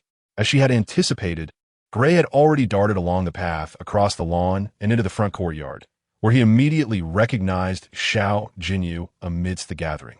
"Oh, woo!" Gray yelped excitedly, wagging his tail vigorously as he rushed to nuzzle against Xiao Jinyao's leg, displaying an affectionate dependence. This commotion captured the attention of many at the banquet, leaving them utterly astonished. Chapter 64. Holding her hand, Xiao Jinyao set down his teacup, casting a downward gaze upon Hui, a subtle smile flickering in his eyes. Was Jiang Yunxi perhaps hinting at something? Could it be that he was meant to seek her out in her courtyard? Contemplating this, Xiao Jinyao reached out to gently pat Hui's head, only to be misinterpreted by Jiang Qifeng. "Your Highness, this is Shi's pet. It would be prudent not to touch it." Jiang Qifeng sprang up from his seat, striding over with haste, fearful that Xiao Jinyao might inadvertently harm Hui. Surely, that would cause Shi great distress. Xiao Jinyau's hand paused midair as he watched Hui retreat from him. The wolf, perceptive and intelligent, seemed to sense something and chose to distance itself. "Are you perhaps misunderstanding my intentions?" Xiao Jinyao slowly withdrew his hand, his indifferent gaze rising, exuding an imposing aura as he spoke, his voice chillingly cold. Seated at the table, Xiao Tianzi observed the escalating confrontation between Jiang Qifeng and Xiao Jinyao with great amusement. Let them argue. The louder, the better. If it could reach the ears of their father, it would be a stroke of fortune. At that moment, Jiang Yunxi hurried over. Her skirts lifted, her sweet voice laced with urgency, effectively halting the impending clash between the two men. "Oh dear, they are so fierce." Hui lowered its tail, nuzzling against Jiang Yunxi's legs. "Sheer, take Hui back," Jiang Qifeng said, unwilling to prolong the quarrel, and after advising Jiang Yunxi, he returned to his seat. "All right." Jiang Yunxi cast a furtive glance at Xiao Jinyao and nodded obediently. That fleeting gaze, pure and clear, extinguished any lingering ire in Xiao Jinyao. As she departed, he too felt no inclination to remain at the tiresome banquet and turned to leave. Ironically, everyone assumed he had been driven away in anger. Deep within, he couldn't help but admire Jiang Qifeng's audacity. Indeed, he was fearless. Yet, unbeknownst to all, there was no trace of Xiao Jinyao in the carriage departing the manor. The esteemed Regent Prince was once again engaging in clandestine escapades. Upon returning to her courtyard, Jiang Yunxi sensed an unusually tense atmosphere. Understanding the situation, she dismissed her maidservants and ventured alone into her chamber. Xiao Jinyao reclined on a soft couch, his elongated eyes half closed in feigned slumber, a distinctly elegant hand propping up his temple. Upon hearing the door open, he slightly opened his eyes. "Back already?" His voice was low and enchanting. "My father was rather uncouth earlier. I hope your highness can forgive him," Jiang Yunxi said softly, her tone suggesting negotiation as she approached the couch and seated herself on the opposite side. On the table lay a set of exquisite celadon teaware. She delicately poured a cup of floral tea and placed it beside the man. "Is it as simple as merely saying forgive?" Xiao Jinyau's demeanor shifted as he fully awakened. His obsidian-like eyes fixated on Jiang Yunxi, a long finger tapping rhythmically on the small table, emanating an air of insistence that would not let matters slide. She had long known that Xiao Jinyao was not one to be trifled with. Jiang Yunxi had long prepared herself mentally. Thus she maintained a polite and measured smile. "What compensation would your highness like me to offer?" The misunderstanding caused by Jiang Qifeng had seemingly reopened her wounds. Xiao Jinyao's voice was nonchalant. Before the person across from him could continue, he rolled up his sleeve, revealing the blood-soaked bandage. "I have taught you well." "Very well, I shall fetch a wet cloth," Jiang Yunxi replied, nodding, secretly biting her lower lip, forcing a smile. Was there a backstory to his earlier words? It was merely an argument, not a fight. How could her wounds reopen? Such deliberate insinuations, if she truly failed to comprehend them, would raise suspicions. Very well, she would tend to his injury properly. A glimmer of inspiration flashed in her eyes as she concocted a brilliant idea. The room was once again filled with the soothing scent of calming incense, and the two sat facing each other, just as before. Xiao Jinyao's arm rested on the table. Signs of healing were evident on his wound, yet due to exertion, it had torn open anew. "Your Highness, I'm still a bit afraid."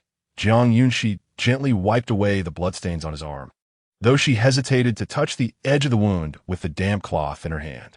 "It does not hurt." Xiao Jinyao understood that the delicate figure before him was merely concerned about hurting him. In just 2 days, she had completely forgotten the things he had taught her. "I dare not," Jiang Yunxi said, attempting to set the cloth down. At that moment, Xiao Jinyao's right hand reached out, grasping her slender wrist. "Your Highness." Jiang Yunxi looked up in confusion, shifting slightly, yet unable to free herself from his grip. Such a gaze was irresistibly tempting. "Look," Xiao Jinyao commanded, his hand enveloping hers entirely as he slowly guided her upward. The damp cloth brushed against the edge of the wound, absorbing the nearly dry blood. Jiang Yunxi's hand felt as soft as if it had no bones, and Xiao Jinyao's breathing grew slightly heavier. Even after cleaning the blood, he did not release her. Why was her hand so cold? Pondering this, Xiao Jinyao unconsciously rubbed his fingertip against her palm. It tickles," Jiang Yunxi playfully protested, prompting him to release her hand. Only then did Xiao Jinyao realize his oversight and gradually loosen his grip. Jiang Yunxi clutched the wet cloth, her gentle gaze directed at him, before she could speak. He chided softly, "Why is your hand so cold?" "I do not know," she replied, picking up the gauze to continue her task. As her soft fingertips brushed against his arm, she could sense the strength in his martial prowess. "Can you only tie bows?" Seeing that familiar shape, Xiao Jinyao raised an eyebrow, a charming smile curving his lips. "Indeed," Jiang Yunxi affirmed honestly, then lifted her eyes to sincerely ask, "Is it not beautiful?" He did not respond. After a lengthy pause, neither spoke further. As warm tea slid down their throats, Jiang Yunxi finally broke the silence. "Your Highness, when did the rift between you and my father begin?" 3 years ago, the moment I returned to the capital." Xiao Jinyao candidly revealed the reasons he knew to the person before him. "In essence, it is quite simple. He executed a high-ranking official before the eyes of numerous court officials, while that official was engaged in light-hearted conversation with Jiang Qifeng. Why did His Highness not offer an explanation?" Jiang Yunxi, captivated, rested her chin on her hands and inquired with curiosity. "Not all matters are meant to be disclosed to the public." Xiao Jinyao's clear voice pierced her ears, and beneath those ink-black eyes lay a depth of emotion she could not fathom. Was it sorrow, or perhaps pain? "No wonder my father advised me against forming any connections with His Highness," Jiang Yunxi murmured deliberately, her voice as delicate as a whispering breeze. Yet it was distinctly heard by the man opposite her. "Do you wish to hear? I am no longer a child. I can discern right from wrong on my own." Jiang Yunxi quickly shook her head, her beautiful lashes fluttering like butterfly wings as she replied gently. Xiao Jinyao raised his teacup to take a sip, adjusted his sleeves, and, as he stood to depart, he reached out to gently pat her head before making his way towards the door. "There are matters in the military. I must take my leave." Chapter 65. Princess Qingyi and the Regent Prince are truly a perfect match, Your Highness. As he finished ruffling his hair, Jiang Yunxi muttered softly. Yet by then, he had already departed. The room was left with her alone, yet it was imbued with the intangible presence of Xiao Jinyao. Before long, the rivalry between the regent prince and the king of the north began to circulate discreetly among the officials. Indeed, someone seized the opportunity to submit a memorial denouncing Xiao Jinyao ruthlessness, referencing the previous incident involving the murder of court officials. The emperor, gazing at the pile of memorials on his desk, could not help but rub his temples, sighing heavily in weariness. Is indeed a troublesome child. Your Majesty, I believe it is time to find a consort for the regent prince. Perhaps it could, murmured the eunuch Wang, who had been waiting beside the dragon throne. If this strategy were effective, I would have done so long ago, the emperor retorted with a shake of his head, irritation evident in his tone. However, just as he finished speaking, a thought struck him, and he turned to inquire, "Has Minister Zhang's daughter come of age?" "She reached maturity early this spring," replied eunuch Wang, well versed in such matters. He then cautiously ventured, "Your Majesty, are you considering an engagement for Princess Qingyi? Minister Jiang commands an army of 200,000 and is exceedingly fond of Qingyi. Her marriage must be approached with caution." The emperor's eyes darkened, and a flicker of doubt arose within him. He could not shake the feeling that Xiao Jinyao relationship with Qingyi was rather extraordinary. "Your Majesty, during the last hunting tournament, I felt that Princess Qingyi and the regent prince were exceedingly well matched," eunuch Wang remarked with a smile, his wrinkles softening his demeanor. The emperor paused his writing, intrigued by the notion of the two. During the last hunting event, the regent prince took exceptional care of Princess Qingyi. There may well be something between them. Eunuch Wang added with a beaming expression. This piqued the emperor's interest. He was well aware of Xiao Jinyau's temperament. Previously, a wealthy lady had sought to elevate her status by aligning with him, only to meet her demise by his orders, her body cast aside in the market square. Qingyi, on the other hand, was gentle in nature, exquisitely beautiful. Should there be no animosity between them, he would gladly facilitate a romantic tale. However, following Minister Zhang's recent quarrel with him, this matter would have to wait for the time being. Very well, I shall contemplate this thoroughly. After a long pause, the emperor finally restrained his smile, sitting upright on the dragon throne to continue reviewing the memorials. The winter chill deepened. A bitter wind swept through the capital, and the first snow began to fall, coating the window panes with a layer of white frost. When she opened the door, a piercing cold rushed in. Outside lay a glistening expanse, with snowflakes drifting like goose feathers, settling upon the rooftops and crevices. Draped in a plush cloak, Jiang Yunxi strolled through the garden, cradling a hand warmer. At this moment, several pots of camellias still bloomed proudly. "Princess, we have erected a shelter over the flowers. The wind and snow shall not defeat them," Qinghua said, carefully shielding Jiang Yunxi's head with an oiled paper umbrella. Winter's depths could indeed be somewhat dreary, as the endless snowfall left little else to behold. Jiang Yunxi extended her small hand to catch a perfect snowflake, watching it melt quietly in her palm as she whispered softly. In the realm of Nanzhao, only a small northern region experiences a delicate snowfall during winter. Each year, she would eagerly anticipate the day when Qinyuan City would resemble the capital, with scattered jade-like crystals blanketing the ground and snow adorning the streets. Yet, that day never arrived. Now, this modest wish has finally come to fruition, yet it seems to bring her less joy than she had once imagined. Indeed, rarity enhances value. That which is unattainable often feels the most precious.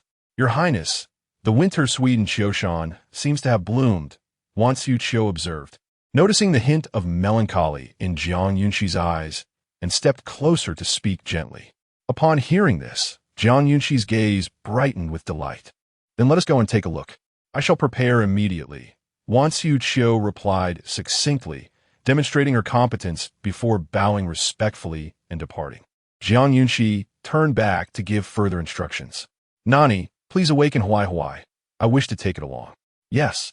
After the passage of a fragrant incense stick, a white-painted carriage, perfectly harmonizing with the snowy landscape, glided out of the capital. The tassels at each corner swayed gently with the movement of the wheels, producing a melodious chime akin to wind bells. Atop the city gate, a figure clad in dark attire fixed a penetrating gaze upon the carriage. A letter of secrecy clutched in hand. "My lord, Dark 7 and Dark 1 have already followed the princess's carriage," reported Zhu Ying, who hurried to relay the progress upon spotting Xiao Jinyao. Xiao Jinyao leisurely tore the letter into shreds, intrigued by the blooming plums of Qiushan. "Have the carriage prepared at once." Zhu Ying, having anticipated his master's thoughts, hastily bowed and began to withdraw. He had surmised that Xiao Jinyao, who had been occupied with military reports from the northern frontier and had not seen Princess Qingyi for half a month, would seek her out as soon as his affairs were concluded. Wait for another incense stick to pass. Otherwise, she may become suspicious. Xiao Jinyao crossed his arms, his gaze lingering on the distant carriage that was gradually diminishing in size, his fingers lightly tapping against his arm, his tone languid. Zhu Ying choked on his words. When did the Lord become so cautious? Previously, it was always direct. Inside the carriage, Jiang Yunxi gently stroked Huai's thick fur while idly perusing a book of miscellaneous notes with her right hand. A delightful array of delectable pastries filled the table at the center of the soft couch, yet she had not touched a single morsel. Qiushan was not far from the capital, and along the way, she noticed numerous carriages heading in the same direction, likely with similar intentions. The carriages from various families in the capital bore similarities and distinct markings, while Jiang Yunxi's carriage was one of a kind, commanding the road as others yielded to it. They dared not engage in collision. The consequences could be dire. "Your Highness, we have arrived," Wan Xiu announced, drawing back the curtain of the carriage. In that instant, Huai leaped down, bounding high. "Huai, do not wander." "Woo!" Huai wagged its tail, obediently crouching beside the carriage, waiting for Jiang Yunxi to descend. It was indeed well behaved.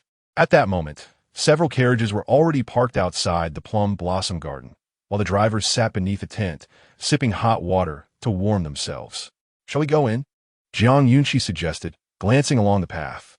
She beheld a stunning display of pale yellow and delicate pink plum blossoms intermingled, a sight to behold. Indeed, Qinghua held a paper umbrella at the ready, strolling along the fragrant path, her mood elevated by the beauty surrounding her. Jiang Yunxi walked ahead, her heart blossoming with delight, while the lively gray scurried about, peering curiously in every direction. "Ah, is that not Princess Qingyi?" At this moment, some had begun to take notice of Jiang Yunxi. A frail creature daring to venture out on such a snowy day. Does she not fear succumbing to illness? Su Qingyi scoffed, her arms closed, a disdainful glimmer in her eyes. Though her voice was soft, the two young ladies accompanying her heard every word and subtly distanced themselves. Such a brazen woman, speaking without restraint, could easily ensnare them in her folly. It was fortunate that Princess Qingyi did not pursue the matter, had she caught wind of such remarks. The repercussions could be far beyond what a mere daughter of the Jiang family could withstand.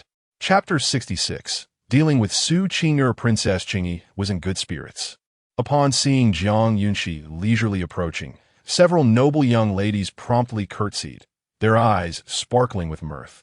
Jiang Yunxi slightly inclined her head, gesturing for them to rise. Having sensed someone discreetly following her, presumably sent by Xiao Jinyao, her mood was exceptionally buoyant, and she refrained from admonishing any impolite individuals. Su Qingyi fixait-il her gaze upon her le hautes inscrutables. What's Miss Su up to? Does this princess have something on her face?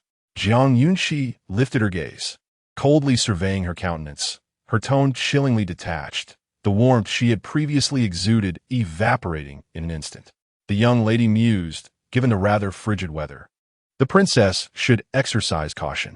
Su Qingyi, maintaining her composure, met Jiang Yunxi's eyes, her crimson lips moving with a hint of arrogance. Mind your own affairs, and that will suffice. Jiang Yunxi did not afford her any courtesy, delivering a curt remark before turning away and striding deeper into the plum blossom grove.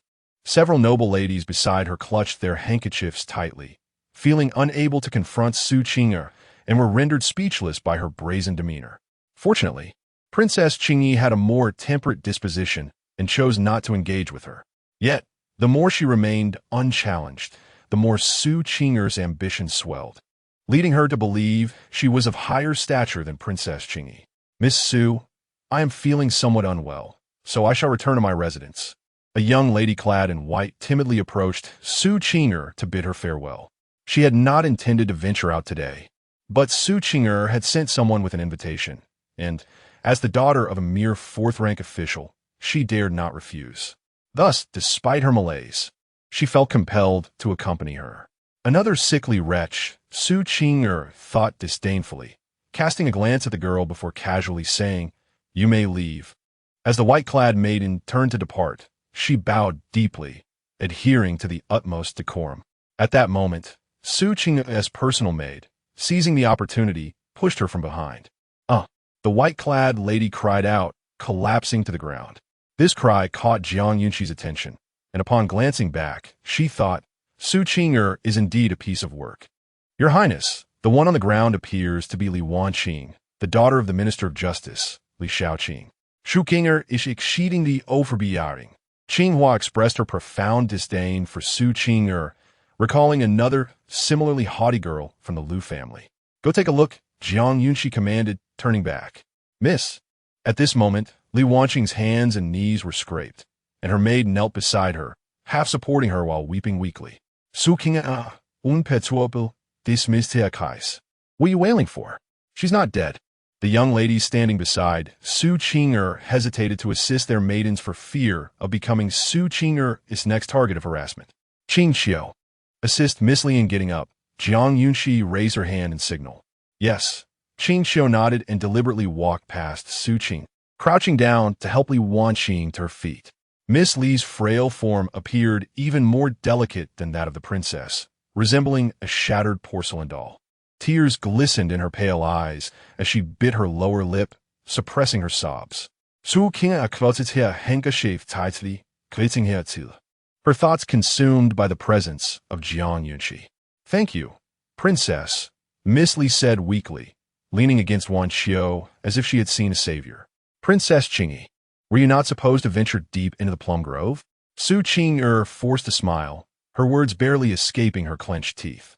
Jiang Yunxi remained silent, her gaze sweeping over Qinghua, offering her a subtle hint. Suddenly, a crisp, resounding slap echoed as Qinghua struck Su Qingyi across the face. After the act, she rubbed her wrist and returned to Jiang Yunxi's side. Shock rippled through the onlookers, particularly among the young ladies who discreetly stepped back. You dare to hit me? Su Qingyi exclaimed, clutching her burning right cheek, tears streaming down her face as she pointed a trembling finger at Jiang Yunxi. Yet again, Qinghua could not restrain herself. Another sharp slap resounded, this time on Su Qingyi's right cheek, perfectly symmetrical to the first. Why should I not? You, who disregard rank and status, have insulted the children of court officials without cause. According to the laws of our northern Yao kingdom, you ought to be punished with 30 lashes. This princess has merely administered 2 slaps as a minor reprimand. You should, in fact, be grateful to me. Jiang Yunxi's voice remained calm as always, her bright peach blossom eyes sparkling with mirth as she regarded Su Qingyi, unfazed. Su Qingyi was rendered speechless, her eyes wide with disbelief, her nails digging into her flesh. The pain she felt was dwarfed by the humiliation on her face. Wanxiu, escort Miss Li home. Qinghua, accompany me to see the flowers. Jiang Yunxi, uninterested in further disputes, issued her commands and departed, continuing deeper into the plum grove. Su Qingyi, seething with rage, stomped her feet, her eyes filled with hatred. One day, she vowed, she would repay this grudge personally. Miss, shall we return to the manor? At that moment, a maid cautiously spoke up. Get lost. Su Qingyi shouted at the maid who had come to assist her, consumed by her fury. Half a stick of incense later, the black carriage of Xiao Jinyao arrived alongside Jiang Yunxi's. Dark 7 had been waiting nearby. Your Highness, the princess should have reached the depths of the plum grove by now. Xiao Jinyao chose not to send anyone after them, and leaped into the grove, swiftly spotting the petite figure clad in a delicate shade of blue amidst the pale yellow plum blossoms. She was accompanied by only one maid, who was, nonetheless, a distraction. A gentle breeze carrying the fragrant scent of plum blossoms swept by, and Jiang Yunxi beheld the swirling yellow petals, unconsciously breaking into a warm smile. Beneath her plush cloak lay a beauty that could captivate countless men. "Regent, your highness?" Turning around, Jiang Yunxi widened her eyes in surprise and quickly inquired, "What brings you here?" Qingyi followed suit, bowing respectfully, and took a plum blossom branch from her mistress's hand as they approached Xiao Jinyao. "Can you come, yet I cannot?" Pressed his lips together, his tall figure, akin to a proud pine, adorned in luxurious black brocade. As he drew closer to, an involuntary smile graced his lips. "Did your highness not express a disinterest in these flowers and plants?" Inquired innocently, her captivating peach blossom eyes fixed upon him, radiating an undeniable allure. Before stepped forward, closing the distance to a mere foot from. A deep, intoxicating voice emerged. "Indeed, there are things here that pique my interest." "What might those interests be, your highness?" "People or objects?" Gazed up at him with a charming smile, continuing her naive questioning as she took a small step forward. Between them lingered an indescribable atmosphere. Chapter 67. The Art of Seduction. What do you think piques my interest? Xiao Jinyao gazed into her enchanting eyes, which sparkled with a playful smile, his lips parting and closing with a languid air of nonchalance. Realizing that a misstep would lead to his highness chastising her for her folly, Jiang Yunxi decided against guessing. She merely lowered her gaze, softly muttering, "When have you ever scolded me, your highness?" The man before her protested. "Perhaps I have forgotten," Jiang Yunxi replied earnestly, shaking her head, and then shifted her attention to the vibrant plum blossom grove behind him, for indeed, he had uttered such words before. Xiao Jinyao, with his hands clasped behind his back, followed her gaze. Clusters of resplendent winter-sweet blossoms were competing to bloom, resembling ethereal fairies gracefully dancing upon the branches. Each flower exuded a faint, intoxicating fragrance, ensnaring one in its allure. A gentle breeze swept through, causing petals to flutter down like delicate snowflakes, mingling with the sweet scent that lingered in the air. Jiang Yunxi was uncertain of Xiao Jinyao's preferences, yet she was acutely aware that these flowers, enchanting as they were, could not capture his attention. His true purpose for being here was all too evident. After a while, they strolled to a stout plum tree, where Xiao Jinyao finally spoke to answer her earlier question. "What intrigues me is you." The shadow of doubt flickered in Jiang Yunxi's eyes, her cherry lips parting slightly, imbued with genuine confusion. "Your Highness, what is there about me that warrants your interest?" Her question was exceedingly simple, her expression as clear as crystal. Xiao Jinyao was momentarily taken aback, silently mocking himself for not considering that the young maiden before him was merely a girl who had just come of age, innocent to the ways of love. He found himself flustered, having overlooked this aspect. "What are you pondering, your highness?" Jiang Yunxi feigned ignorance, inching closer to him, her voice as soft as the fragrance of orchids. "Nothing," Xiao Jinyao replied, swallowing hard, deliberately avoiding her captivating gaze, and lifted a branch of wintersweet. "How adept you are!" Jiang Yunxi's bright eyes revealed no trace of affection. She feigned ignorance for a simple reason. Xiao Jinyao's feelings for her were not yet profound enough to be of any utility. It would be wiser to await a more opportune moment. And she, a keen observer of subtle cues, noticed the distant Qingyi encroaching upon their intimate world and discreetly approached her to negotiate, leading her away. "Rest assured, our lord will not harm the princess." And she remarked with a knowing expression. But Qingyi's brow furrowed. She had overheard the words spoken by the regent prince moments ago. The princess, pure of heart, was akin to an innocent lamb wandering into a wolf's den. "Oh, dear Miss Qingyi, trust my judgment," and she urged, his anxiety palpable. "Very well." Jiang Yunxi watched as Qingyi was led away by Qi, momentarily forgetting Xiao Jinyu's presence. He stood behind her, a chill breeze sweeping through, as his long, jade-like fingers gently lifted the hood of her cloak, draping it over her head. "Your Highness, I am not cold." Jiang Yunxi cradled the branch of the winter sweet she had just plucked, her voice soft and gentle as she offered an explanation. Yet, it was evident that the person behind her had not taken heed of her words.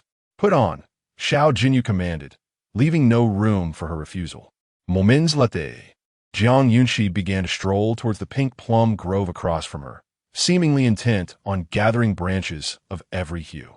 Xiao Jinyao silently followed her, and as he raised his hand, a few fallen plum blossoms descended directly into his palm, while also adorning Jiang Yunxi's hat. Jiang Yunxi, he called out to her. "What is it, Your Highness?"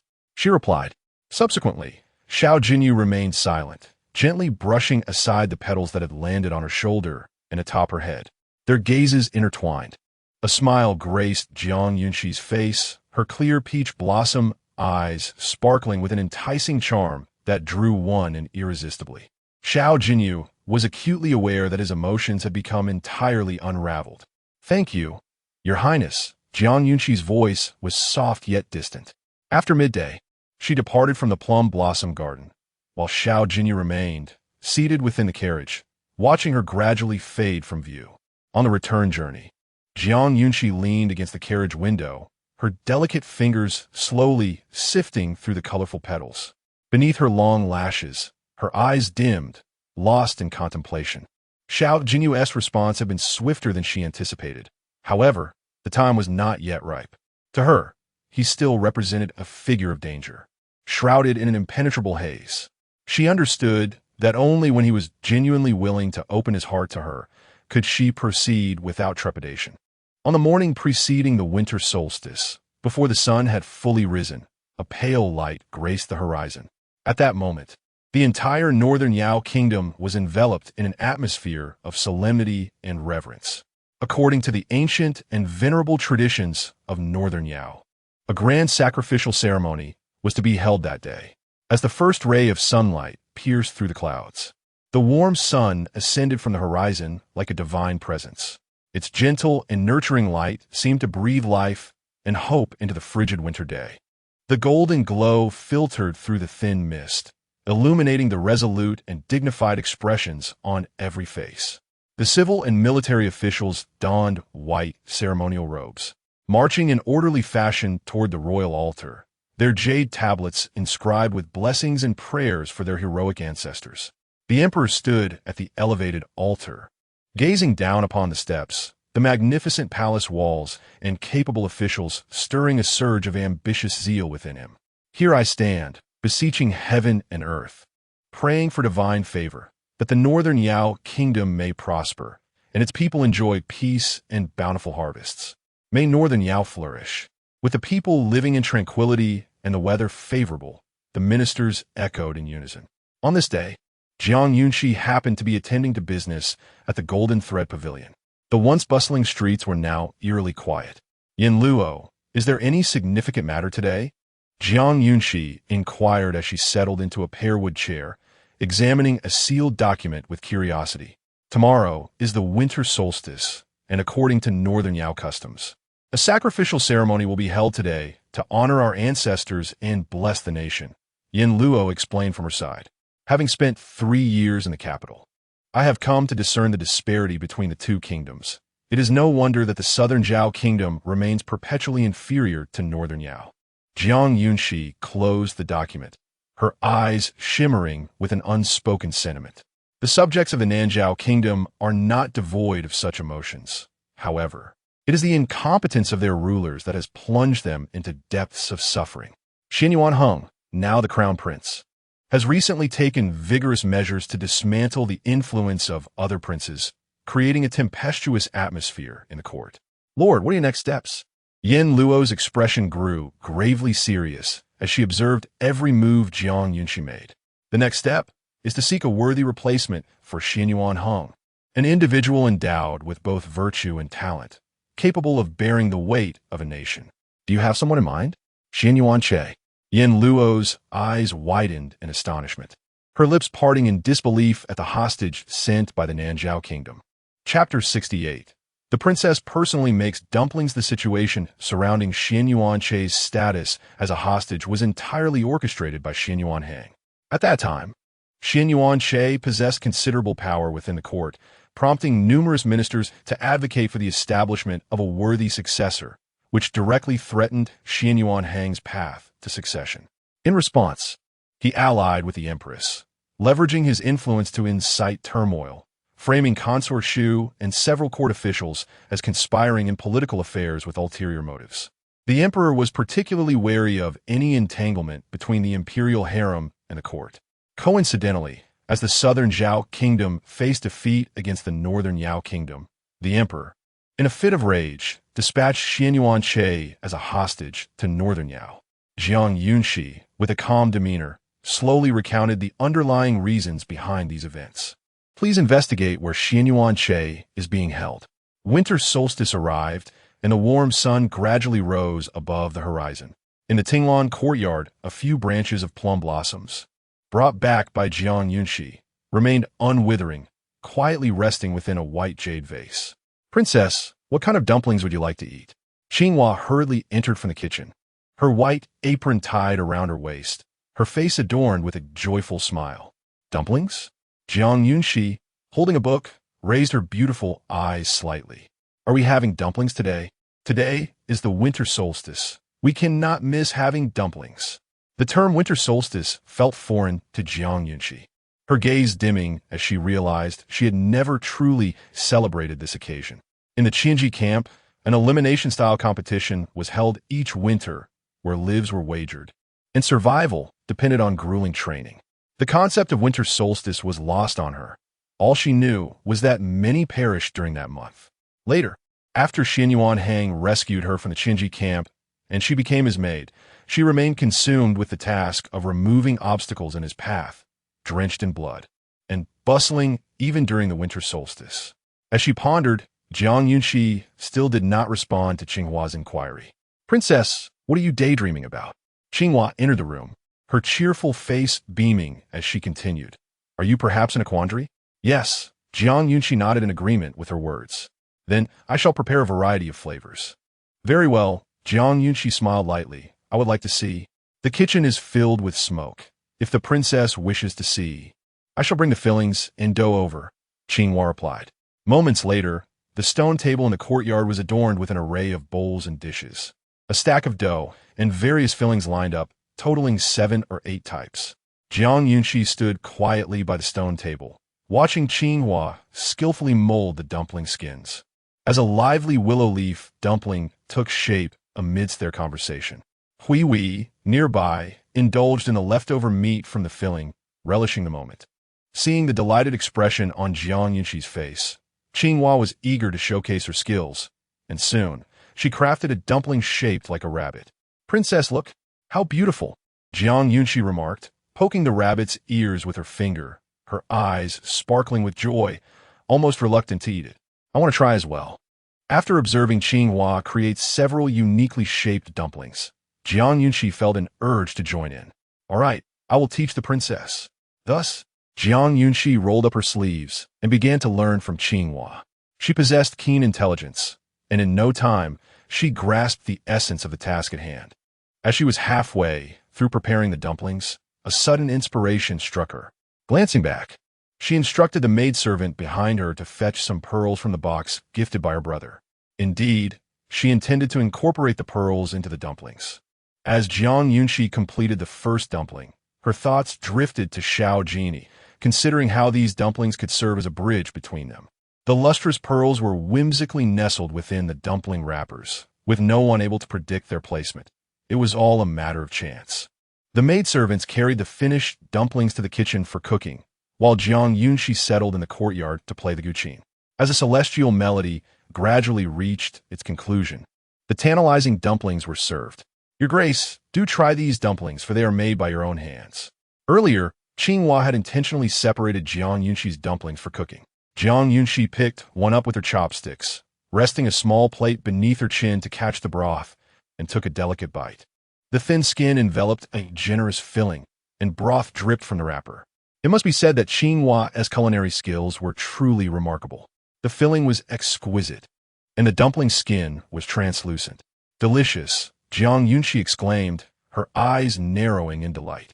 After savoring a dumpling, she set down her bowl and chopsticks, her gaze shifting to Nani as she raised her lips in a gentle smile, commanding, Qinghua, prepare some more dumplings to be sent to the Regent's residence with Nani. Yes, Your Grace. In stark contrast to the serene ambience of Qinglan courtyard, The atmosphere at the Regent's residence was solemn and grave. My lord, recently, individuals from Floating Cloud Pavilion have been frequently spotted near Qingyi Peak, seemingly targeting the hostage from Nanzhao. Bamboo Shadow entered the study with the latest intelligence from the Dark Guard, reporting to Xiao Jinyao with a composed gravity. Floating Cloud Pavilion. It has been quite some time since I last heard of their activities, Xiao Jinyao remarked, reclining in his high seat, lazily propping his head with one hand while scrutinizing the confidential letter. Upon identifying the crucial keywords, his tone sharpened noticeably. Bamboo Shadow bowed slightly. The spies from Floating Cloud Pavilion are widespread across various nations, and some of the intelligence received by the Dark Guard is procured from them. Now that they have set their sights on Qingyi Peak, could it be that someone from Nanzhao is financing their inquiries? The struggle for succession in Nanzhao has already passed. There is no need to investigate the whereabouts of a hostage. Xiao Jinyao's voice grew increasingly cold, shifting the focus of his thoughts. Perhaps someone in Beiyao is plotting something significant. Dispatch some individuals to covertly monitor Yunxi. Yes, my lord. Just as Bamboo Shadow withdrew, Dark Seven hurried in from the outer courtyard, carrying a food box, his demeanor cheerful as if he had stumbled upon a fortune. Such recklessness. Be cautious not to incur the Lord's wrath and get sent to the Dark Camp, Bamboo Shadow cautioned. However, Dark Seven paid no heed to the warning. Rest assured, the Lord will certainly not be displeased. Dark Seven retorted with a playful expression, cradling the exquisite food box as he rushed toward the study. I assure you, the Lord's mood will improve significantly upon seeing me. Bamboo Shadow shot him a disapproving glance, muttering under his breath, who would believe that? At that moment, as Xiao Jinyao prepared to continue his reading, Dark Seven knocked on the door, his voice tinged with excitement. My lord, I have something to report. Enter. My lord. This is the dumplings sent by the princess through Nani. As Yunxi spoke, she carefully placed the food box upon the desk. Upon mentioning Jiang Yunxi, Xiao Jinyao found the book in his hands to be utterly mundane, casually setting it aside as he straightened his posture and drew the food box closer. Upon opening it, an enticing aroma wafted forth, awakening his appetite. Nani remarked that it was the princess who had whimsically prepared the dumplings herself. The notion that she had crafted them personally ignited his taste buds, dispelling the earlier aura of gloom that had surrounded him. His enthusiasm was palpable even in his voice. He had never encountered dumplings shaped like rabbits, their long ears reminiscent of her own gentle demeanor. And she reiterated with assurance that they were indeed made by the princess herself. You may leave now. Xiao Jinyao gestured dismissively, picking up his chopsticks with care, delicately lifting a rabbit-shaped dumpling, fearful that any excessive force might mar its exquisite form. As Yunxi departed, she closed the door behind her. The tantalizing scent of the dumplings had awakened his cravings, and he realized he must partake in this culinary delight. He decided to seek out an E, who possessed the skills to make them, and with that thought he swiftly took flight. Chapter 69. A night visit to Qingyi Peak. The sumptuous and savory dumplings burst open in the mouth, releasing a delectable broth. Xiao Jinyao was indeed fortunate, as the dumpling he casually picked contained a lustrous and exquisite pearl. The young girl's creativity was remarkable, while others stuffed coins into their dumplings. She whimsically included this rare South Sea pearl. Gazing upon the bright and verdant pearl, Xiao Jinyao was momentarily entranced, his noble and aloof phoenix eyes glimmering with a hint of amusement. As the winter solstice approached, having indulged in her dumplings, he felt compelled to express his gratitude. At 1:15 noon, Jiang Yunxi returned to the Qinglan courtyard after accompanying Shun Yuan for a meal in the front yard. Upon entering the room, she noticed a homing pigeon fluttering its wings on the beam above. After spotting her, it gracefully descended, revealing a letter tied to its leg. Carefully retrieving the note, she unfolded it to find a mere 3 characters. Qingyi Peak. This desolate mountain, standing in the northern suburbs of the capital, remained untamed and unyielding to agriculture due to its treacherous terrain, resulting in sparse human habitation. It appeared that Emperor Beiyao still harbored suspicions toward Yunxi, despite his current state of exile and powerlessness. Jiang Yunxi had no intention of replying, so the pigeon eventually took flight on its own. That night, She intended to venture to Qingyi Peak. As dusk settled and the reeds were bathed in the evening glow, Jiang Yunxi prepared to rest after finishing her dinner. However, at that moment, Xiao Jinyao made his entrance into the Qinglan courtyard. He did not conceal his presence. As Jiang Yunxi cherished tranquility, the presence of maidservants was minimal, and she was just about to change when she spotted him standing beneath the Beiyao mantis tree. His tall and slender figure exuded an unmistakable air of nobility. It was indeed Xiao Jinyao. He approached her slowly, holding a delicate sandalwood box. Just out for a stroll, his clear voice resonated, and he placed the sandalwood box beside her. "See if you like it." Jiang Yunxi displayed a bewildered expression as she leisurely opened the box, revealing a plum blossom hairpin. The intricately crafted golden blossoms were delicately adorned, with a bright pearl nestled at the center. The pin was exquisitely beautiful, perfectly weighted, ensuring it would not feel burdensome when worn. "Your Highness, is this a gift for subject?" Jiang Yunxi inquired, raising her gaze. Her delicate fingers gently caressing the lovely plum blossom, her eyes shimmering with delight. "I have tasted the dumplings you made. It is only fitting that I return the favor. Otherwise, it would be a source of ridicule, leading others to believe that the Regent's residence is so impoverished that it cannot afford a simple gift."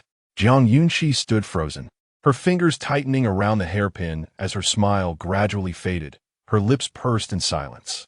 It was a gift, yet there were so many justifications. "This hairpin pleases me greatly," she finally replied to Xiao Jinyao. "The hour is late, Your Highness." Her voice remained gentle, like a soft breeze caressing the heart, her warm gaze sweeping over his countenance. "Are you asking me to leave?" Xiao Jinyao's thin lips curled into a slight smile, his gaze fixed intently on Jiang Yunxi, attempting to discern some hint from her pure eyes. However, reality did not align with his hopes. Jiang Yunxi remained unperturbed, facing his scrutinizing stare with nary a ripple in her composure. "Your Highness, I am weary," she stated. "Very well, rest well," Xiao Jinyao replied, not pressing her further before quietly taking his leave. Barely half an hour after his departure, Jiang Yunxi donned a black dress to conceal her presence and slipped out of the royal residence. The night gradually enveloped the capital, facilitating her movements. Qingshan Peak lay not far from the city. After leaping through the city gates, she headed north towards its towering summit. The petite black figure darted swiftly through the forest, her lightness of foot employed to its utmost. Bamboo leaves swayed gently in the cool breeze, producing a rustling sound as Jiang Yunxi stood atop the dense bamboo grove, where she caught sight of the shadows cast by the bamboo.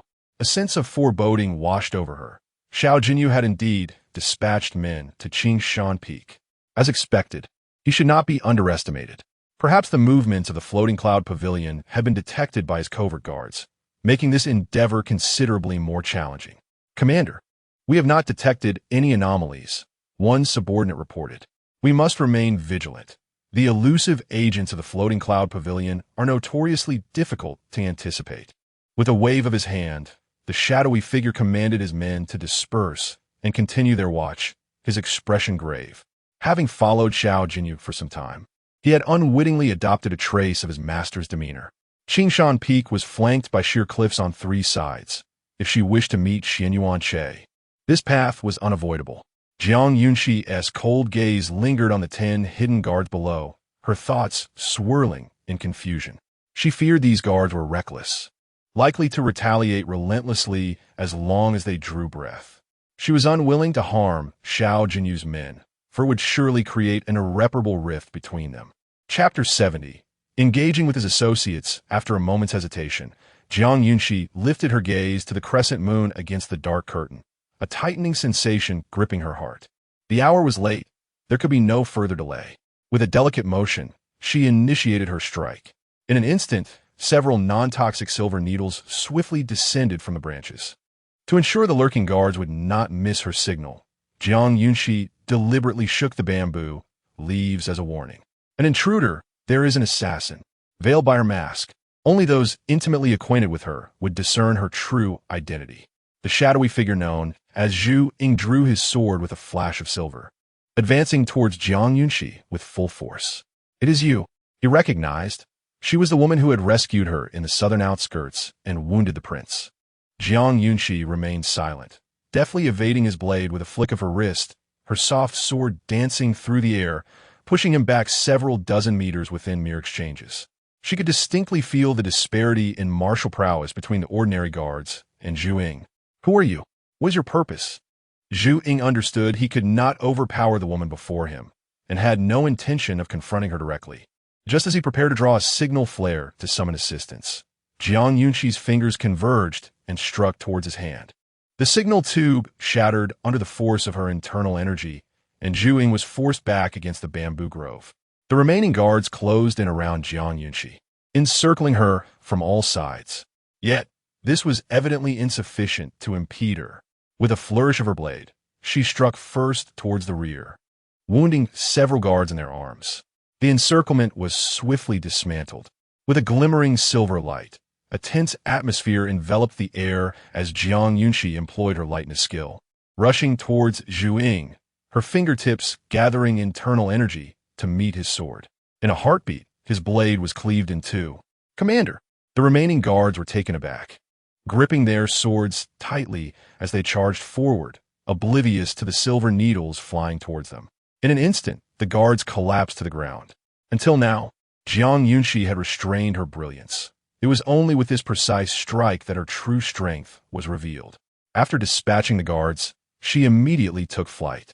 Having injured them, Zhu Ying, if he possessed any sense, would promptly seek to report to Xiao Jinyao. The disparity in their abilities was too vast for him to recklessly throw himself into danger. Time was not on her side. The silver needles, laced with a tranquilizer, rendered the guards into a deep slumber. Observing the shattered signal tube, Zhu Ying hastily concealed himself and retreated to the royal palace. Atop Qingyi Peak, in the Fufeng courtyard. "Your Highness, the second prince, it is late. Why have you yet to retire for the night?" The courtyard was tranquil, save for a soft admonition. The knights in the Nanzhao kingdom seemed to lack such biting cold. Xian Yunxi, cloaked in a plush white fur coat, stood at the entrance of the courtyard.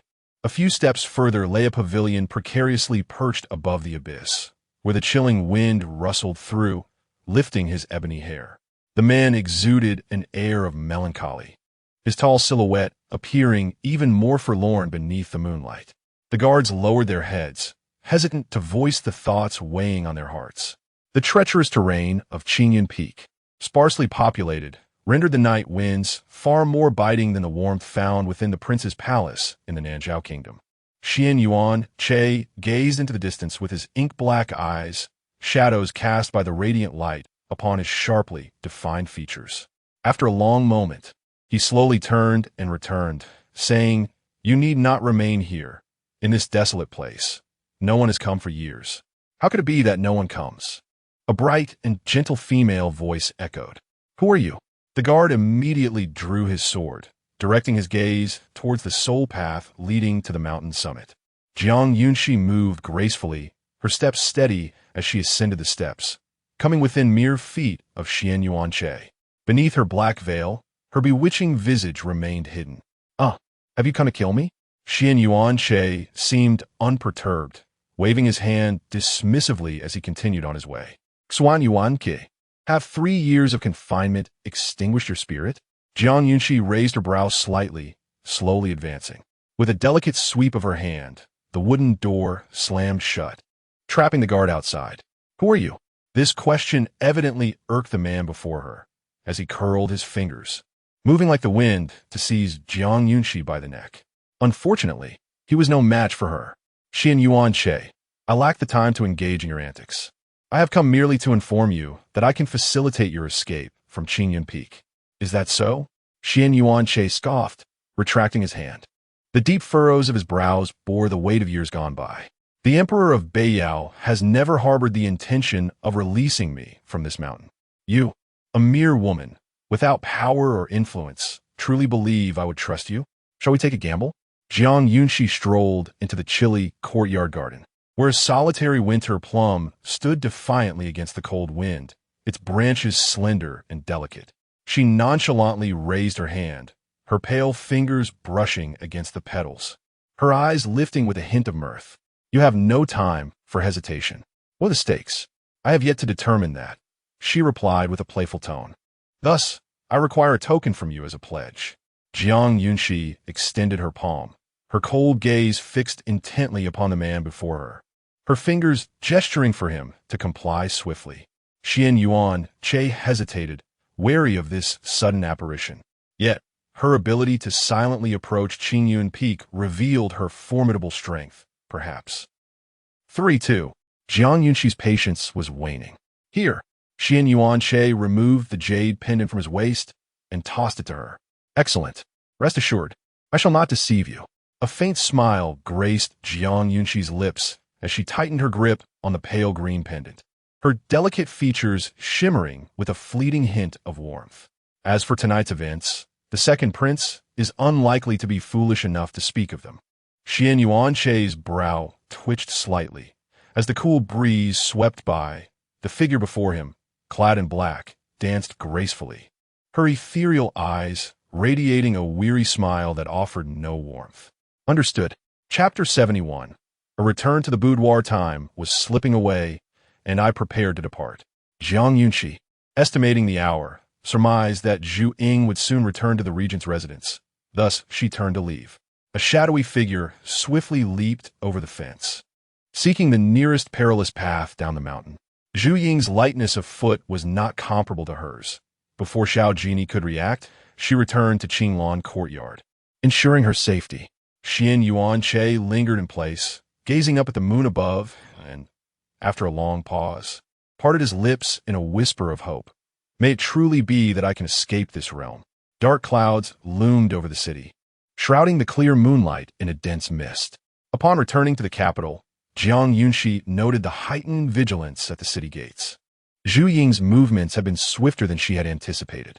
Your Highness, our people have all fallen victim to the sedative, but their lives are not in danger. I suspect that the woman acted deliberately. She seems unwilling to confront us. Xiao Jinyao rose, adjusting his night attire, ready to don his outer robe and investigate the matter further, his voice thick with indignation. Her target is Xian Yuan Che, and thus it must be connected to the Nanzhao kingdom. Command the Imperial Guards to bolster the defenses at Qingyi Peak. If there is even the slightest misstep, bring me their heads. Understood. In the flickering candlelight, Zhu Ying dared not meet Xiao Jinyao's gaze directly. This evening, despite the efforts of dozens, they had been unable to thwart the woman's actions, clearly disappointing the prince. Did you discern her true appearance? She was veiled, and the night obscured my view. Her weapon was an exceedingly supple soft sword, along with willow leaf silver needles. Zhu Ying recalled the earlier events meticulously, her gaze unwavering as she looked toward the figure behind the screen, her tone resolute. Moreover, I cannot shake the feeling that she bears a resemblance to Princess Qingyi. The more she spoke, the softer her voice became, and her confidence faltered. It was better left unsaid, yet upon mentioning it, Xiao Jinyao suddenly recalled his visit to Jiang Yunxi at dusk. The hour had not been late, yet she had hurriedly sought to send him away. Yuxiang grew increasingly perplexed. However, he had clearly assessed Jiang Yunxi's abilities. She possessed no internal energy, so how could she have single-handedly thwarted Zhu Ying and the others? Could it be that she had a method to conceal her internal strength? This seemed impossible. He had studied medicine for many years and had never encountered a technique capable of such concealment. Where are you headed, Your Highness? Zhu Ying inquired as she observed Xiao Jinyao hastily donning his garments and preparing to leave. There's no need to follow. After Xiao Jinyao exited, he summoned his lightness of foot to swiftly depart. If that woman truly was the same as Jiang Yunxi, then she had gone to Qingyi Peak, and Qinglan courtyard should now be deserted. Whether this was true or not would soon be evident. In the deep of the night, Qinglan courtyard lay silent. Not a single candle flickered with light. Jiang Yunxi had just returned to her chamber, having yet to ignite a candle, when she heard a rustling outside. Accompanied by a formidable presence, it was Xiao Jinyao. What was he doing here? Hastily, Jiang Yunxi lowered the bead curtain, only to hear the sound of the black sandalwood door being gently pushed open. She shed her garments, tucking her dark dress into the bedding, and swiftly concealed her presence. Covering herself and feigning sleep, Xiao Jiny's steps were gentle as he softly brushed aside the beaded curtain and through the final layer of powdery white gauze. He faintly discerned the presence of someone upon the bed, approaching, illuminated by the soft glow of the night pearl lamp at the headboard.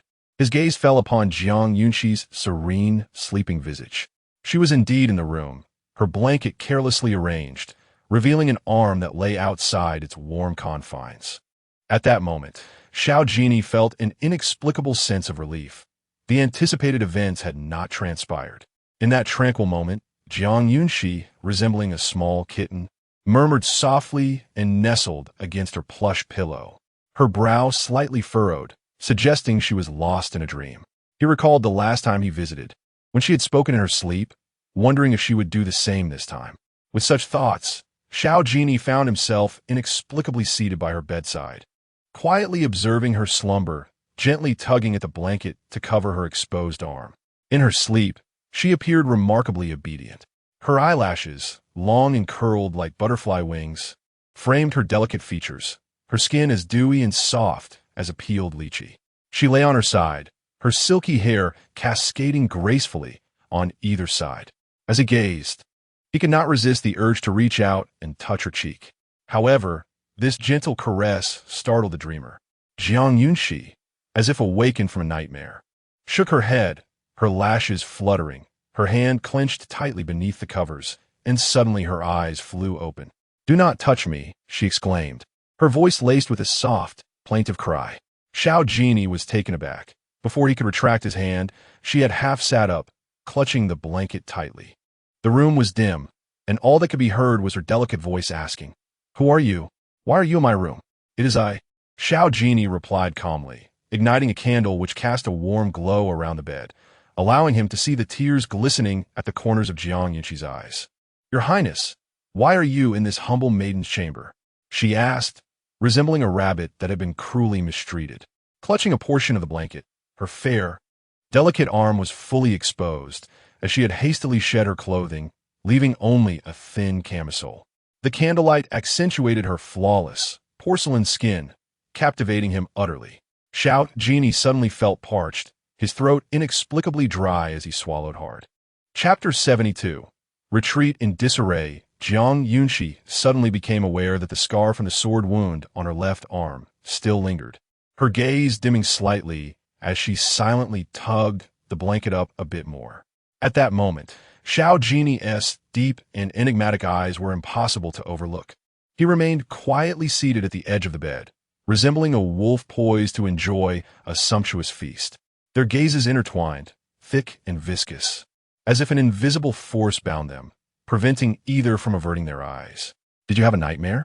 Jiang Yunxi then lowered her eyes, her dark tresses cascading over half of her exquisite, cool visage, her lips slightly pursed, rendering her even more pitiable.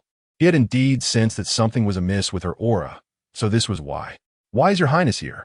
Moments later, Jiang Yunxi resolutely shifted the topic. Otherwise, if Xiao Jinyi were to inquire about her dreams, she would have to expend considerable effort to fabricate a ghostly tale. "There was an assassin who infiltrated the capital tonight," he uttered in a husky voice. And then, Jiang Yunxi's bewildered gaze remained fixed upon the man still seated beside her bed, her voice a soft whisper. "This prince saw you enter the residence of the Northern King and thought to come and take a look." Xiao Jinyi spoke with utmost seriousness, his tone steady, nearly provoking a smile from the person on the bed. If word spread that he had trespassed into a lady's chamber, his reputation as regent would be irrevocably tarnished. "Your Highness is concerned for a mere maiden?" Jiang Yunxi's voice floated lightly, laced with a hint of allure, as she leaned forward, the delicate fragrance wafting past Xiao Jinyi's senses. "Do not move." Xiao Jinyi waved his hand and pulled a coat from the side, draping it over Jiang Yunxi's head. Jiang Yunxi let out a soft hum, her head enveloped by her own garment, feigning a struggle. When she finally lifted the fabric, the sight before her left her momentarily stunned. Xiao Jinyi's figure had vanished like a whirlwind, leaving behind only the image of a hasty retreat. Truly, as expected of the regent, his speed was remarkable. In the dead of night, after visiting the Qinglan courtyard, Xiao Jinyao returned and found himself tossing and turning, unable to find rest.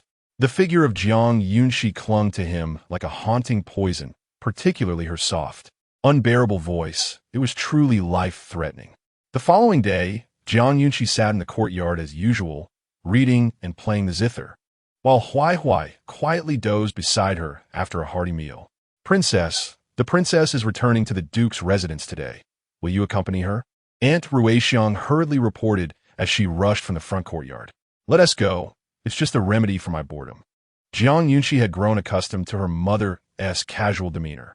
Sometimes she would act on a whim, chatting with her father one moment, and then preparing to venture out with her friends the next. Last night, Xiao Jinyao must have harbored suspicions about her, which prompted his hasty infiltration of her chamber.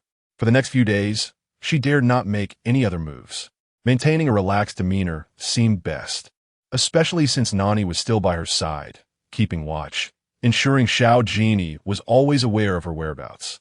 We need not accompany us. Nani, please take care of it, Jiang Yunxi gently advised, adjusting her attire. Yes, Your Highness, Nani replied with a bow. Today, upon returning from court, Duke Shun encountered Shun Yuan's carriage as it gracefully halted at the gate of the residence. He stood at the entrance for a moment, a benevolent smile illuminating his amiable face. Is Yuan back? Father, grandfather, Jiang Yunxi stood behind Shun Yuan, bowing in unison with her. It is chilly outside, do come in, Shun Pei said, hands clasped behind him, leading the way. Where is Chiefin? As they entered the courtyard, Shun Pei casually inquired, but before Shun Yuan could respond, he continued with a furrowed brow. Today in court, the regent unexpectedly mentioned the matter of the South Zhao nation's hostage at Qingyi Peak. Upon hearing the mention of the South Zhao hostage, Jiang Yunxi's expression dimmed, and she heard Shun Pei sigh heavily. What does Xiao Jinyao have to do with Xian Yuanche? After all these years, why bring him up now? Shun Yuan, somewhat aware of the matter, continued her thoughts with a hint of confusion. Who knows? He implies that someone in court has set their sights on Xian Yuanche, intending to replace the Imperial Guard stationed at Qingyi Peak with his Flying Eagle troops. At this revelation, Jiang Yunxi clenched her fists discreetly. Truly, Xiao Jinyao was formidable. Fortunately, she had no intention of forcibly taking anyone away. If Xian Yuanche were to descend the mountain, it must be done with utmost propriety. Xie, Yinner should not have gone wandering today. Why not find her to play? Shun Pei waved his hand, signaling the steward to escort Jiang Yunxi away. All right. Jiang Yunxi nodded obediently, following the steward's lead. In the Windbell courtyard, before Jiang Yunxi could step through the archway, she heard laughter and playful shouts emanating from within. As she walked in, she saw Shun Yin blindfolded, playing hide and seek with the maidservants and guards. You better hide well if I catch you, it's over, Shun Yin exclaimed with a radiant smile, her arms outstretched as she lunged towards a few of the maidservants. Though she possessed martial prowess in that moment, she chose not to use her inner strength to sense the surrounding movements. Otherwise, the essence of the game would be lost. Jiang Yunxi gestured for the maidservants behind her to remain back and walked alone to the center of the courtyard. In an instant, got you. Shun Yin, resembling a white cat, pounced and encircled Jiang Yunxi's waist. Something feels off whose waist is so slender? Without removing her blindfold, Shun Yin pinched Jiang Yunxi's waist. It's fragrant, and your attire has pearls. Sister, you're hurting me, Jiang Yunxi protested softly. Shun Yin hastily released her grip, tore off her blindfold, and with hesitation in her eyes, rubbed them. Upon realizing it was Jiang Yunxi before her, she blinked in surprise. Sire, sister, what brings you here? I was bored and thought to find you to reminisce, Jiang Yunxi replied sweetly, her voice delicate. Today, Shun Yin wore a simple yet elegant long dress in a soft yellow hue. Knowing she could not remain still, she opted not to wear any dangling ornaments. With her bright eyes and radiant smile, her fair complexion made her all the more lively. Just at that moment, I too found myself feeling rather bored. Come, dear sister, let me take you out for some amusement. With a gentle smile, Shun Yin grasped Jiang Yunxi's hand and hurried towards the courtyard. Her nature was inherently extroverted, and she waved dismissively to the group of maidservants behind them, signaling that they need not follow. Qinghua and Wan Qiu stood rooted to the spot. watching in astonishment as their delicate and fragile princess was led away by Shen Yin. Should we not follow and see where they are headed? Hua expressed her concern, fully aware that Miss Shun possessed the skills to ensure the princess's safety. However, her penchant for mischief was well known. I cannot shake the feeling that Miss Shun intends to lead the princess to a place she ought not to go. Chapter 73. Into his embrace, rest assured. Our young lady possesses discernment. At this moment, Shun Yan's devoted maid, Pei Zhu, stepped forward with a beaming smile to elucidate the situation. Very well. Hua felt her apprehension slightly ease. Shun Yin guided Jiang Yunxi from the rear of the Duke's residence to the most bustling thoroughfare in the capital. Sister, where are you taking me? Shun Yin, ever attentive to Jiang Yunxi's well-being, slowed her pace until they arrived before an exquisitely adorned three-story wooden building. Upon glancing up, three prominent characters stood out on the plaque, Drunken Spring Pavilion. Jiang Yunxi blinked in disbelief. She had frequently heard her aunt speak of Shun Yan's mischievous nature, reminiscent of her father in his youth, uncontainable and spirited. Today, she witnessed this firsthand. Even this realm of entertainment has captured her interest. Kulme, let me adorn you with a veil. We shall enter through the back door. Seizing the moment while no one was watching, Shun Yin took Jiang Yunxi's hand and led her into a narrow alley, circling the wooden edifice. Shun Yin removed a golden hairpin from her head to unlock the door, while Jiang Yunxi stood aside, surveying her surroundings. There was something peculiar about this drunken spring pavilion. She felt as though she were being watched. Yet, before she could deliberate whether to enter, the person beside her firmly grasped her wrist and pulled her inside. I wish to introduce you to a friend. Very well. This was not Jiang Yunxi's first visit to a brothel. During her previous missions, she had become quite familiar with such establishments. As she followed Shun Yin inside, a wave of the scents of rouge and wine assaulted her senses, causing her to furrow her delicate brows. This drunken spring pavilion was undoubtedly the most prestigious establishment in the capital, particularly on the first and second floors, where the mingling of revelry and the strong fragrance of cosmetics was pronounced. Even in broad daylight, business thrived. Shun Yin had a clear purpose. After tossing a hefty silver ingot to the madam, she ascended directly to the third floor. The third floor was reserved for the elite courtesans, where the air was marginally more pleasant. Where's Miss Jinyao? Shun Yin cast a cold glance at the madam trailing behind her and inquired. Oh dear, Jinyao is currently attending to a client. I shall fetch her at once. Please wait a moment.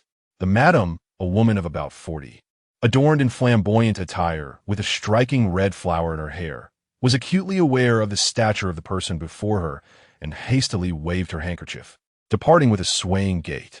Jiang Yunxi turned aside, wishing to avoid any unwelcome contact with her gown. Let's wait inside. Shun Yin opened a nearby door, and they settled in, anticipating Yun Yao's arrival.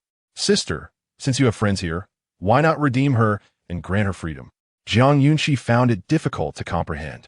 Given Shun Yan's financial standing, liberating someone from this place would merely require a few words. Upon discussing this, Shun Yin adopted various poses, resting her chin on one hand as her gaze darkened. I wish I could, but she is unwilling. Yun Yao has a lover, a man who insists he will personally redeem her and take her as his wife. So Yun Yao continues to wait. Upon hearing this, Jiang Yunxi could not help but curl her lips in disdain. To submit to such a place for the sake of a man was truly a poignant tale of love, deep and unwavering.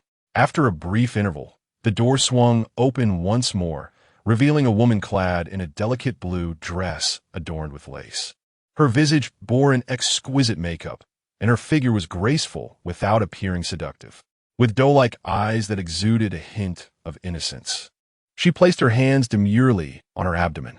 Upon spotting Shun Yin, she managed to force a smile through her clenched teeth. What happened to you? Shun Yin exclaimed, rising abruptly as she noticed the faint bruise on Yun Yao's forehead, clearly a sign of having been struck. It's nothing, just an unfortunate bump against the door frame. No harm done, Yun Yao replied with a forced smile, approaching to pour hot tea for the two. Jiang Yunxi refrained from touching her teacup. Instead, she met Yun Yao's gaze briefly before looking away, remaining silent. whether her injuries were the result of a beating or a mere accident. The fact remained that Yunyao was hurt, leaving one to wonder about the sincerity of her little admirer. The incense in the room was overwhelming, and she felt ill at ease. "Sister, I wish to leave this place," Jiang Yunxi declared, rising to glance at the ajar door, while the opposite private room was also just opening. Within, a familiar shadow clad in black emerged. Jiang Yunxi squinted, an unsettling feeling stirring within her. The earlier discomfort now had an explanation. It was Xiao Jinyao. "Sister, I wish to go see what's happening over there. Please continue your conversation." "Oh, be careful. The third floor is filled with rascally young men. Make sure to watch yourself," Xinyan instructed, glancing at Yunyao's injuries. Unable to accompany Jiang Yunxi, she summoned 2 guards to follow her. Veiled, Jiang Yunxi's face remained concealed from view, yet her ethereal demeanor was unmistakable. The fragrance she wore was not the cloying scent of cosmetics that enveloped the other women, but rather a natural, fresh floral aroma that emanated from within. As she approached the edge of the room, the door to Xiao Jinyao's chamber swung open. Entering such an establishment, he too wore a black mask. "Ah, my little beauty." A drunken man stumbled down the stairs, spotting Jiang Yunxi and reaching out to block her path. "You're courting death," thought Jiang Yunxi as she felt the silver needle slip to her fingertips, ready to strike, when Xiao Jinyao suddenly appeared. In that instant, the little beauty's instincts kicked in. She pushed aside the man's arm, a single tear welling at the corner of her eye, and hurriedly lifted her skirt to dash away. Certain men relish the thrill of the chase, such as this one. Observing the woman's defiance, he grinned and dismissed his guards to pursue her. Beneath the mask, Xiao Jinyao narrowed his eyes, recognizing the approaching figure. In a heartbeat, she leaped into his arms. "Your Highness!" It was Jiang Yunxi. Hearing her familiar, soft voice, Xiao Jinyao instinctively welcomed her as she clung to his waist. "Bamboo Shadow," Xiao Jinyao commanded coldly, and Bamboo Shadow swiftly drew his blade to intercept the drunken pursuer. With their faces concealed, none could discern their identities. Once the wooden door closed, Xiao Jinyao enveloped Jiang Yunxi's delicate waist, drawing her into the room. Suddenly, she burst into tears, clearly frightened beyond measure. "Do not weep. With me by your side, nothing shall go amiss." Xiao Jinyao has yet to unleash his fury or inquire why she finds herself here. His immediate instinct is to offer comfort. Jiang Yunxi resembles a delicate white kitten, her head nestled against his chest, her arms tightly encircling his waist, embodying an earnest reliance. Her soft sobs tug at the heartstrings. "How did you recognize me?" Xiao Jinyao gently pats her back, his voice imbued with tenderness, relishing in the solace of her dependence. The jade pendant, though Jiang Yunxi's head remains lowered. Her fingers grasp the black, hollow, crescent-shaped jade pendant at his waist, her voice still quivering with emotion. So clever. At that moment, Xiao Jinyao removes the mask from his face, his fair and well-proportioned hand gliding to the back of Jiang Yunxi's head, slowly unfastening her veil. Chapter 74. Whining to him, "Come now. Tell me, why have you appeared here?" Xiao Jinyao placed the veil on the tea table and, waiting for the weeping in his arms to subside, he asked languidly. Jiang Yunxi released her grip, as if realizing that her current actions were inappropriate, and cautiously attempted to retreat a couple of steps from his embrace. However, just as she was about to free herself, the large hand resting on her lower back tightened suddenly, pulling her back into his arms. "How curious. Are you to be discarded after use?" Xiao Jinyao leaned slightly forward, a smirk dancing upon his lips, exuding an almost devilish charm. The refreshing scent of dragon's saliva wafted around Jiang Yunxi, creating an atmosphere of ambiguous intimacy between them. "Why are you here?" His demeanor was somewhat commanding, as though he would not release her waist unless she provided an answer. "My sister brought me." Jiang Yunxi pouted slightly, feeling a bit wronged, her voice resembling that of a mewling kitten, with tears still glistening in the corners of her eyes. "How reckless of the granddaughter of the Duke of Shun to bring you here." Xiao Jinyao's tone was frosty, finally loosening his hold on her soft waist. A hint of anger cloaked within his noble and austere brow. "It was my decision to come. It has nothing to do with her," Jiang Yunxi quickly explained. realizing that if Xiao Jinyao were to deliberately make things difficult, it would surely create discord between the Duke's residence and the Regent's palace. "You are no better," he retorted, playfully poking her forehead with his finger. "Please, Your Highness, don't tell my grandfather, all right?" Jiang Yunxi raised her hand to cover her forehead, accepting his minor reprimand. As her emotions settled, she began to act coyly. "What would you do if I were not here today?" Xiao Jinyao turned slightly, forcing himself not to gaze at her delicate and beautiful face, lest his resolve falter once more. "My sister was right over there. I simply didn't have time to call out to her," she replied. "Your Highness, I know I was wrong. Please don't tell." Jiang Yunxi murmured sweetly, intentionally inching closer to him, tugging at the luxurious black silk of his robe, embodying the very image of a charming little rabbit seeking affection. "Are you frightened now? Why didn't you consider the consequences when you came?" he questioned. "Well, I didn't expect that Your Highness would come to such a place." Her response left Xiao Jinyao both exasperated and amused. However, not wanting Jiang Yunxi to misunderstand, he maintained a serious demeanor to clarify. "I am here on important business."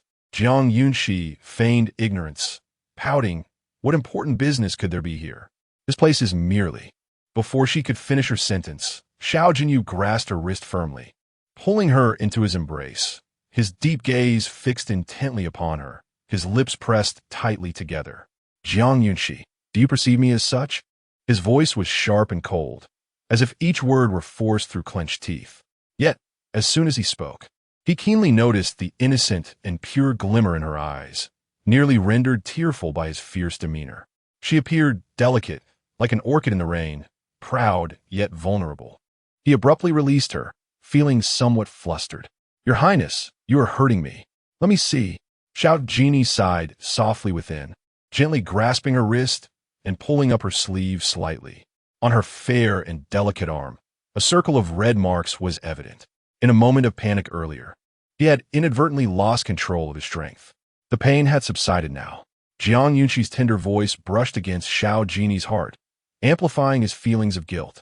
Just as he prepared to utter something once more, the bamboo shadow knocked on the door. "Your Highness, the guests have arrived." The voice of the man was calm. "If you are afraid, it would be wise to remain in this room and not venture out." "I do not wish to be alone here." Jiang Yunxi resolutely shook her head, her wrist still clasped in Xiao Jinyao's hand. Fearing a missed opportunity, Xiao Jinyao did not ponder further. After carefully readorning Jiang Yunxi with her veil, he led her away. In the adjacent private room, a dancer clad in alluring red was attending to a middle-aged man. "Esteemed guest, do savor our specialty peach blossom wine." Her voice carried a hint of seduction, her lacquered nails concealing powdered substances. With a delicate gesture, she sprinkled the white powder from her fingers into the drink, rendering it undetectable at once. "Leave." The man's voice was rough. "Is it that I have not served you adequately?" The woman placed the wine cup beside him, raising a handkerchief to her lips with a smile. "Do you not understand?" The man, growing impatient, slammed his hand on the table, glaring at her. In an instant, a flicker of malice crossed the woman's eyes. Her fingers curled into a claw and lunged for the man's throat with swift precision. "You brought this upon yourself." She laughed boldly, her deadly intent clear. The man, caught off guard, fled towards the inner chamber, bewilderedly questioning, "Who are you?" "His Highness the Crown Prince has decreed the execution of any who cannot conceal their identity as a butterfly." The woman leaped over the wooden table, swiftly positioning herself before the man, her hand tightening around his neck, her crimson lips curling into a smile. The man was baffled, lamenting that his subordinate had served the prince loyally for years, yet met such cold cruelty. The woman remained silent, preparing to strangle him when the door to the private room was suddenly kicked open. A dagger flew through the screen, striking fiercely towards them. The woman evaded the blow, and bamboo shadow swiftly pulled the man away, rendering him unconscious. Xiao Jinyao gestured, and the wooden door was shut once more. "Who are you?" The woman quickly regained her composure, glancing at the dagger embedded deeply in the wooden post, a hint of concern creeping into her demeanor. With a resounding crash, the screen collapsed to the ground. Jiang Yunxi's brow twitched slightly as she recognized the identity of the woman. It was Hong Zhu, a dark butterfly of the Qingyi camp. Dark butterflies possess skills superior to those of the purple-clad butterflies, wielding unique techniques with poison, swords, or hidden weapons. Her willow leaf silver needles were mastered only after ascending to the rank of dark butterfly, and it was clear that Hong Zhu excelled in the use of poison. Xian Yuanheng truly was ruthless, dispatching a dark butterfly to eliminate allies, adhering to his nature of preferring to wrongfully slay 1,000 rather than letting one escape. Xiao Jinyao. Hong Zhu drew a dagger from her wide sleeves, seemingly contemplating a new course of action. Unexpectedly encountering you, I shall deal with the situation altogether, sparing my master any concerns. Hong Zhu swiftly approached, her blade sharp and fierce. Each move she executed was both rapid and ruthless. Jiang Yunxi retreated to a corner, observing Xiao Jinyao as he adeptly countered Hong Zhu's onslaught. Given that her martial prowess fell beneath his, he should be more than capable of handling her. Each thrust of his dagger aimed precisely at her vital points. After the bamboo shadow passed the sword's edge to him, Xiao Jinyao retaliated with increasing ease, sweeping his blade horizontally and effortlessly cleaving the objects before him in twain. How formidable! Jiang Yunxi grasped a nearby gauze curtain, peering through with her little head to witness the violent clash between the two. In the blink of an eye, Xiao Jinyao concentrated his internal energy, delivering a blow to Hong Zhu's abdomen that sent her crashing against the wall. She coughed, blood seeping from her lips, feeling as if her heart and lungs had been shattered. Chapter 75. His Highness bullying others, she raised her hand and scattered a mound of white powder. In an instant, the powder settled on the ground and rose into a mesmerizing mist, obscuring their vision. The wooden door swung open, and she fled in haste. The smoke was toxic. Xiao Jinyao immediately sensed something amiss, abandoning his sword to rush towards Jiang Yunxi. Swiftly, he wrapped his arms around her waist and held her close. With a leap, he soared through the broken window, descending gracefully into the backyard of the drunken spring pavilion. Jiang Yunxi clung to Xiao Jinyao's neck, burying her head in the crook of his shoulder, revealing a delicate swath of her fair neck. Xiao Jinyao continued to hold her tightly, noting how languid and soft she felt in his embrace. He quickly freed one hand to check her pulse. Thankfully, it was steady and normal. Your Highness, she has escaped. Dark 7 hastened to catch up, urgency lacing his voice. No harm done. She has been injured and cannot stir up much trouble. Ensure our people conduct a thorough investigation in the capital, Xiao Jinyao instructed in a low voice, then looked down at Jiang Yunxi with an air of concern, gently asking, Are you frightened? Jiang Yunxi lifted her head, requesting softly, Your Highness, please set me down. Xiao Jinyao could clearly see her ears turning a shade of pink. An endearing sight. Dark 7 and Zhu Ying, sensing the intimacy of the moment, averted their gazes, not daring to look up. It seemed that Princess Qingyi had already secured her place in the prince's heart, now embraced so closely. Beg me, she pouted, her voice sweet yet playful, her ears reddening further. Dark 7 shut his eyes, turning away quietly, realizing the prince was even more besotted than he had imagined. Noting her impending tears, Xiao Jinyao reluctantly loosened his grip, gently lowering her to the ground. A glint of mischief flickered in Jiang Yunxi's eyes as she transformed into a picture of innocent vulnerability, turning her head, deliberately ignoring him. Your Highness, Miss Shun has arrived, Dark One announced, vaulting over the courtyard wall, followed by a visibly anxious Shunyan. Shunyan's gaze fell intently on Jiang Yunxi as she approached and took her hand, spinning her around for a thorough inspection. Once she confirmed her friend was unscathed, she sighed in relief. Thank goodness you're all right. As she spoke, a chill permeated the air, and upon glancing behind Jiang Yunxi, her eyes widened in shock. Regent Prince. No. This, Shunyan stammered, stealing another glance at Jiang Yunxi, noticing her flushed ears. Something is amiss. This time, I shall overlook this matter. Should you return, the consequences will be yours to bear, Xiao Jinyao remarked coolly, adjusting his sleeves without sparing Shun in a single glance, his voice imbued with an inscrutable coldness. He brushed past Jiang Yunxi and took his leave. The words were clearly directed at her. Sister, let us return. Jiang Yunxi tugged at Shunyan's wrist, her tone gentle and coaxing. Shunyan, still reeling from the encounter, stared at Jiang Yunxi in disbelief. What is your relationship with Xiao Jinyao? You both seem so familiar with each other. Remember, our entire family disapproves of him. Do not act impulsively. Impulsiveness is a devil. With such beauty and a gentle disposition, you are indeed suited to find a husband as warm and refined as jade.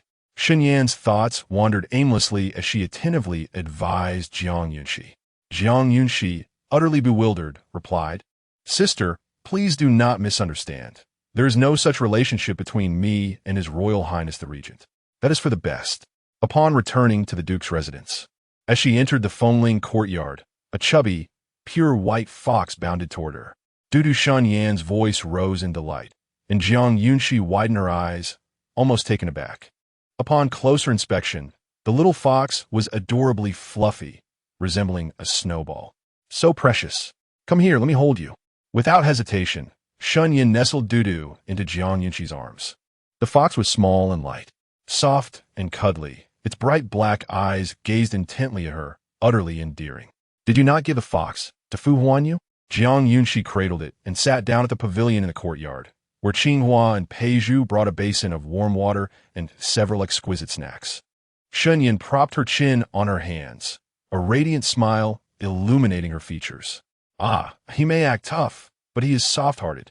After I lost him in chess, I took Dudu to the Xiaoxiang prince's residence, put on a pitiful act in front of the Xiaoxiang princess, and even shed a few tears.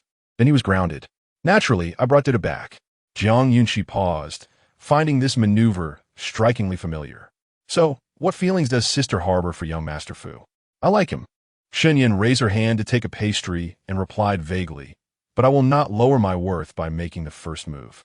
Shunyan spoke earnestly, a stark contrast to her usual carefree and lively demeanor. Jiang Yunxi rested her chin on her hands, listening intently. Her reasoning was sound. For the world is indeed unfair to women.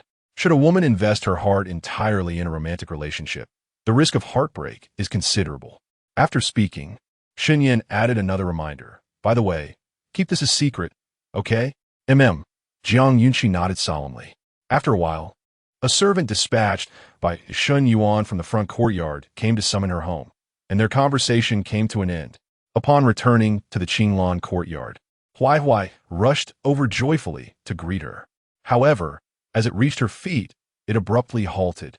"Ow, ow," Huai called out, its large, dark eyes wide, and its tail ceased to wag. "Speak. Are you raising other creatures outside? I can smell the scent of fox." Jiang Yunxi crouched down, gently stroking its fur. She was not foolish and understood that the scent of Dudu lingered on her. At that moment, Huai calmed down a bit. Entering the room, a pigeon perched solemnly on the beam. "You all may leave. I am tired." Jiang Yunxi waved her hand to dismiss the maidservants and then beckoned with her index finger. The pigeon obediently flew down to land on the table. Its left foot was tied with a secret letter. Unfurling it revealed the message. "The surveillance team has been activated, awaiting further instructions." After placing the letter paper into the incense burner and watching it burn to ashes, Jiang Yunxi slowly lifted the teapot from the table and took a nonchalant sip of the fragrant tea. The previously clear and innocent expression had entirely vanished. The next step was to personally disrupt the chessboard set by Xiao Jinyao. Chapter 76. Perhaps he has truly developed feelings upon entering the cabinet. Jiang Yunxi picked up the pale blue jade pendant intricately carved with patterns, observing it meticulously. Her delicate white fingers tightened around it, and a chill flickered in her gaze. Gradually, she closed her eyes, and a solitary tear rolled down her cheek. The image of Xian Yuan plunging a dagger into her heart incessantly played in her mind, as if it were an eternal torment. She could not fathom why one day his blade would be turned against her. Was it merely because she knew all his secrets? Yet, would she ever betray him? Surely, he must be aware of this. Her thoughts were tumultuous, emotions tempestuous. Jiang Yunxi clutched her head, feeling a sense of agitation. Finally, after a brief respite, her composure began to return. Gazing at the jade pendant in her hand, her slightly reddened eyes glimmered with a hint of menace. "Xian Yuan. Perhaps you eagerly await Xian Yuan's return to the Nanzhao kingdom." The afternoon sun was soon enveloped by a shroud of dark clouds. and delicate flakes of snow began to drift down, falling like shattered jade, only to dissolve upon touching the ground. Night was drawing near. After finishing dinner, Jiang Yunxi quietly exited the royal residence and made her way to Jinlu Pavilion. Her subordinates had contemplated various methods to lure Xianyuan Che down the mountain. Yet they had never considered the approach of the Qingyi Bureau. Upon discussing this, Yin Luo could not help but admire the person before her. Though their appearance and demeanor had changed, she remained as astute as ever. Not long ago, the Beiyao kingdom had conducted a celestial sacrifice, utilizing the phenomena of the heavens, which was indeed the most straightforward method. Leaning against a pillar, Jiang Yunxi's voice carried a hint of languor, her eyes slightly downcast, as her fingertips grazed the wax plum blossoms in the vase. The weather had been peculiar of late, signaling their informant within the Qingyi Bureau to make the most of this phenomenon. Yin Luo nodded firmly, her tone resolute. She relished the feeling of fighting alongside the pavilion master. Jiang Yunxi then moved to the window, casting her gaze upon the swirling white flakes that danced like dandelions in the wind. Her voice was soft. This time, Xianyuan Hang has dispatched the dark butterfly to eliminate the lower-tier butterflies of the Qingyi camp. You must find the whereabouts of the red candle. Xiao Jiny's people are also intensifying their efforts to trace red candle's movements. Our forces are split into 2 groups for the search, and I believe news will arrive soon. Understood. I shall return now. At the Regent's palace. Upon returning from the Zui, Chun Lu, Zhu Ying and the Dark Guards keenly sensed that their lord's mood had significantly improved. Even when the lower-tier butterfly from the Qingyi camp had escaped today, he did not display any signs of anger. Xiao Jini emerged slowly from the bathroom, clad in a dark robe, lifting the silk curtain and sitting at the edge of the bed. A fleeting memory of a dream crossed his mind, and an involuntary smile graced his lips. Perhaps he had genuinely developed feelings. This night, his spirits were exceptionally high. Recently, snowflakes fluttered down, blanketing the ground in white. As she opened the door, a chill seeped into her garments, as if infused with magic. "Your Highness, it is quite cold today. You should refrain from venturing out," Qinghua urged. Having arranged Jiang Yunxi's attire, her brow furrowed with concern. Given her lady's frail constitution, such cold winds were certainly detrimental. Staying indoors felt unbearably dull. Jiang Yunxi disregarded her words, donned a delicate pink and white cloak, and stepped out of the room, making her way directly to the front courtyard. It was a day of rest, and Jiang Qifeng had not gone to the military camp, instead choosing to accompany Xin Yuan in the pavilion for a leisurely tea session. On the stove, nuts and sweet oranges were roasting. "Father, mother," Jiang Yunxi greeted them obediently, a smile gracing her lips. "Sierra, come and taste this orange. It's quite sweet." Jiang Qifeng beckoned her to sit, lifting an orange from the stove and breaking it open for her. "Very good." The 3 of them gathered around a small round table, while fine snow continued to fall outside, steam billowing from a stove. Pouring a cup of hot tea, the atmosphere was indeed delightful. "Where's brother?" After swallowing a piece of the sweet orange, Jiang Yunxi glanced around, noting the absence of Jiang Yuhua, and inquired with curiosity. "He has gone to the military camp. I had some unfinished business yesterday, so I sent him to take care of it," Jiang Qifeng replied cheerfully. "As a son, he need not be coddled like a daughter. He could be tasked with responsibilities." Upon hearing this explanation, Shen Yuan instinctively pinched his wrist. "You're quite adept at delegating tasks to Yuhua, aren't you?" Shen Yuan remarked, her tone a mix of amusement and exasperation. "Ah, I assure you, once he marries, I shall no longer impose upon him," Jiang Qifeng promised, rubbing the pinched area nonchalantly, a smile lingering on his face, seemingly relishing the moment. Jiang Yunxi rested her chin on her hands, appearing indifferent, and murmured, "The weather has been rather peculiar lately, fluctuating between cold and warm." "Indeed, I feel the same," Jiang Qifeng readily agreed.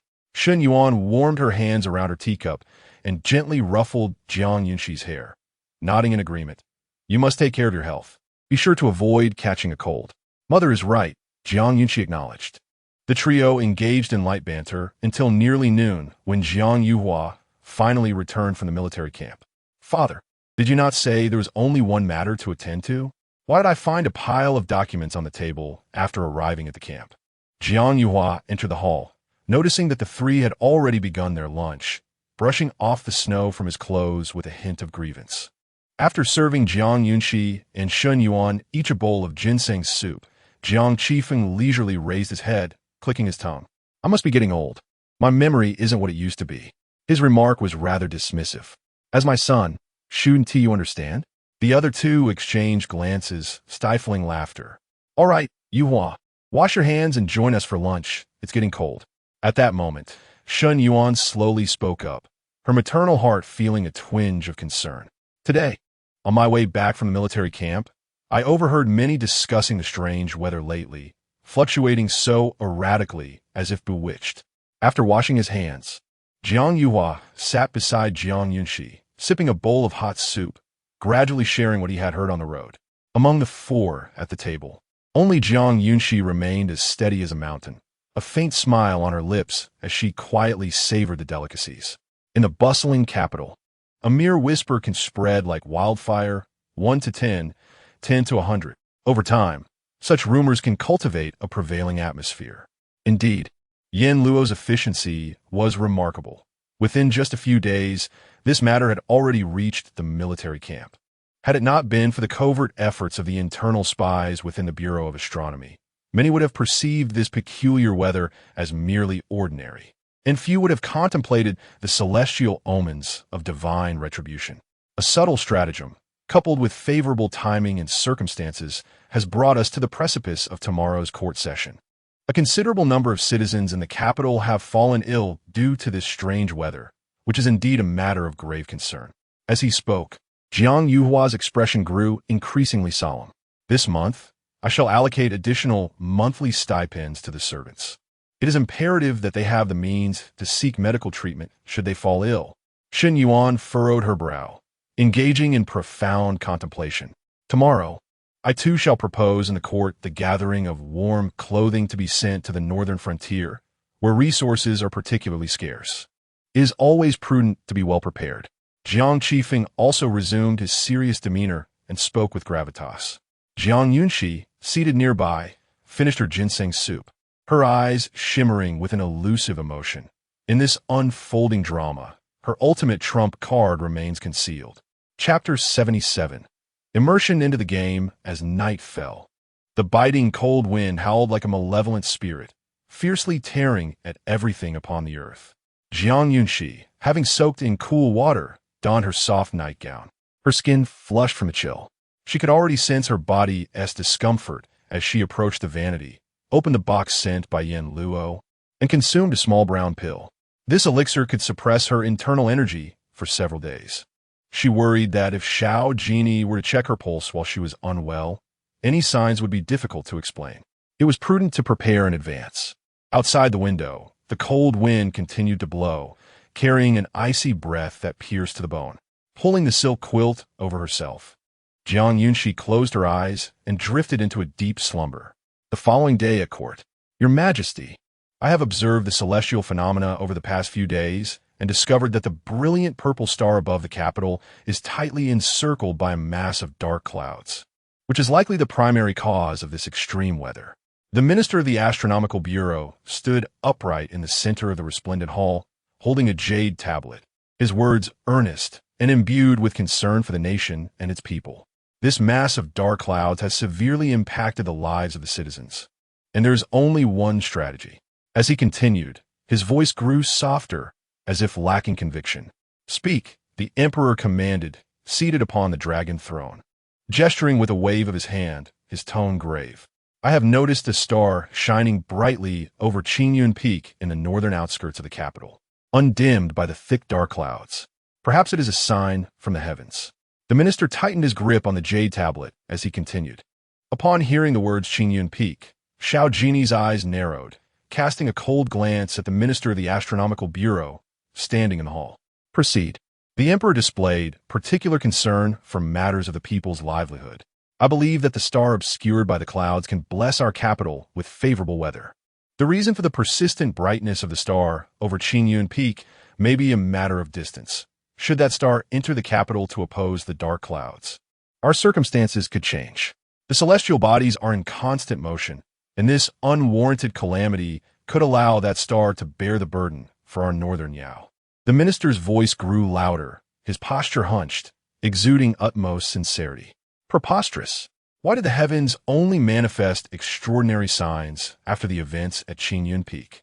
In years past, during bitter winds and heavy snow, when corpses lay frozen upon the roads, why did you not call an omen? Xiao Jinyao rebuked, his stern voice echoing throughout the hall, exuding an undeniable authority. If Xian Yuanche were to descend from Qingyi Peak, it would surely stir a tempest within the capital. As he spoke, the murmurs of concern that had previously filled the hall came to an abrupt halt. Father, I believe the Astronomical Bureau's observations hold merit. This bizarre weather has already affected so many citizens. It is worth a trial. At this moment, Xiao Tianzi stepped forward, intent on opposing Xiao Jinyao, readily supporting any action that would cause him discomfort. Jiang Qifeng remained silent, while the officials in the hall divided into three factions, those in favor, those against, and those neutral. After a cup of tea, the discussions within the hall were nearing chaos. Enough. This matter involves the hostage from the southern Zhao kingdom and requires careful deliberation. The emperor tapped the dragon throne, his voice stern as he restored order within the hall. His brows furrowed in anger. The eunuch beside him promptly announced the court's dismissal. The officials exited the grand hall in an orderly fashion, while the emperor retreated to the inner hall to review petitions, leaving no one behind to inquire further. Outside the palace gates, several officials gathered in clusters, still deliberating the matter at hand. At this moment, Jiang Qifeng spotted a dark guard from the royal residence standing anxiously beside a horse. Why are you not at the royal residence, ensuring the safety of the princess? What brings you here? Jiang Qifeng approached alongside Jiang Yunxi, catching only the bold inquiry. Your Highness, the heir, the princess is in trouble. The dark guard bowed and reported rapidly, too hurried to explain that the princess had sent him to urgently summon them back to the residence. What? Jiang Qifeng exclaimed. Take my token and summon the imperial physician. Be swift. He promptly removed the black token from his waist and tossed it to the dark guard before mounting his horse and galloping away, with Jiang Yunxi closely following. Xiao Jinyao slightly lifted a corner of the carriage window, his gaze shifting with a hint of confusion. Has something happened at the northern town prince's residence? No secret correspondence has arrived yet. Bamboo Shadow drove the carriage back to the residence, harboring his own doubts. Typically, both the northern town prince and Jiang Yunxi maintained a facade of composure. Their recent urgency was indeed unusual. At this moment, South Yi had no time to send message. Earlier that morning, when Xinhua went to awaken the princess, she found her engulfed in a high fever, plunged into deep unconsciousness. The entire Qinglan courtyard was thrown into disarray. The household physician, having checked her pulse, sighed deeply and responded, "My medical skills are lacking.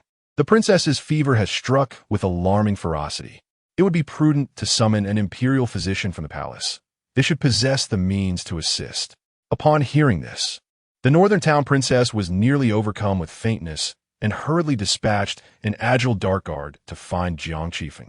Seizing a brief moment while fetching hot water, Southie utilized an urgent contact method, releasing a tall kite in a nearby alley to attract the attention of clandestine informants in the capital. The kite soared high, its long strings swiftly severed, prompting Dark Seven to rush over using lightness techniques. Without penning a letter, Southie relayed verbally, "The princess is gravely ill. Hurry and inform the prince." What? Understood. Dark Seven's eyes widened as he grasped the gravity of the situation and promptly set off. The princess held significant weight in the prince's heart. Any misfortune would be dire. As the luxurious black carriage glided along the main road, Dark Seven suddenly leaped out, startling Bamboo Shadow, who nearly drew his sword in reflex. "Your Highness, the princess is in trouble." Though Dark Seven's voice was not loud, it immediately halted Xiao Jinyao, who had been resting with his eyes closed. What is the matter? In the urgency of the moment, South Yi had not clarified, but the royal residence had already dispatched someone to summon the imperial physician, indicating that the princess's condition was critical. Xiao Jinyao opened his eyes, unconsciously fiddling with his ring, feeling a surge of anxiety as his heart sank. What did the physician say? The physician has not yet arrived. Dark Seven's voice was barely above a whisper. Then why are we not hastening? Xiao Jiny's voice rose sharply, instilling a sense of dread. Yes. Dark Seven quickly darted away. Swiftly, he made his way along the nearest path between the Wangfu of the Northern King and the royal palace. Discovering that physician Su was being hastily pursued by a shadowy guard, Dark Seven promptly leaped forward to assist him. Grasping the back of physician Su's collar, he effortlessly soared to the rooftops, taking the most direct route. Ah, old man, old man. Physician Su was so startled that he could scarcely utter a word. Who are you? He managed to inquire, but Dark Seven offered no explanation. In mere moments, he had vaulted over numerous rooftops, ensuring that physician Su landed safely in the Qinglan courtyard before hastily departing. The relationship between the prince and the princess must remain undisclosed for the time being, hence he fled with great speed. Physician Su steadied himself unsteadily, striving to keep pace with the shadowy guard as they entered the room. Chapter 78. She is the one whom the prince admires after a prolonged moment. Physician Su finally discerned Jiang Yunxi's pulse, his countenance grave, marred by an unsettling worry upon his otherwise kind visage. Esteemed princess, the illness afflicting Princess Qingyi is indeed peculiar. As you mentioned, for the past few days, even before retiring last night, there were no signs of distress. Yet, this morning, she was suddenly overtaken by a high fever, and I am at a loss to ascertain the cause. Physician Su, you must do everything in your power to restore my daughter. At this moment, Shen Yuan was already in tears, seated by the bedside, clasping Jiang Yunxi's hand. Witnessing her frail state brought to mind the harrowing scene from months prior when she nearly drowned. I shall exert myself to the utmost. Physician Su replied with a respectful gesture, moving aside to prepare a prescription, his writing swift, anxious not to waste any precious time. The guards of the estate swiftly took the prescription to the pharmacy to prepare the necessary remedies. Hui, the little creature, sat obediently by the bedside, unusually quiet today, its round, dark eyes never straying from the bed. It seemed to sense the unsettling atmosphere in the room. The master, usually fond of petting its head, lay still upon the bed, devoid of any smiles. Upon learning of Jiang Yunxi's illness, Xiao Jinyao went directly to the Zhixian tea house to await news. At the tea table, the kettle steamed as it brewed the leaves, yet the surrounding air felt frigid. His fingers, resembling segments of bamboo, lightly tapped the edge of the table, while his cold, noble features revealed no emotion, his deep-set eyes glimmering with murkiness akin to an unfathomable abyss. What is the situation? After a short while, Xiao Jinyao parted his thin lips to inquire once more. Within the span of a mere incense stick, he had asked several times, Your Highness, and she reports that the princess has yet to awaken, but Physician Su maintains a fair degree of confidence regarding her safety. Fair degree? Is the esteemed head of the Imperial Medical Bureau truly so ineffectual? With a crash, a gust of his palm sent the teacup and pot tumbling to the ground, and Zhuing, standing nearby, bowed his head even lower, and Qi, having heard the commotion from within, refrained from entering and stood at the door. Your Highness, Physician Su mentioned that the princess's ailment is rather strange and may possibly be related to the recent celestial phenomena. Enter. Xiao Jinyao pinched the bridge of his nose, his heart in turmoil, as his icy voice commanded in Qi to push the door open. Upon seeing the shards of blue porcelain scattered on the floor, and Qi swallowed hard. Fetch the director of the Astronomical Bureau for me. Xiao Jinyao enunciated the word fetch with great emphasis, his frigid gaze sweeping over Qi, causing the latter to shudder involuntarily.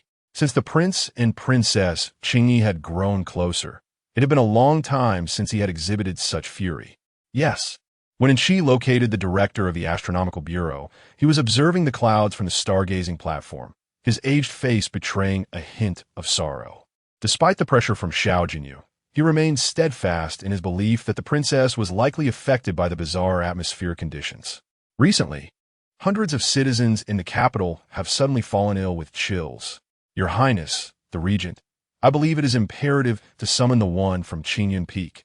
Otherwise, Xiao Jinyao sat upon a black sandalwood bench, his fingers slightly bent, idly playing with the jade ring between them. Lifting his eyelids, his voice resonated like a tranquil pool of cold water. Luli, if Xian Yuanche were to descend, and Jiang Yunxi's condition did not improve, I would hold you accountable. The formidable aura of the king erupted instantaneously, causing the supervisor of the Astronomical Bureau to kneel, his words laden with earnestness. Yes, Yu, my words are not mere jest. He was acutely aware that the bizarre weather recently was influenced by the cold front descending from the south. Just last night, while observing the celestial phenomena, he noted the stars twinkling brightly at the horizon, predicting that soon the skies would be clear and bright. He aimed to accomplish the task assigned by the master within this fleeting moment. Bamboo shadows, accompany me to the palace. Jiang Yunxi's delicate form could not wait much longer. After Xiao Jinyao departed with his entourage, Luli finally let out a slow breath, realizing the master was indeed a man of great foresight, aware of the connection between the regent and Princess Qingyi. Such a strategic advantage would soon allow the one from Qingyun Peak to descend from a mountain. In the imperial palace, the emperor had just finished reviewing today's memorials when he heard the voice of eunuch Wang announcing Xiao Jinyao's arrival. Has it only been 2 hours? Does he have urgent business? I have stated that matters regarding Qingyun Peak require careful consideration. One must not act impulsively. Before Xiao Jinyao could respond, the emperor sighed heavily, his words laden with gravity. Xian Yuanche must be allowed to descend. Standing upright within the hall, Xiao Jinyao's words baffled the emperor. For this morning in the court, he had been among those who insisted on keeping him confined. Yet now he was the one advocating for his release. What is the meaning of this? The emperor waved his hand, granting a seat. However, Xiao Jinyao did not so much as glance at the bench, his gaze rising, each word causing the emperor to be momentarily speechless, his eyes fixed upon him, his heart laden with unspoken thoughts. The legitimate daughter of the Duke of Northern Town, Jiang Yunxi, is the one who holds my affection. This marked the first instance since taking power that Xiao Jinyao referred to himself as a son, all for the sake of a woman. Why did you not mention this sooner? The emperor rose from the dragon throne, descending the steps slowly, the astonishment still etched upon his face. Xiao Jinyao chose not to respond, continuing to assert that once Xian Yuanche arrived in the capital, he would assign his elite guards to watch over him. He would not stir up trouble. This was the greatest concession he could offer. He understood, well, that Xian Yuanche was no ordinary individual. Even if he descended, he would not be granted sufficient freedom. The daughter of Minister Jiang has been cherished like a precious gem. How is it that you have entangled yourself with her? Unless this is clarified, I shall not issue an edict permitting Xian Yuanche to return to the capital, nor withstand this strange meteorological phenomenon. The emperor, hands clasped behind his back, met Xiao Jinyao's gaze, his long reign lending him an undeniable air of authority. At the mid-autumn moon banquet, Xiao Jinyao did not elaborate. Merely 4 words were enough for the emperor to grasp the essence. His beloved son must have fallen head over heels for Qingyi. Alas, in those years, he too had experienced something similar with Ener. Father, please refrain from over-speculating. This matter I have only shared with you. Xiao Jinyao lightly furrowed his brow, clenching his hands tightly to suppress the rising tide of anger and frustration within him. Regardless of the circumstances, the death of his mother was inextricably linked to the person before him, and between them, there would forever remain an unhealable scar. Very well, I shall acquiesce to your wishes today. The matters concerning Xian Yuanche's descent from the mountain will be entrusted entirely to your arrangements. The emperor's mood was notably buoyant. After many years, Xiao Jinyao had finally uttered the words "Father Emperor" once more, inspired by the woman he cherished. Indeed, love is a most curious phenomenon. By the way, does Qingyi know of your affections? Almost immediately, the emperor, unable to contain his curiosity, inquired again. Not yet. You must put forth greater effort. Many in the capital harbor thoughts of her. Upon hearing this, the emperor couldn't help but chuckle. However, rest assured, as long as I remain silent, no one would dare to act recklessly or seize her by force. Chapter 79. Indulge and tease him half an hour later. An urgent imperial edict was swiftly delivered to Qingyun Peak by a special envoy. Having just finished his lunch, Yunxi was leisurely wandering along the edge of the cliff when a contingent of guards hurriedly approached him. "Your Highness, please descend the mountain with me." "What?" Yunxi squinted, disbelief evident in his tone as memories of that night resurfaced. Who exactly was the woman clad in the black gauze dress? Remarkably, within just half a month, he was indeed able to leave the mountain. 3 years had passed. The Regent had arranged accommodations for him, and everything was prepared. He need only follow the officer back to the capital. The leading general's demeanor was respectful, raising his right hand as he awaited Yunxi to walk ahead. Xiao Jinyao. At the mention of this name, a flicker of surprise and depth crossed Yunxi's eyes. In truth, over the past 3 years, he had had a couple of opportunities to descend the mountain, yet every time his plans had been thwarted by this very individual. As he approached the mountain's base, his emotions churned more tumultuously. Clad in a long green robe, he lifted his gaze to the dark clouds floating on the horizon, clenching his fists. This time, he would not return to this place. In the depths of night, at Qinglan courtyard, a shadow silently approached. The night was desolate, and no maids or guards remained in the courtyard. Earlier that evening, news had arrived from Nani that Jiang Yunxi had awakened once. The wooden door creaked open, and a wisp of mist drifted into the chamber where Qingyi was napping, deepening her slumber. Xiao Jinyao moved slowly and cautiously, familiar with the path as he approached the inner quarters. The room still carried a faint scent of herbal medicine. Parting the beaded curtain, illuminated by the soft glow of a night pearl lamp, he beheld the fragile figure on the bed, as delicate as porcelain. Jiang Yunxi's eyes were tightly shut, her dainty hand resting on the bed's edge. Her once rosy cheeks now appeared alarmingly haggard, and her lips, pale as paper, seemed devoid of vitality. Just days ago, this lively girl had been full of joy. Now, she lay in such a pitiful state. Xiao Jinyao sat at her bedside, adjusting the blanket. Upon touching her icy hand, his brows instinctively furrowed in concern. Wrapping her hand within his, he channeled his inner energy to warm her. Only when her hand grew warm did he leisurely check her pulse. She was still running a high fever, her internal energy weak. Her condition was far from optimistic. In her deep slumber, Jiang Yunxi felt a warmth enveloping her hand, compelling her to awaken. As she moved her fingertips, her long, butterfly-like eyelashes fluttered, and she opened her eyes slightly, catching sight of a shadowy figure in dark attire beside her. Xiao Jinyao, he had come. Awake? Xiao Jinyao, devoid of his usual uncertainty, raised his hand to gently rest on her forehead, gauging her temperature. Jiang Yunxi remained silent, her eyes now fully opened, her hand still held within his. After lying down all day, her back ached, and as she attempted to move her left hand with effort, she discovered her body felt utterly weak. The discomfort she felt was far greater than that of the fever during the previous hunting competition. "Your Highness," her voice was unusually soft due to her illness. "Do not speak," Xiao Jinyao said, gazing into Jiang Yunxi's slightly reddened eyes. He surmised that perhaps lying down all day had made her feel unwell. So he gently assisted her into a half-sitting position. She leaned weakly against him, frail and delicate. "Your Highness, this is improper."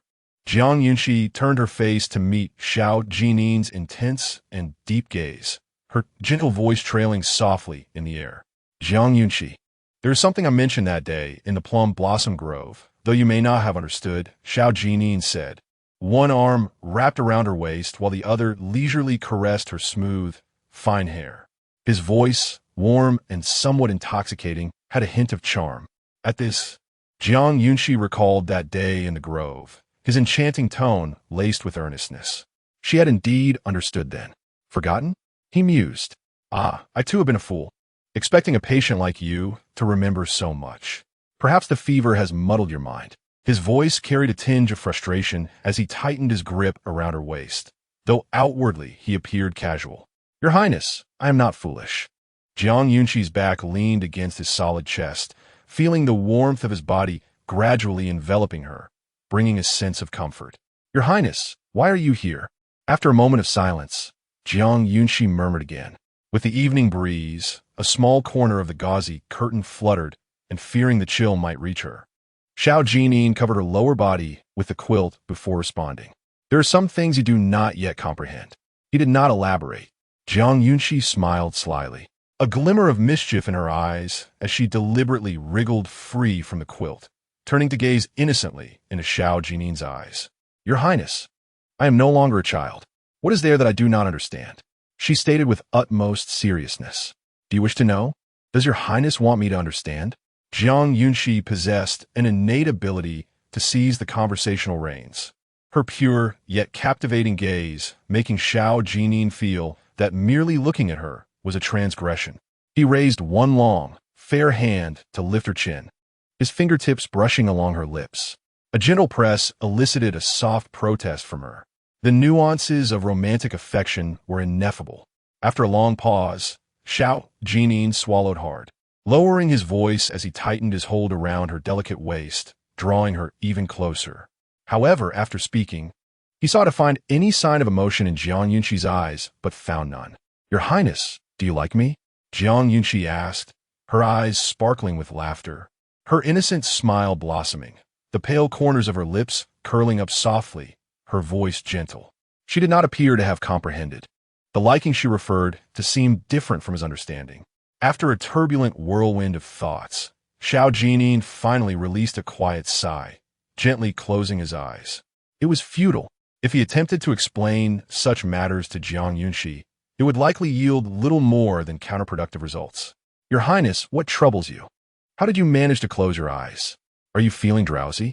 My half of the bed has been claimed by you, Your Highness. Jiang Yunxi, resembling a newly transformed little sprite, continuously spoke in a sweet, gentle voice. Jiang Yunxi, do not provoke me. Xiao Jinyao merely shut his eyes for a moment of contemplation, yet he found the person in his arms becoming increasingly bold, which left him somewhat uncomfortable. I am not pressuring you, Your Highness. She opened her enchanting eyes and blinked. Your Highness, could you refrain from squeezing my waist? It tickles. Chapter 80. Remember tonight, Xiao Jinyao's palm encircled her slender waist, feeling its delicate softness, prompting him to unconsciously shift slightly. Just as Jiang Yunxi finished speaking, he loosened his grip a little, as if a current had coursed through his fingertips. Your Highness, I previously heard from a storyteller at the Zhixian tea house that such behavior resembles that of a libertine, Jiang Yunxi remarked, now seemingly nestled in Xiao Jinyao's embrace. A playful smile gracing her lips. Her soft voice brushed against his heart, evoking no trace of anger within him. Jiang Yunxi, do you know what became of the last person who insulted me? Xiao Jinyao remained still, allowing her to lean against him, the quilt slipping down to reveal a glimpse of her fair back beneath her thin garment. If I recall correctly, the last person who dared to speak such words to the prince was my father, Jiang Yunxi replied, blinking earnestly. Silence enveloped the room. Then do you not feel it inappropriate to be so close to me? I have already stated that our actions are contrary to propriety. It is your Highness who refuses to let me go. The more she spoke, the more reason she found, leaving Xiao Jinyao with no room to retort, compelled to concede. Despite the situation having escalated, she still possessed the wit to argue against him. It was said she was clever, yet at times she could be utterly naive, especially when it came to matters of the heart, completely oblivious. Has your Highness become angry? Noticing Xiao Jinyao's prolonged silence, Jiang Yunxi suppressed her teasing intentions, adopting a serious demeanor.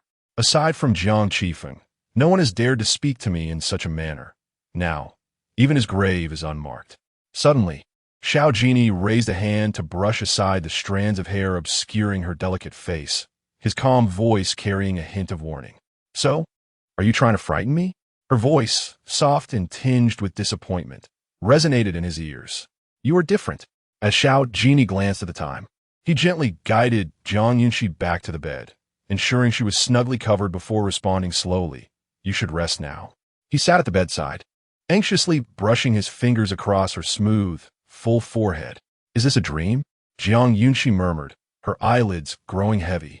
This question took Xiao Jinyao by surprise, as if he found the situation both amusing and absurd. Was she so unresisting to his affectionate gestures simply because she believed it to be a dream? This is not a dream, Jiang Yunxi. Do not awaken tomorrow having forgotten everything. Remember tonight, She obediently nodded. I shall take my leave. In the end, Xiao Jinyao could not resist pinching her cheek, finding it as soft as he had imagined. Once he had completely vanished from sight, Jiang Yunxi regained her usual composure, raising her hand to check her pulse. This morning, she had indeed felt quite unwell. In the afternoon, Yin Luo personally delivered news that Xiao Jinyao had entered the palace to meet the emperor, and now Xian Yuanche was settled in a small courtyard not far from the regent's residence. Xiao Jinyao's actions were swifter than she had anticipated. Did he truly care for her so deeply? A myriad of thoughts intertwined, and Jiang Yunxi rubbed her temples, closing her eyes and ceasing her contemplation. The following day, when Physician Su examined the pulse once more, a comforting smile finally graced his features. Your Highness, Your Majesty, there is no need for excessive concern. The princess is gradually recovering from her fever. Good, that is indeed good. Shun Yuan remained seated by the bedside, her complexion reflecting a hint of fatigue, evidently having had a restless night. Since Xian Yuanche's arrival in the capital yesterday, the condition of Xi'er has improved today. Could there be some hidden truth behind this? Jiang Qifeng, who has always dismissed the supernatural, found himself compelled to question as his daughter became ensnared in this extraordinary phenomenon. Perhaps it is so. I shall not dwell on such matters. As long as Xi'er is safe and sound. Observing that Jiang Yunxi's complexion was better than the previous day, the heavy stone that had lingered in Shun Yuan's heart began to ease. Jiang Qifeng nodded, agreeing with his wife's perspective. By the way, it seems that the regent prince personally visited the emperor to permit Xian Yuanche to descend the mountain. Was he not staunchly opposed to this? Do you know the reason behind it? After a brief moment, Shun Yuan suddenly recalled the shocking event that had transpired yesterday at noon, prompting her to inquire further. I am uncertain. Perhaps there have been changes unknown to us in between. Jiang Qifeng found it difficult to assess the situation. He understood well the nature of Xiao Jinyao, whose decisions and words were seldom altered by others. After a cup of tea, Jiang Yunxi awakened slowly, her gaze landing upon Shun Yuan's gentle face. Time had not left many traces upon her features. Rather, it had imbued her with a sense of calm dignity. Xi'er, come, first drink this bowl of medicinal soup. Shun Yuan personally held the porcelain bowl, gently blowing on the brown broth within the spoon. Qinghua assisted Jiang Yunxi to sit up against several golden silk soft pillows. Jiang Yunxi obediently endured the bitterness of the concoction, soon finishing it without hesitation. The room was filled with the scent of calming incense, naturally soothing the spirit.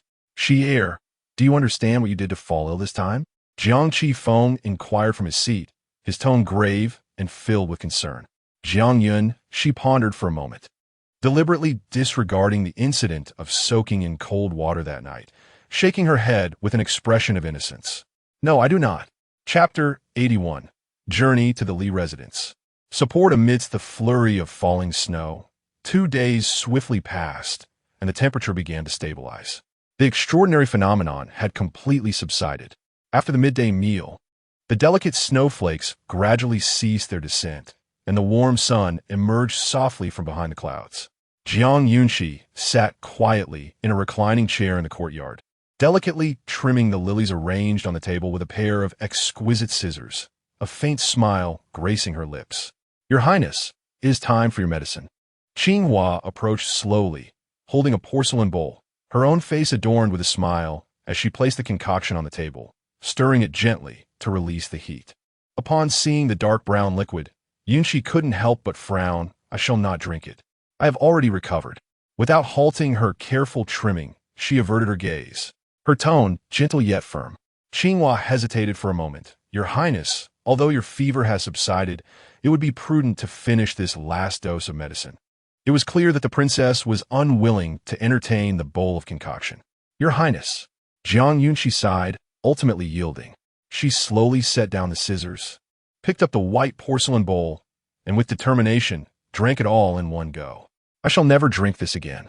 After finishing, she placed the bowl on the tray and resolutely declined when informed that there was another dose yet to be prepared. Very well, Qinghua said, preparing to leave with the tray. Just as she was about to depart, she suddenly recalled something and hurried back. Oh, Your Highness.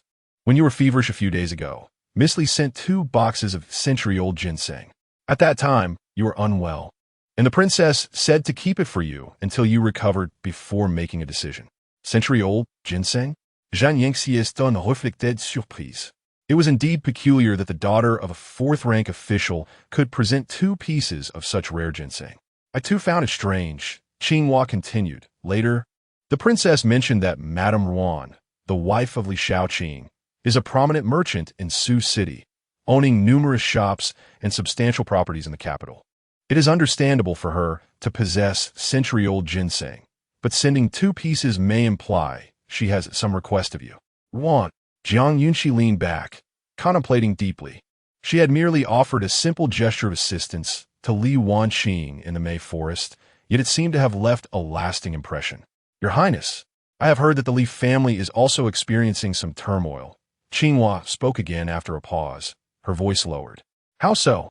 The ancestral home of Li Shaoqing is in Su City. Madame Ruan provided financial support for his education and examinations. However, a few years ago, after Li Shaoqing was promoted and moved to the capital, he brazenly took his childhood sweetheart as a concubine, relegating his original wife to the background. Lavishing affection on the concubine, who has recently borne him a son, there are now intentions to elevate her to the status of a primary wife. Jiang Yunxi held a pale, yellow, winter-sweet branch in her hand, casually summarizing, so he favors his concubine over his wife? Those 4 words were indeed a grave taboo.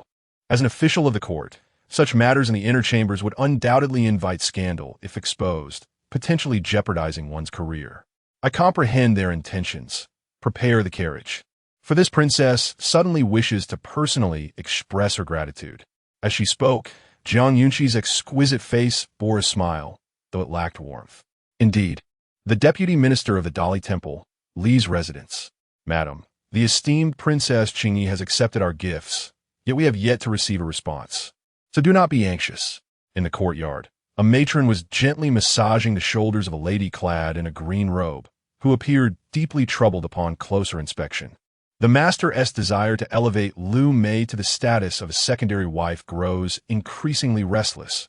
Furthermore, he intends to wed Qingyi to the 2nd son of the left minister, Su Rui, as a concubine to ascend the social ladder, which I absolutely cannot permit.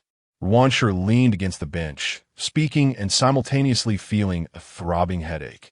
Those 2 rare, century-old ginsengs, the princess should understand your meaning. The matron moved her hand to Ruanshi's temples, gently kneading to alleviate her worries. I am also concerned that the northern town prince's residents may misunderstand our intentions. Do you think our strategy will prove effective? Ruanshi found it impossible to calm her mind, rising to pace in the courtyard. Before long, a maid hurried in, her voice laced with distress. Madam, something dreadful has occurred. The young lady has been punished by the old matron and is about to face familial discipline. This maid was none other than Huaner, Li Wanqing's devoted attendant. What? Ruanshi hastily made her way towards the old matron's quarters, her brow furrowed, inquiring anxiously. What has transpired? It is all the fault of the young master for provoking the young lady. He tugged at her clothing, and when she merely flicked him away, he fell to the ground, striking his forehead on a stone and bleeding. Aunt Lu exaggeratedly brought him before the old matron to complain. The old matron dotes on the young master, thus she indiscriminately seeks to punish the young lady. Huaner grew increasingly frantic as she recounted the events. Ruanshi clenched her teeth, a fierce glint in her eyes, her voice turning grave. I have always treated the old matron with the utmost respect, as if she were my own mother. Yet, she openly shows favoritism and now dares to threaten my Qingyi. Has she truly forgotten the days of poverty before the master attained his scholarly achievements? Chapter 82. This princess has never encountered such a foolish individual as she stepped into the old lady's courtyard. A servant was poised to strike Li Wanqing's back with a thorny twig. Stop, Ruan called out, rushing toward Li Wanqing without regard for her dignity. Mother, Li Wanqing, aided to her feet, was overwhelmed with grievance, tears streaming down her cheeks. The old lady sat in a pear-blossom chair, her aged face revealing clear dissatisfaction as she squinted, resembling the wicked stepmother described in tales. Not merely resembling, she had truly become one. Do I no longer possess the right to discipline my own grandchildren? Ruan, are you daring to openly defy the rules of womanhood? The old lady exclaimed, slamming her teacup to the ground, shards of celadon scattering at Ruan's feet. Lu Mei, beside them, held her son Li Shunan, whose head was bandaged, deliberately displaying a pitiful expression. Sister, mother is merely giving Wan Qing a minor punishment, teaching her the error of bullying her younger brother. Your actions suggest she is blameless, she retorted, discreetly pinching Li Shunan's arm to elicit another cry. Look, our Shunan has been crying for so long. Lu Mei covered her face, patting away non-existent tears with a handkerchief. Standing in a courtyard, Ruan noticed the dirt and tears staining her daughter's dress from the gravel beneath. Anger surged within her. The two before her seemed to embody the very essence of a mother and daughter, united in their hostility toward her. Reflecting on their time in Sioux City, the old lady had been exceedingly docile, but since arriving in the capital, her true malevolence had fully emerged. Disregarding propriety and openly defying your mother-in-law, according to the rules, I still possess the right to discipline you. The old lady signaled for the servant to continue. Disregarding all else, she could not tolerate Ruan's pretentiousness. Clearly, she looked down on this old woman. A lesson through punishment would teach her to relinquish her authority over the household. Lu Mei feigned concern, covering the eyes of the 3-year-old child while her own eyes sparkled with relief and satisfaction. Do you dare? Ruan shielded Li Wanqing, glaring at the servant and shouting defiantly. What is there to fear? Strike her. The old lady rose, supported by 2 maidservants, her malice evident in her eyes. 30 lashes, and not one less. Just as the servant was about to strike, a stone flew in from afar, striking his wrist and causing the twig to fall to the ground. Who dares? Jiang Yunxi strolled leisurely into the courtyard, surveying the chaotic scene with an ethereal voice. During her previous endeavors to consolidate court connections for Xian Yuanhang, she had visited numerous officials' wives and witnessed many disputes among wives and concubines, yet she had never before encountered a mother-in-law openly chastising the head of the household. Who is this? The old lady, accustomed to the tender confines of her estate, found herself oblivious to the world beyond, only recognizing that the woman before her exuded an extraordinary aura. Even her accompanying maidservants were strikingly beautiful. Such attendance suggested that her status was likely not trivial. Princess Qingyi. Upon seeing her glimmer of hope, Ruan hastily pulled Li Wanqing and bowed respectfully. Your Highness. The elderly matron exchanged a glance with Lu Mei, her heart filled with uncertainty. What brought the princess to the Li residence? Shouldn't they be paying their respects? Qianhua, standing at the forefront, shot an impatient glare at the two before her. Were they openly challenging the Duke of the North's estate? The Duke of the North. The matron and Lu Mei hastily knelt, exclaiming, Long live the princess. I, a mere servant, failed to recognize your esteemed presence. Please forgive my blindness. This, at least, reflected proper decorum. Jiang Yunxi let out a cold laugh, a layer of aloofness coating her features. Where had their earlier arrogance vanished? The matron and Lu Mei dared not raise their eyes. I have never encountered such foolish individuals, Jiang Yunxi remarked, raising her hand and delicately curling her fingers. Qin Xiu stepped forward and delivered 2 resounding slaps to Lu Mei, startling the elderly matron in the process and even shocking Ruan Shi. Do you know why this princess strikes you? Lu Mei trembled, unable to utter a coherent sentence, her gaze darting around anxiously. Overstepping your rank, disrespecting your superiors. Jiang Yunxi's voice was soft yet impossible to ignore, imbued with a chilling demeanor as she regarded the 2 prostrated before her like mere ants. Qin Xiu struck Lu Mei again, leaving her cheeks swollen, blood seeping from the corner of her mouth, tears welling in her eyes. As a concubine, how dare you refer to yourself as a servant? Jiang Yunxi's words pierced through the air, illuminating Lu Mei's presumptuousness. Instantly, Lu Mei collapsed to the ground, her cheeks ablaze with pain. Within the household, she had always regarded Ruan Shi as her equal, even enjoying a bit of favoritism from the master, thus never truly acknowledging Ruan Shi's authority. Today, however, she faced a humiliating punishment for her missteps. Clenching her fists in rage while fearing further retribution, She resolved to endure until the master returned to adjudicate on her behalf. Such a punishment would not go unavenged. This princess came to express gratitude for the gifts bestowed by Lady Li, never anticipating such unfortunate events. Should they air again, you may certainly send a letter to the Duke of the North's estate and see who would dare to act with such impunity. Jiang Yunxi stood gracefully in the courtyard, her hands clasped before her, casting a cold glance at the prostrate figures. Indeed, thank you, Your Highness, Yuanshi replied, her eyes glistening with tears of gratitude as she bowed once more. Please, allow the princess to rest in the chamber of this humble servant for a while. No need, Jiang Yunxi replied, turning away as Qianxiu handed a gift box to Yuanshi before following her out. Upon reaching the carriage, Qianxiu expressed her confusion. Your Highness, why must you personally undertake this matter? Such tasks could easily be managed by the servants. If I did not come personally, you would not be able to control those ignorant women. Moreover, the 2 boxes of century-old ginseng deserve a semblance of respect. Jiang Yunxi rested her hand against her temple, leaning on the small table as she narrowed her eyes and elegantly stifled a yawn. The gift box contained treasures purchased from a Yin Pavilion jewelry store in the capital, along with a stack of silver coins. If Yuanshi were not foolish, she would surely understand what was expected of her. In the capital, the floating cloud pavilion had only the golden thread pavilion as its stronghold, and now, Xiao Jinyao had dispatched numerous individuals to investigate. For the sake of safety and to gather more information, it is essential to expand the stronghold. Coincidentally, she has set her sights on the property of the Ruan family, Jade Melody Pavilion. Chapter 83. Peeling oranges for her, as Jiang Yunxi had anticipated. The Ruan family proved to be quite astute. Having received the silver, they delivered the land deed to the Wang residents the very next day. Coincidentally, Nan Yi was absent at that moment. Under the cover of night, Jiang Yunxi entrusted the deed to Yan Luo. Once she had settled her immediate affairs, she began to contemplate a visit to Xian Yuanche. Given that Xiao Jinyao had personally assigned someone to monitor him, it was likely that his days in the capital would be less comfortable than those spent in the mountains.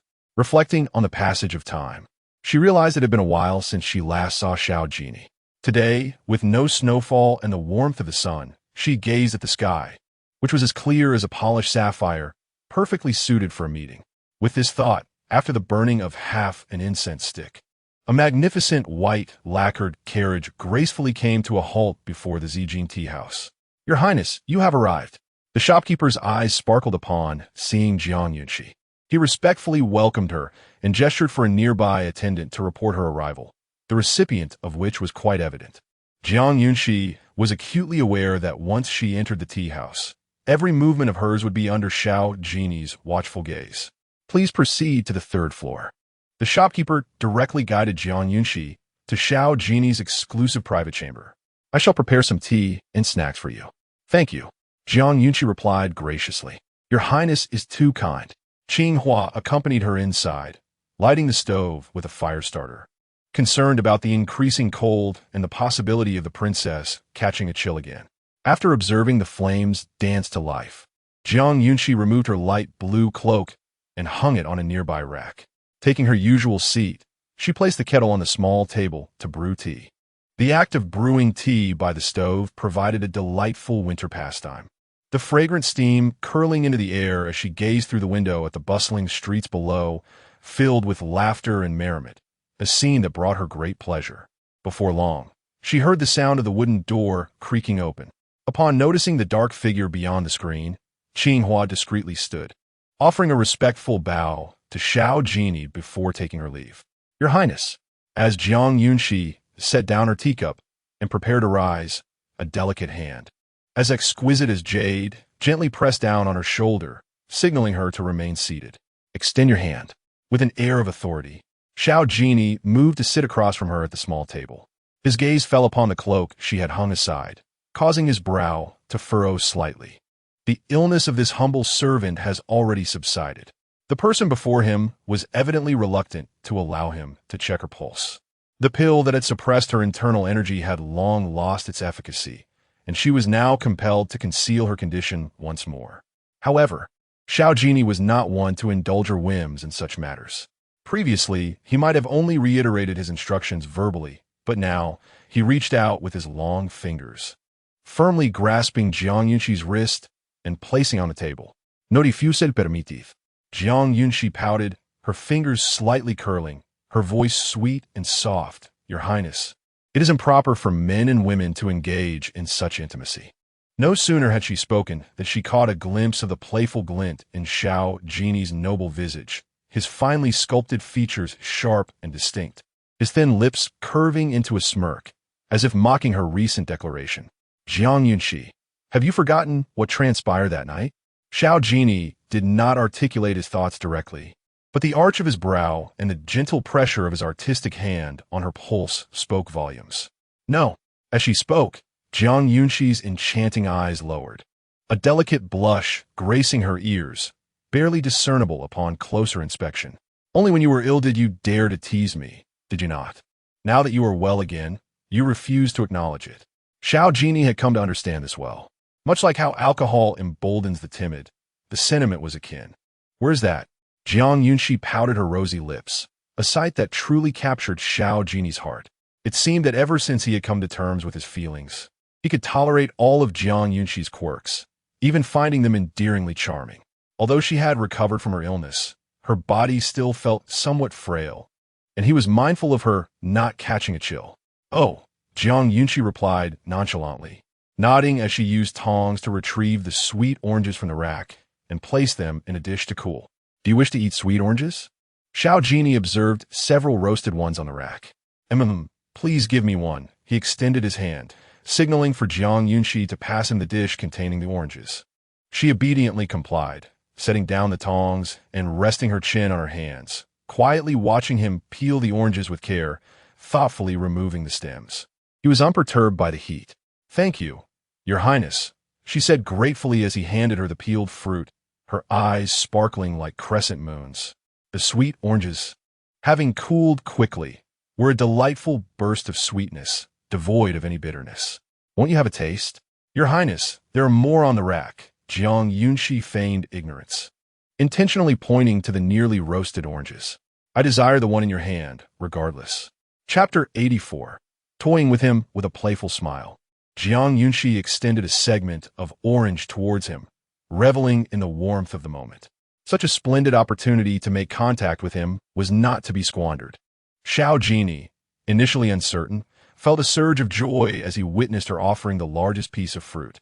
Their fingertips brushed against each other, sending a jolt of electricity through the air. Unfazed, Jiang Yunxi deftly withdrew her hand to reach for another segment, while Xiao Jinyao quietly observed her graceful movements, the sweetness of the fruit bursting in his mouth, filling his heart with delight. In a short while, a mischievous thought brewed within Jiang Yunxi. As a fleeting spark of inspiration flickered in her eyes, her voice flowing like a gentle stream. Your Highness, I desire more.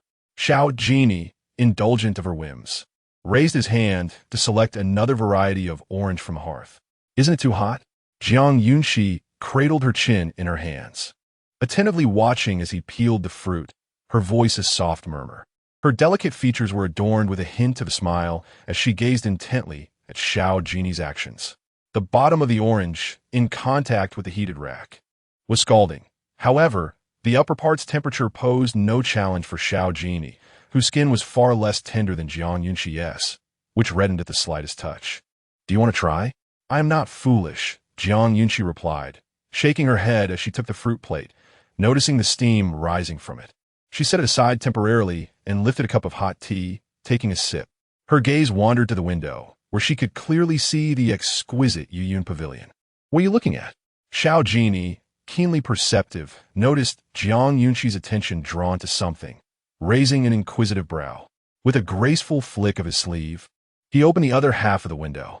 Following her gaze, he quickly spotted the elegant pavilion standing tall in the distance, reminiscent of the once bustling Linlang Pavilion. The area around the pavilion was teeming with people, buzzing with activity, indicating a thriving business. He regarded her quietly, a hint of gentle warmth flickering in his eyes. Ever since Linlang Pavilion was sealed, has Yuyun Pavilion's business flourished? After a moment, Jiang Yunxi turned her gaze back, her inquiry straightforward. Indeed. Would you like to visit? No. What if we encounter? Jiang Yunxi's sentence trailed off deliberately, leaving the thought for Xiao Jinyao to pursue. What then? He inquired, propping his temple with one hand, his gaze fixed on her beautiful eyes. With a sigh, she seemed to express a hint of reproach. What if your highness captures another spy and orders my return home? The memory of their first meeting surged back like a tide, pulling at the corners of Xiao Jinyao's mouth as he realized Jiang Yunxi still held onto this memory. Truly a girl with a grudge. I would not prevent your return. The cool, magnetic voice of another interjected. At that moment, Jiang Yunxi did not respond. Instead, she reached for the warm orange from the fruit plate and took a bite. The taste was markedly different. This segment was rather tart. But she concealed her reaction, lifting her brow and swallowing the sour fruit before eagerly offering another piece. Your Highness, do give it a taste. Xiao Jinyao harbored no doubts until the acerbic taste filled her mouth, at which point she realized she had been toyed with.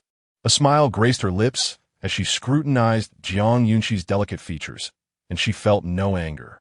It seemed she had learned to play tricks herself. Truly, from a delicate flower to a cunning little fox. Is it sweet, Your Highness? Jiang Yunxi tilted her head, the long tassels of her hairpin swaying gently, her lively eyes sparkling with amusement.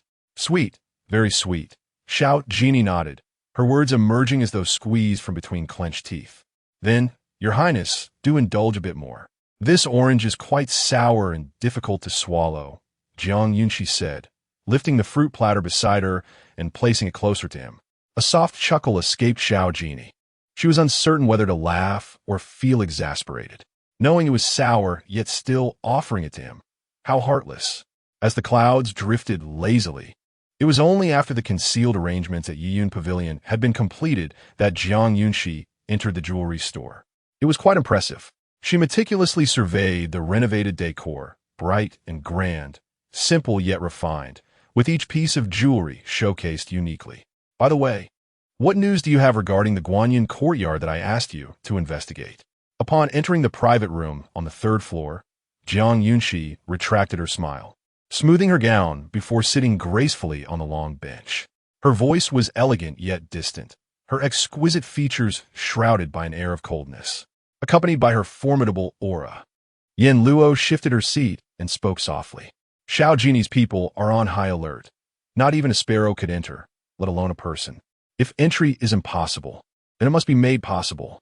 Tonight, I shall go myself, Jiang Yunxi declared, her gaze lowered, her tone resolute. The Empress Dowager's grand birthday was approaching, and various nations would send envoys bearing gifts. It was likely that Xian Yuanhang would attend. I want Xian Yuanche to personally witness Xian Yuanhang's hypocritical facade and provoke him. He must not falter. After being confined at Qingyun Peak for 3 years, Jiang Yunxi genuinely worried whether Xian Yuanche still possessed his fighting spirit. Should he succumb to despair and accept his current state, then it would be futile to expend time and energy on him. It would be better to seek another capable of confronting Xian Yuanhang and Nanzhao. Be cautious. It's possible Xiao Jinyao has been lying in wait, ready for you to walk into a trap, Yen Luo warned, her brow furrowed with genuine concern. I understand, Jiang Yunxi replied. Chapter 85. The capture of the red candle the night, akin to a fierce beast, silently devours the daylight, piece by piece, devoid of any clamor. Rolling clouds churn ominously, and thunder rumbles in the distance. The ancient courtyard of the cloud viewing pavilion is steeped in an atmosphere of grim tension.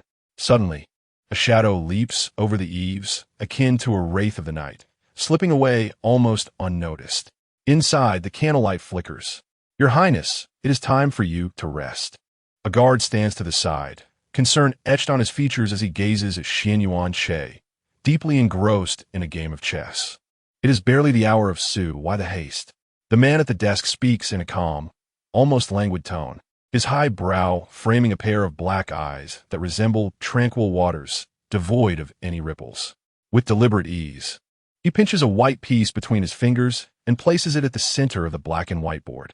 Outside, the guard patrol as usual, their silhouettes occasionally flickering past the window paper, creating an atmosphere reminiscent of a prisoner-esque confinement. Not even a fly could find its way into the room. Xian Yunxi caresses the chess piece, and upon realizing the game has reached a stalemate, he cannot help but let out a self-deprecating laugh. Here he is, a mere guest under someone else's roof, stripped of freedom, while the true culprit ascends to the position of crown prince, unscathed. In truth, he never coveted the throne that Xian Yunxi desired. Rather, it was his own paranoia that led to this predicament. Leave, he gestures lightly to the guard waiting behind. Sui Feng. Yes, Sui Feng bows and gently closes the wooden door, casting a glance at the patrolling guards in the courtyard before sighing and returning to the side chamber. The sound of a tile being disturbed on the eaves interrupts the silence within. Xian Yunxi halts, the white piece poised to fall, a fleeting chill crossing his gaze. Someone approaches. Intriguing. Could it be the woman from that night? A flicker of anticipation ignites within him. Like a specter, the silver needles dart forth, silent and ethereal, swiftly striking down a small squad of patrolling soldiers.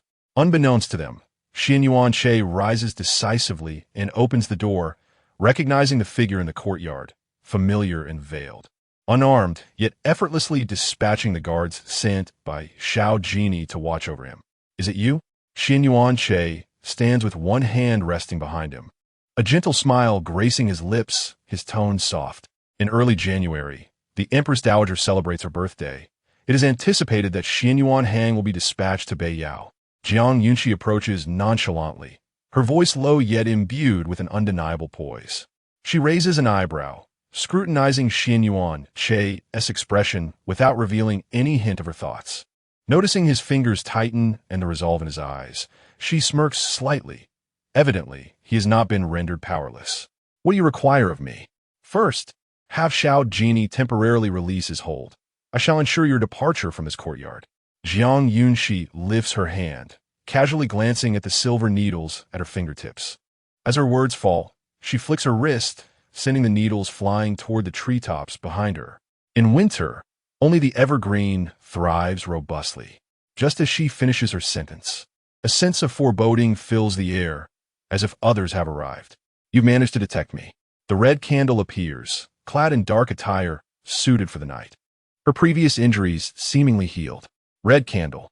Jiang Yunxi's expression remained unchanged as her calm, water-like gaze surveyed her, akin to observing mere ants, elevated like the moon in the sky, untouched by any trace of sentiment. Hongzhu furrowed her brow, her fingers curling inwards. Do you know me? Jiang Yunxi smirked slightly, refraining from uttering a word, yet her softly arched eyes had already provided an answer. Not merely acquainted, merely a defeated foe. Xian Yunxi, your opportunity has arrived. Jiang Yunxi delicately tapped her skirt with her fingertip, as if measuring time, then lifted her gaze to the roiling black clouds, coldly glancing at the person behind her before taking flight without hesitation. Xiao Jinyao, astute and meticulous, noted the unusual sound of weapons clattering in the courtyard without the dark guards arriving promptly. It was indeed peculiar. Undoubtedly, the entire Guanyin courtyard must be besieged without any chance of escape.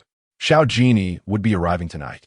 Xuan Yuan nodded, watching the departing figure before finally turning his attention to Hongzhu. Is Xian Yunxi truly so fearful of my return to seize his throne? Observing Hongzhu brandishing a dagger with a determined expression, he could not help but think that she believed she alone could end his life tonight. Before the grand ambitions of the crown prince, all stumbling blocks must perish. Hongzhu leaped forward, her blade sweeping through the air with remarkable speed, her eyes gleaming with resolve and a willingness to confront death. Xian Yunxi, gathering his inner strength, remained rooted in place, awaiting her assault.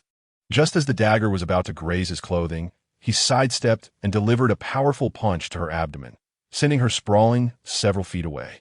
Hongzhu, astonished, quickly regained her composure, her incredulity palpable. When did your martial prowess become so formidable? During their time in the Nanzhao kingdom. She had clearly seen him as merely possessing rudimentary skills and weak internal energy. Yet, merely 3 years later, he seemed capable of contending with the crown prince. Xian Yuanche dismissed the need to explain himself, withdrawing his hand as a group of dark-clad guards suddenly emerged from the shadows of the courtyard. "Caesar!" Bamboo Shadow shouted, his sword slicing through the air, releasing a fierce wave of sword energy. Simultaneously, over a dozen shadow guards appeared like phantoms, all brandishing swords and launching an assault on the woman in the courtyard. Hongzhu's heart raced in shock as she tightened her grip on her weapon, her eyes wide with disbelief. She had indeed fallen into a trap. In an instant, swords clashed, silver light flashing, dazzling the senses. Faced with the onslaught of over a dozen dark guards, Hongzhu found herself overwhelmed, her arm injured, and her dagger knocked from her grasp. Dark 1 and Dark 7 seized the moment, pinning her to the ground and sealing her acupoints to prevent her from taking her own life. "Have you all captured her?" A deep, cold voice echoed from outside. With a synchronized bow from the dark guards, Xian Yuanche's gaze turned in that direction. Xiao Jinyao, clad in dark, ornate robes. He exuded a kingly aura that radiated from within, his steps imbued with an imposing pressure.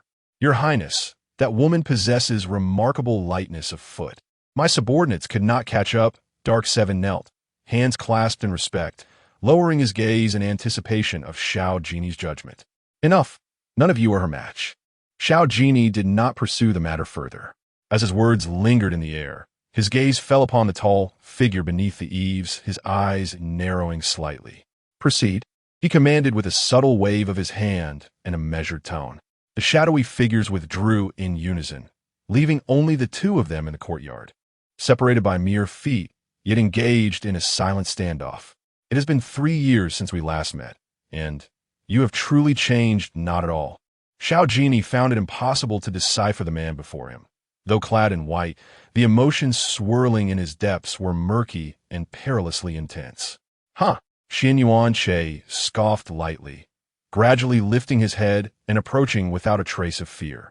"And you, as ever, remain so cunning." Chapter 86. Does he deserve it?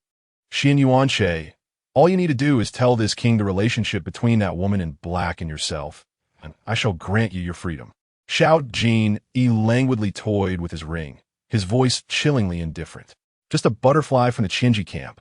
Are you interested?" Xian Yuanche followed his words, responding, "You know whom I refer to." Xiao Jin, lacking patience for the man before him, intensified his tone, exuding a formidable authority. "A mere butterfly from the Qingyi camp does not warrant this king's concern." Suddenly, Xian Yuanche spoke. "In truth, I am unaware of that woman's identity. Yet I am aware of her potential benefit to me. However, it seems she poses no threat to your northern Yao kingdom. Look, you have allowed someone like Hongzhu to fall into your hands, and you are well aware of the rarity of dark butterflies from the Qingyi camp. After years of effort, it is a feat to select even one qualified dark butterfly from 100. Properly interrogating Hongzhu will surely yield substantial information." Xian Yuanche's reasoning was not without merit. In the midst of contemplation, Xiao Jin suddenly recalled something, casting a glance at the man beside him. His eyes clouded with ambiguity. Could it be that the woman is entangled in a feud with the royal family of Nanzhao? He said nothing and turned to leave, remaining ambiguous about whether he would grant the freedom promised. The following day, Jiang Yunxi, as usual, sat quietly in the courtyard, gracefully caressing the strings of her guqin, her movements elegant and practiced, as if she were one with the instrument.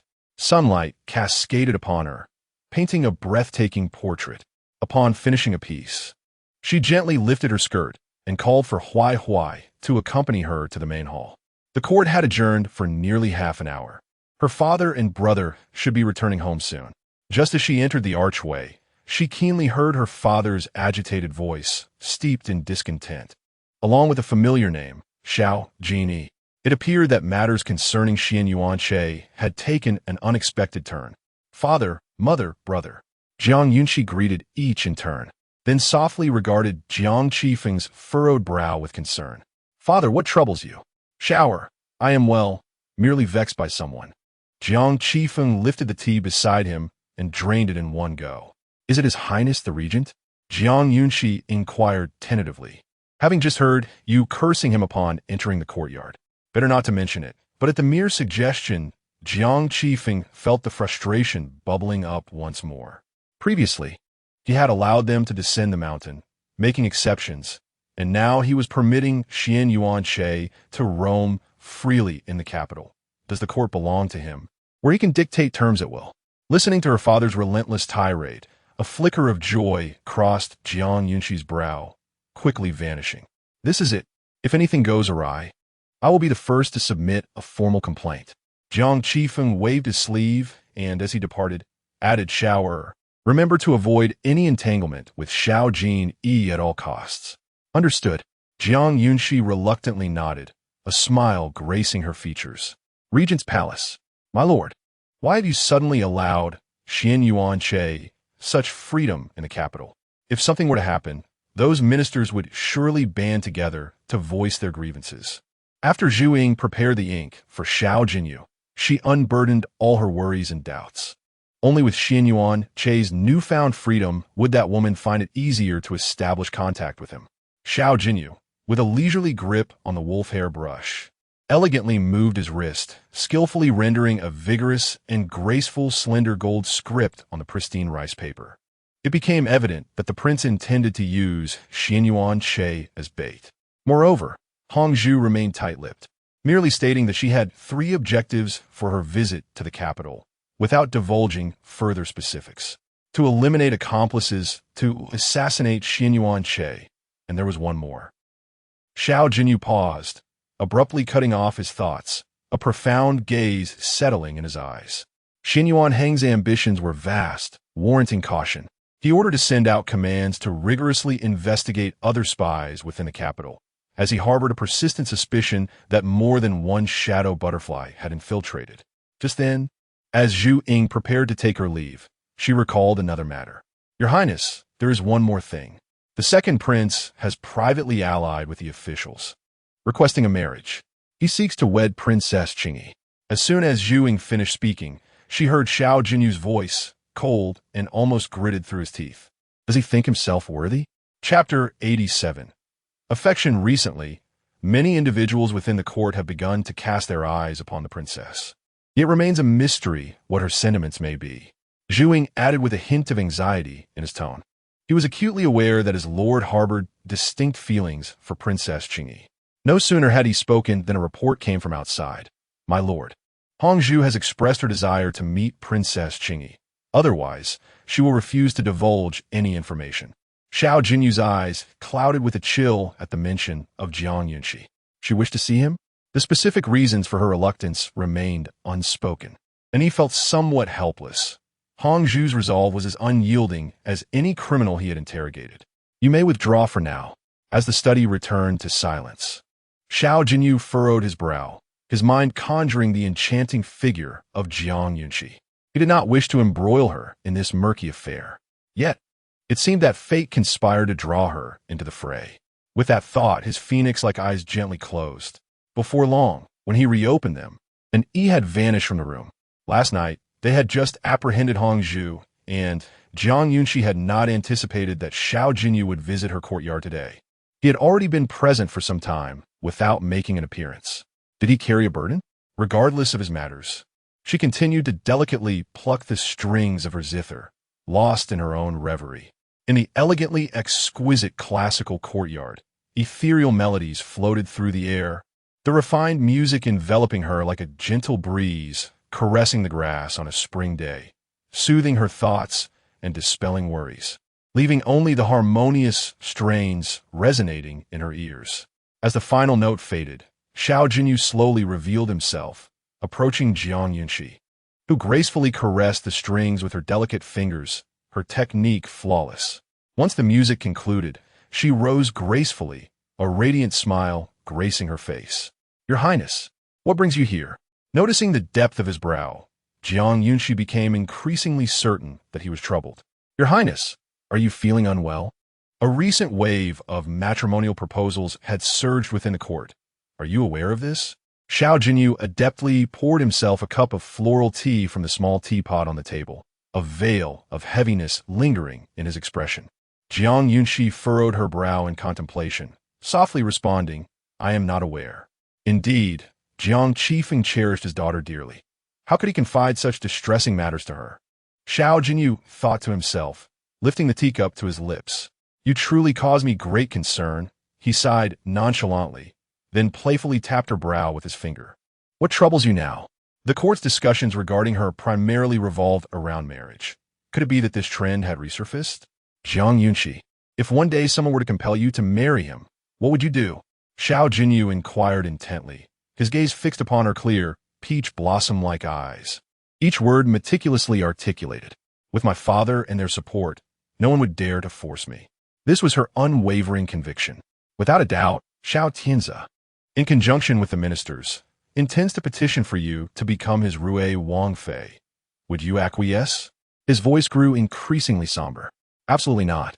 Jiang Yunxi replied swiftly and decisively. I do not harbor any affection for him.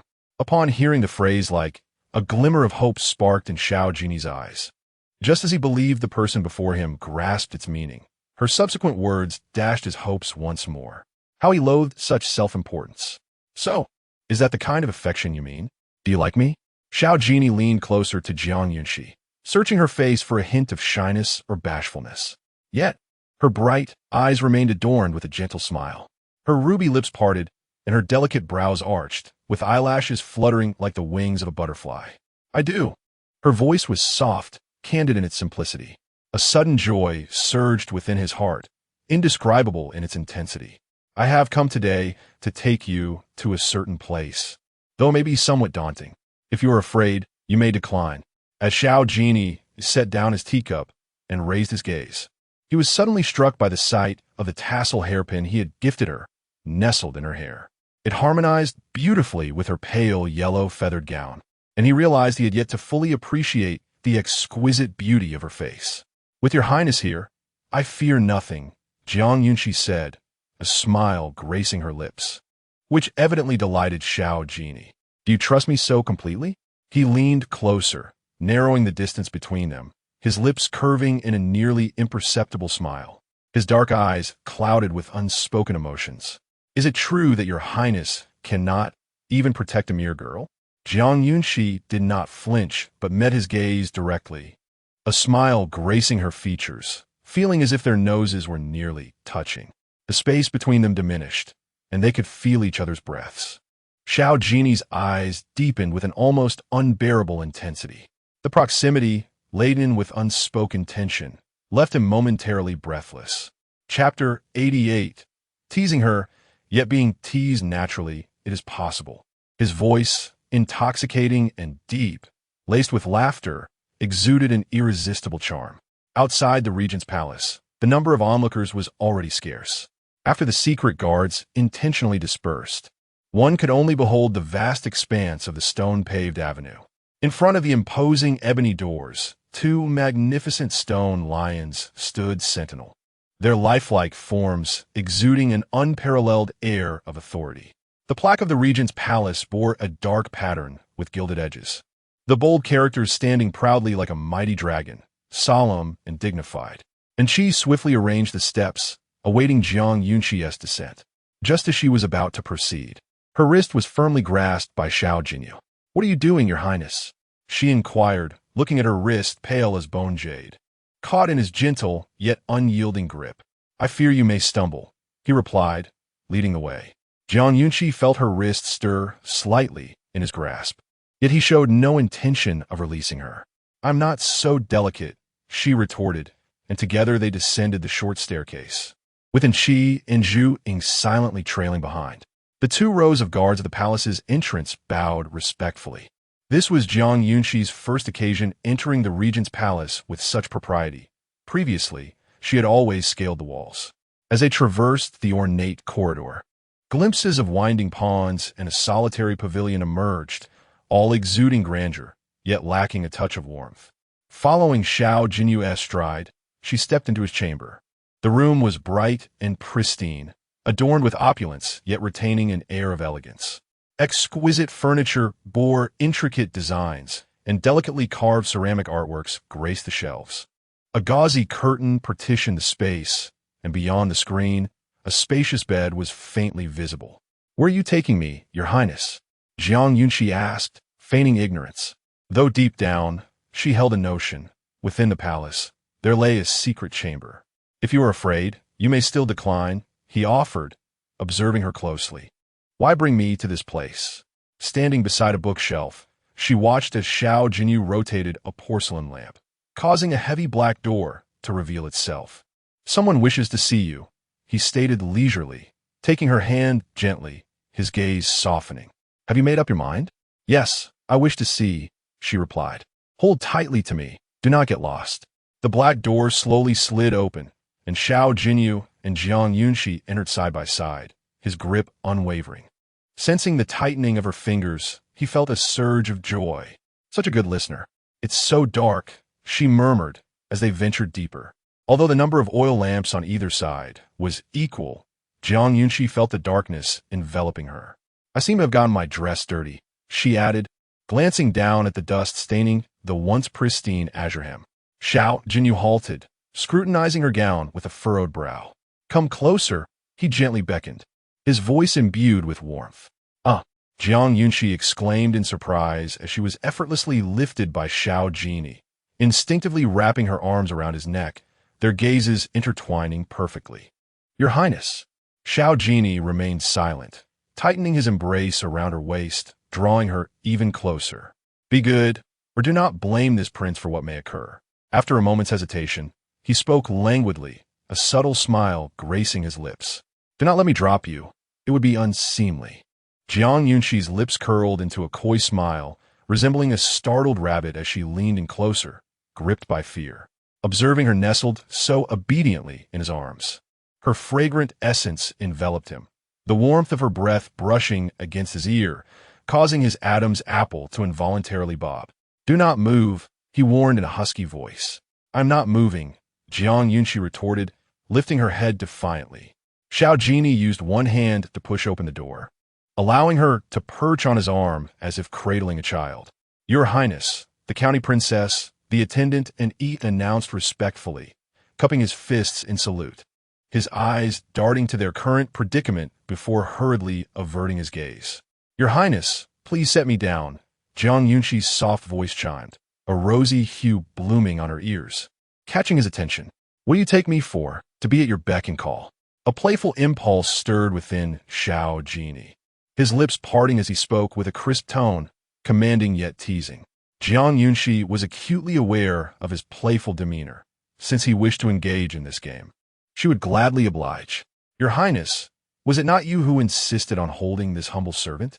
She asked innocently, her misty eyes fixed upon him, unwilling to relinquish her hold. Chapter 89. The truth upon uttering those words, Xiao Jinyao's gaze indeed wavered. He released his grip and swiftly set the person in his arms down. Her eyes were irresistibly captivating, and he had already discreetly retreated to a corner, only approaching when Xiao Jinyao posed his next inquiry. Your Highness, Hongzhu is just within the door. Come here, do not touch anything. Xiao Jinyao grasped Jiang Yunxi's arm, ensuring her presence remained by his side. The room was filled with an array of implements of torture, sharp and perilous, capable of inflicting harm at the slightest misstep. Your Highness, there is so much blood, Jiang Yunxi observed, noting droplets of blood hanging from some instruments, cascading to the ground and creating gentle splashes. Pouting slightly, she cautiously tugged at Xiao Jinyao's sleeve. That is why I advised you to be careful. Remain close to me. He took her hand once more, squeezing the tender flesh of her palm as a reminder. Understood. As the wooden door creaked open, their eyes fell upon Hongzhu, her body marred with wounds, her dark eyes resembling a demoness risen from the depths of hell, utterly terrifying. A spark of insight flickered in Jiang Yunxi's gaze as she turned and sought refuge in Xiao Jinyao's embrace, fear evident. Hongzhu's body bore countless whip marks, blood droplets adorning her face, her eyes a fierce crimson, a chilling smile spreading across her lips. Everyone leave. I desire her presence alone. Xiao Jinyao gently patted Jiang Yunxi's slender back, his eyes clouded with uncertainty. Was the third task somehow connected to her? Have you seen her before? He leaned in slightly, his fingertip tracing the contour of her face until it brushed against her pearl earrings, probing further. At that moment, Jiang Yunxi lifted her gaze, turning slightly, the worry in her eyes unmistakably genuine. Could Hong Zhu have recognized her form? I have not seen her, she replied, shaking her head in an instant, the tassels of her hair producing a delicate chime. Hong Zhu burst into a boisterous laugh, unabashedly triumphant. If you do not leave, I shall reveal nothing. The information she possessed must hold significant weight. Jiang Yunxi slowly raised her head, her enchanting eyes fixed intently upon Xiao Jinyao's profound, shadowy gaze, akin to an unfathomable ink pool concealing its innermost thoughts. Her voice, soft and melodious, betrayed an air of understanding and obedience. I will never leave you here alone. Xiao Jinyao did not relinquish his hold on her delicate waist, looking down with sincerity in his tone. Your Highness, I can stay here, she offered gently, her voice reminiscent of a soft breeze. I am bound. She cannot harm me. Xiao Jinyao furrowed his brow slightly, unconsciously tightening his grip, a hint of astonishment flickering across his features as he softly inquired, Are you not afraid? Jiang Yunxi's eyes glimmered, as if recalling something, her calm voice admonishing. It was merely for a fleeting moment. My eyes had no time to react. Do not be brave. Very well. She pressed her lips together, a smile forming at the corners of her eyes. At that moment, Hong Zhu had closed her eyes, secretly channeling her inner energy, her wrist subtly shifting unnoticed, as if preparing for something. I lack the patience to indulge in your flirtations. If you wish to know something, then leave. After a moment, she reopened her eyes to gaze at the passionate couple before her, sneering coldly and raising her voice with impatience. What has happened? She shattered the teacup on the table. Do you understand? Xiao Jinyao lowered his voice, urging her repeatedly. I understand. As the door gradually closed, Xiao Jinyau's heart hung in suspense at that moment, standing at the threshold, ever alert to the sounds within. In an instant, Jiang Yunxi's gentle gaze vanished entirely, replaced by an icy chill that gnawed at the bones. Speak, for I possess little patience for you. Jiang Yunxi turned, as if transformed into another person, her crystal-clear eyes veiled with a layer of frost, her ruby lips parting slightly. Hong Zhu discerned her altered demeanor, a stark contrast to her previous gentle and delicate self. I advise you to calmly share some information, otherwise, you will meet a far worse fate. This princess would be more than willing to embellish the tale before Xianyuan Hang, slandering you. Even if you withstand such cruel torture without uttering a word, he will only believe that the dark butterfly of Qingyi camp, Hong Zhu, is an outright traitor. Jiang Yunxi approached the wall of the room, meticulously examining the torture instruments, her tone languid and carefree. She was acutely aware of Hong Zhu's infatuation with Xianyuan Hang. Her greatest fear was his misunderstanding. What she desired most was to convey her loyalty to him. You dare. Hong Zhu gritted her teeth, forcing out 2 words, yet devoid of any aggression. In a heartbeat, the hemp rope snapped. She lunged forward, fingers curled, intending to seize her throat directly. However, her wish was thwarted as Jiang Yunxi sidestepped, her movements swifter. With her left hand twisting Hong Zhu's neck, she steadied the teacup on the table, casually curling her lips into a smirk, placing her finger to her lips, shushing her. In that moment, she resembled a true devil.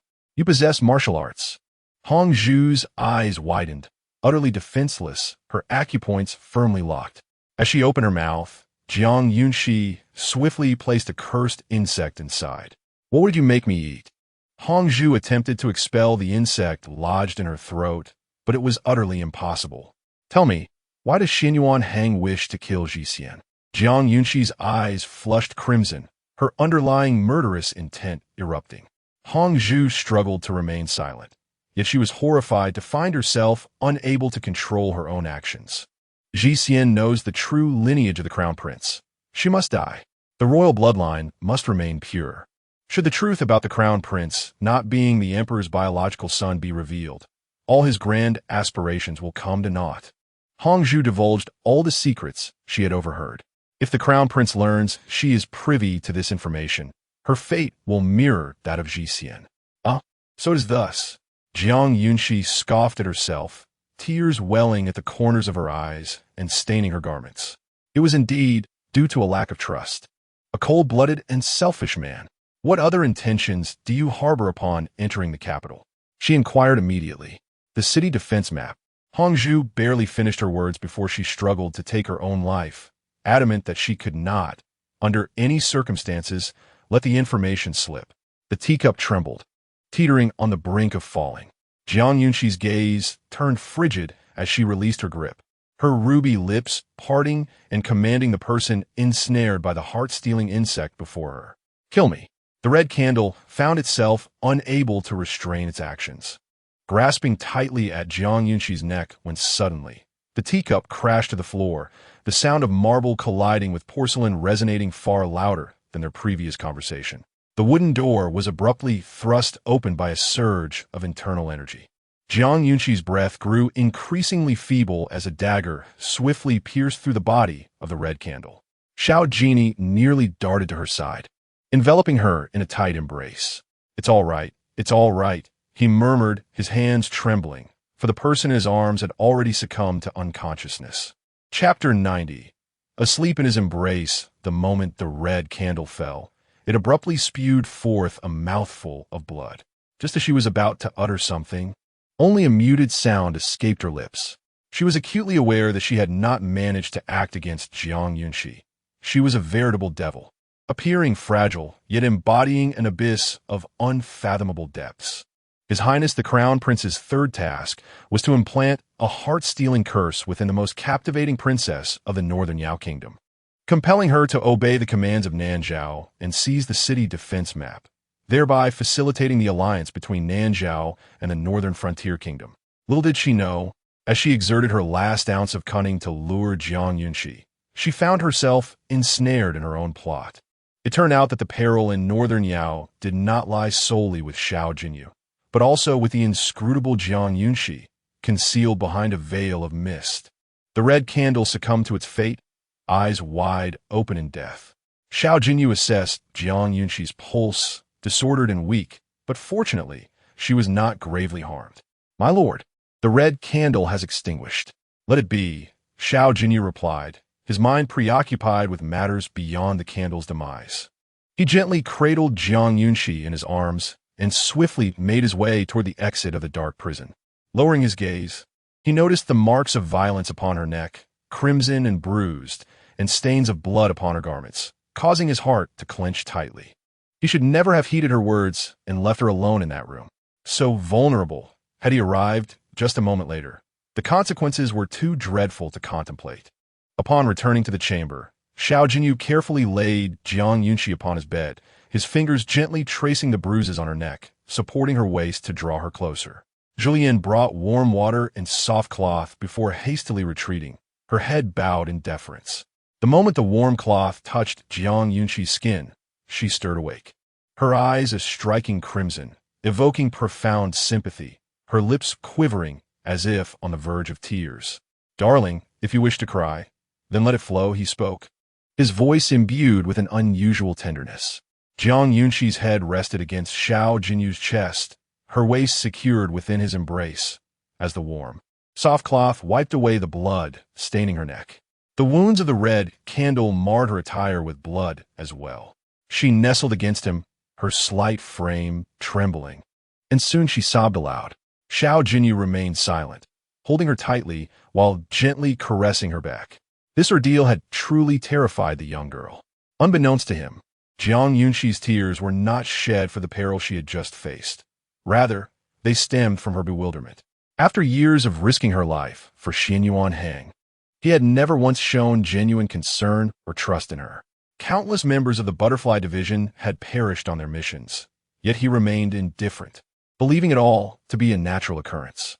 He had harmed his own brothers and slain loyal ministers of the court, blinded by the allure of power and status. Resembling a devil, in her previous life, she had been immensely grateful to him, willing to sacrifice her own life to fulfill the arduous tasks he set, taking the lives of so many innocents. She could scarcely fathom the chaos that would ensue on the 9 infants continent should such a ruthless individual ascend to the throne. This time, it was my error. I should not have left you there alone. Amidst a whirlwind of thoughts, Jiang Yunxi heard Xiao Jinyao whispering in her ear, laden with remorse. It won't happen again. After speaking, his other hand moved to the back of her head, gently caressing it in a soothing manner. Coming to her senses, Jiang Yunxi realized that a small part of the fabric over his chest had been dampened by her tears. She had cried so fiercely, without lifting her gaze. As her sobs diminished, she inadvertently yearned to draw closer to Xiao Jinyao. In his embrace, she truly felt a profound sense of security. In this lifetime, she no longer needed to conceal her emotions deep within, without anyone to vent to or care for her. Her joys and sorrows were known solely to herself. "Are you tired from crying?" Jiang Yunxi let out a soft whimper, instinctively wrapping her arms around Xiao Jinyao's waist, seeking a more comfortable position. Disregarding the slight disarray of her hair as she succumbed to sleep. "You are the first woman to be this close to me, and you shall be the only one." Xiao Jinyao stroked her back, accommodating her proximity, his voice soothing and melodious, almost intoxicating. After a brief moment, however, the person in his arms offered no response. Only then did he lower his gaze, discovering that she had already fallen asleep.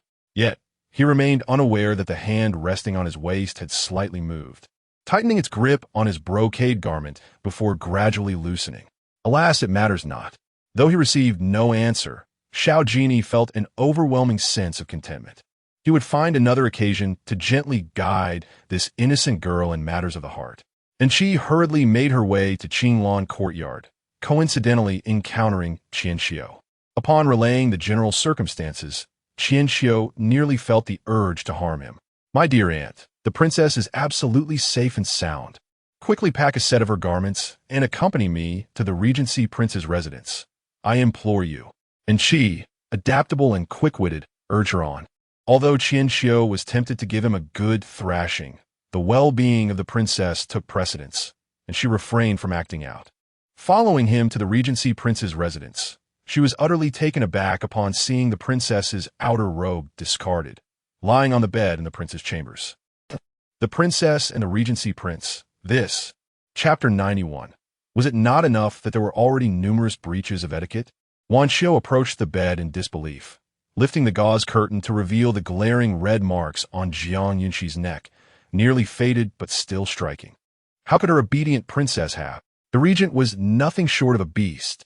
Unmarried men and women should never engage in such acts.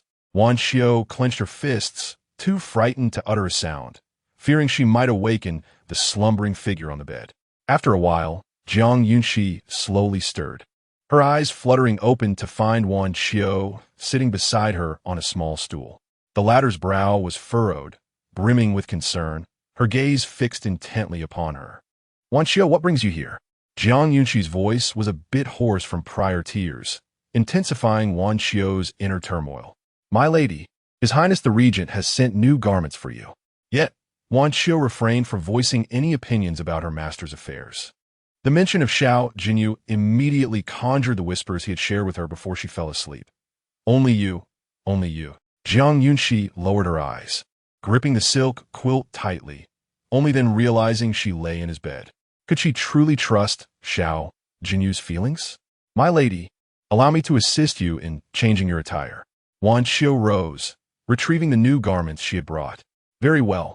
Jiang Yunxi sat up, massaging her temples. It seemed she had slept for nearly an hour. After changing into the new attire, she stepped outside, only to find Zhu Ying waiting at the door, who bowed respectfully and spoke softly. "My lady, the prince is in the study. Please." Zhu Ying raised his hand to guide her.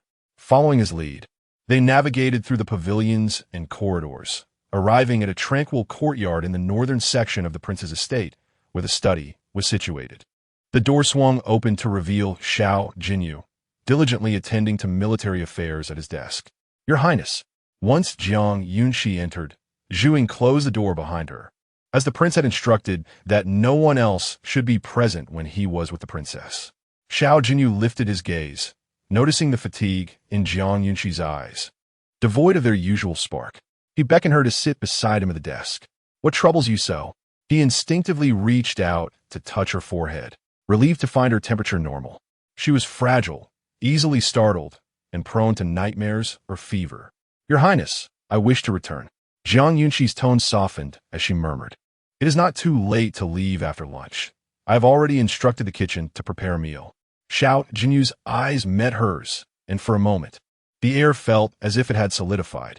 The wind chime in the corner of the room swayed gently, and the fragrant smoke from the incense rose languidly, enveloping the space in a delicate aroma. Did the red candle share anything with you?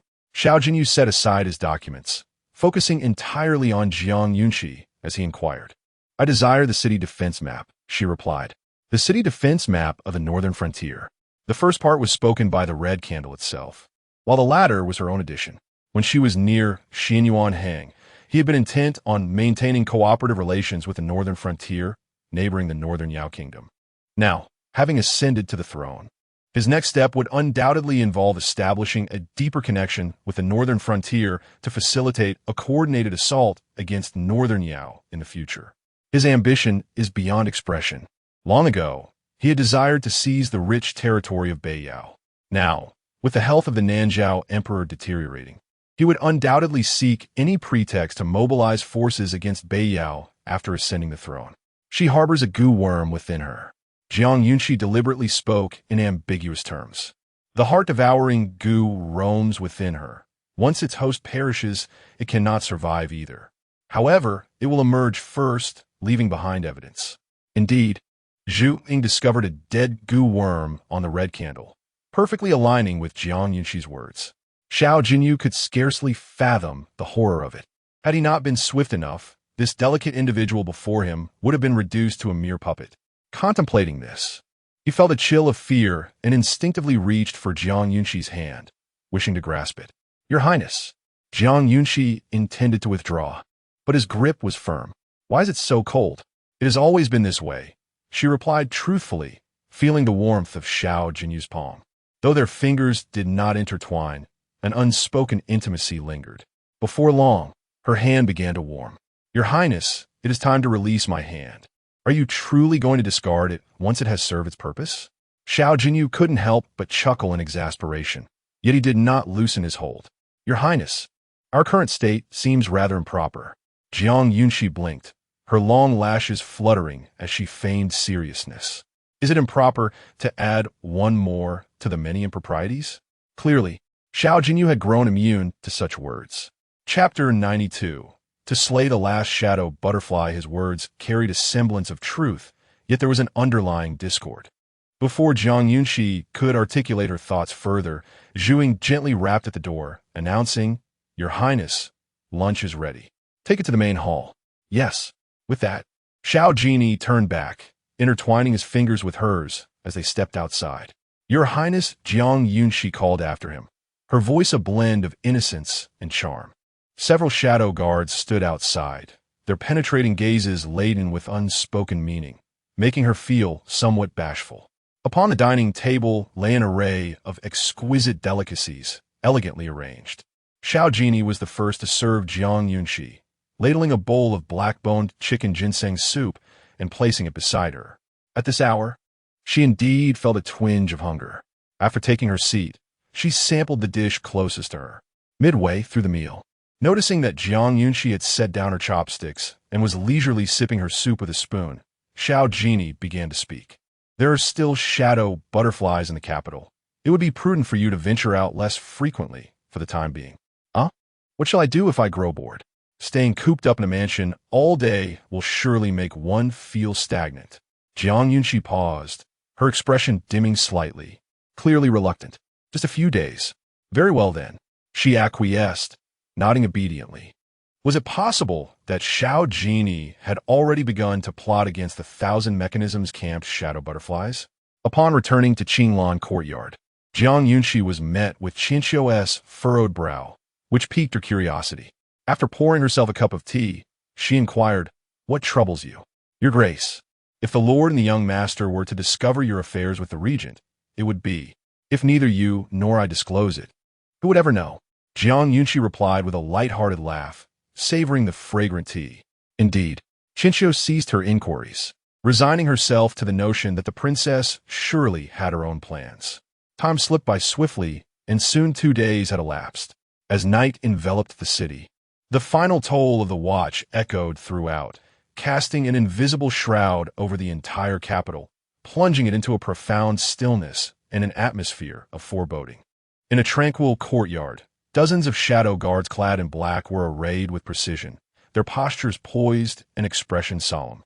At the forefront stood Zhu Ying, wielding a longsword, his gaze resolute and piercing as he reported to Xiao Jinyao, who stood in the courtyard, "Your Highness, all is prepared." Xiao Jinyao, with hands clasped behind his back and chest held high, emanated an air of authority and dominance. He nodded slightly and issued his command in a deep, unwavering voice. This time, do not spare his life. Upon spotting the target, execute immediately. Zhu Ying and the others responded in unison, understood. Their voices harmonized, revealing unwavering loyalty and determination. Bathed in moonlight, Xiao Jinyao's figure appeared exceptionally tall and imposing, his eyes shimmering with a cold intensity, foretelling an impending storm of bloodshed. In the guest quarters of the Rui Wang residence, the amiable servant of Lord Peng and remarked, "Rest well," within the Rui Wang residence. The Regent's men are beyond reach. The attendant, holding a lantern that illuminated the dim room, bore a genial smile. "Leave now, since the Rui Wang is resting today. I shall seek him for discussion tomorrow morning." After dismissing his attendant with a wave, Peng began to loosen his garments in preparation for rest. For several consecutive days, the capital had been teeming with individuals loyal to Xiao Jinyao, and he had not enjoyed a proper night's sleep. Once the wooden door closed and the gauzy curtains were drawn, Peng extinguished the oil lamp with a swift motion of his hand. In the side chamber of the Rui Wang's residence, the guards were not as vigilant as those at the regent's palace. The sounds of the wind and rustling leaves were merely dismissed as the antics of stray cats. Suddenly, a shadow descended, and a sharp dagger swiftly severed the guard's throat. In hushed silence, dozens of figures converged upon the courtyard. Meanwhile, in the main hall, the atmosphere remained one of romance and revelry. Beneath the silken drapes, the bed was a scene of indulgence, as Wei's consort entertained Xiao Jinyao, who, having imbibed a few drinks, was in high spirits. Two maidservants knelt outside the curtain, their faces flushed with embarrassment, unaware that a significant event was unfolding in the west chamber. Peng, in a shallow slumber, soon sensed an anomaly and hastily donned his inner garments, grasping his sword. He dashed outside, only to be met by an oppressive darkness. It became instantly clear that these were not Xiao Jinyao men, but rather the shadowy guards of Xiao Jinyao, who had discovered his hiding place. "Attack!" commanded Zhu Ying, leading the charge with his sword drawn, while a contingent of dark guards remained stationed at the courtyard entrance. Though Peng's skills surpassed those of the average guard, he found himself outmatched against the formidable number of shadowy assailants. Xiao Jinyao had yet to reveal himself. Was this to be the end of his life? What were Xiao Jinyao guards doing? He thought. The prince had decreed that he must perish today. Zhu Ying leaped forward, his blade in perfect synchrony with that of the dark figure known as Dark One, aiming a fierce thrust toward Peng's heart. Simultaneously, several dark guards surged forth, restraining him. With a sickening gasp, Peng spewed forth a copious amount of blood, the blade having pierced his body before being yanked out with force. With a thud, he collapsed onto the ground. "Commander, the Rui Wang's guards have arrived," came the report from the sentry. "Withdraw." Zhu Ying and Dark One exchanged glances and raised their hands with a graceful flick. A chilling breeze swept through the air. In the blink of an eye, dozens of elite shadow guards retreated from the Rui Wang's residence like phantoms of the night, eluding the grasp of the bewildered guards. Peng, mouth stained with blood, felt his eyelids growing heavy, yet he remained awake long enough to witness the retreat of his assailants. He had underestimated Xiao Jinyao. It was clear that the latter had long been aware of his whereabouts, biding his time to let his guard down before striking. A deep sense of hatred welled up within him. Chapter 93. Jealousy as the night enveloped the world in its inky embrace. Xiao Jinyao lingered in a state of blissful tranquility. Outside, however, the guards were in a frenzy. "Your Highness, a grave matter has arisen." Yuan Hao exclaimed at the door, urgency compelling him to raise his voice. "What is it?" Xiao Jinyao, half-clad, rose with a furrowed brow, clearly displeased, as he lifted the silk curtain and beckoned him inside. Once within, Yuan Hao relayed the news. "Your Highness, Peng and has died. What happened? Xiao Tianzi's pupils dilated in shock. His voice a fierce roar that startled the slumbering concubine Wei, who sat up in bed, attempting to suppress her voice as she inquired, "Your Highness, what troubles you?" "It's nothing. Return to your quarters and rest." Xiao Tianzi snapped, his annoyance palpable. He preferred solitude in his moment of distress. "Your Highness, at this late hour." "Might I?" Concubine Wei hesitated, gripping the blanket and biting her lip, probing for a way to remain. But all she received in response was a furious command from Xiao Tianzi. "Leave." Her demeanor instantly shifted, and she hurriedly summoned her maid to assist her in dressing. "I shall depart at once."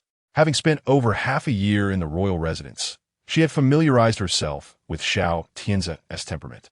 Remaining in his presence could provoke his ire, and she had no desire to become a target for his frustrations.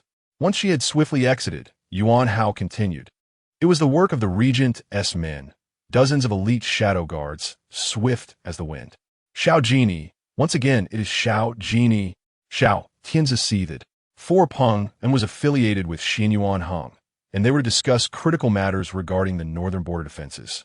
Now, his carefully laid plans lay in tatters due to Xiao Jinyao's interference. With a crash, some porcelain ornaments in the hall shattered upon the floor. "Go! Ensure that news of Peng and S death is strictly contained within the palace. Dispose of the body far from here. Do not allow it to be linked with the royal household." Having vented his fury, Xiao Tianzi settled, pointing sharply at Yuan Hao. "Yes, your highness." Yuan Hao hurriedly departed to execute his orders. The following day, a light snow blanketed the streets, shards of ice glimmering like broken jade, as Jiang Yunxi emerged from the palace for a breath of fresh air. Xiao Jinyao's actions had transpired more swiftly than she had anticipated. Indeed, he had prepared for contingencies. In a few days, the new year would arrive, and some shops had already adorned themselves with red silk and lanterns. As families began their preparations for the festivities, the streets were abuzz with activity, a lively scene. Today, Jiang Yunxi chose not to ride in a carriage, bringing only Qinghua along. "Princess, look ahead. They're selling candied hawthorns, and that one is enormous." Qinghua exclaimed, spotting a child clutching a bright red, plump treat. Her eyes sparkling with delight as she located the source, a small shop named Chao Ji Candied Hawthorn. "Your eyes are glued to it. Let's go take a look." "I'm tempted as well." Lacking small change, Qinghua, upon receiving Jiang Yunxi's signal, promptly exchanged a silver ingot for two of the largest, ripest candied hawthorns. The shopkeeper glanced at Jiang Yunxi, noting her extraordinary demeanor, exquisitely dressed and possessing a celestial beauty. She was certainly no ordinary patron. Upon hearing Qinghua's words, he hurriedly made his way to the column adorned with candied hawthorns and selected two of the largest fruits, which he intended to save for his children. Each was plump and substantial. "Thank you, your highness," he expressed gratefully. Qinghua handed the more vibrantly colored ones to Jiang Yunxi. At that moment, a strikingly handsome man clad in white approached. Upon closer inspection, Jiang Yunxi squinted slightly. It was Yuan. Given that Xiao Jinyao had released him, it was highly likely he was fishing for information, which was why she had refrained from any contact with him recently. It had indeed been some time since she last saw him. After a few days apart, he appeared to be in significantly better spirits. "Young master, come take a look at the candied hawthorns." The shopkeeper, astute and observant, called out upon noticing Yuan's imposing presence. Who might that be? Yuan likewise took notice of Jiang Yunxi. Her enchanting beauty was striking, her features exquisitely refined, and she was clad in a flowing azure gown that made her resemble an otherworldly fairy. Since being released by Xiao Jinyao, he had traversed the capital. Yet this was the first time he encountered such an ethereal beauty. They stood only a few feet apart. Jiang Yunxi merely smiled faintly and turned to depart with the candied hawthorns. But unexpectedly, Yuan called out to her. "Miss, you look somewhat familiar." Jiang Yunxi pressed her lips together, unwaveringly meeting his gaze. "Young master, you must be jesting. I have never encountered you before." His voice was different. Yuan sensed a resemblance in her demeanor and figure to someone he had seen before, prompting him to call out in curiosity, hoping to discern something from her eyes. "I take my leave."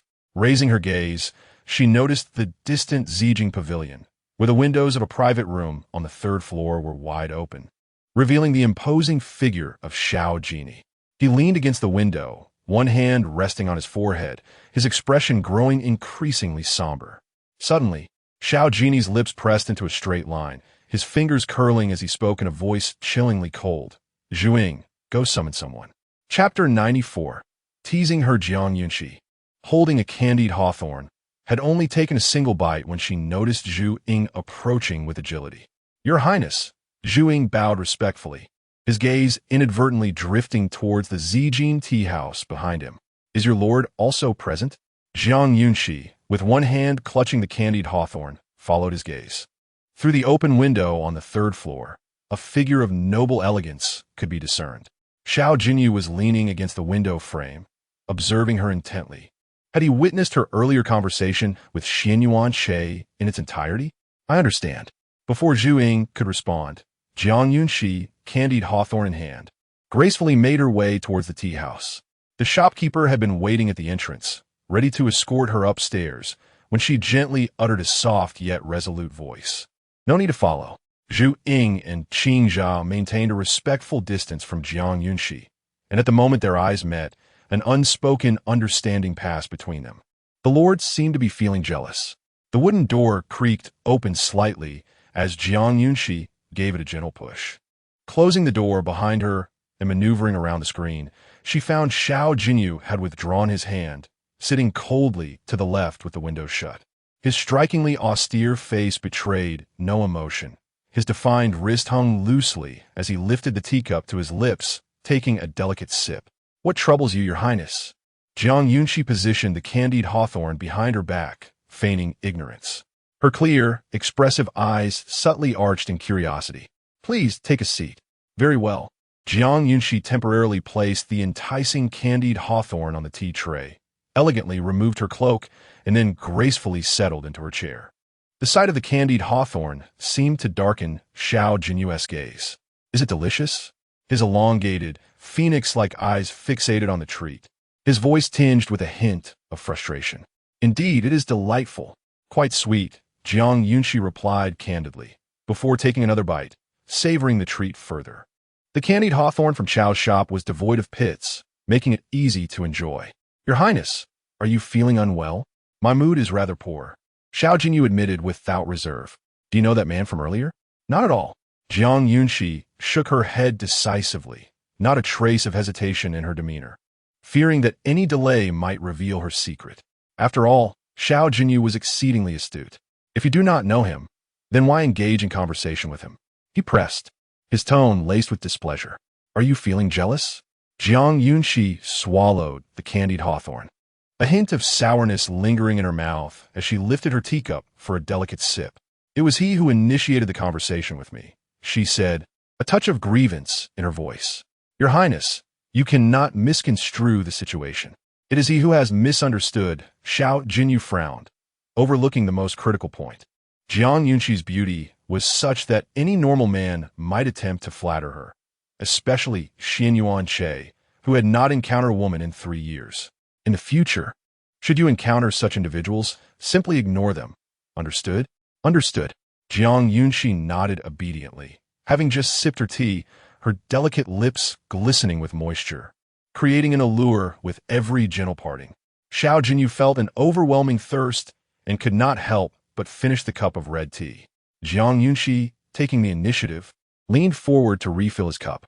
As she lowered her gaze, she noticed that the jade bracelet, a gift from Xiao Jinyao, still adorned her slender wrist. Instantly, his worries dissipated. "Do you fancy this bracelet?" he inquired softly. "Indeed," Jiang Yunxi replied, her lips curving into a sincere smile without any pretense of compliance. In truth, she possessed an abundance of jewelry, yet for reasons unknown, each time she adorned herself, it was the pieces gifted by Xiao Jinyao that first came to her mind. "The candied hawthorn is quite sweet, isn't it? If your Highness desires some, I can have Zhu Ying fetch it," she said, placing the teapot down and sitting up straight, her delicate hand reaching once more for the string of candied hawthorn. She took a bite of the second piece. "There is no need for such trouble," Xiao Jinyao remarked, a faint smile dancing in his dark eyes. His voice, rich and alluring, resonated as he slowly approached her. Grasping her slender wrist, he lifted it slightly, bowing his head. In one swift motion, he consumed the second piece she had just bitten into. "Your Highness, I already took a bite of that piece," Jiang Yunxi began. But before she could finish, Xiao Jinyao had swallowed, his profound gaze swirling with emotions that left her tongue-tied. He stood before her, his actions unassuming. Yet the air between them was thick with unspoken tension. Xiao Jinyao's feelings were deeper than she had anticipated. "Yes, it is indeed very sweet," he said, his tone tender and intoxicating, unwilling to relinquish her wrist. "Your Highness, you are too close," Jiang Yunxi stammered, her lips parting slightly, her grip on the candied hawthorn instinctively tightening as she attempted to withdraw, only to find herself unable to escape. Xiao Jinyao leaned in deliberately, one hand resting on the tea table, encircling her like a little white rabbit trapped within his domain. The distance between them was scarcely a foot. The warmth of his breath mingled with the scent of sandalwood, and Jiang Yunxi, leaning against the chair's back, could distinctly feel her heart racing. When had Xiao Jinyao become so adept at this? In the past, she was the one who took the initiative. "Am I too close?" Xiao Jinyao chuckled softly, the corners of his lips curving into an enchanting arc, his tone languid and teasing, almost devilish in its allure. Her ears flushed crimson. "Could it be that you're also a little moved?" Jiang Yunxi felt her hand being guided by him, drawn toward his heart. "Your Highness," she uttered softly, lost in a flurry of emotions. Chapter 95. Are you a little moved? "My lord, the second prince of Nanzhao has arrived." Just as Jiang Yunxi was about to speak, the door suddenly swung open. Through the screen, the silhouettes within were clearly discernible, almost converging. Was he perhaps a tad late in his arrival? Regardless, he was here now. Xiao Jinyao's temples throbbed slightly as he turned his head, his voice cold and commanding leave. The bamboo shadow quickly retreated and closed the door, exhaling a long breath as if nothing had transpired. The relationship between the prince and the county princess had escalated to this level. Jiang Yunxi's gaze faltered, her heart racing with an unfamiliar anxiety. Previously, when she flirted with Xiao Jinyao, she had never experienced such turmoil. The candied hawthorn was removed and placed on the tea tray, her hand completely enveloped by his. "Your Highness, please don't." Her hand was guided to rest upon his heart, and through the fine fabric of his robes, she could distinctly feel the rhythm of his heartbeat. Xiao Jinyao seemed to have broken free from some restraint, suddenly transforming into someone extraordinarily. Jiang Yunxi found herself momentarily dazed, her thoughts swirling in confusion. Wasn't it supposed to be her taking the initiative? How had the roles reversed so dramatically? "Do not fret, I shall not harm you," he reassured her. Jiang Yunxi blinked innocently, her lips moving slightly, sensing that his heart was in disarray. Captivated by her enchanting gaze, Xiao Jinyao unconsciously drew closer, his breath whispering against her ear, tinged with a light chuckle that was utterly disordered. Utterly disordered. A hint of shock flickered in Jiang Yunxi's eyes, her voice trembling as she suggested, "Your Highness, perhaps you should drink some cool water to calm yourself." "Huh?" Xiao Jinyao laughed lightly, the vibrations within his chest palpable to her. She gently turned her head, their eyes meeting in a serendipitous moment. His hand slowly rose, finishing the warm tea from her cup before playfully pinching her cheek, a mixture of exasperation and affection evident in his demeanor. "What to do? My heart remains restless." His eyes held a sincere depth, reflecting only her image. Jiang Yunxi smiled, leaning closer, her delicate fragrance enveloping him, her voice flowing like water. "I truly do not know. Is it that knowing I would not harm you, you intentionally provoke me so recklessly, Xiao Jinyao's gaze was laden with meaning, his voice unwaveringly steady, carrying the weight of his noble status and a hint of dominance. Sensing the precariousness of the situation, Jiang Yunxi hastily attempted to lean back, but her waist was firmly held in his grasp, rendering her immobile. "Have I hit the mark?" Xiao Jinyao keenly detected the flicker of panic in her eyes, further solidifying his thoughts. "Am I mistaken, my lady?" Jiang Yunxi swiftly realized her misstep, hurriedly offering an apology, for she could not predict what Xiao Jinyao might do next. "Perhaps I have indulged you too much," Xiao Jinyao mused, aware that she was conceding, yet still finding delight in teasing her. Their noses nearly touched, breaths intertwining in the charged atmosphere. The surroundings fell into an unusual silence, as if one could hear the rapid beating of their hearts. Jiang Yunxi's hand tightened discreetly. She had never felt such a tumult of emotions before. The gentle touch against her smooth forehead sent an electric surge through their hearts, binding them in an unspoken connection. Immediately, Jiang Yunxi found herself lifted into the air, as Xiao Jinyao possessed considerable strength. They had exchanged positions. He was now seated on the chair, while she affectionately perched upon his lap. "Your Highness," she exclaimed, clutching tightly onto his wide sleeves. Her forehead still warm from his kiss. "I know you feel a flicker of affection, do you not? Sweetheart, you simply do not comprehend the essence of love. I can gradually enlighten you. Just let me hold you for a moment. I shall not impose upon you." Xiao Jiny's voice lowered, imbued with tenderness and allure, his palm gently caressing her delicate back, encouraging her to relax. "Love? What is love?" Jiang Yunxi gazed at Xiao Jinyao, her eyes filled with bewilderment. Was her previous life as connection to Xianyuan Heng truly love? It seemed rather unlikely. At the very least, she had felt a degree of resistance towards certain intimate gestures from him. And Xiao Jinyao, the more she pondered, the more her thoughts became tangled. All she desired was to focus her mind and systematically dismantle Xianyuan Heng's schemes. This time, it was not solely for herself. Xianyuan Heng's ambition was boundless. Should he ascend to the throne, the borders of Nanzhao would be beset by turmoil, and the populace would suffer greatly. Jiang Yunxi's head gradually leaned against Xiao Jinyao, who instinctively allowed his hand to rise slightly, permitting her to rest within the crook of his neck. "Are you tired?" he inquired softly. Jiang Yunxi nodded, emitting a soft sound akin to that of a contented cat. After uttering her response, she closed her eyes, her consciousness slowly fading. In that moment, she fell asleep in Xiao Jinyao's embrace, as fragrant incense wafted through the air and his hands tenderly caressed her slender back, a faint smile gracing his lips. His mood exceedingly buoyant. Chapter 96. Memories in her dreams. Jiang Yunxi often felt as if she were floating upon a soft white cloud, her body weightless. This slumber lasted for the duration of half an incense stick. Upon awakening, she found herself still nestled in the embrace of Xiao Jinyao, her eyes fluttering open to behold his breathtakingly exquisite visage. "Awake?" Xiao Jinyao mused, one arm wrapped around her waist while the other gently lowered a teacup.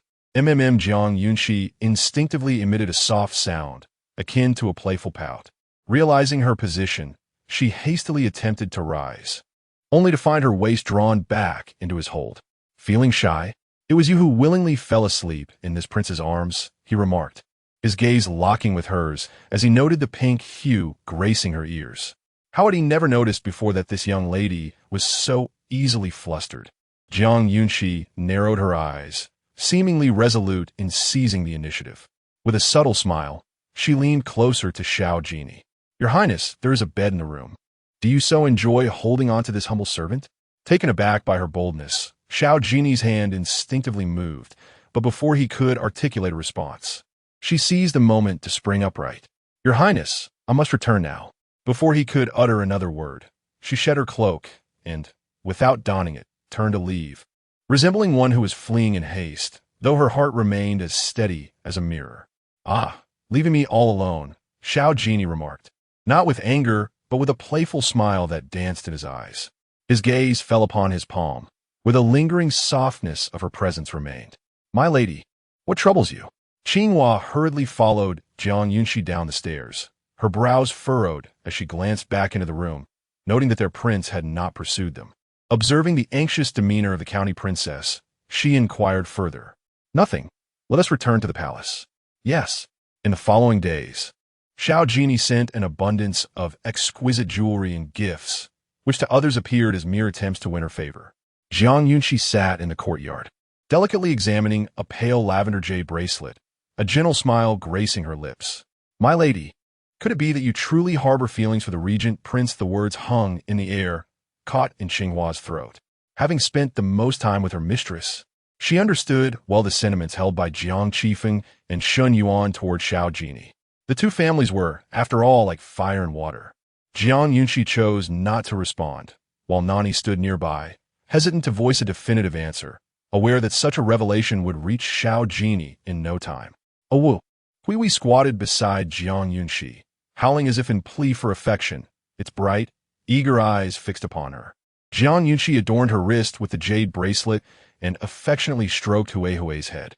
In recent days, she had pondered the budding feelings between herself and Xiao Jinyao. The concept of love was indeed one of the most enigmatic phenomena in the world. Long ago, she had written to Yin Luo, requesting information about Xiao Jinyao's past. With results finally in hand, she resolved to visit the gentle pavilion that very night. The cold wind howled, and the night's rain, mixed with snow, was truly chilling. It could not deter Jiang Yunxi's resolve, even as her garments became dampened. Quickly, drink this ginger soup to warm yourself first. Yin Luo held a porcelain bowl, gently brushing away the delicate snowflakes from Jiang Yunxi's garments. The snow had fallen relentlessly for several days. Had there not been dedicated individuals to clear the streets, the snow would have accumulated to several feet in height by now. Let us address the matter at hand. Jiang Yunxi cast a glance at the ginger soup, lacking the inclination to consume it. I have employed the highest-ranking spies from the Floating Cloud Pavilion, diligently investigating for over a month, and at last, we have uncovered some leads. Yin Luo produced a portion of the correspondence, continuing to elaborate verbally. It is entirely reasonable for him to sever ties with the Northern Yao Emperor. All of this is intricately linked to imperial concubine law. She and the Northern Yao Emperor grew up together. The position of Empress was rightfully hers, yet due to the clandestine machinations of the Su family, opposition arose among the ministers, citing the excessive power of the Lan family. A daughter of the Lan family should not ascend to the throne to prevent the undue influence of the maternal line. Understanding the Northern Yao Emperor's plight, imperial concubine Lan willingly accepted her status as a concubine. However, the mounting pressure from court officials led to a gradual disruption of the tranquility within the harem, as they incessantly sent individuals to the palace. When Su Yinshu entered the palace, a conflict had just erupted between imperial concubine Lan and the Northern Yao Emperor. Seizing this opportunity, she garnered the emperor's attention and soon became pregnant, marking the emperor's first child, which drew significant attention. 3 months later, imperial concubine Lan also found herself with child, much to the emperor's delight. Nevertheless, to appease the ministers and ensure the stability of the court, the title of empress was bestowed upon Su Yinshu, the daughter of a civil official. Would imperial concubine Lan harbor no resentment in her heart? Jiang Yunxi listened intently, taking a delicate sip of her ginger soup before inquiring further. Yin Luo sighed, laden with regret. Imperial concubine Lan was never one to covet such positions. However, once Su Yinshu ascended above her, her true nature began to manifest. After bearing a child, she resorted to various schemes to sow discord between imperial concubine Lan and the Northern Yao Emperor. Years of affection, which should have withstood the test of time, crumbled under Su Yinshu's final, cruel stratagem. As she spoke, Yin Luo's nails dug tightly into her garment, her fury palpable. She did not act directly, but instead incited the other concubines. Chapter 97. Understanding one's intentions at that time. Xiao Jinyao was merely 3 years old, and the virtuous consort was pregnant. She shared a close bond with the noble consort Lan. Yet unbeknownst to her, the virtuous consort was actually allied with the empress. Encouraged by Su Yinshu, she callously used her unborn child as a pawn to frame the noble consort Lan for a miscarriage. Despite Lan's low profile, her favored status incited jealousy among many, and the palace seemed to conspire against her. Even the emperor harbored resentment towards her, as all evidence pointed to her guilt. Under immense pressure, Emperor Beiyao demoted her from her consort position. For 2 years in Yunjing Pavilion, new faces continuously emerged in the palace, and those who once disdained the noble consort Lan took pleasure in humiliating her, while the emperor turned a blind eye. This series of events left Lan disheartened, prompting her to devote herself to raising Xiao Jinyao. However, as jealousy intensified, Xiao Jinyau's extraordinary talents and wisdom could no longer be concealed.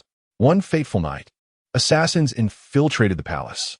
In her attempt to protect her son, the noble consort was grievously injured. With the emperor absent, and Su Yenshu refusing to summon a physician, she succumbed just 3 days later. Upon returning from the royal mausoleum, Emperor Beiyao was met with the news of her death. Fearing that Xiao Jiny's existence might jeopardize Xiao Tian's future, Su Yenshu cunningly implicated him, claiming that the noble consort had perished while shielding Xiao Jinyi from harm. Although Xiao Jinyi was aware of the truth, he stood alone, unable to defend himself against the accusations. He witnessed firsthand how the woman beside his father orchestrated his downfall, and he watched helplessly as his mother departed from this world. Despite the lingering animosity between Emperor Beiyao and the noble consort, a semblance of affection remained. Later, Xiao Jinyi was commanded to guard the royal mausoleum, and the military power of the Lan family was revoked. At the tender age of 9, he voluntarily ventured to the frontier, distancing himself from the capital. That very year, the truth that the Lan family had sought for years finally came to light. The Lan kingdom issued a proclamation to vindicate the noble consort, allowing years of grievance to erupt in that moment. Regretting his past actions, Emperor Beiyao annihilated Su Yenshu's entire clan and demoted the consorts who had conspired against the noble consort to commoner status. He even contemplated deposing the empress. But as the Su family's power grew, he was thwarted in his efforts and posthumously honored the noble consort as Empress Qingyi. This act signified that in his heart, Su Yenshu was unworthy of the title of empress. Yinji spoke for half an hour, the incense having burned out, leaving the room in an eerie silence. The flickering flame within the lampshade danced uncertainly, and Jiang Yunxi's gaze darkened as she continued Yinji's narrative. So, the emperor sought to compensate Xiao Jinyi, did he not? Indeed. Upon realizing that Xiao Jinyi had no desire for the throne, he preemptively appointed him as regent to assist the next monarch, granting him significant power and command over the Feiyin camp. Despite the countless lives Xiao Jinyi had taken, he remained silent. The belated affections were as insubstantial as the wild grass by the riverbank. Jiang Yunxi's eyes reflected a profound stillness, yet as she uttered these words, memories of her bond with Xiao Jinyi resurfaced, causing her fingers to stir slightly. Leaning against her chair, Yinji adjusted the blanket draped over her. At the age of 9, Xiao Jinyi had stepped onto the battlefield, carving out a bloody path uniquely his own. Such a man was indeed admirable. Mistress, I believe your strategy has been executed splendidly. Jiang Yunxi set down the now-cold ginger soup, rose to adjust her attire, and with a playful gaze directed at Yin Luo, spoke earnestly. In this game, I am no longer the one holding the pieces. What does this mean? Yin Luo, taken aback, gazed at Jiang Yunxi's cold and detached visage, and stood up. I have entered the fray, the game of Xiao Jinyi. You. Yin Luo found herself momentarily at a loss for words. Jiang Yunxi offered no reply, leaping out of the window with grace. Upon returning to the courtyard, the snowfall had intensified, and the muffled sound of branches laden with snow could be heard within the room. After changing into her nightclothes, Jiang Yunxi leisurely applied soothing ointment to the white scars on her arm, her long, butterfly-like eyelashes fluttering gently. As she gazed at the marks, her thoughts drifted to Xiao Jinyi. She longed to see him, deeply. The next day, as she opened the door, the world outside was blanketed in white snow, soft and yielding beneath her feet, yet it would soon soak her gown. A woo-wee-wee sprang from the snowdrift, shaking his tail, a pile of snow still resting on his head, excitedly running towards Jiang Yunxi and nuzzling her skirt, dislodging the snow. Your Highness, perhaps you should refrain from venturing out today. The snow is piled high everywhere. Qinghua wants you. And Nani followed closely behind Jiang Yunxi as they made their way to the main courtyard, where the servants were busily clearing the snow. Observing the snow-covered bluestone path, which rendered movement difficult and precluded the use of lightness skills, Jiang Yunxi felt a pang of discomfort in her heart. If I am not to leave the estate today, I shall visit the main courtyard to see my mother. Upon uttering these words, the three behind her quieted and leisurely followed. Yet, before they could enter the main courtyard, they heard the raucous shouts of Jiang Qifeng. Him? He dares to seek my daughter's hand? A mere dream. Has he lingered too long in the gentle embrace of his pleasures, thinking me an easy mark? To conspire with so many ministers, his intentions are all too clear. What a scoundrel! She shall never marry him. Chapter 98. The scholar on the examination path, Jiang Yunxi, stood at the doorway. Her senses heightened upon hearing that the conversation pertained to her marriage. Father, brother, she gracefully curtsied, then, with a hint of innocence, lifted her gaze and curiously inquired, Father, whom were you scolding just now? Sire, today many ministers in the court jointly petitioned the emperor to arrange a marriage between you and Prince Rue. Your father is quite vexed, Jiang Yunxi explained as he poured a cup of hot tea for Jiang Yunxi, allowing her to warm her hands before elaborating further. Xiao Jinyao, he is once again attempting to pursue you, growing bolder with each setback. Jiang Yunxi's eyes glimmered with a cold resolve. After gathering her emotions, she turned to Jiang Qifeng and softly declared, Father, I do not wish to marry him. You are still so young. What do you know of marriage? Rest assured, I shall ensure you marry the one you truly desire, Jiang Qifeng replied, his mood slightly lifted at the sound of Jiang Yunxi's gentle voice. He reached out to affectionately pat her head. Indeed. However, it seems you harbor a dislike for Xiao Jinyao, don't you? Jiang Yunxi queried. Father, where has mother gone? At this hour, she should be waiting for you in the main hall. Your mother, seeing the heavy snowfall last night, feared for the plight of impoverished families and went to the city gates this morning to distribute congee and warm blankets. Jiang Yunxi interjected before Jiang Qifeng could respond. He was soon met with a gentle kick from Jiang Qifeng, who grumbled, Sire asked me, why are you answering her? Jiang Yunxi chuckled softly, noticing a footprint left on Jiang Yunxi's robes. I wish to accompany mother to the city gates, she stated. That is permissible, but be sure to dress warmly. I do not wish for you to catch a chill, Jiang Qifeng admonished, his concern stemming from the lingering memory of her recent fever. Understood. Jiang Yunxi nodded with a smile. The likelihood of encountering Xiao Jinyao outside was slim, yet remaining indoors would guarantee she would not see him at all. In but a short while, she found herself seated in a carriage, slowly departing the royal residence towards the city gates. A long queue formed before several large pots of congee, and after Qingyi secured her cloak, Jiang Yunxi gracefully descended from the carriage. Her eyes fell upon Shun Yuan, who stood at the city gate, observing the orderly distribution of congee. Mother, Jiang Yunxi called out softly, her face brightening with a smile as she approached. Sire, what brings you here? Shun Yuan exclaimed in delight, quickly turning to her. You shouldn't be out in this cold. I just missed you, Jiang Yunxi replied, adept at playing the charming daughter, as she gently swayed her embrace, her tone sweet enough to quell any irritation. With a radiant smile, Shun Yuan took her hand and led her towards the queue for congee, scanning the surroundings. Jiang Yunxi keenly observed the long lines. Among the beggars, there were also scholars, likely preparing for the upcoming imperial examinations. In the distance, she spotted a young man at the edge of the line, his demeanor as graceful as a lotus. Dressed in humble attire, yet exuding an undeniable aura of scholarly refinement that piqued her curiosity. As Shun Yuan went ahead to instruct the soldiers to bring more pots of congee, Jiang Yunxi made her way towards the intriguing figure. You, young man, clearly do not resemble a beggar. Do not feign misery here to receive blankets. The number of quilts is limited. Do not take up a spot. A few beggars, hands on their hips, were about to encircle a fair-skinned scholar. Upon closer inspection, indeed only a few quilts remained, and the scholars standing allowed him to receive one. I too am in distress. Please do not make things difficult for others. The scholar clasped his hands, maintaining an upright posture, hoping to verbally dissuade the agitated beggars.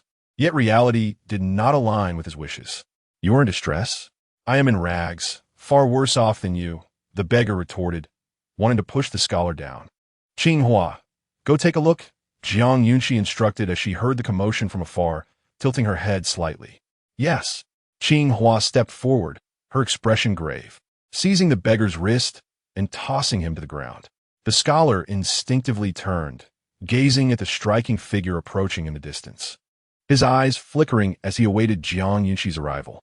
Princess Qingyi, he bowed deeply, filled with respect. You know me? Jiang Yunxi frowned, filled with doubt. I do not know you, but it is not difficult to discern.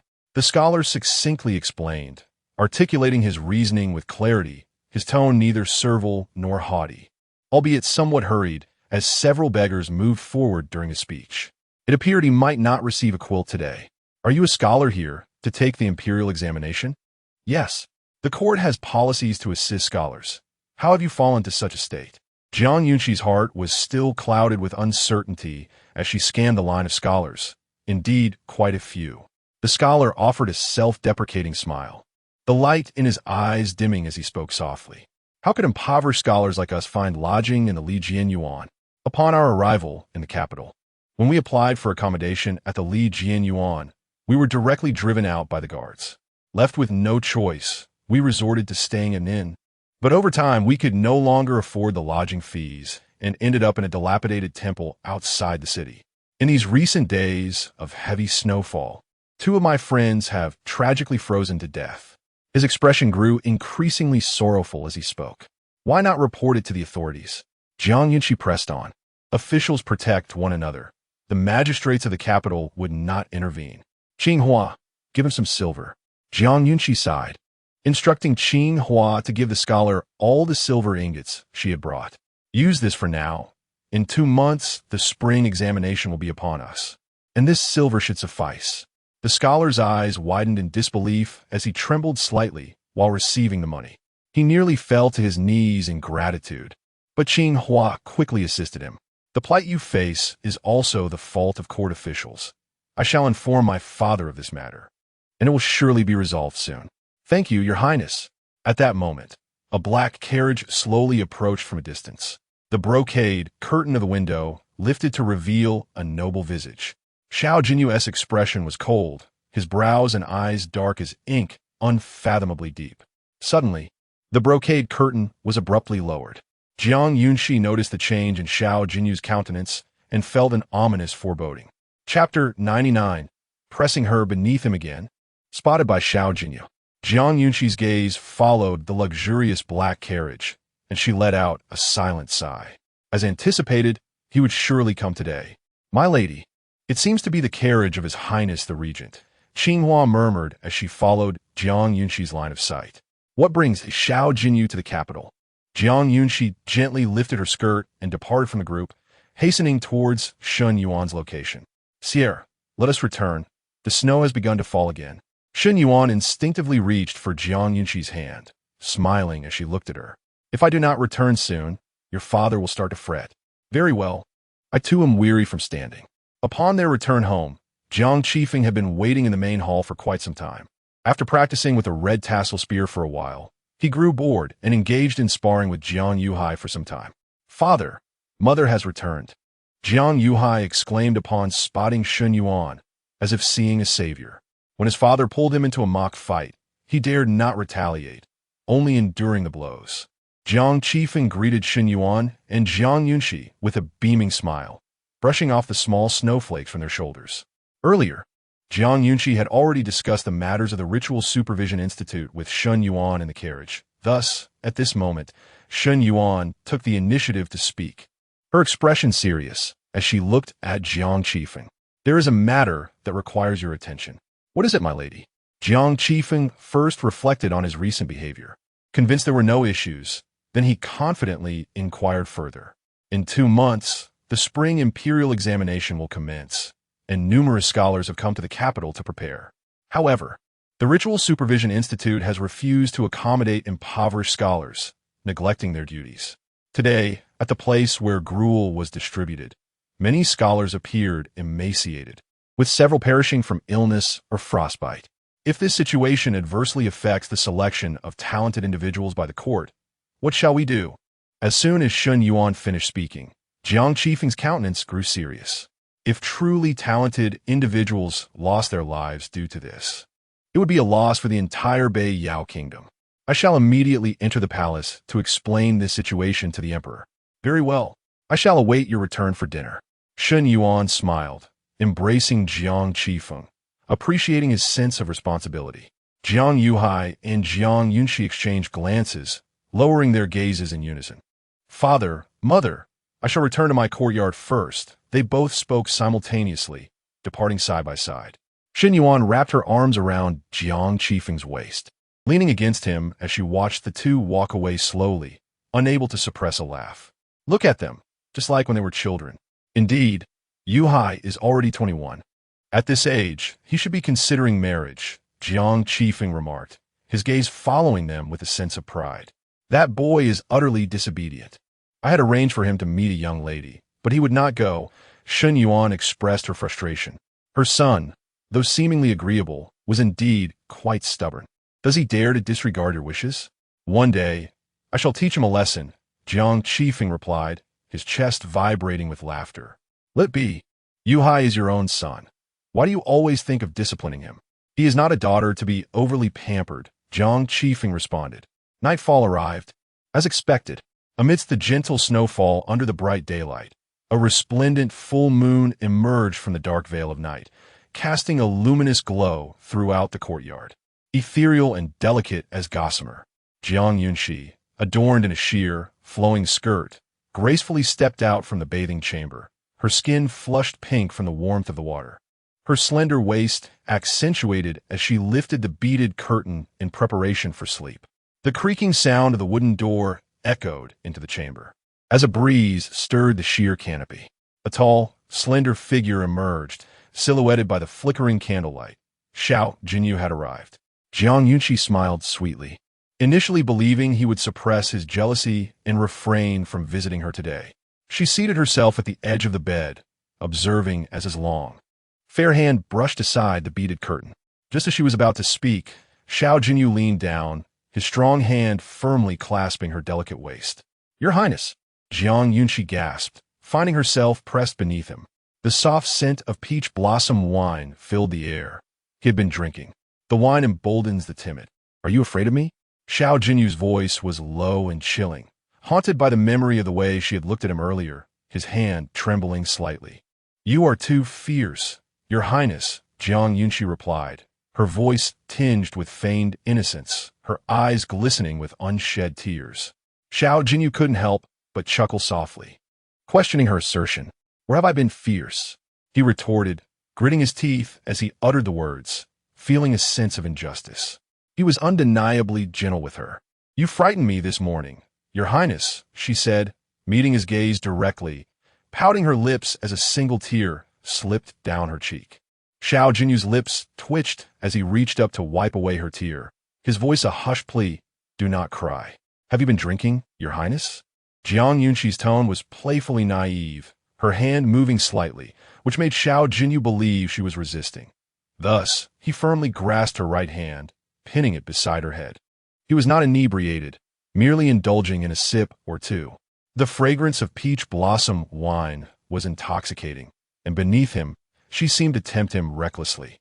Her voice was soft and delicate, freshly bathed, her body warm and fragrant, adorned with the glow of the night pearl, revealing her exquisite collarbone, pale and refined.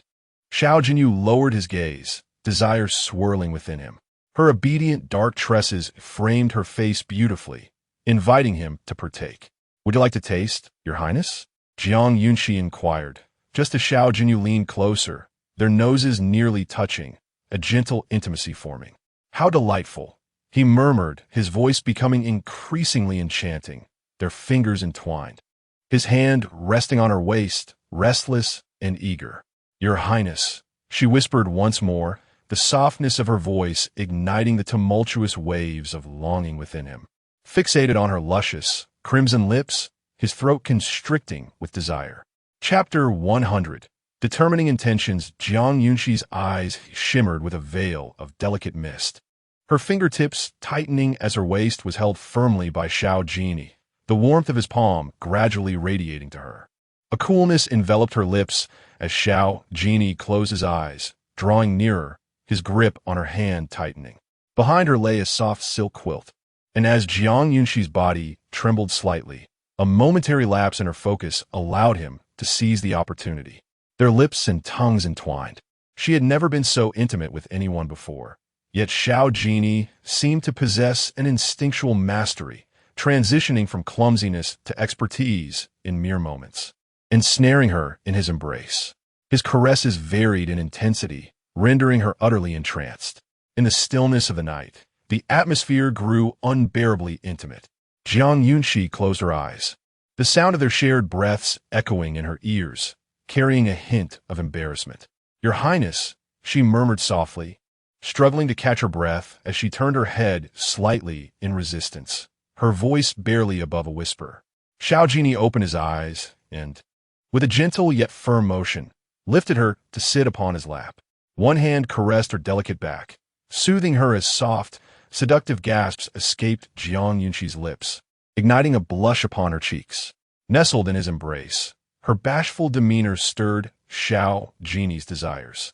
With her soft form in his arms, he leaned in closer, yearning for another kiss. "No more," Jiang Yunxi protested, grasping his robe and turning her head aside, still reeling from their previous kiss. She had never felt so passive before. "Tired?" Xiao Jinyao playfully nuzzled her fair cheek with his nose, his tone light and filled with mirth, his mood exceptionally pleasant. Jiang Yunxi nodded, letting out a soft whimper. "Now, tell me, what was the purpose of your visit to the city gate this morning?" Xiao Jinyao inquired, one arm wrapped around her waist while the other pulled the quilt over her slender back, his curiosity piqued and a hint of jealousy creeping into his voice. "You even brought him a gift, huh?"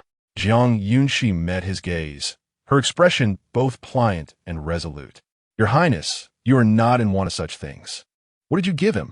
"Those scholars are preparing for next year's spring examinations, but the Gift Supervision Institute has failed to assist these impoverished students. Seeing their plight, I had Qingyi provide them with some silver." As she spoke, Jiang Yunxi's tone carried a hint of grievance. "I must have misunderstood.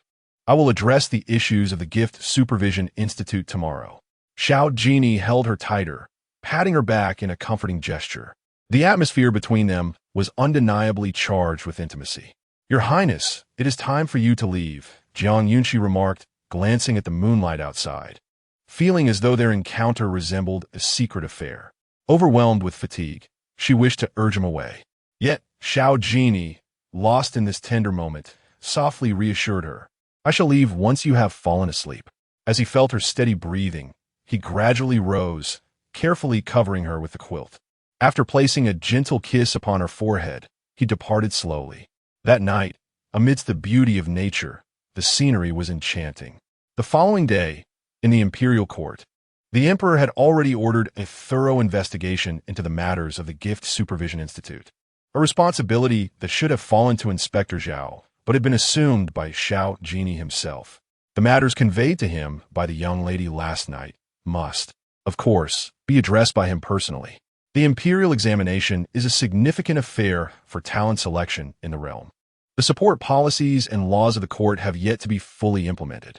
It would be best if those orchestrating events behind the scenes remain undiscovered. Otherwise, it would lead to a perilous dead end. Jiang Qifeng, clad in a dark red official robe, stood behind Xiao Jinyao, his brow furrowed in deep contemplation. What scheme was Xiao Jinyao concocting now, entangling himself in affairs that seemed utterly unrelated to him? Had his conscience suddenly awakened? Upon the court's adjournment, most officials wore expressions of concern, some pondering the critical matter of national talent selection, while others feared being implicated. For Xiao Jinyao was known to eradicate threats with utmost resolve. Jiang Qifeng and Jiang Yunxi exited the Golden Treasure Hall, and, as they reached the entrance, they spotted Xiao Jinyao ahead. They deliberately slowed their pace, intending to pass by unobtrusively. However, Xiao Jinyao unexpectedly stepped aside, granting them a portion of the path. Jiang Qifeng exchanged a meaningful glance with Jiang Yunxi. Not leaving? Xiao Jinyao halted, casting a glance back that was not cold but rather restrained, as if he had subdued his own brilliance. Go. Though Jiang Qifeng was perplexed, he decisively moved forward. He needed to return home soon, for his wife awaited him for dinner. Jiang Yunxi, moving at a slower pace, offered a polite bow to Xiao Jinyao. "There's no need for excessive courtesy." Xiao Jinyao's brows were knitted, and with a light remark, he retained an air of dignified authority that he himself could hardly temper. Jiang Yunxi hastened his departure, his brow remaining furrowed. Was Xiao Jinyao unwell today? Why did he seem more amiable, even benevolent? In the past, if he walked behind him, He would have to wait for Xiao Jinyao to saunter away before he could quicken his own pace. His father had voiced such grievances numerous times. Today, it was truly unfathomable.